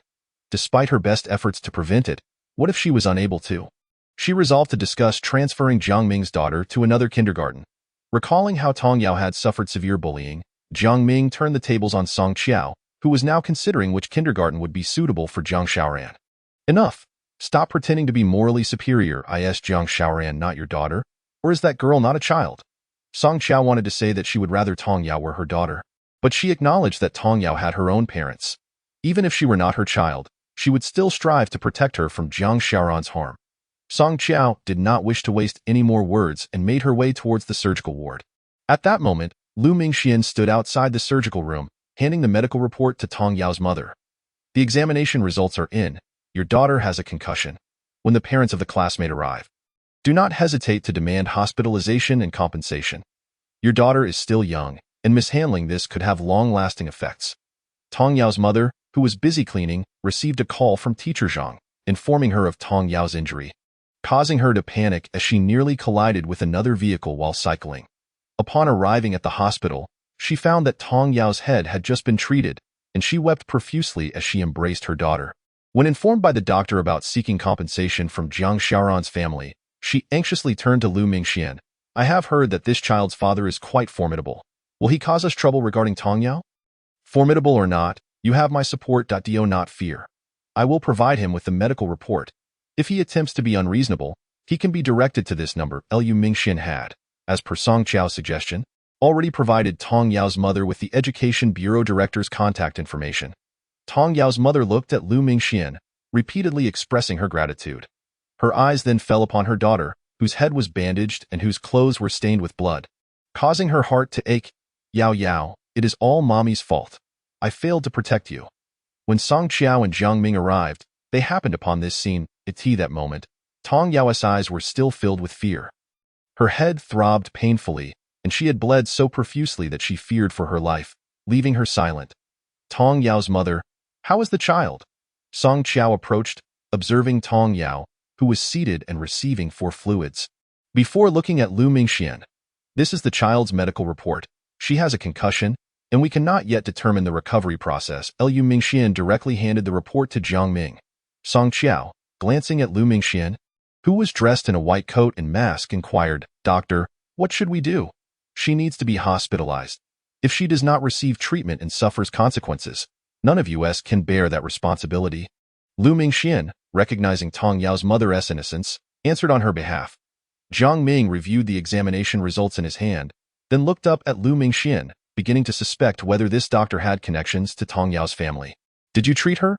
Lu Mingxian met Jiang Ming's gaze, perhaps because he had not seen him since returning from abroad, and assuming the doctor's attire was sufficient to confirm his identity, he nodded. "Yes, however, the scans were taken in the CT room. In reality, Tong Yao had not undergone any scans. The image Lu Mingxian had used was from another child. If Jiang Ming had scrutinized it closely, He would have noticed that it was not Tong Yao's. However, he had never inquired about the name of the student Jiang Xiaoran had struck, nor did he wish to know. Isn't hospitalization too troublesome? How about this? I can give you some money, and you can take her home to recuperate. Upon hearing Jiang Ming's suggestion, Tong Yao's mother turned back to glance at Lu Mingxian. We insist on hospitalization. A concussion is no trivial matter. What if there are long-term effects? Jiang Ming turned his attention to Song Qiao, seeking her opinion. At that moment, Song Qiao gazed at Tong Yao's injury, feeling an inexplicable surge of empathy as she gently embraced Tong Yao. Does it still hurt? Tong Yao recognized Song Qiao and shook her head. Seeing this, Song Qiao quickly reassured her. It hurts, doesn't it? Annie promises you that when we get home, we will take care of Jiang Xiaoran. Tong Yao, still visibly anxious, looked at Song Qiao, unsure how to respond. Just moments before, she had said it did not hurt, yet Auntie seemed to interpret it as still being painful. Tong Yao's mother, let the child stay in the hospital. Song Qiao, observing the blood on Tong Yao's clothes, longed to drag Jiang Xiaoran over and give her a sound thrashing. Such a child, with violent tendencies, deserved no sympathy. Chapter 059. Forcing him to compensate 50,000. Noticing that Song Qiao was preoccupied with comforting Tong Yao, Jiang Ming reminded her, have you asked the teacher why they fought? Did that little girl bully our Ranran? Song Qiao stood up, her eyes filled with skepticism as she gazed at Jiang Ming. How could she have overlooked his selfishness to such an extent? Our Yao Yao mentioned that your daughter always picks on her, and even when we kept our distance, it seems we could not escape. I firmly believe that this time, it is not our daughter's fault. Despite Tong Yao's mother's honesty, she still voiced the grievances her daughter faced at school upon hearing Jiang Ming's words. Song Qiao did not inquire further. There was no need to ask about Jiang Xiaoran's character. She knew, and so did Jiang Ming. I cannot bring myself to ask. Look at how badly Ranran has injured Tong Yao. And you still defend your daughter, Jiang Ming. Children are a product of your indulgence. Upon hearing Song Qiao's statement, Jiang Ming glanced at Tong Yao's mother and inquired, aren't you just looking for some money? How much do you want? Jiang Ming's blatant disregard for the child of a sanitation worker was evident. Tong Yao's mother, uncertain of how much would be appropriate to ask for, recalled the doctor's earlier suggestion to boldly request what was necessary. However, she feared being accused of extortion, yet she knew her daughter could not go without hospitalization for her concussion.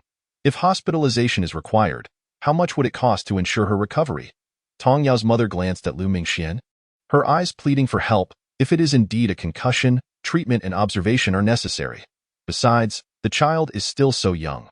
You should offer the child's parents 500,000. Upon hearing the sum of 500,000, Jiang Ming recoiled in shock, exclaiming, are you and this woman colluding to extort us? Indeed, Jiang Ming was unwilling to part with such a large amount. Give 2,000, take it or leave it, Jiang Ming stated with blatant arrogance. Song Qiao cast a glance at Jiang Ming, pulling him aside to remind him. This child is seriously injured. If her concussion leads to complications, it will be a burden for us for life. Why not just give her 500,000 and settle it once and for all? Jiang Ming had never heard of a situation where two children fought, and one had to pay a one-time medical fee of 500,000. Song Qiao, I truly suspect you and that little girl's family are in cahoots to deceive me. Where would I get 500,000? Song Qiao knew that just days ago, Jiang Ming had sent 50,000 to Zhao Xiaoya for a handbag and clothing. And today, she intended to make him pay it back. No, just borrow it. If you don't want to stir up trouble, settle it once and for all. Otherwise, any future ailments with the little girl will come back to haunt you. And I want to take responsibility. Song Qiao aimed to make Jiang Ming learn a lesson by spending some money. Jiang Xiaoran, at her age, was not liable for criminal acts, yet the matter of hitting someone had to be properly addressed. I don't have 500,000. I can't touch the company funds. Where am I supposed to borrow money? Song Qiao continued to apply pressure. Look around, see who you can borrow from. Just wait until your salary comes in and pay them back. Look at how terrified this child is. Gazing at Tong Yao, who sat there with an four drip, Song Qiao resolved to reclaim the 50,000 Jiang Ming had given Zhao Xiaoya. This money should go to Tong Yao, not Zhao Xiaoya. Jiang Xiaoran had repeatedly bullied Tong Yao, inflicting both physical and psychological harm on her, and this was merely compensation. Under Song Qiao's alarming rhetoric, Jiang Ming also feared that Tong Yao's concussion would be pinned on him. I'll make a call to see if I can borrow some. Song Qiao was relieved, knowing the company was undergoing an audit, and the only person Jiang Ming could rely on was Zhao Xiaoya. At that moment, Song Xiao was grateful that she had pressured Jiang Ming to bring out the 10 million he had taken under the pretense of buying a car. Otherwise, Jiang Ming would have directly used that sum for compensation. Watching Jiang Ming step aside to make a call, Song Qiao exchanged a knowing glance with Lu Mingxian and gestured an OK sign. Jiang Ming, I've said it before. We will reclaim everything you've swallowed. As Song Qiao thought this, her gaze fell upon Tong Yao. The child was pitiful, having been bullied and appearing so obediently submissive. Her mother sat beside her, silently weeping as she observed the dark red stains seeping from the worn-down down jacket. Song Qiao approached, saying, Tong Yao's mother, I wish to extend my sincerest apologies on behalf of my child.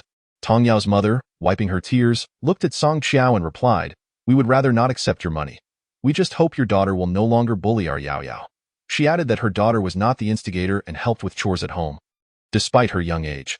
Hearing this, Song Qiao felt a pang of sympathy and gently tucked Tong Yao's hair behind her ear, saying, Do not fear. I will ensure Zhang Xiaoran is transferred from your class so she can no longer harass you. Upon hearing that Zhang Xiaoran would be switched, Tong Yao's mother looked at her with surprise and asked, Is that true? My daughter will finally be free from bullying?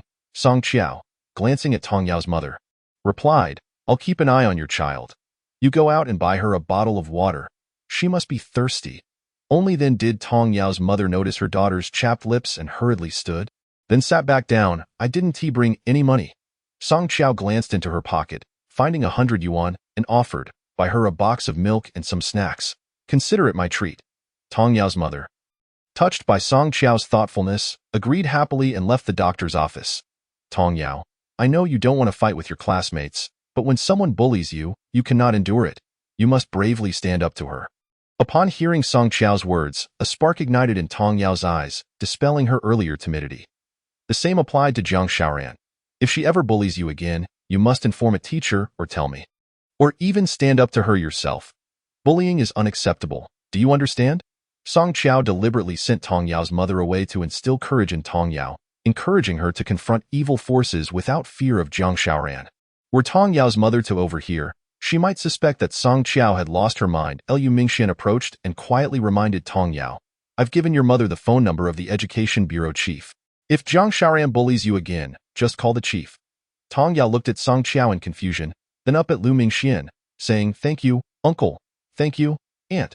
Tong Yao also wondered why Zhang Xiaoran was advocating for her. The aunt's words were meant to remind you, if no one provokes you, do not provoke others. But if someone does offend you, you must retaliate. Some unruly children need to be taught a lesson with your fists. My mother doesn't allow me to hit anyone. Finally, Tong Yao engaged in conversation with them. Song Qiao sighed in relief, fearing that this child would suffer psychological trauma from being bullied, affecting her future life. Your mother doesn't mind you hitting those who bully good classmates. A bully like Zhang Xiaoran deserves to be hit. Not only does your mother allow it, but I also approve. Do you understand? Observing Tong Yao's silence, Song Qiao continued, because I too dislike children who resort to violence. Auntie, you don't like Zhang Xiaoran either? I don't like her. Chapter 060. Being a doctor must be exhausting, right? Auntie, are you also afraid of Zhang Xiaoran? All the students in our class fear her. She always takes others' toys and even tore my notebook. I'm not afraid of her. When I get home, I will teach her a lesson and avenge Tong Yao. As Song Qiao saw Jiang Ming approach after finishing his call, she quickly reminded Tong Yao, What I told you earlier is a secret. Don't tell anyone, all right? Tong Yao looked at Song Qiao, nodding in a manner that suggested she understood only partially. Did you manage to borrow the money? Song Qiao asked as Jiang Ming came closer. I borrowed it from a classmate, but it's a bit excessive. It was just a fight between two kids, and we're asking for 500,000. What would Dad think if he found out? Jiang Ming invoked their father's name. Dad doesn't know about Zhang Xiaoran's situation. I wouldn't dare to bring it up that if I did, he'd scold us for failing to raise our child properly and harming society. And we'd be in even deeper trouble. Song Qiao glanced at Tong Yao, lowering her voice. Consider this. A concussion poses hidden dangers. It could severely impact the brain, and future intelligence might be affected. Let us spend a little to secure peace of mind. Jiang Ming felt the sting of spending money but acknowledged that Song Qiao had a point on the phone. Zhao Xiaoya quickly transferred the funds upon learning that Zhang Xiaoran had left someone with a concussion. When Tong Yao's mother returned with supplies, Jiang Ming asked, Do you have a bank card? I'll transfer the 500,000 to you. Song Qiao observed the outdated phone Tong Yao's mother was using and advised, "You should deposit it into a bank account instead." Jiang Ming frowned at Tong Yao, reluctantly agreeing. "How about you transfer it to my account, and I'll withdraw it for her?" Jiang Ming, through this incident, you need to teach Jiang Xiaoran that actions have consequences. Song Qiao's words were more of a reminder for Jiang Ming than for Jiang Xiaoran. Frustrated, Jiang Ming transferred the 50,000 to Song Qiao, saying, "You take care of it. I'm leaving." After taking a few steps, he suddenly turned back and added, "Oh, make her sign an agreement that if anything happens to her child in the future, she won't come looking for us." Jiang Ming intended to take Jiang Xiaoran home for a serious lesson after losing the 50,000. "Leave it to me. I'll handle this." Song Qiao watched Jiang Ming's retreating figure, feeling a sense of relief for the first time. "Jiang Ming, if you continue to indulge your daughter, be prepared to pay the price." After this thought, she looked at Tong Yao's mother. "Just wait. I'll go to the bank and withdraw the money for you." She would rather give this sum of money to Tong Yao's mother than let it fall into Zhao Xiaoya's hands. Song Qiao went to a nearby bank to transfer the funds onto her card and return to the hospital. Handing the card to Tong Yao's mother, she advised her to keep it well, as it contained 500,000, intended for Tong Yao's future education. Tong Yao's mother was utterly bewildered. This fortune was an income that she and her husband had toiled for over 20 years to accumulate. Suddenly receiving such a large sum left her both at a loss and pleasantly surprised. "Jiang Xiaoran's mother, you are truly a reasonable person. I cannot fathom why your daughter is so unlike you." Song Qiao thought to herself. She wanted to reveal that Jiang Xiaoran was not her biological child, but such words could not be uttered. "Regardless of the circumstances, it is still our Jiang Xiaoran's fault for injuring your daughter and causing her to bleed so profusely. Please stay with her in the hospital for a couple of days, and return home once her head no longer aches." Tong Yao's mother nodded, clutching the card in disbelief at the reality unfolding before her. Though she felt immense pain for her daughter, the 500,000 felt like a windfall from the heavens. After the matter was settled, Lu Mingxian glanced at Song Qiao and said, "There's still time. Let us go find Ma Fongfong." "All right." After bidding farewell to Tong Yao's mother, Song Qiao exited the clinic with Lu Mingxian. "You drive this time. We must avoid being recognized by Jiang Ming's acquaintances." Song Qiao was aware that Jiang Ming had a group of dubious friends who indulged in drinking, gambling, and other unsavory activities. Whether or not Jiang Ming engaged in such behavior, Zhao Xiaoya likely cared more than she did. Very well. Song Qiao's car was a sports model, less suited for the mountain roads than his rugged vehicle. While Lu Mingxian went to get the car, Song Qiao called Teacher Zhang to inform him that the matter regarding Tong Yao's injury had been taken care of. On the phone, Teacher Zhang still hoped she would facilitate Jiang Xiaoran's transfer to another school, to which Song Qiao acquiesced. As Lu Mingxuan's car approached, Song Qiao slid into the passenger seat. Once inside, she felt a wave of exhaustion wash over her, as if all her efforts had led nowhere. With the surveillance dismantled by Jiang Ming, playing it back later would prove difficult, and without any evidence or leads on the child's whereabouts. She felt as though her endeavors had been futile. "What's wrong? Are you feeling disheartened?" Lu Mingxuan's gaze was as warm as the sun outside, bringing comfort in the winter chill. Suddenly, she sensed that all her hard work had been in vain. Lu Mingxian fastened his seatbelt and gently took her hand, saying, "Don't lose heart. I'm here for you." As for Jiang Ming, she suspected he would not patiently wait for her to uncover the financial records. If that were the case, he should have fled with Zhao Xiaoya by now. Enjoying the warmth of Lu Mingxuan's hand, she forgot to withdraw her own until it grew uncomfortably warm. "I apologize. I was lost in thought." After she pulled her hand away, Lu Mingxian showed no signs of irritation, his gaze filled with satisfaction as he looked at her. "I await the day you accept me." At the very least, Lu Mingxian knew that Song Qiao no longer rejected him. Over the years spent abroad, the memory that lingered most vividly was that of her throwing the love letter at him. As long as she did not reject him, he believed that, with enough effort, he could win her heart. In Lu Mingxuan's eyes, Song Qiao was unchanged from 8 years ago. She remained as beautiful and gracious as ever. Still embodying the qualities he adored. "Lu Mingxian, do not harbor any expectations of me. I have nothing to offer." Reflecting on Lu Mingxuan's parents' attitude, Song Qiao wished to avoid disappointment. She had already faced enough walls in her life. Even divorced, they might not end up together. The label of a divorced woman had stripped her of confidence in a relationship with Lu Mingxian. "You don't need to give me anything. Just your presence will suffice." Including your child. The mention of children rekindled her confidence as she looked at Lu Mingxian, Drive. Let us head to Mojiaguan. A Fangfang's hometown was in Mojiacan, which also belonged to the Jiangxing region. Albeit bordering Fengqing, Liu Mingxian acknowledged her request and turned the key in the ignition.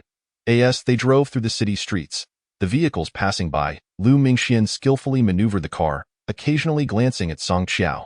She admired the way he handled the steering wheel, exuding a certain nonchalance that accentuated his charm.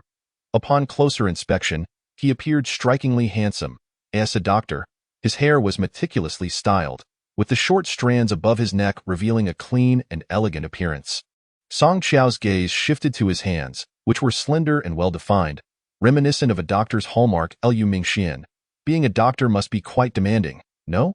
She had heard that standing in the operating room could stretch on for several hours. It's manageable.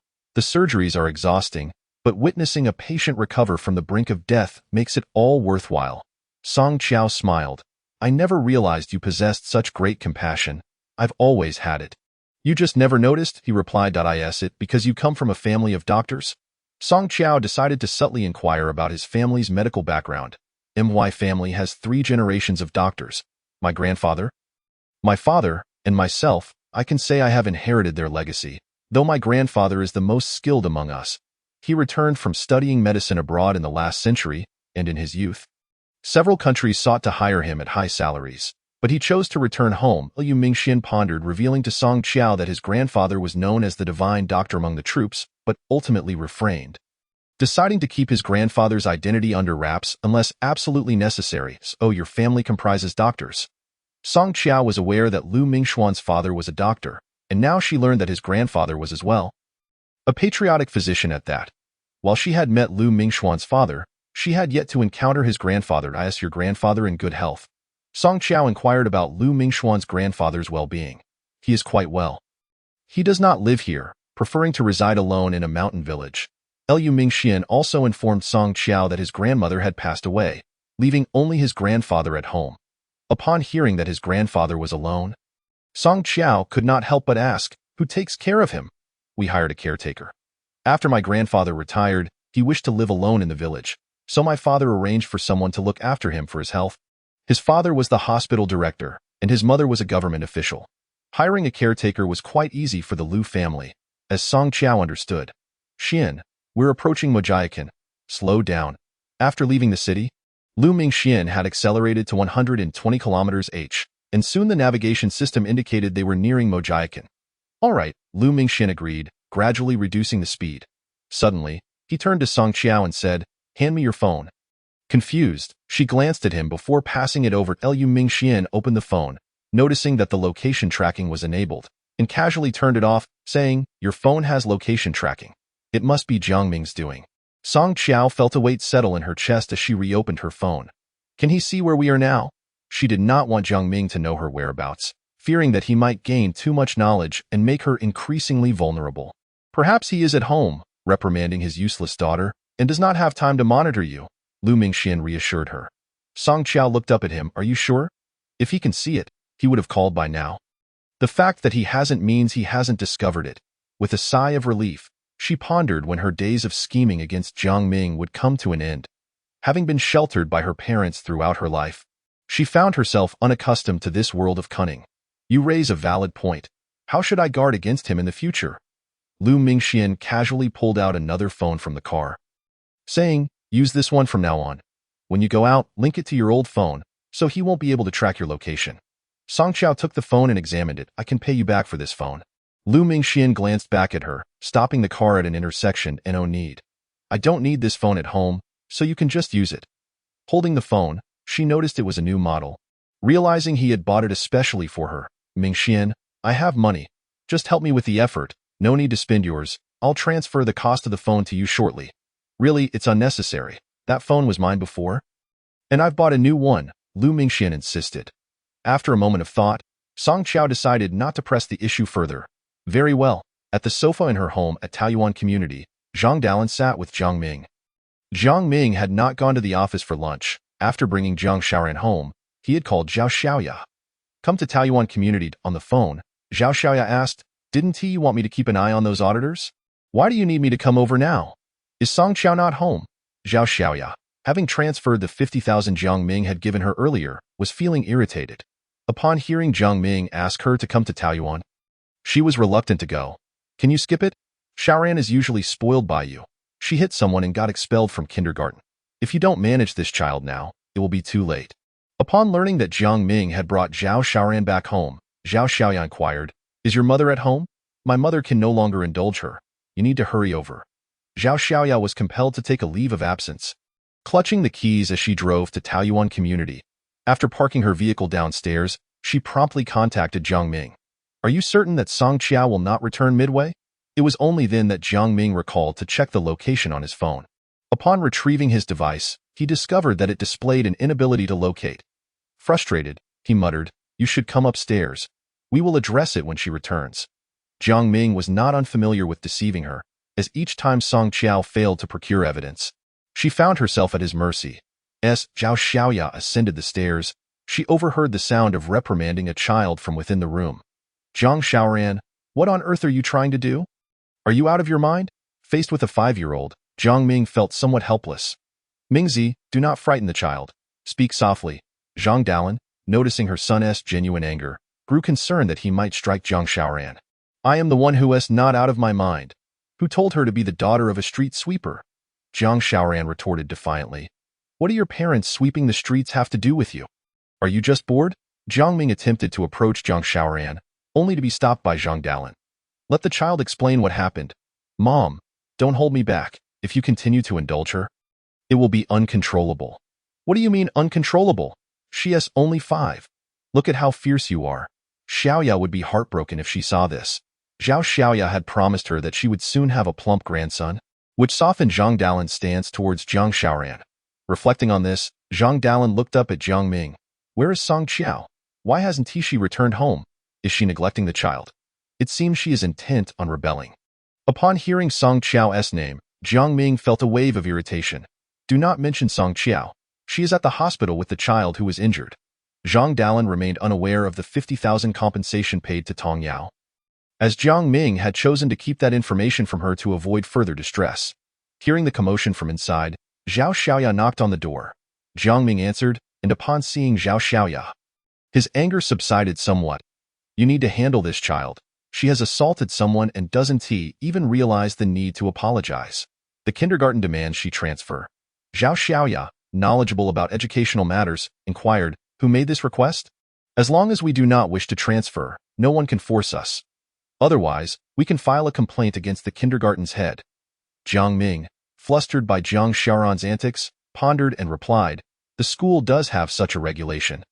But this child truly cannot remain there." Zhao Xiaoya approached Zhang Xiaoran. "Ran, please do not fight with your classmates in the future. All right, I beg you." Raising a child with such troubles, she felt the distance was inadequate. "Isn't it because teacher Zhang favors Tong Yao? That's why I hit her." Chapter 62. Ma Fongfong has died. Upon hearing Zhang Xiaoran's words, Zhang Dalan immediately interjected, "See, I told you." Ran wouldn't he strike out of the blue. "It's the teacher's favoritism. In what way does your teacher favor Tong Yao?" Zhao Xiaoya, intrigued, glanced at Jiang Ming, silently conveying, "Didn't I say this was the case? Can we blame the child? The teacher gives Tong Yao several small red flowers each day, while I receive none."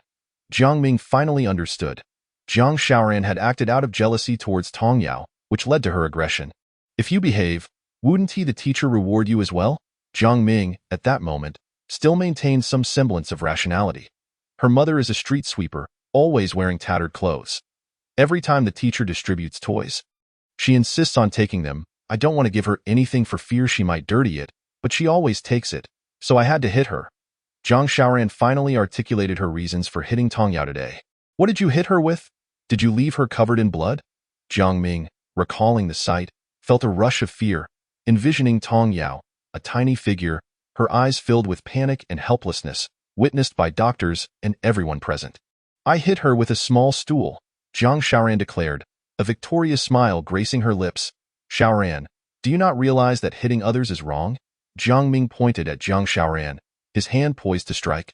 But Zhang Dalan hurriedly intervened, shielding her. "This is not Ran's fault. It is that student's wrongdoing, her foul demeanor while vying for toys." "Mom," Jiang Ming glared at Zhang Dalan, realizing that the majority of Jiang Xiaoran's bad habits were cultivated by her mother's indulgence. Enough! The money has been settled. Do you intend to injure your own daughter further? The more Zhang Dalan spoke in Zhao Xiaoya's presence, the more she emphasized her desire for a grandson. Zhao Xiaoya, having painted such an enticing picture for her, caught Zhang Dalan's satisfied gaze directed at Jiang Ming. Leave Xiaoran to me. I will manage her well. Do not be angry anymore. After saying this, she turned to Jiang Ming. Has Song Qiao been at the hospital all this time? The compensation has been paid. What else is she doing there? Zhao Xiaoya was acutely aware of the past concerning the child swap. The mere mention of a hospital sent shivers of anxiety through her, worrying about exposure. Isn't she in charge of the project? She often goes from the hospital to the construction site. It is quite common. Which construction site is she visiting? Suddenly, Zhao Xiaoya conceived a plan to eliminate Song Qiao. If Song Qiao were to die at the construction site, it would provide a convenient explanation. I have no idea. She hasn't informed me which of the 9 sites she has gone to.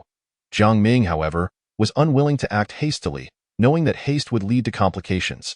If something were to happen to Song Qiao now, Song Jiangwo would undoubtedly suspect foul play and uncover the truth. What I mean is, enough. Your idea won't work. I have my own arrangements. For now, focus on how to ensure Ranran returns to kindergarten. Jiang Ming had been feeling increasingly irritable. The company's accounts were under scrutiny, and Jiang Xiaoran had caused him enough trouble. Earlier that day, he had been coerced into compensating Tong Yao 50,000 by Song Qiao, promising to cover it next month with Zhao Xiaoya's help. What did Song Qiao say? Zhao Xiaoya deemed it inappropriate to create a scene at the kindergarten, believing it was unjustifiable. She insisted that Ranran must transfer. The teacher has mentioned it several times, claiming she would no longer be responsible if she didn't. Jiang Ming shot Jiang Xiaoran a stern look. We cannot transfer. That kindergarten is public, and gaining admission is difficult without connections. It's essential for future access to the experimental primary school, which has a better reputation. Since Jiang Xiaoran was her biological daughter, Zhao Xiaoya considered her future. Then you should accompany her to the kindergarten, presenting yourself as my secretary. Inform them that we will not be transferring. If they pressure us, you can argue with them. Jiang Ming had truly lost patience with this child, who showed no signs of improvement. After relinquishing responsibility to Zhao Xiaoya, he grabbed the car keys and prepared to leave. Zhao Xiaoya chased after him, asking, "Where are you going?" Jiang Xiaoran, being Jiang Ming's daughter, could not simply be discarded without further thought. I'm heading to the company to see if Song Qiao has returned. Jiang Ming felt overwhelmed, eager to escape and find some peace. When Lu Mingxian and Song Qiao arrived at Ma Fangfang's home, they surveyed the dilapidated courtyard and called out, "Is anyone home?" An elderly woman, frail and disheveled, emerged shakily from the yard. "Who are you looking for? Is this Ma Fangfang's residence?" Upon glimpsing the elderly woman's appearance, Song Qiao began to doubt whether they had come to the right place. "I am Fangfang's mother." "What do you want with her?" Upon realizing it was Ma Fangfang's mother, Song Qiao quickly responded, "We have a matter to discuss with her. Is she at home? You want to find her." After uttering this, the elderly woman began to weep. Song Qiao and Lu Mingxian exchanged glances. "Where has Ma Fangfang gone?" "She has passed away." Shocked, Song Qiao and Lu Mingxian gasped. "She was just at the hospital 2 weeks ago. How could she have died?" "She died in a car accident." The mere mention of this tragedy caused the elderly woman to sob uncontrollably. "My Fangfang." Lu Mingxian, skeptical, questioned her. "Where did the accident occur?" The elderly woman lifted her tear-streaked face, filled with sorrow. On her way home, she was struck by a car, and despite being rushed to the town hospital, she could not be saved. Observing the elderly woman's despair, Song Qiao hurried to console her. "Please, do not cry. We merely wish to inquire about her." The elderly woman ceased her weeping, gazing at Song Qiao. "Who are you?" "Are you Fangfang's colleagues?" Lu Mingxian replied, "I am a colleague of Ma Fangfang's. I have been trying to reach her by phone for several days, but to no avail." Upon hearing this, the elderly woman, supporting herself on her knees, stood up. "Come inside." Now that she understood they were Ma Fangfang's colleagues, her demeanor softened considerably. To ascertain the truth of this tragic news, Lu Mingxian and Song Qiao stepped into the old, worn-out house.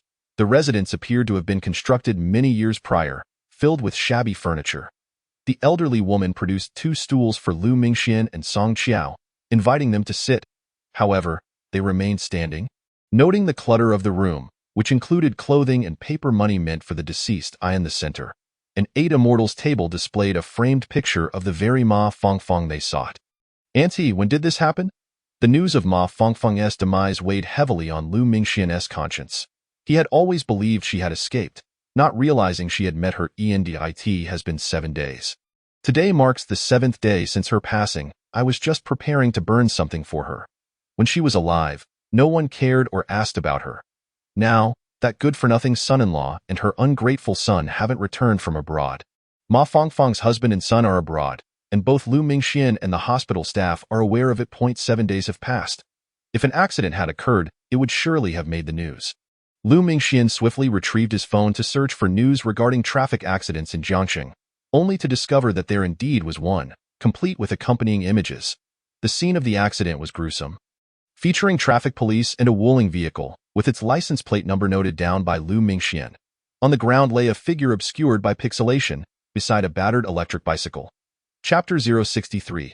Start with financial records. When Lu Mingxian's gaze shifted from his phone to the photograph framed on the table, a profound sense of regret washed over him. It is often said that the deceased bear no blame. Thus, Lu Mingxian resolved to let Ma Fongfeng go. He cast a glance at Song Qiao and said, "Let us depart." Upon hearing Lu Mingxian's intention to leave, the elderly lady wiped her tears and looked at him. "Could you please inquire whether Fongfeng has any outstanding deposits or wages at the hospital?" "Rest assured, madam, I will ask upon my return. May Fongfeng's finances will be taken care of," Lu Mingxian assured her. As the vice president of the hospital and the son of the director, such matters were trivial for him. The elderly lady expressed her gratitude profusely and then asked, "Could you also assist me in contacting Fongfeng's husband to urge him to return?" With both Ma Fongfeng's husband and son overseas, it seemed implausible for him not to return upon learning of his wife's death. After a moment's consideration, Lu Mingxian replied, "Very well. Please provide me with your son-in-law's phone number, and I shall make the call." Song Qiao observed Lu Mingxian, recognizing that a person grows and transforms, becoming entirely different from their childhood self. In high school, he was known for his mischief, yet now he exuded a sense of responsibility and accountability. The elderly lady retrieved a tattered, worn notebook from the bedside, stating, "Here it is. My son-in-law's number is written within." Lu Mingxian took it and discovered the crooked numbers scrawled in pencil. He took out his phone, deftly scrolling the screen with his long fingers before returning the notebook to the elderly lady. "I've noted it down. I will contact him upon my return." Out of professional ethics as a doctor, Lu Mingxian felt compelled to place this call, not only to inquire why Ma Fongfeng's husband had not returned after her passing, but also to ascertain how much he knew about the events from 6 years prior. The two emerged from Ma Fongfeng's home, their hearts heavy with mixed emotions. Back in the car, Lu Mingxian glanced at Song Qiao and reassured her, "Do not fret. Our immediate priority is to locate the child. We shall address other matters once we find her." Song Qiao concurred that finding the child was indeed urgent. "Where should we search for the child? The number we left at the recycling station has yielded no response for 2 days." She lamented. Suddenly, a sense of hopelessness washed over Song Qiao. The child had likely been buried beneath the refuse for 5 years. No one has called. "Let us search the vicinity once more. As long as she is alive, we shall undoubtedly find her." Their sole hope now rested on the individual Wang Xia had mentioned. If the child had been crying at that time, there was a possibility of her being discovered. Should she be silent, however, her chances of survival would be slim. As Lu Mingxian dialed Ma Fongfeng's husband, Song Qiao contemplated reaching out to Wang Xia to inquire if the child had still been crying then. Just as she was about to dial Wang Xia's number, her phone rang. Seeing it was Jiang Ming, she answered, "Hello. Song Qiao, where have you been?" He asked. "I am at a construction site and on my way back." She replied. Should she mention being at the site, he would immediately call the workers there, which could compromise their efforts. "Which construction site are you at?" Jiang Ming pressed, recalling there were 9 active sites at the time. "I am at Yuhuan." "Why?" Song Qiao hesitated. Ran was denied entry at the kindergarten because Zhao Xiaoya got into a fight there, he informed her. Given that Zhao Xiaoya was Zhang Xiaoran's biological mother, such confrontations were to be expected. Song Qiao scoffed lightly, "If they refuse her, I cannot do anything about it. Just take her home and let my mother watch over her." She had no desire to involve herself further. The teacher's refusal was a consequence of her agreement to transfer the child. What teacher would want to endure daily anxiety and confrontations with a child they could not manage? Her intent was to teach Jiang Ming a lesson, illustrating that simply throwing money around could not resolve every issue. You should return home quickly. Once Jiang Ming's call ended, the vice president of the company, Wang Lianhe, called Song Qiao again. Seeing the call, she answered, "Hello, Wang Zong. Is there something you need when you call? Song Zong, please return to the office. We have discovered a missing prepayment in the accounts." "How much?" she inquired. "120 million. It pertains to the down payment for Yuan. But the records do not show the funds." "Understood. I will return immediately," Song Qiao acknowledged. Ending the call, she promptly dialed her father, Song Jiangwo. "Hello, Dad. Wang Zong just informed me that the prepayment for Yuan cannot be accounted for. The records are there, but not the money that I am currently out. Could you please check with the finance department?" Upon hearing this, Song Jiangwo pondered. Last year, Jiang Ming mentioned the entertainment city as a suitable investment. Could he have used those funds? Do not confront him yet. First, check with finance to ensure Jiang Ming did not funnel that money into another project, she cautioned. All right, after finishing her call with Song Jiangwo, Lu Mingxian returned to the car after completing his own phone call. "Did you manage to contact Ma Fangfang's husband?" Song Qiao inquired. Lu Mingxian nodded. "I reached him. He stated he would return to the country on October 2nd. He also mentioned that he couldn't come back upon learning of Ma Fangfang's passing due to a surgical procedure. His son was unable to return at the time due to unavailability of flights. By the time he could, Ma Fangfang had already been cremated." Lu Mingxian fastened his seatbelt and turned to Song Qiao. "I also inquired about the events from 5 years ago. Ma Fangfang's husband claimed he was unaware, as he was already abroad then, and he also mentioned that he and Ma Fangfang divorced 5 years ago." Song Qiao looked at Lu Mingxian. "So, Ma Fangfang did not inform her family about the divorce?" "It appears so." Lu Mingxian started the car, heading back to the city. "Let us find the child another time. I must return to the office as soon as possible. The auditors have uncovered a missing prepayment, and I fear it may have been siphoned off by Jiang Ming." Realizing there were pressing matters at the company, Lu Mingxian reluctantly agreed to head back first. As they drove towards the city, Lu Mingxuan's thoughts lingered on Ma Fangfang's tragic accident. Her husband, Lu Sanxiang, had promised to return on October 2nd, and he resolved to meet with him then to uncover the reasons behind their divorce 5 years ago. Was it due to Ma Fangfang's decision to switch the child, which Lu Sanxiang disapproved of? Or was it that, like Wang Xia, Ma Fangfang had been in dire need of money and agreed to Jiang Ming's terms? Meanwhile, Song Qiao's primary concern was the whereabouts of the child. Who was that person collecting trash 5 years ago? After an hour of driving, they finally returned to the hospital. At that moment, within the city construction company, discussions regarding the financial audit were rife. Some had already speculated that Song Qiao was suspicious of Jiang Ming. By the tea kettle, several women from the finance department were gossiping about the situation. "I believe this time they are serious. There is a saying, to bring down a tyrant, one must first make them arrogant." For years, the financial authority has rested in Jiang Zong's hands. Does he think this company belongs to him? And that Zhao Xiaoya, she has taken quite a bit from Jiang Ming over the years. If this is uncovered, she will have no place in the company. Even if she leaves, it would be worth it. She at least receives this amount from Jiang Zong each year, Jiang Xia observed, extending her fingers to count. Chapter 064, A Financial Upheaval. 1 million? 100 million. Wang Xiaoming continued, and what about Jiang Ming? Jiang Ming. All the funds in the finance department are under his control. He is likely on the verge of draining the company's resources. How much do you suppose our boss takes? Jiang Xia asked with a mysterious tone. Half of what that woman receives. Otherwise, she wouldn't be entertaining them. Everyone knows that misappropriating public funds is illegal, yet we have all participated in such actions. Wang Xiaoming suddenly widened her eyes at Jiang Xia. Do you think Jiang Ming will shift the blame onto our department head?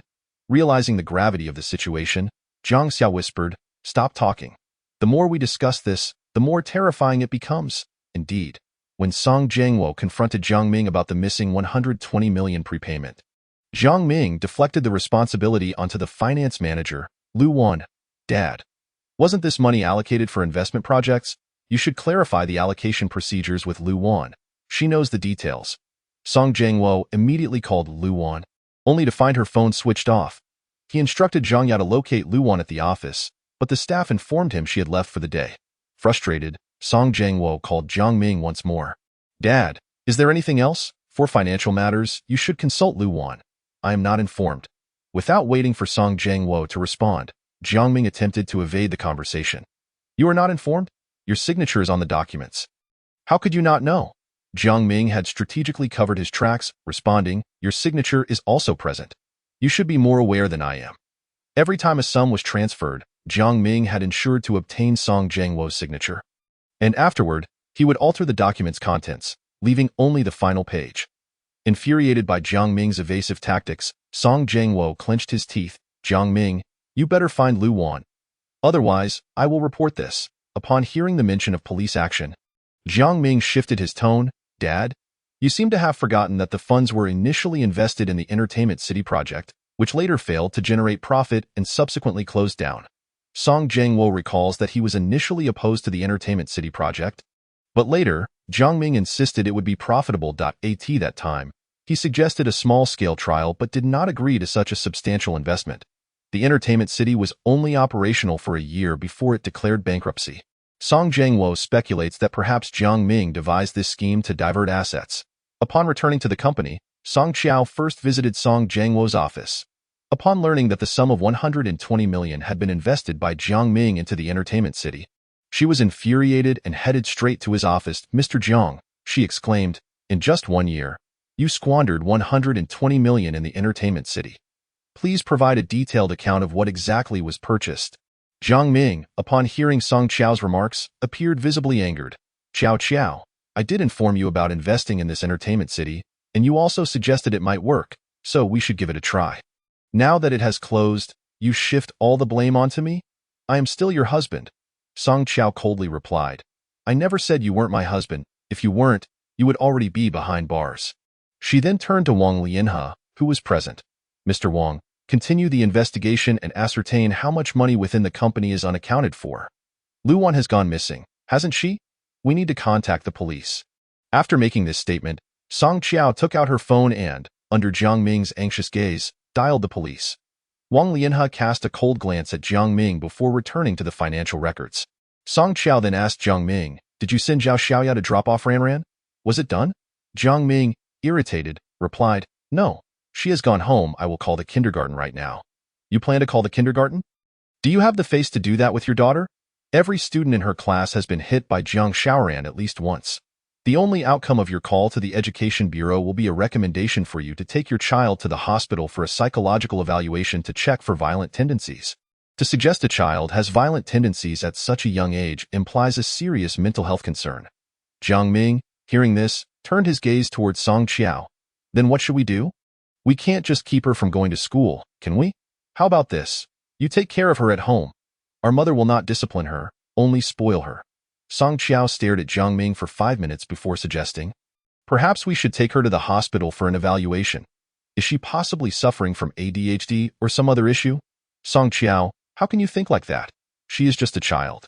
Jiang Ming, fearing that Song Qiao might actually take Jiang Xiaoran for an examination, softened his tone. I admit that in the past, our mother and I have spoiled her. You have been a hindrance to our education.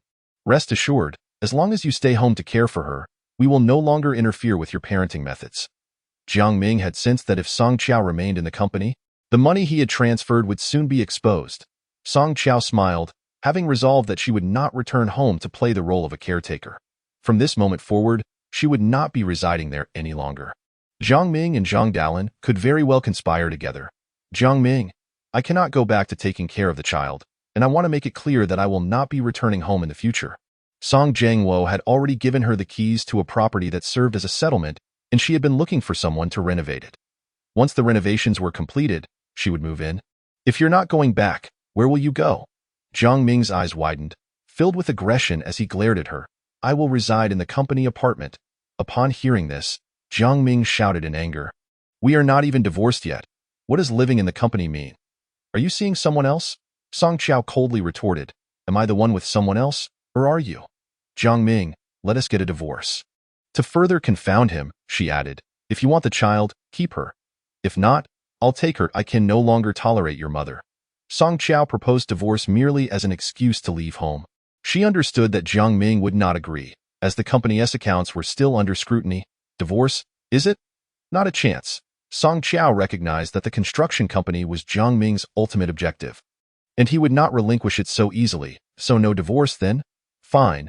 but you must clarify every single entry in the company's accounts. You have managed them for years, so do not shift the blame onto my father. And as for Lu Wan, find her immediately. If the police locate her first, it will be too late. How would I know where Lu Wan has gone? Jiang Ming's response lacked conviction. Song Qiao cast one last glance at him before leaving the office. Back in her own office, she called Zhang Xiaodong, Lu Yan's husband. At that moment, Zhang Xiaodong was laboring at a construction site. He worked as a materials statistician, having previously been a loader. The last time Song Qiao had asked Jiang Ming to promote him to materials statistician was out of consideration for Lu Yan's cousin, who had assisted them before. As Zhang Xiaodong was issuing materials, he answered the phone. Hello. Who is this? Zhang Gu, it's me, Song Qiao. That I need to discuss something with you. Can you come by the company? Chapter 065. Establishing a quality control team, with him as the leader. Zhang Xiaodong had long heard from his wife, Lu Yin, that Song Qiao intended to promote him to team leader. Song Zong, I'll be there right away, he replied eagerly, quickly making his way back from the Yuhuan construction site. Seizing this opportunity, Song Qiao examined 9 quality assurance contracts from various construction sites. Not only did they bear Jiang Ming's signature, but also Song Jiangwo's. She scrutinized the name Song Jiangwo for quite some time before comparing it to her father's signature from 5 years ago. Gradually, she discerned that the signatures were forged. At a glance, the strokes appeared similar, but upon closer inspection, the differences were apparent. Given the documents related to safety issues at each construction site, Song Jiangwo would never overlook such matters. If he had been vigilant, many of the stipulations would have been stringent. However, Jiang Ming had made them vague to expedite the process. Song Qiao meticulously reviewed the documents before locking them away in her drawer. Having been appointed as the project manager, she needed to prepare for any potential mishaps, anticipating that Jiang Ming might undermine her efforts from behind the scenes. Should any quality issues arise, it would not be a mere trifling matter. It could plunge the company into ruin, leading to bankruptcy or even legal repercussions. Song Qiao devised a plan and was about to head to the chairman's office to discuss it with her father when Zhang Xiaodong arrived. He knocked at the door, and after Song Qiao invited him in, he entered. Xiaodong Gu, please have a seat. Song Qiao had made up her mind to promote Zhang Xiaodong to the position of quality control team leader, which had been under consideration for several days. Song Zong, you called for me? Zhang Xiaodong stood at the entrance of Song Qiao's office, not yet taking a seat. Yes, your role needs to be temporarily adjusted. Come with me to the chairman's office, as Zhang Xiaodong had anticipated. He looked at Song Qiao with gratitude. Sure, Zhang Xiaodong was in his mid-30s, not particularly tall, but he exuded a sense of stability. Lu Yin had mentioned that his field of study was architecture in their household. Only Lu Yan's voice could be heard, often raising her voice at the children, while Zhang Xiaodong remained silent. Song Qiao rose from her desk and peeked into Jiang Ming's office. Finding it empty. Let us go. Zhang Xiaodong understood the implication of her gesture. A rift had formed between Song Qiao and Jiang Ming. He had already held a grudge against Jiang Ming, and now seemed like the opportune moment to take a stand. Song Zong, I just saw Jiang Zong leave, Zhang Xiaodong remarked, testing the waters. Who was he with? Zhao Xiaoya. Song Qiao's implication was clear. She had heard about Jiang Ming's affair with Zhao Xiaoya from Lu Yin. No, he was alone. Upon hearing this, Song Qiao cast a glance at him. Keep a close eye on Jiang Ming.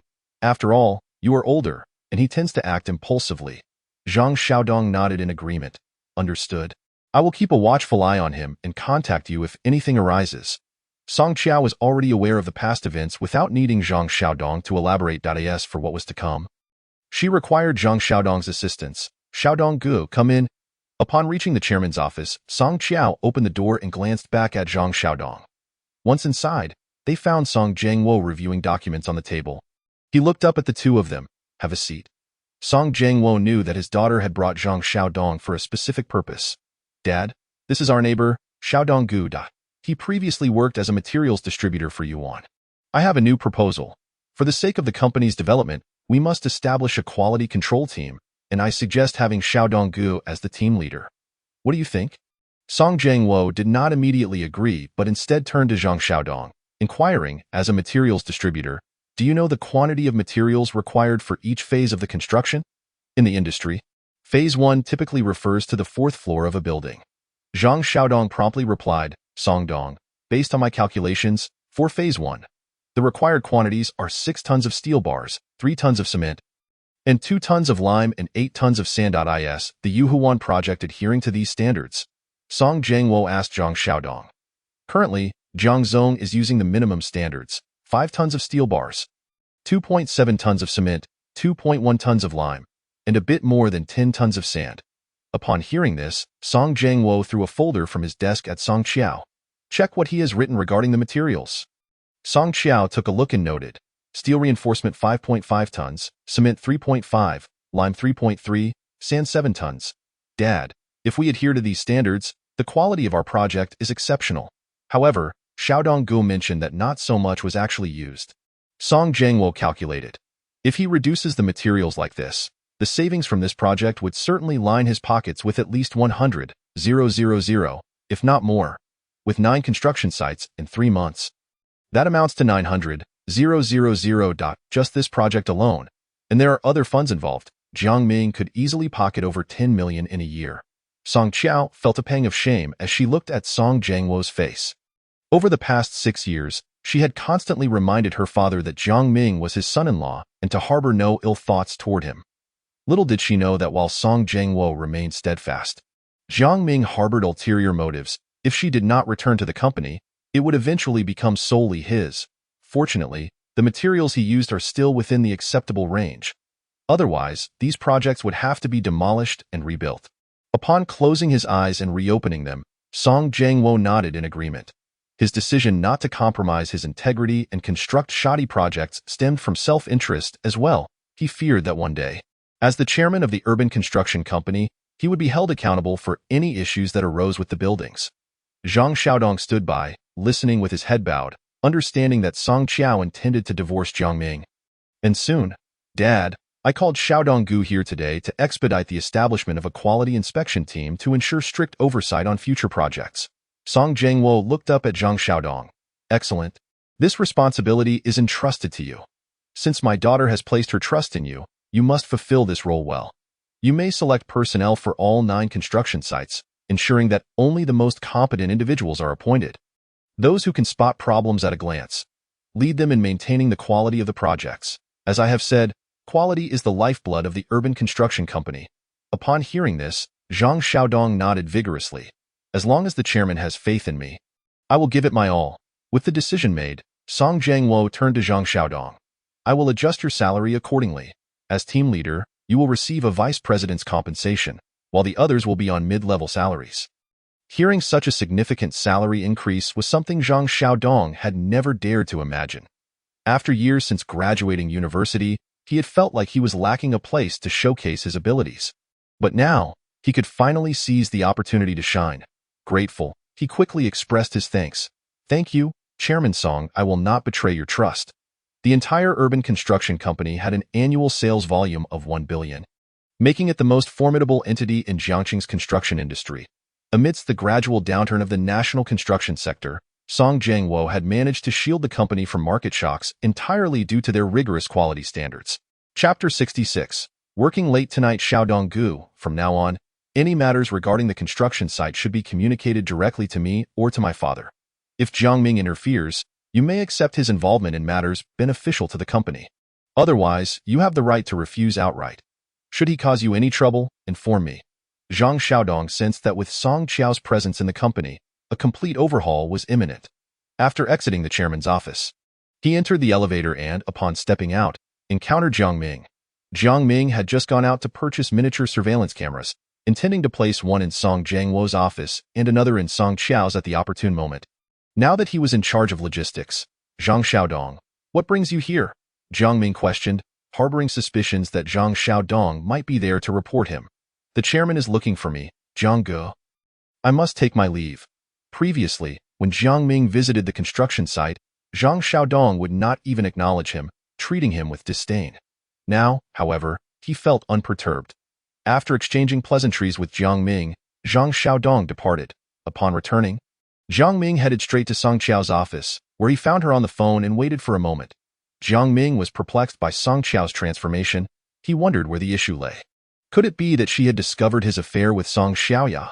But upon reflection, he had always conducted himself in this manner, rarely staying in hotels, preferring to spend nights in the lavishly decorated villa he had purchased for her. Every visit filled him with a sense of accomplishment, as he thought of the high and mighty Song Qiao, the eldest daughter of the Song family, whom he had under his thumb. "Dear, shall we go out for dinner tonight?" Jiang Ming sought to placate Song Qiao, a tactic that had proven effective in the past. From their wedding until now, he had viewed her as something he owned, believing no one could take her from him. "No, I have to work late tonight. You should return home to care for Xiaoran." Song Qiao glanced up at Jiang Ming. Upon hearing this, Jiang Ming nonchalantly replied, "If you're not leaving, then neither am I. I'll work late too." With a helpless expression, Jiang Ming sat down, while Song Qiao shot him a glance. "Boring." As she turned to exit, Jiang Ming called out from the sofa, "Where are you going?" "To the construction site." Song Qiao had no desire to witness Jiang Ming's clingy demeanor and stood to leave the office. "It's almost time to clock out. What are you doing at the site?" Jiang Ming remained seated, unmoving. "I'm going to inspect labor discipline. I've already stated I'm working late." "Don't linger here." As Song Qiao stepped out, Jiang Ming refrained from pursuing her and instead took out the miniature camera to find a suitable spot for installation. His decision to hold back raised Song Qiao's suspicions. Rather than leaving immediately, she concealed herself at the doorway, only departing after witnessing Jiang Ming placing the camera on the shelf outside the office. After leaving, Song Qiao did not head to the construction site but drove alone to the garbage station instead. At this hour, the garbage trucks had finished their shifts, and the entire city of Jiangqing was no longer collecting refuse. Surveying the area, she braved the overwhelming stench and ventured inside. The surroundings were eerily quiet, save for a lone night owl that startled her. Just as she was about to turn away, she spotted a figure riding a tricycle approaching against the backdrop of the setting sun. "Tong Yao's mother?" Song Qiao was taken aback to see Tong Yao's mother pedaling her way over. "Sister, what brings you here?" Tong Yao's mother was equally surprised. "I just came to take a look." Given that Tong Yao was Jiang Xiaoran's classmate, Song Qiao considered inquiring about any incidents from 5 years ago regarding a child being picked up, but ultimately refrained. "Is Tong Yao's head still hurting? Is she all right?" Bathed in the golden glow of the sunset, Tong Yao's mother stood in her sanitation worker uniform, the reflective strips glimmering brightly. "It's no longer painful, sister. Children will inevitably get into scuffles. You gave too much last time. Should I return some?" Having lived a considerable life, Tong Yao's mother had never encountered so much money. The sum Song Qiao had given her weighed heavily on her mind. Even disrupting her sleep. No need. Keep that money to buy something for the child. Our Ran has hit Tong Yao several times. Consider this compensation for emotional distress. Tong Yao's mother, hearing this, quickly asked, "What is emotional distress compensation?" "No matter what kind of fee it is, I feel uneasy taking your money." Sensing the hesitation in Tong Yao's mother's eyes, Song Qiao reassured her. "I didn't mention anything in front of others that day. My husband spoils the child. Each time I speak up, he ignores me. I merely want him to learn a lesson by taking the money. If he manages to discipline the child properly because of this incident, then this money will have been well spent." After saying this, Song Qiao looked at Tong Yao's mother and asked, "Why are you here so late?" In truth, Tong Yao's mother had come to scavenge for garbage. But she did not wish to reveal her predicament in front of Song Qiao. Hesitating, she replied, "I just came to dispose of some rubbish." The idea of someone riding a tricycle all the way just to throw away trash seemed implausible to Song Qiao. But considering that everyone has their own struggles, she simply nodded.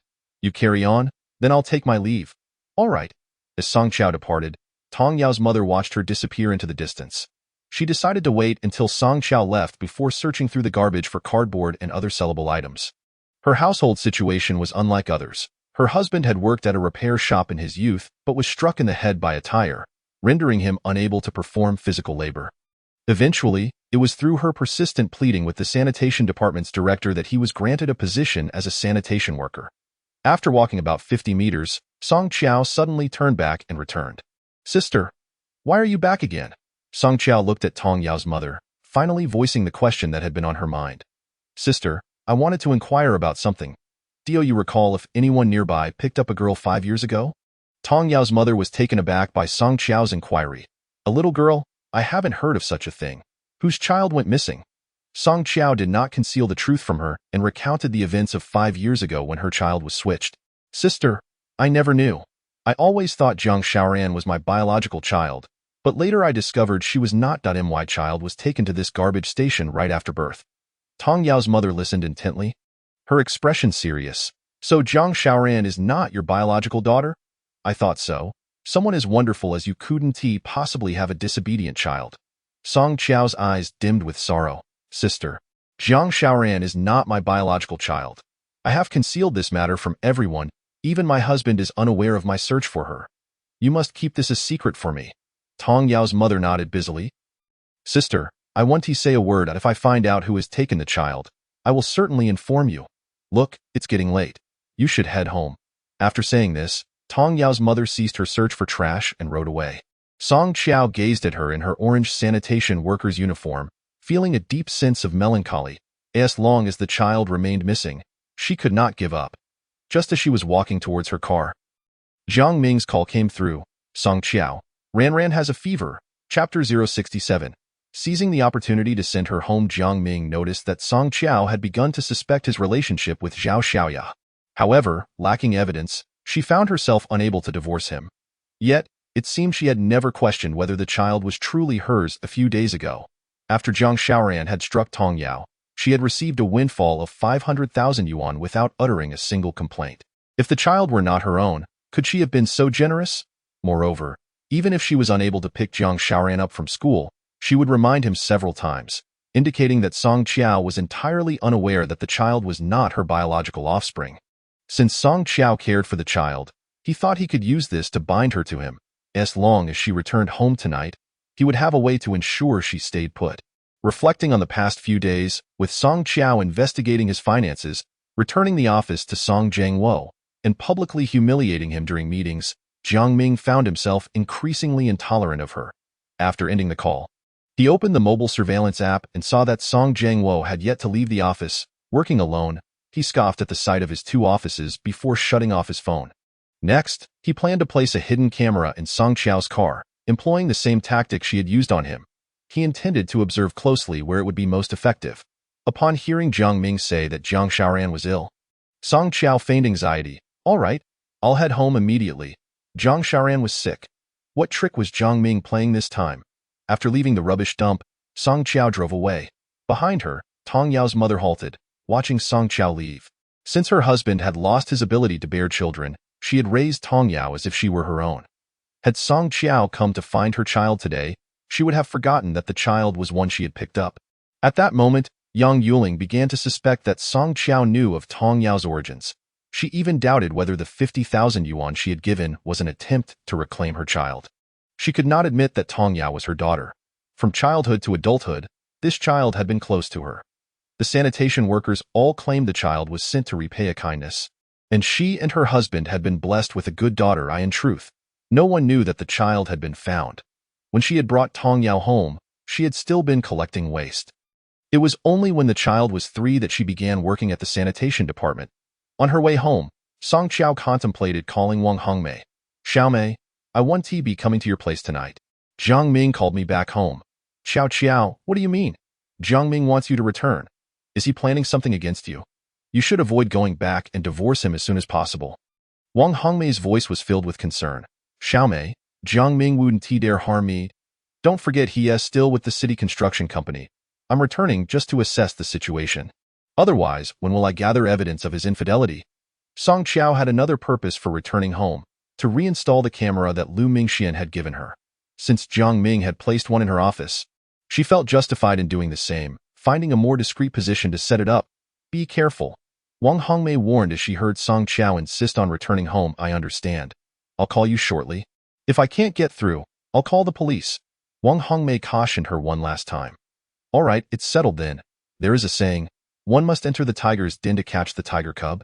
Since she did not wish for Jiang Ming to succeed, she had to confront him until she repaid all the grievances of her past life. She had asked lawyer Zhang yesterday, and to file for divorce would take at least 3 months. To swiftly gather compelling evidence to ensure Jiang Ming left empty-handed, she had to return home. Song Qiao drove back to the community where she had lived for 6 years. After locking her car, she placed the keys into her bag and ascended the stairs. Just as she reached the 2nd floor, Lu Yin's door swung open, and she encountered Song Qiao with a beaming smile. Sister, you've helped my sister-in-law tremendously this time. Zhanggu returned and told me about the job transfer. I was just about to thank you. Noticing Lu Yin carrying 2 boxes, Song Qiao quickly pulled her aside and whispered. What else did Xiaodonggu say? Lu Yin hesitated. He just mentioned his job transfer, saying the tasks would become heavier. He didn't say anything else. Song Qiao felt relieved, cautioning Lu Yin, make sure you don't mention this in front of my mother-in-law. You know what she's like, and the same goes for my husband. If he finds out, his mother will too. Upon hearing this, Lu Yin seemed to understand and looked up at her. I understand. I want to say a word.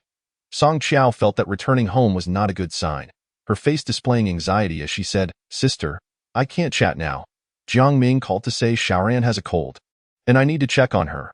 With Lu Yin's perceptiveness, she would surely understand that a child's illness presented an opportunity for gratitude. All right, you go home first. I'll come by to see the child shortly. After bidding farewell to Lu Yin, Song Qiao hurried upstairs. Using her keys to unlock the door, she found Zhang Dalin sitting on the sofa, glaring at her. Oh, you do remember to come home? I thought you had died outside. As a mother, how can you spend the night away? Were you with some other man? Zhang Dalin already harbored resentment towards Song Qiao, and now she seized the moment to vent her frustrations. Song Qiao, I warn you, if you betray my son, I will kill you. She hurled a cushion at her, which Song Qiao merely glanced at without picking up, instead calling out, Ran Ran? Ran Ran is lying in the room, sick with a cold and fever because of you. Zhang Dalin glared at Song Qiao with malice. Song Qiao was no longer willing to indulge her, retorting, Weren't you supposed to be taking care of the child at home? Isn't the child's cold your responsibility? This old witch always spoke irrationally, and Song Qiao quickly shot back. How dare you talk back? If you weren't out all night, would the child have woken up looking for her mother? If she didn't seek you out, could she have caught a cold? In her memory, Jiang Xiaoran had never woken up in the night looking for her. Her thoughts were filled with Zhao Xiaoya, who had always spoken to her as if she were a lady and Song Qiao a servant, making it sound as if she were the one to blame. Xiaoran came looking for me? What could she want? Shouldn't she be seeking you, her loving grandmother? Song Qiao, unable to hold back her anger, snapped at Zhang Dalin. It seemed that Zhang Dalin was left speechless, as Jiang Ming's voice suddenly echoed from Jiang Xiaoran's room. Song Qiao. Come in, Song Qiao reminded herself, patience is a virtue.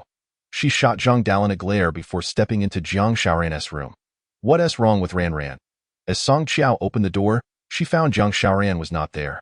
Only Jiang Ming stood inside. Realizing Jiang Ming had deceived her, she turned to leave. Where are you going? Jiang Ming asked, rising to his feet. Where's Ran Ran? Didn't you say she was sick? Song Qiao swiftly exited Jiang Xiaoran's room and headed to the living room. Her purpose for returning was to install surveillance cameras. One in the bedroom was essential to monitor any activity on the bed. Chapter 068. Installing surveillance. There was also to be one in the living room. She had already chosen the location, as every time Zhao Xiaoya came over, the family would conspire. Ran Ran is in that room. Jiang Ming pointed towards their bedroom. Why in that room? Ran Ran. Mommy is back, Song Qiao called, pushing the door open to find Jiang Xiaoran indeed lying on the bed. Ran Ran, are you sick?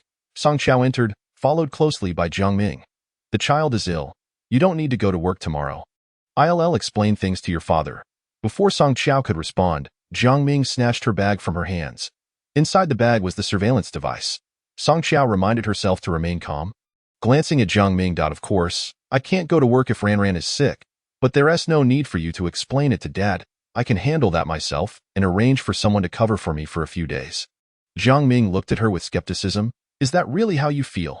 Song Qiao smiled. Dear husband, my return to work doesn't mean I don't care about this family. Ran Ran is my daughter, and I feel for her illness. I'll take good care of her at home, and once she is better, I'll return to work.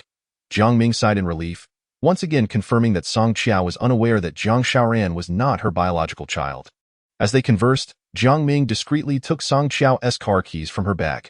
She noticed but pretended not to care. Song Qiao understood the true purpose of his summons tonight. Humph, Jiang Ming. If you wish to retaliate, then I shall play along. Dear husband, please return my bag. I have a diamond hairpin for Ran Ran inside. The last one lost a diamond, so I bought her a new one.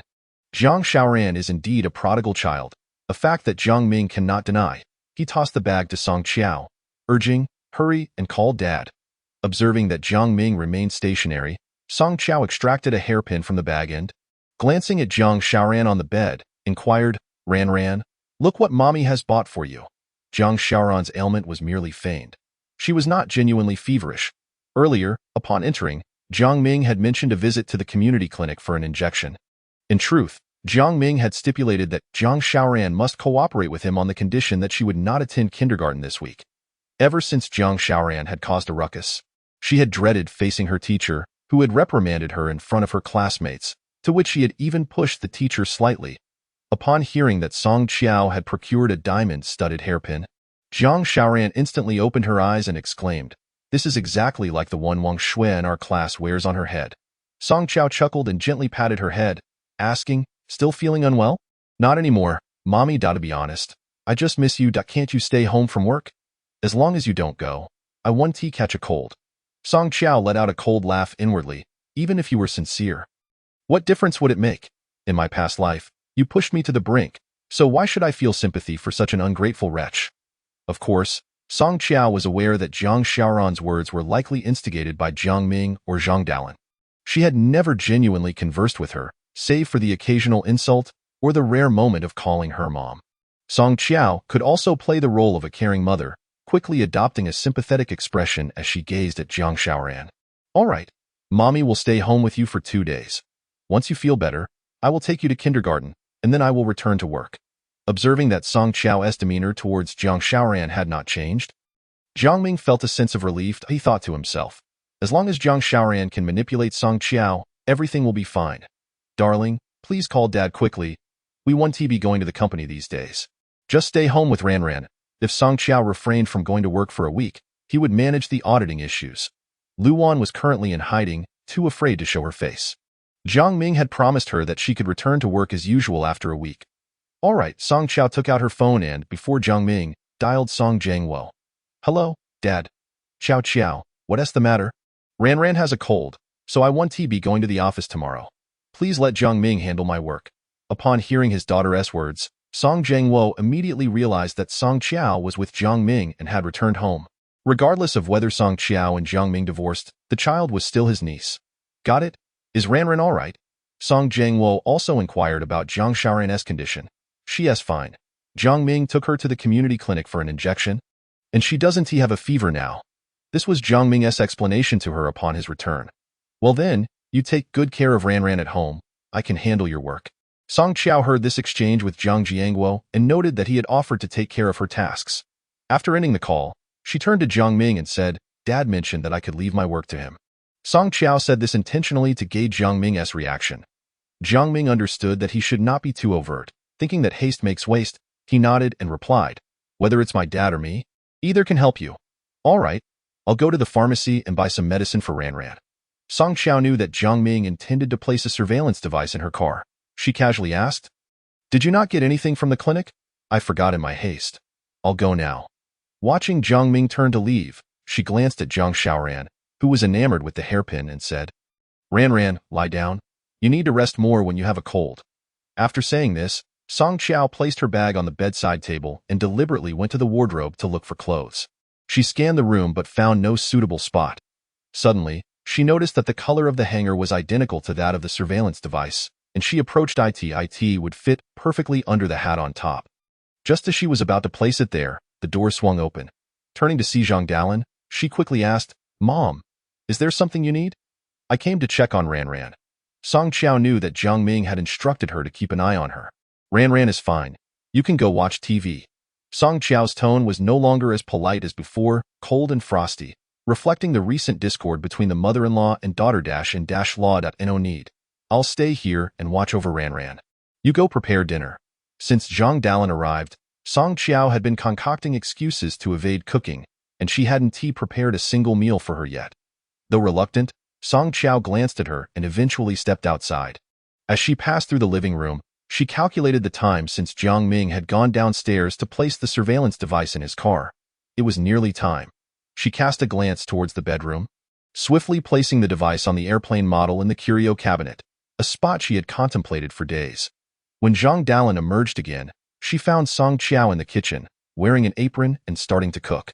Downstairs, after Jiang Ming secured the surveillance device, he returned upstairs. Song Qiao had prepared 2 dishes and a soup by the time Jiang Ming walked in, exclaiming, "Darling, come help." Jiang Ming casually set Song Qiao's keys on the table as he approached. "What do you need help with?" he inquired, eyeing her face. "Please take the bowls over and ladle out the soup." "All right." Chapter 69. The knock at the neighbor's door. Jiang Ming carried 4 bowls to the dining table and ladled out the soup. Pondering, is Song Qiao merely pretending? Darling, why don't you stay home with the child? I could take Mom back to her hometown. This place is too small, and it's affecting our marital life. Hearing this, Zhang Dalin stepped out of the bedroom and interjected. I won't interfere with you, that I've made arrangements with Ran Ran to share a room. Song Qiao observed that while Zhang Dalin seemed to have compromised, she genuinely did not want to leave. She raised her gaze to Zhang Dalin, asking, Ran Ran agreed to this? Yes, my granddaughter has grown up and feels sorry for her grandmother, fearing I might freeze in the winter if I return to my hometown. After this statement from Zhang Dalin, Zhang Xiaoran, seated at the dining table, also chimed in. I want Grandma to sleep in the same room as me. Song Qiao felt an urge to ask Zhang Xiaoran what exactly her grandmother had agreed to. Did the love I've shown you over the years mean nothing? There's no need to send Mom away. Ran Ran is older now, and I need to go back to work. Mom can stay here to cook and take care of the child. Song Qiao had already reached an understanding with Jiang Ming. As long as his mother remained in the house, she would go to work. In the past, when Zhang Dalin had bullied Song Qiao, she had mentioned it in front of him, but he always sided with his mother, claiming it was not easy for her to raise him alone, urging Song Qiao to be more accommodating. He would always say that his mother had it tough. Song Qiao wanted to say that her mother's struggles were not her fault, so why was she being morally blackmailed? This time, however, Song Qiao stood firm on her principles. As long as the old lady remained, she had no intention of returning home. Moreover, once Ran Ran recovers, I need to head back to the company right away. I have to familiarize myself with my work, and overtime will be unavoidable. She needed to give him a heads up. Jiang Ming glanced at Zhang Dalin, who had seemingly made prior arrangements, and wondered why things had changed now. All right, let us eat first. We can discuss it once Ran Ran as well. Clearly dissatisfied, Jiang Ming muttered angrily, lowering his head to begin his meal. Despite her fever, Zhang Xiaoran managed to eat a bowl of rice and a variety of dishes. As Zhang Dalin would remark, she loved her mother's cooking. Seeing that Zhang Xiaoran was fine, Song Qiao contemplated how to concoct an excuse to slip out that night and share a bed with Jiang Ming.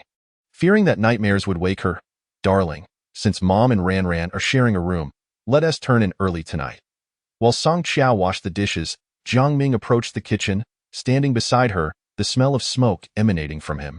Before Song Qiao could think of a way to refuse, the doorbell rang. Who is it? Jiang Ming clearly expressed his disdain for unexpected visitors.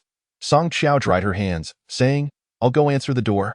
Upon opening it, she was greeted by Lu Yin, who she welcomed warmly. Sister-in-law, why did you bring something?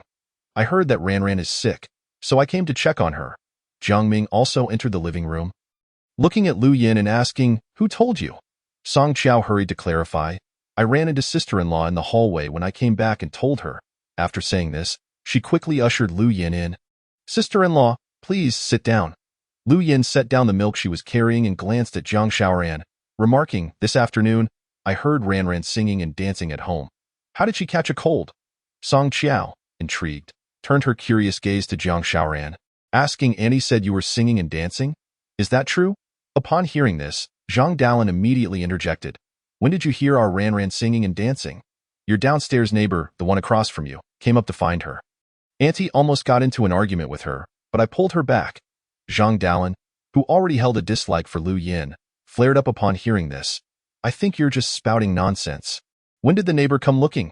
After this, Zhang Dalin stood up and began pushing Lu Yin towards the door, saying, you should leave now. Don't linger here. Hey, Lu Yin looked incredulously at Zhang Dalin. I'm not lying. I was the one who persuaded them to leave. Otherwise, you would have been fighting, little Song, did you see? Song Qiao had achieved the desired effect and quickly replied, Sister-in-law, you should head back now. Thank you for coming to see our Ran Ran. Hearing this, Lu Yin had no choice but to walk towards the door, saying as she left, I'm not mistaken. I was the one who made them leave. Otherwise, you would have been at odds. Lu Yin has departed, and Song Qiao glanced at Jiang Ming, asking, what do you mean?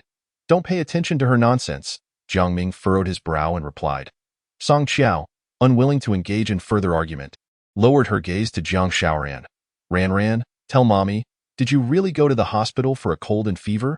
Speak the truth, and next time, Mommy will buy you a princess dress. Just as Zhang Xiaoran was about to respond, Jiang Ming suddenly shouted, what are you saying? Don't you know what kind of person Lu Yin is? She's always gossiping, a loudmouth. Who in the entire corridor isn't annoyed by her? After uttering this, Jiang Ming's gaze shifted to Song Qiao. When did you become so close to her? Hearing this, Song Qiao found grounds for rebuttal. Am I not allowed to be close to her? Isn't her husband also working at the urban construction company? It's only natural to help each other out in the same corridor. Last time, when Ran was hit by a car in the yard, she was the one who stopped the vehicle at that moment. Jiang Ming suddenly recalled encountering Zhang Xiaodong earlier in the day, his eyes narrowing like an eagle's as he stared at Song Qiao. What was Zhang Xiaodong doing at the company today? Isn't he studying architecture?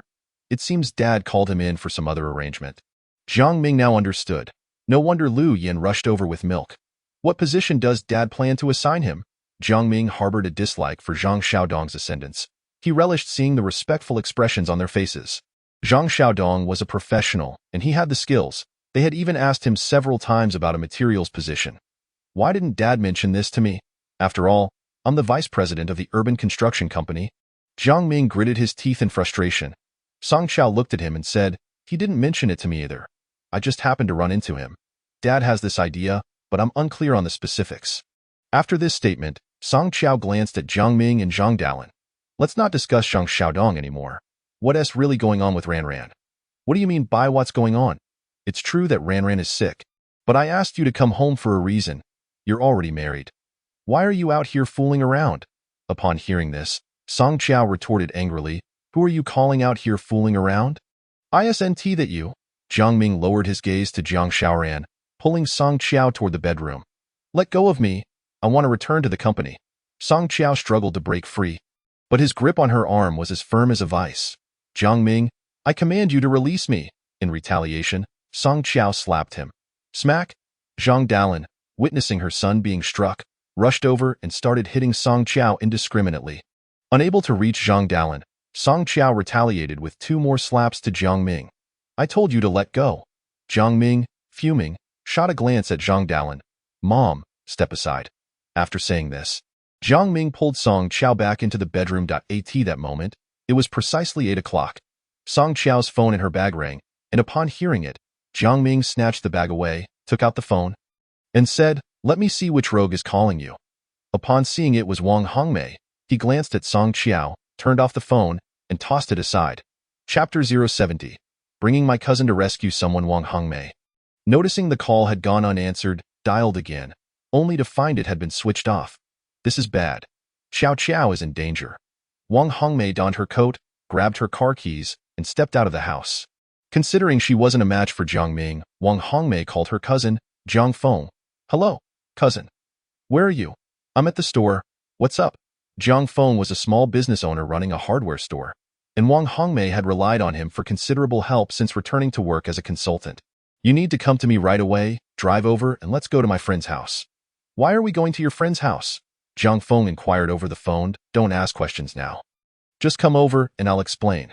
Standing at a towering height of nearly 6 feet 3 inches, Jiang Feng naturally exuded an imposing presence. Wang Hongmei felt safer with him by her side.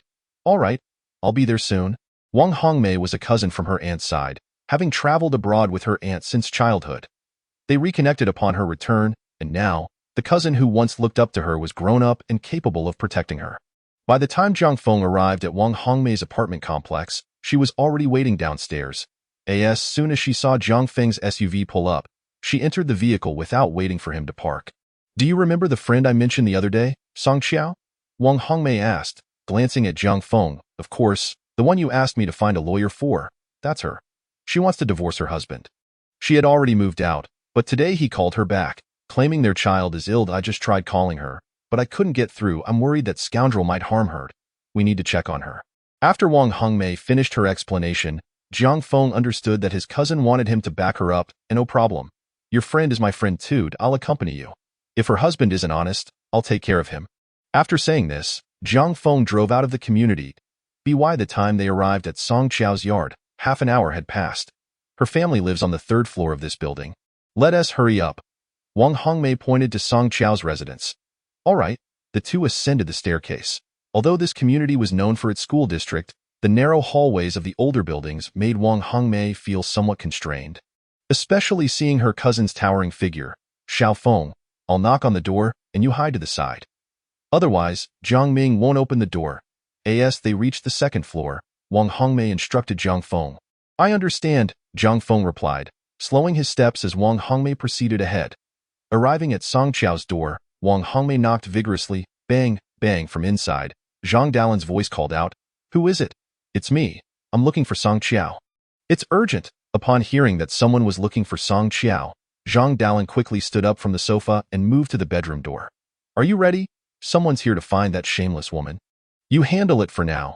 I'll be right there. Jiang Ming had bound Song Qiao's arms and legs, gagged her with a pillowcase, and thrown her onto the bed. He had decided that until his father assigned him the company, he wouldn't let Song Qiao leave. Once Jiang Ming had secured Song Qiao, he exited the bedroom. Who's there? It's me, Wang Hongmei. Upon hearing Wang Hongmei's name, Jiang Ming reluctantly opened the door. As soon as he did, Wang Hongmei squeezed inside. Where's Song Qiao? Tell her to hurry up and help me. My store's fire safety equipment is non-compliant. Jiang Ming frowned and asked, Your store's fire safety equipment is faulty. How can Song Qiao help with that? You should be consulting a professional. Zhang Dalin, seeing Wang Hongmei enter, hurriedly stood up to conceal Song Qiao's presence, saying, Song Qiao isn't home tonight. She's working overtime at the company. Why don't you go find her there? Upon hearing his mother say this, Jiang Ming chimed in, Right? Song Qiao is at the company. You should go there. Just as Jiang Ming was trying to usher them out, Zhang Feng appeared behind him. Isn't Sister Song quite knowledgeable in this area? Can't she help at all? Jiang Ming looked at Zhang Feng, who was towering over him, and asked, Who are you? I'm her cousin. A partnered, I genuinely have no choice. When I called Song Qiao this afternoon, she said Ran was sick. She was supposed to come over tonight, but now it's past 8, and I can't reach her. After Zhang Feng's explanation, Wang Hongmei called out toward the bedroom door. Song Qiao, if you can't even help with this small favor, are we going to cut ties? Inside the bedroom, Song Qiao's mouth was gagged with a towel. Leaving her to find something that could make noise, spotting the bedside lamp, she maneuvered her body over and kicked it off the table. Bang! Wah! Upon hearing the noise, Wang Hongmei glanced at Jiang Ming. What was that sound? Nothing. It's just Ran playing with her toys. You should hurry and leave. Wang Hongmei glared at Jiang Ming. Did you lock Song Qiao up? No. Before he could finish, Wang Hongmei pushed past Jiang Ming, attempting to enter the bedroom, but he grabbed her forcefully. Are you out of your mind? I said Song Qiao isn't home. Why are you trying to go into someone else's bedroom?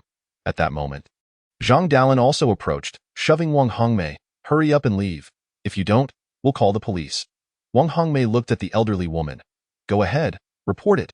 Song Qiao's phone is unreachable and she's missing. I suspect you two are abusing her and have locked her up. As Wang Hongmei attempted to push her way inside, Zhang Dalin held her tightly. I said you can't go in. You can't just barge into someone else's home. Do you have no shame? Wang Hongmei, well aware of the old witch's usual treatment of Song Qiao, retorted, Did you do something wrong? Otherwise, why are you so anxious? Today, I must see if Song Qiao is inside. Seeing Wang Hongmei force her way in, Jiang Ming lost his temper and raised his hand, striking her. How dare you act so arrogantly in someone else's house? If I don't teach you a lesson, you'll forget who you are. As the second slap fell, Zhang Feng seized his arm. What sort of skill is it for a man to hit a woman? As Zhang Feng firmly grasped Jiang Ming's arm, Wang Hongmei seized the opportunity to break free from Zhang Dalin and rushed inside. Pushing open the door, Wang Hongmei beheld Song Qiao on the bed. Her face marred by bruises, hair disheveled, limbs bound, and a towel stuffed in her mouth. Upon seeing her, tears streamed down her eyes. Qiao Qiao, I have come to rescue you. Wang Hongmei swiftly untied the ropes from Song Qiao's mouth and arms. But before she could free her feet, Zhang Dalin barged in. Xiao Mei, be careful. As Song Qiao turned and fell onto Wang Hongmei, Zhang Dalin's stick struck Song Qiao's back, eliciting a cry of pain from her. Wang Hongmei then stood up. Qiao Qiao, are you all right? I'm fine, Song Qiao replied, sweat dripping down her face. Wang Hongmei glanced back at Zhang Dalin, resolved to teach her a lesson today. She snatched the stick from Zhang Dalin's hand and pinned her down on the bed, delivering a series of strikes. Song Qiao, are you seeking death? Bringing people to my home to assault me? Zhang Dalin, pressed on the bed, mumbled incoherently. Song Qiao 1T hit you, but I will not tolerate your actions. You old witch, I will make sure you stop bullying her every day I in the living room. Jiang Ming and Jiang Feng were engaged in a fierce confrontation. Unfortunately, Jiang Ming was outmatched, both in height and youth, and found himself at a disadvantage. Kid, I warn you, this is my home, and I can accuse you of trespassing at any moment. I will also report you for domestic violence and illegal detention." Ultimately, Jiang Ming was pinned down on the sofa, unable to rise. I warn you, this matter is far from over. Chapter 071. Escape. Jiang Ming was firmly under Jiang Feng's control when Wang Hongmei emerged from the bedroom, supporting Song Qiao, with Zhang Dalin wailing behind them. "You two, you scoundrels, where are you taking her? She is the mother of my granddaughter. What will happen to her if you take her away?" Song Qiao glanced at Jiang Ming, her gaze shifting to Zhang Dalin. "From now on, I will never return to this home. I'm going to divorce your son." Hearing the word divorce, Jiang Ming hurriedly lifted his head from the sofa. "Song Qiao, do you have someone outside?" He then turned to Zhang Feng. "Is it this scoundrel?" Pointing to the injuries on her face, Song Qiao declared, "I will go for a medical examination tonight for the injuries you inflicted. You have committed domestic violence. I will file for divorce tomorrow." After taking a few steps, Song Qiao turned back to Jiang Ming. "And regarding the company accounts that are still under investigation, if I find out you have embezzled funds, Jiang Ming, I will be the first to take you to court and ensure you end up in prison." Having delivered her ultimatum, Song Qiao, supported by Wang Hongmei, proceeded to exit. "Song Qiao, you find a man and bring him home to beat me. Tomorrow, I will hire a lawyer to sue you both. So you want a divorce? I will ensure you leave with nothing." "Fine. I will see how you plan to make me leave with nothing. I am determined to divorce." Not only did Song Qiao wish to end the marriage, but she also intended for him and Zhao Xiaoya to pay a price. Jiang Feng watched Song Qiao reach the door. He released his grip and turned to Jiang Ming, warning him, "Go ahead and sue. I will be waiting for you, scoundrel." "Who are you calling a scoundrel?" Jiang Ming, rising from the sofa, glared fiercely at Jiang Feng. Jiang Feng abruptly pointed his finger at him. "I am talking about you. Are you still being arrogant with me? Do you believe I won't take you down?" With that, he stepped back, seeing her son at a disadvantage. Zhang Dalin picked up a teacup from the table and hurled it at Jiang Feng. "I will fight you. You adulterous pair shall not have good ends." Jiang Feng glanced at the old woman, unwilling to waste time arguing with her, and turned to leave. Wang Hongmei assisted Song Qiao downstairs, where she retrieved her keys. "Hongmei, help me drive the car away." Wang Hongmei was aware of Song Qiao's car purchase and glanced at her cousin descending the stairs. "You can go on your own. I will drive Qiao Qiao's." Jiang Feng acknowledged with a nod, watching the two women get into Song Qiao's car. Just as he was about to enter, Jiang Ming emerged with a stick, chasing after them. "Song Qiao, come back." Wang Hongmei spotted Jiang Ming at the stairway and pressed the accelerator, leaving the parking spot. Behind them, Jiang Ming saw Song Qiao leaving and approached Jiang Feng with the stick. "Today, I will settle this with you." He swung the stick at Jiang Feng, who swiftly dodged. "Do you dare come down? Tonight, I will let you experience my iron palm." Jiang Feng stepped forward, meeting Jiang Ming head-on. In the midst of their fierce struggle, Jiang Feng landed a blow. The scene in the courtyard was witnessed by Song Qiao in the car. "Xiaomei, go back and check on your cousin. Don't worry. Jiang Ming is no match for him." Wang Hongmei did not stop but continued to drive out. She understood that Jiang Ming's target was Song Qiao. As long as they were safe, Jiang Feng could extricate himself. The sounds of Jiang Ming and Jiang Feng's fight drew the attention of residents upstairs, who peeked through their curtains, speculating wildly. "Isn't that Jiang Ming? Why is he fighting? Should we call the police?" "Call for what? They have eyes on their heads." "Haven't you seen his mother acting as if her son were a high-ranking official?" Jiang Feng, unwilling to prolong the conflict, snatched the wooden stick away and tossed it aside, pointing at the incapacitated Jiang Ming on the ground. "If you don't want to die, behave yourself." After pulling the car out, he noticed Wang Hongmei lowering her car window and hurriedly said, "Let's go." "It's fine." Jiang Ming, seeing Jiang Feng, wiped the blood from his mouth and checked the car's surveillance footage on his phone. That moment, Wang Hongmei was advising Song Qiao in the car, "Just file for divorce." "Hasn't he already had a child with Zhao Xiaoya?" Jiang Ming widened his eyes, eagerly awaiting Song Qiao's response, but she replied, "Those are baseless rumors spread by people in the company. Even if it isn't true, he hit me tonight, and I will still divorce him." Jiang Ming looked astonished at the footage on his phone, thinking to himself, "Song Qiao, thankfully you are so foolish. Otherwise, if you knew about the child, how would I ask you for child support? Even if you want a divorce, you must help us support the child with Zhao Xiaoya." Wang Hongmei glanced at Song Qiao, the screen of the phone flashing before her eyes, which displayed the words "car has surveillance." Song Qiao had no intention of dismantling the surveillance for now. She wanted Jiang Ming to believe she was oblivious, continuing to associate with Zhao Xiaoya. Wang Hongmei fell silent, focusing on driving. That night, Song Qiao stayed at Wang Hongmei's home, while her cousin Zhang Feng returned to his own residence. Song Qiao expressed her gratitude over the phone, saying she would treat Zhang Feng to a meal another day. Song Qiao, how are things with Lu Mingxian? If you aren't interested, what do you think about my cousin? He has always liked you. Sitting on the sofa, Song Qiao shot a glance at Wang Hongmei. Please refrain from matchmaking here. As a divorced woman, all I wish for is to find my daughter and raise her well. I desire nothing else. Wang Hongmei studied the bruises on Song Qiao's face. What if you are divorced? Our Song Beauty was once the school belle. Song Qiao touched the place on her mouth where she had been struck and looked at Wang Hongmei. What you speak of is in the past. Now, I am nothing. My marriage ended in utter failure, and after being a housewife for 6 years, I am left with nothing. Wang Hongmei, seeing Song Qiao's despondent demeanor, moved to sit across from her. Really not looking for anyone? Not looking. All right, from now on, let us live for ourselves. I won't look either. Once we find Nyonyo, I will help you raise her. Hearing Wang Hongmei call the child Nyonyo, Song Qiao felt a sense of purpose arise within her. Good, in the future, when we grow old, let Nyonyo take care of us. Song Qiao resolved to seek Lu Mingxian for a medical examination the next day, as this would serve as evidence for the divorce. Before sleeping, she sent a text to Lu Mingxian, informing him she would visit him the following day. Subsequently, Song Qiao opened the surveillance footage. To her surprise, as she left, Jiang Ming had called Zhao Xiaoya over, who was now sitting in the living room, unaware of any plotting. Watching the scene unfold on the monitor, Song Qiao waited for the drama to unfold. However, as she widened her eyes in anticipation, she realized there was no sound from the footage. Had she forgotten to turn on the audio? Regretting not having checked, she switched the camera to the bedroom, finding it empty, with no one on the bed. Yet the rope that had bound her lay on the floor. When she turned the camera back to the living room, she discovered both Zhao Xiaoya and Jiang Ming had vanished, leaving only Zhang Dalan sitting there. Where had Jiang Ming and Zhao Xiaoya gone? Just then, a notification appeared on her WeChat. It was from Lu Mingxian. Qiao Qiao, are you asleep? Seeing the message, she quickly replied, not yet. Lu Mingxian promptly sent another message. Have you found out where Zhao Xiaoya is staying? He then sent a picture that displayed the entrance sign of the Moonlight Palace community. Moonlight Palace? Isn't that the most expensive villa area in Jiangxing? Reflecting on how she lived in a small house left by her parents to raise their child.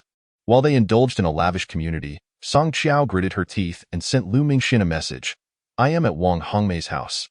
Can you accompany me to Moonlight Palace tonight? Chapter 072.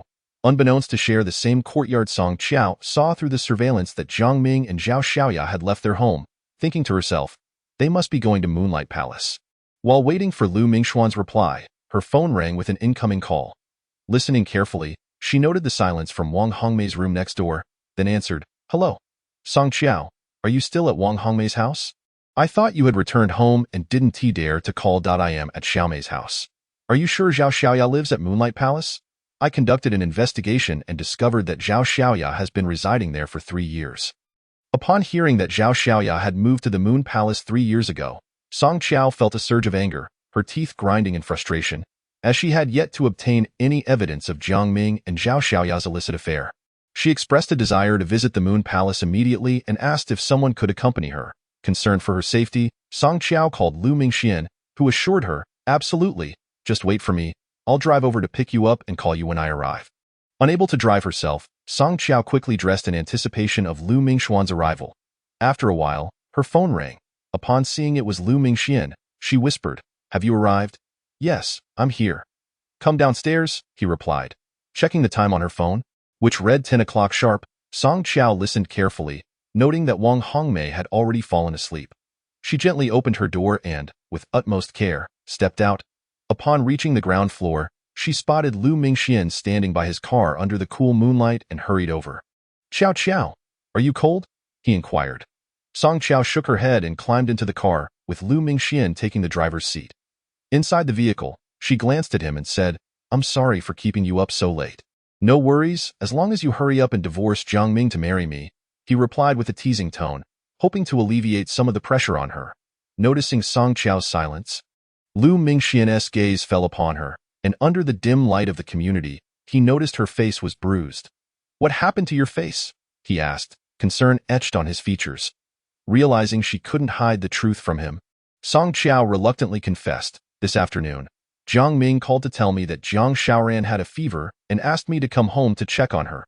Liu Mingxian, unable to suppress his instinct to comfort her, raised his hand to touch her wound but hesitated, looking at her with deep sympathy. "That scoundrel! You must never believe his words again." "I didn't go back for Jiang Xiaoran," Song Qiao explained. "I was anxious because after Jiang Ming discovered the surveillance footage, I was completely unaware of the situation at home, and without evidence of his infidelity, I felt desperate. I intended to take this opportunity to set the surveillance back up, but upon returning home, I found Jiang Ming and his mother waiting for me. Jiang Xiaoran wasn't sick at all. They had set a trap to confine me at home and prevent me from leaving. He even forced me to call my father to stop me from going to the company. When I tried to escape, he hit me." After listening to her recounting, Liu Mingxian looked at her seriously and asked, "Does it hurt?" Tears welled up in Song Qiao's eyes, but she shook her head, insisting, "It doesn't hurt. It certainly does. You have multiple bruises. Once we return from the Moon Palace, accompany me to the hospital so I can take care of you." Song Qiao glanced at him. "Eventually, Wang Hongmei and her cousin came to rescue me. I didn't tell her about this outing. If she finds out I'm missing when I go to the hospital, she'll be worried." "Don't worry. Once we take care of this, I'll bring you back," Liu Mingxian reassured her. With that, he turned the car key, and they set off from the community. Wang Hongmei also lived in an older neighborhood, while the Moon Palace was located 8 kilometers away in the eastern part of the city. As they drove out of the community, Song Qiao realized the roads were significantly less busy at night. "Mingxian, both my office and the car have been under Jiang Ming's surveillance," she recalled, feeling it necessary to inform Liu Mingxian. His gaze fixed on her face as he replied, "I'll help you look into this tomorrow. There's no need to investigate. Let's leave it as is for now. I want Jiang Ming to see nothing he should and everything he shouldn't." "Is that safe?" Liu Mingxian asked. "It should be fine. He might have also set up surveillance in my father's office. The auditing team has been going through everything lately, likely because he's worried they might uncover something."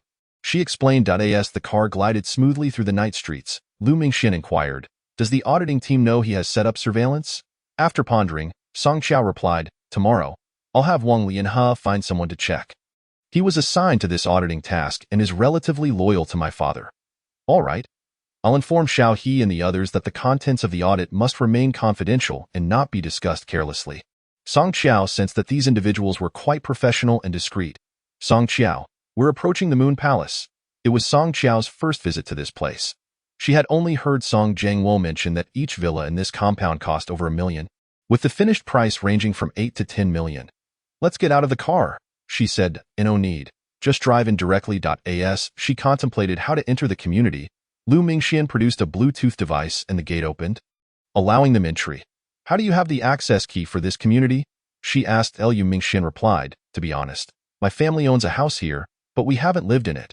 Song Qiao's gaze fell upon him. Realizing that Liu Mingxuan's father was the director of the hospital, they could afford any property they desired. "So your family's house is in the same community as Zhao Xiaoya," she deduced. Upon entering the community, Song Qiao understood why the properties were valued at 10 million. Under the streetlight stood 2-story villas, each with its own yard, making it hard to believe Jiang Ming could still spend days in his modest 70-square-meter-old apartment. The entire community was as quiet as if it were asleep. Having seen a layout of the community, Song Qiao noted that the greenery was even more beautiful than depicted in the plans. The flower beds and green shrubs shimmered under the lights, appearing as if they had been waxed, while the kapok trees were wrapped in winter protection, resembling shy young girls fearing the cold. "Take a close look. Is there any sign of Jiang Ming's car?" Liu Mingxian urged. As he learned that Zhao Xiaoya was living in this neighborhood, he felt as though he had finally found a lead after searching high and low. Song Qiao widened her eyes, scanning for Jiang Ming's vehicle, but after checking several villas, she found none. There's also an underground parking garage. Perhaps he parked it there, she suggested. Liu Mingxian noticed Song Qiao peering at each villa and reminded her, "How will we know which one belongs to Zhao Xiaoya?" The investigator mentioned she seems to be in Villa 23, Unit 2, Song Qiao replied. After this, Liu Mingxian slowed down and suggested, "Let us park in front of our house and walk over." Suddenly, Song Qiao looked at him and asked, "Which unit is your house?" "Mine is Unit 6, Building 11. Liu Mingxian counted back from his house and exclaimed, "I know. Just drive straight there." The Moon Palace community was vast. With ample space between the buildings, as Liu Mingxian passed his house, He remarked, "This is my home." He had only visited once since returning from abroad and would have almost forgotten the specifics if not for Song Qiao's inquiry. Song Qiao took a careful look. From the outside, all the buildings appeared identical, and without the unit numbers, it would indeed be challenging to identify whose was whose. "This is building 20. We should be getting close." Song Qiao pointed out. Liu Mingxian, while driving, glanced out of the window and said, "We've arrived. This is building 23. I'm not sure if we're counting from the east or west, but the second house is it." "Qiao Qiao, wait here. I'll go check it out." At that moment, all the lights in building 23 were on, and as Liu Mingxian got out, Song Qiao followed suit. Under the streetlights, each household had drawn their curtains. As Song Qiao gazed up at the middle buildings, ready to move aside when suddenly, a curtain in one of the second-floor windows opened a crack, revealing a familiar figure. Jiang Ming stood inside, illuminated by the light on one side of his face. Zhao Xiaoya soon joined him, pulling the curtain wide, and they leaned over the balcony railing. What transpired next shattered Song Qiao's perception of reality. Jiang Ming was openly embracing Zhao Xiaoya, brazenly engaging in intimate acts on the balcony. Though the distance rendered their voices inaudible, the sight of Jiang Ming holding Zhao Xiaoya from behind and rhythmically moving was unmistakable. Song Qiao glanced up at the moon, which had now hidden behind the clouds, as if it too did not wish to witness the shameless display of the two. Covering her chest, a wave of nausea swept over her, as she could hardly fathom the existence of such shameless individuals who, having already sullied the privacy of a room, would dare to conduct themselves so brazenly in the open. Realizing the depths of their depravity, Song Qiao retrieved her phone, but without night mode. She couldn't capture their faces due to the distance. In her moment of uncertainty, Liu Mingxian returned. "Mingxian, look." Liu Mingxian raised his head and was equally shocked by the scene, quickly pulling Song Qiao back into the car. "You can't stand here. If they spot you, you won't be able to gather any evidence." Gritting her teeth against the wave of nausea, Song Qiao sat in the car. "I saw it, but without night mode, it's impossible to capture anything. It's too far." Song Qiao observed Liu Mingxian taking out his phone to snap a photograph and promptly reminded him. Liu Mingxian glanced at the scene, realizing that no matter the angle, capturing the moment was futile. If only a proper camera were at hand. As he pondered this, he decided to discreetly activate his phone's night mode. Using the car for cover, and took his first shot. The two individuals in the frame seemed to have noticed the light below and hastily retreated into the room. "Did you capture it?" "Yes, but not from the optimal position. He escaped." Liu Mingxian gazed at his phone, which displayed two indistinct figures clad in tops, obscured by the balcony, leaving their attire below uncertain. Just as Song Qiao contemplated whether to ascend and apprehend the individuals, the gate to the courtyard unexpectedly swung open, revealing Jiang Ming. "Hurry!" he yelled out. Just as Song Qiao opened the car door to step out, Jiang Ming, donning sunglasses, hurriedly squeezed into the car and swiftly shut the door. Liu Mingxian captured only half of Jiang Ming's figure on his phone and pulled her back, saying, "You can't go out like this. You might be bitten back." After Jiang Ming entered the vehicle, he audaciously lowered the window and peered at Liu Mingxian in the car, honking the horn, beep beep. However, when his gaze shifted to the passenger seat, disbelief flooded his eyes. "This is bad. Jiang Ming has spotted me." As Song Qiao uttered this, Liu Mingxian realized the impending situation, turned the key, and pressed the accelerator, causing the car to swiftly depart. Jiang Ming, witnessing this, accelerated in pursuit of Liu Mingxuan's vehicle. Liu Mingxian glanced at the car behind him, increasing his speed and engaging in a game of hide and seek with Jiang Ming. During his years abroad, Liu Mingxian had been part of a racing team, and upon seeing Jiang Ming in pursuit, his excitement surged. "You wish to chase me? Bring it on." After exiting the neighborhood, Liu Mingxian accelerated, navigating a crossroads. When he had to turn, he swiftly changed lanes. The streetlights flickered on, and with the car behind him urging him forward, he was compelled to continue straight. Upon returning after crossing the intersection, Liu Mingxuan's car had vanished. Sitting in the car, Song Qiao felt disheartened. She had initially set out to catch a cheater, only to find herself being pursued by Jiang Ming as if she were the one being unfaithful. Reflecting on Liu Mingxuan's words, she considered that given Jiang Ming's shamelessness, if he discovered her, it would be difficult to explain. After shaking off Jiang Ming, Liu Mingxian glanced at Song Qiao in the passenger seat. "Don't lose hope. Zhao Xiaoya won't be leaving anytime soon, and Jiang Ming will come back if it weren't for the pending audit. I would genuinely want to expose his vile character. Would he admit it if I confronted him? Lu Mingxian was uncertain. Tonight's photographs were unclear, and individuals like Jiang Ming would never acknowledge the truth unless it was laid before him. Let us go. There will be another opportunity. Considering the bruise on Song Qiao's face, Lu Mingxian steered the car toward the hospital. After losing Jiang Ming, he wished to ascertain whether Song Qiao was indeed in the car, dialing her number only to find it switched off. He then called Wang Hongmei. At that moment, Wang Hongmei was soundly asleep at home. Upon hearing her phone ring, she picked it up and, seeing it was Jiang Ming, answered irritably. What do you want? Looking for trouble? Recalling her cousin's description of events, Wang Hongmei inquired angrily, I'm looking for Song Qiao. Is she at your place? No, she is not. Wang Hongmei curtly replied before ending the call and resuming her slumber. After recording this conversation, Jiang Ming returned home. Throughout the night, he pondered whether the woman he saw in the car at Moon Palace was Song Qiao and why the driver appeared familiar. So, Song Qiao, you dared to follow me? Just wait until I gather evidence of you with another man. I shall deal with you accordingly. Lu Mingxian drove Song Qiao to the hospital, exiting the car and heading straight for the elevator. It was already 11 o'clock at night, and the hospital exuded an eerie quiet. Directly to the operating room, upon exiting the elevator, Lu Mingxian led the way, with Song Qiao trailing behind into the surgical room. Once inside, Lu Mingxian activated the lights, revealing the scene within the operating room to Song Qiao. Just give me a simple treatment. As long as my father doesn't see it tomorrow at work, that will suffice. Song Qiao was anxious about her father, Song Zhengwo, worrying, thus she agreed to accompany Lu Mingxian to the hospital that night. All right, don't move. Lu Mingxian delicately retrieved a cotton ball from a box with tweezers, gently dabbing at the bruise at the corner of her eye. Going any deeper might injure the eyeball. Upon hearing Lu Mingxian's words, Song Qiao fell silent. Under normal circumstances, she would have cried in grievance.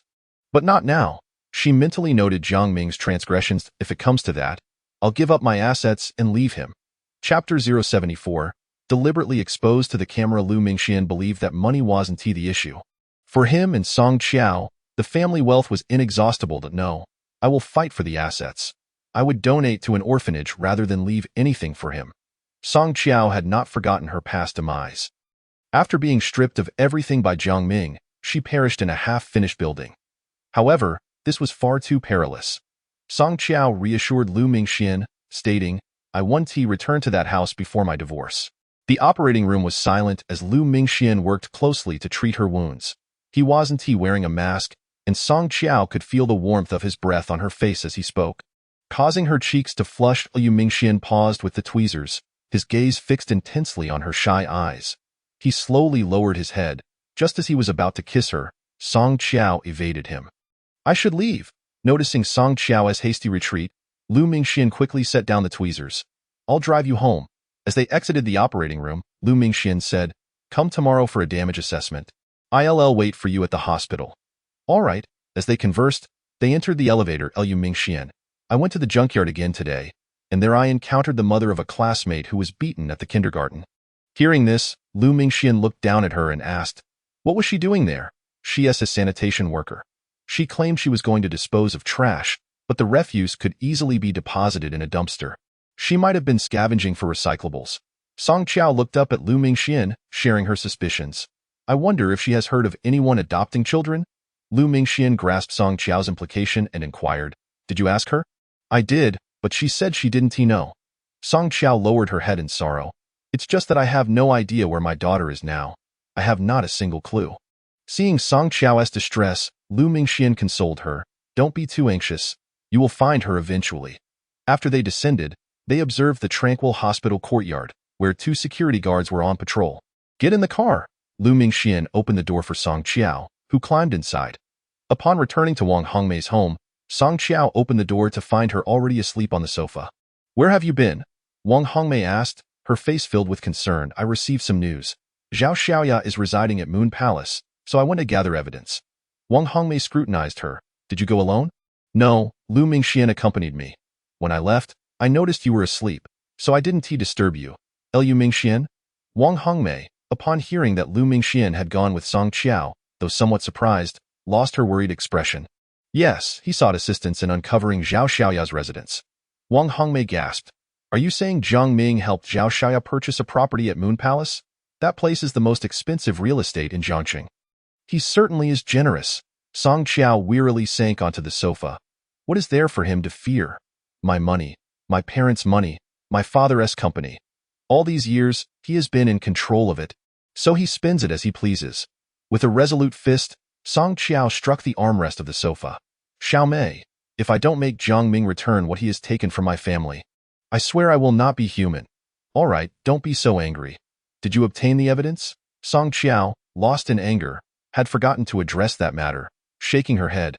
No, when Lu Mingxin and I went, we found Zhao Xiaoya's residence, but we discovered them engaging in such activities on the balcony.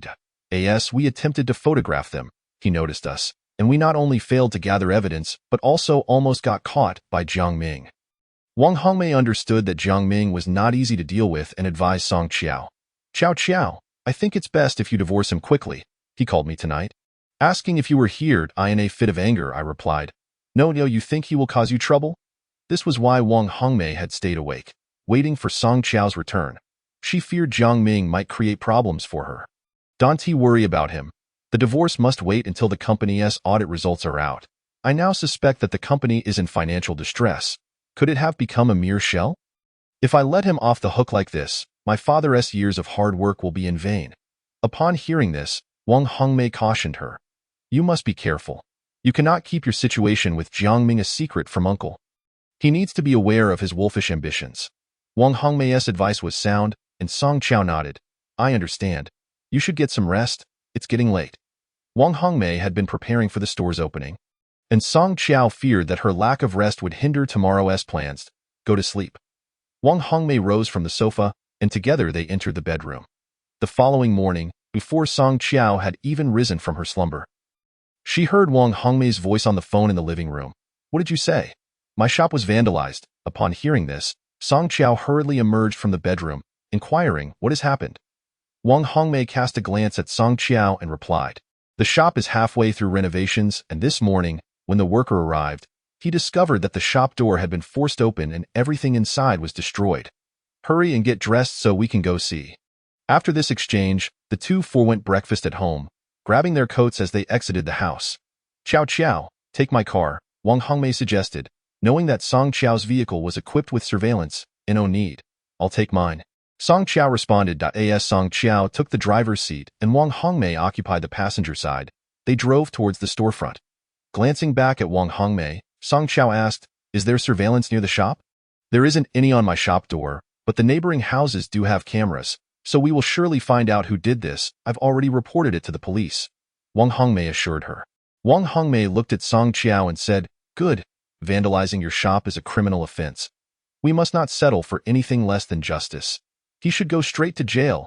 She then gazed upwards, adding, Actually, I have a strong suspicion about who the perpetrator is. We'll wait for the police to arrive. Jiang Ming, holding his phone and reviewing the car's surveillance footage, fixated on Song Qiao's still bruised face. His eyes filled with malice. Last night, he had orchestrated the vandalism of Wang Hongmei's shop to teach her a lesson. Qiao, I went to bed early last night, but Jiang Ming called in the middle of the night. I didn't want to engage with him and simply told him you weren't home. I wonder if he'll bring it up at the office today? Song Qiao replied, gazing ahead. Let him ask. I am sore all over from his beating last night, and I didn't go anywhere. Let him think whatever he likes. Xiao Mei, I'm just worried about Ran.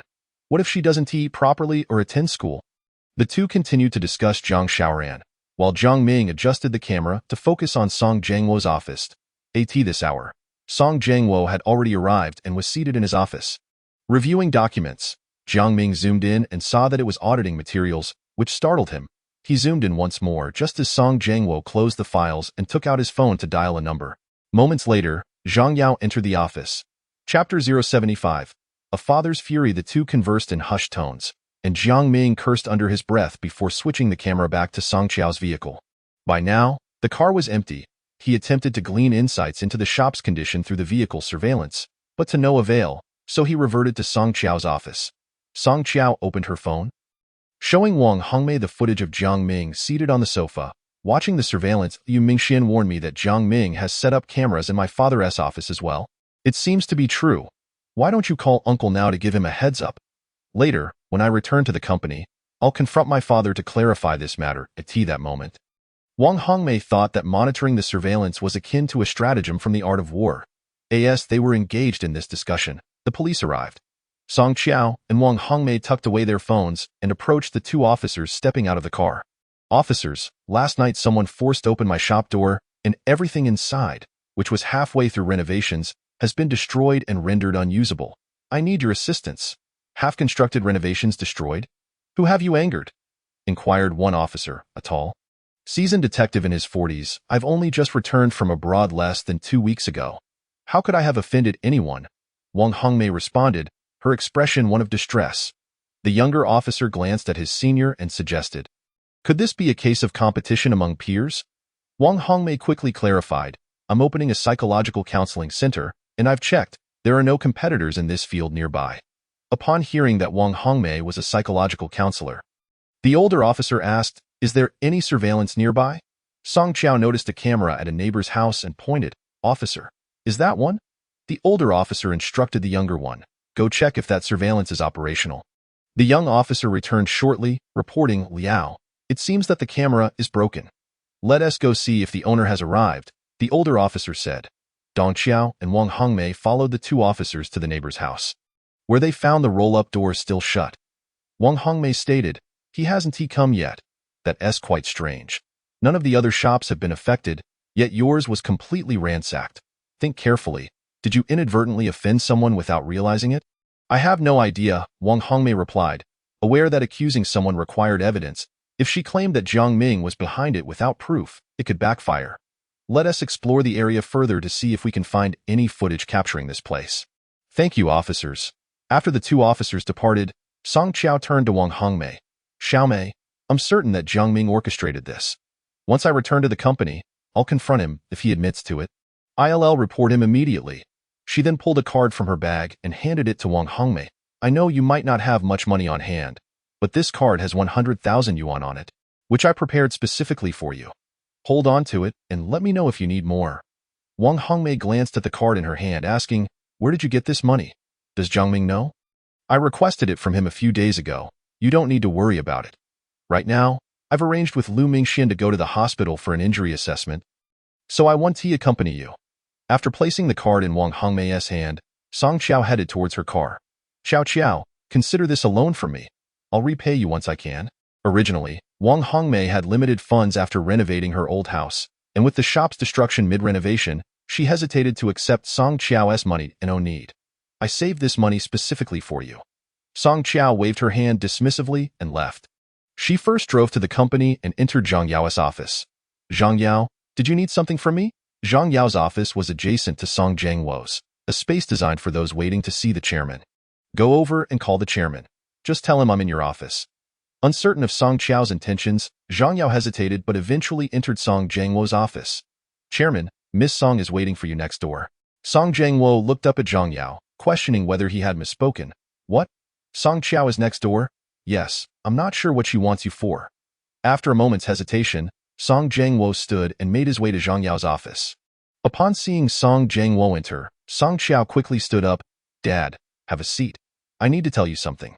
Song Jiangwo immediately noticed the bruise on Song Qiao's face. What happened to your eye? I accidentally fell and bumped it. Dad, please sit down. Song Jiangwo's gaze remained fixated on Song Qiao's face. What is the matter? You seem awfully secretive. Song Qiao glanced at Zhang Yao, instructing, stand by the door and keep an eye out. If Jiang comes, stop him. Understood. As Zhang Yao stepped out, Song Qiao continued, Dad, we need to be cautious regarding the financial records. Jiang Ming has placed surveillance in both your office and mine. Be careful. Important documents should not be left on the desk. Hearing this, Song Jiangwo immediately rose from his seat. What are you saying? Where has he placed it? We don't know yet. Let us not worry about that for now. Once the audit is complete, and we discover any discrepancies in Jiang Ming's accounts, we will address it then. If you try to find the surveillance now, it will surely alert him. Concerned, Jiang Ming looked at her. Did he hit you? Song Qiao shook her head. For now, he wouldn't. He dared. I truly did bump into something. At that moment, her phone rang. Noticing it was Lu Mingxian, she stood up and said, Dad, just be careful around Jiang Ming. Be wary of everything you consume. Aside from what Zhang Yao brings you, Don't accept anything from anyone else. After this warning, Song Qiao answered the call. Hello. Don't forget what I reminded you about last night. We urgently need to gather evidence to ensure Jiang Ming loses everything and to protect the Changjian company. I'll be there shortly.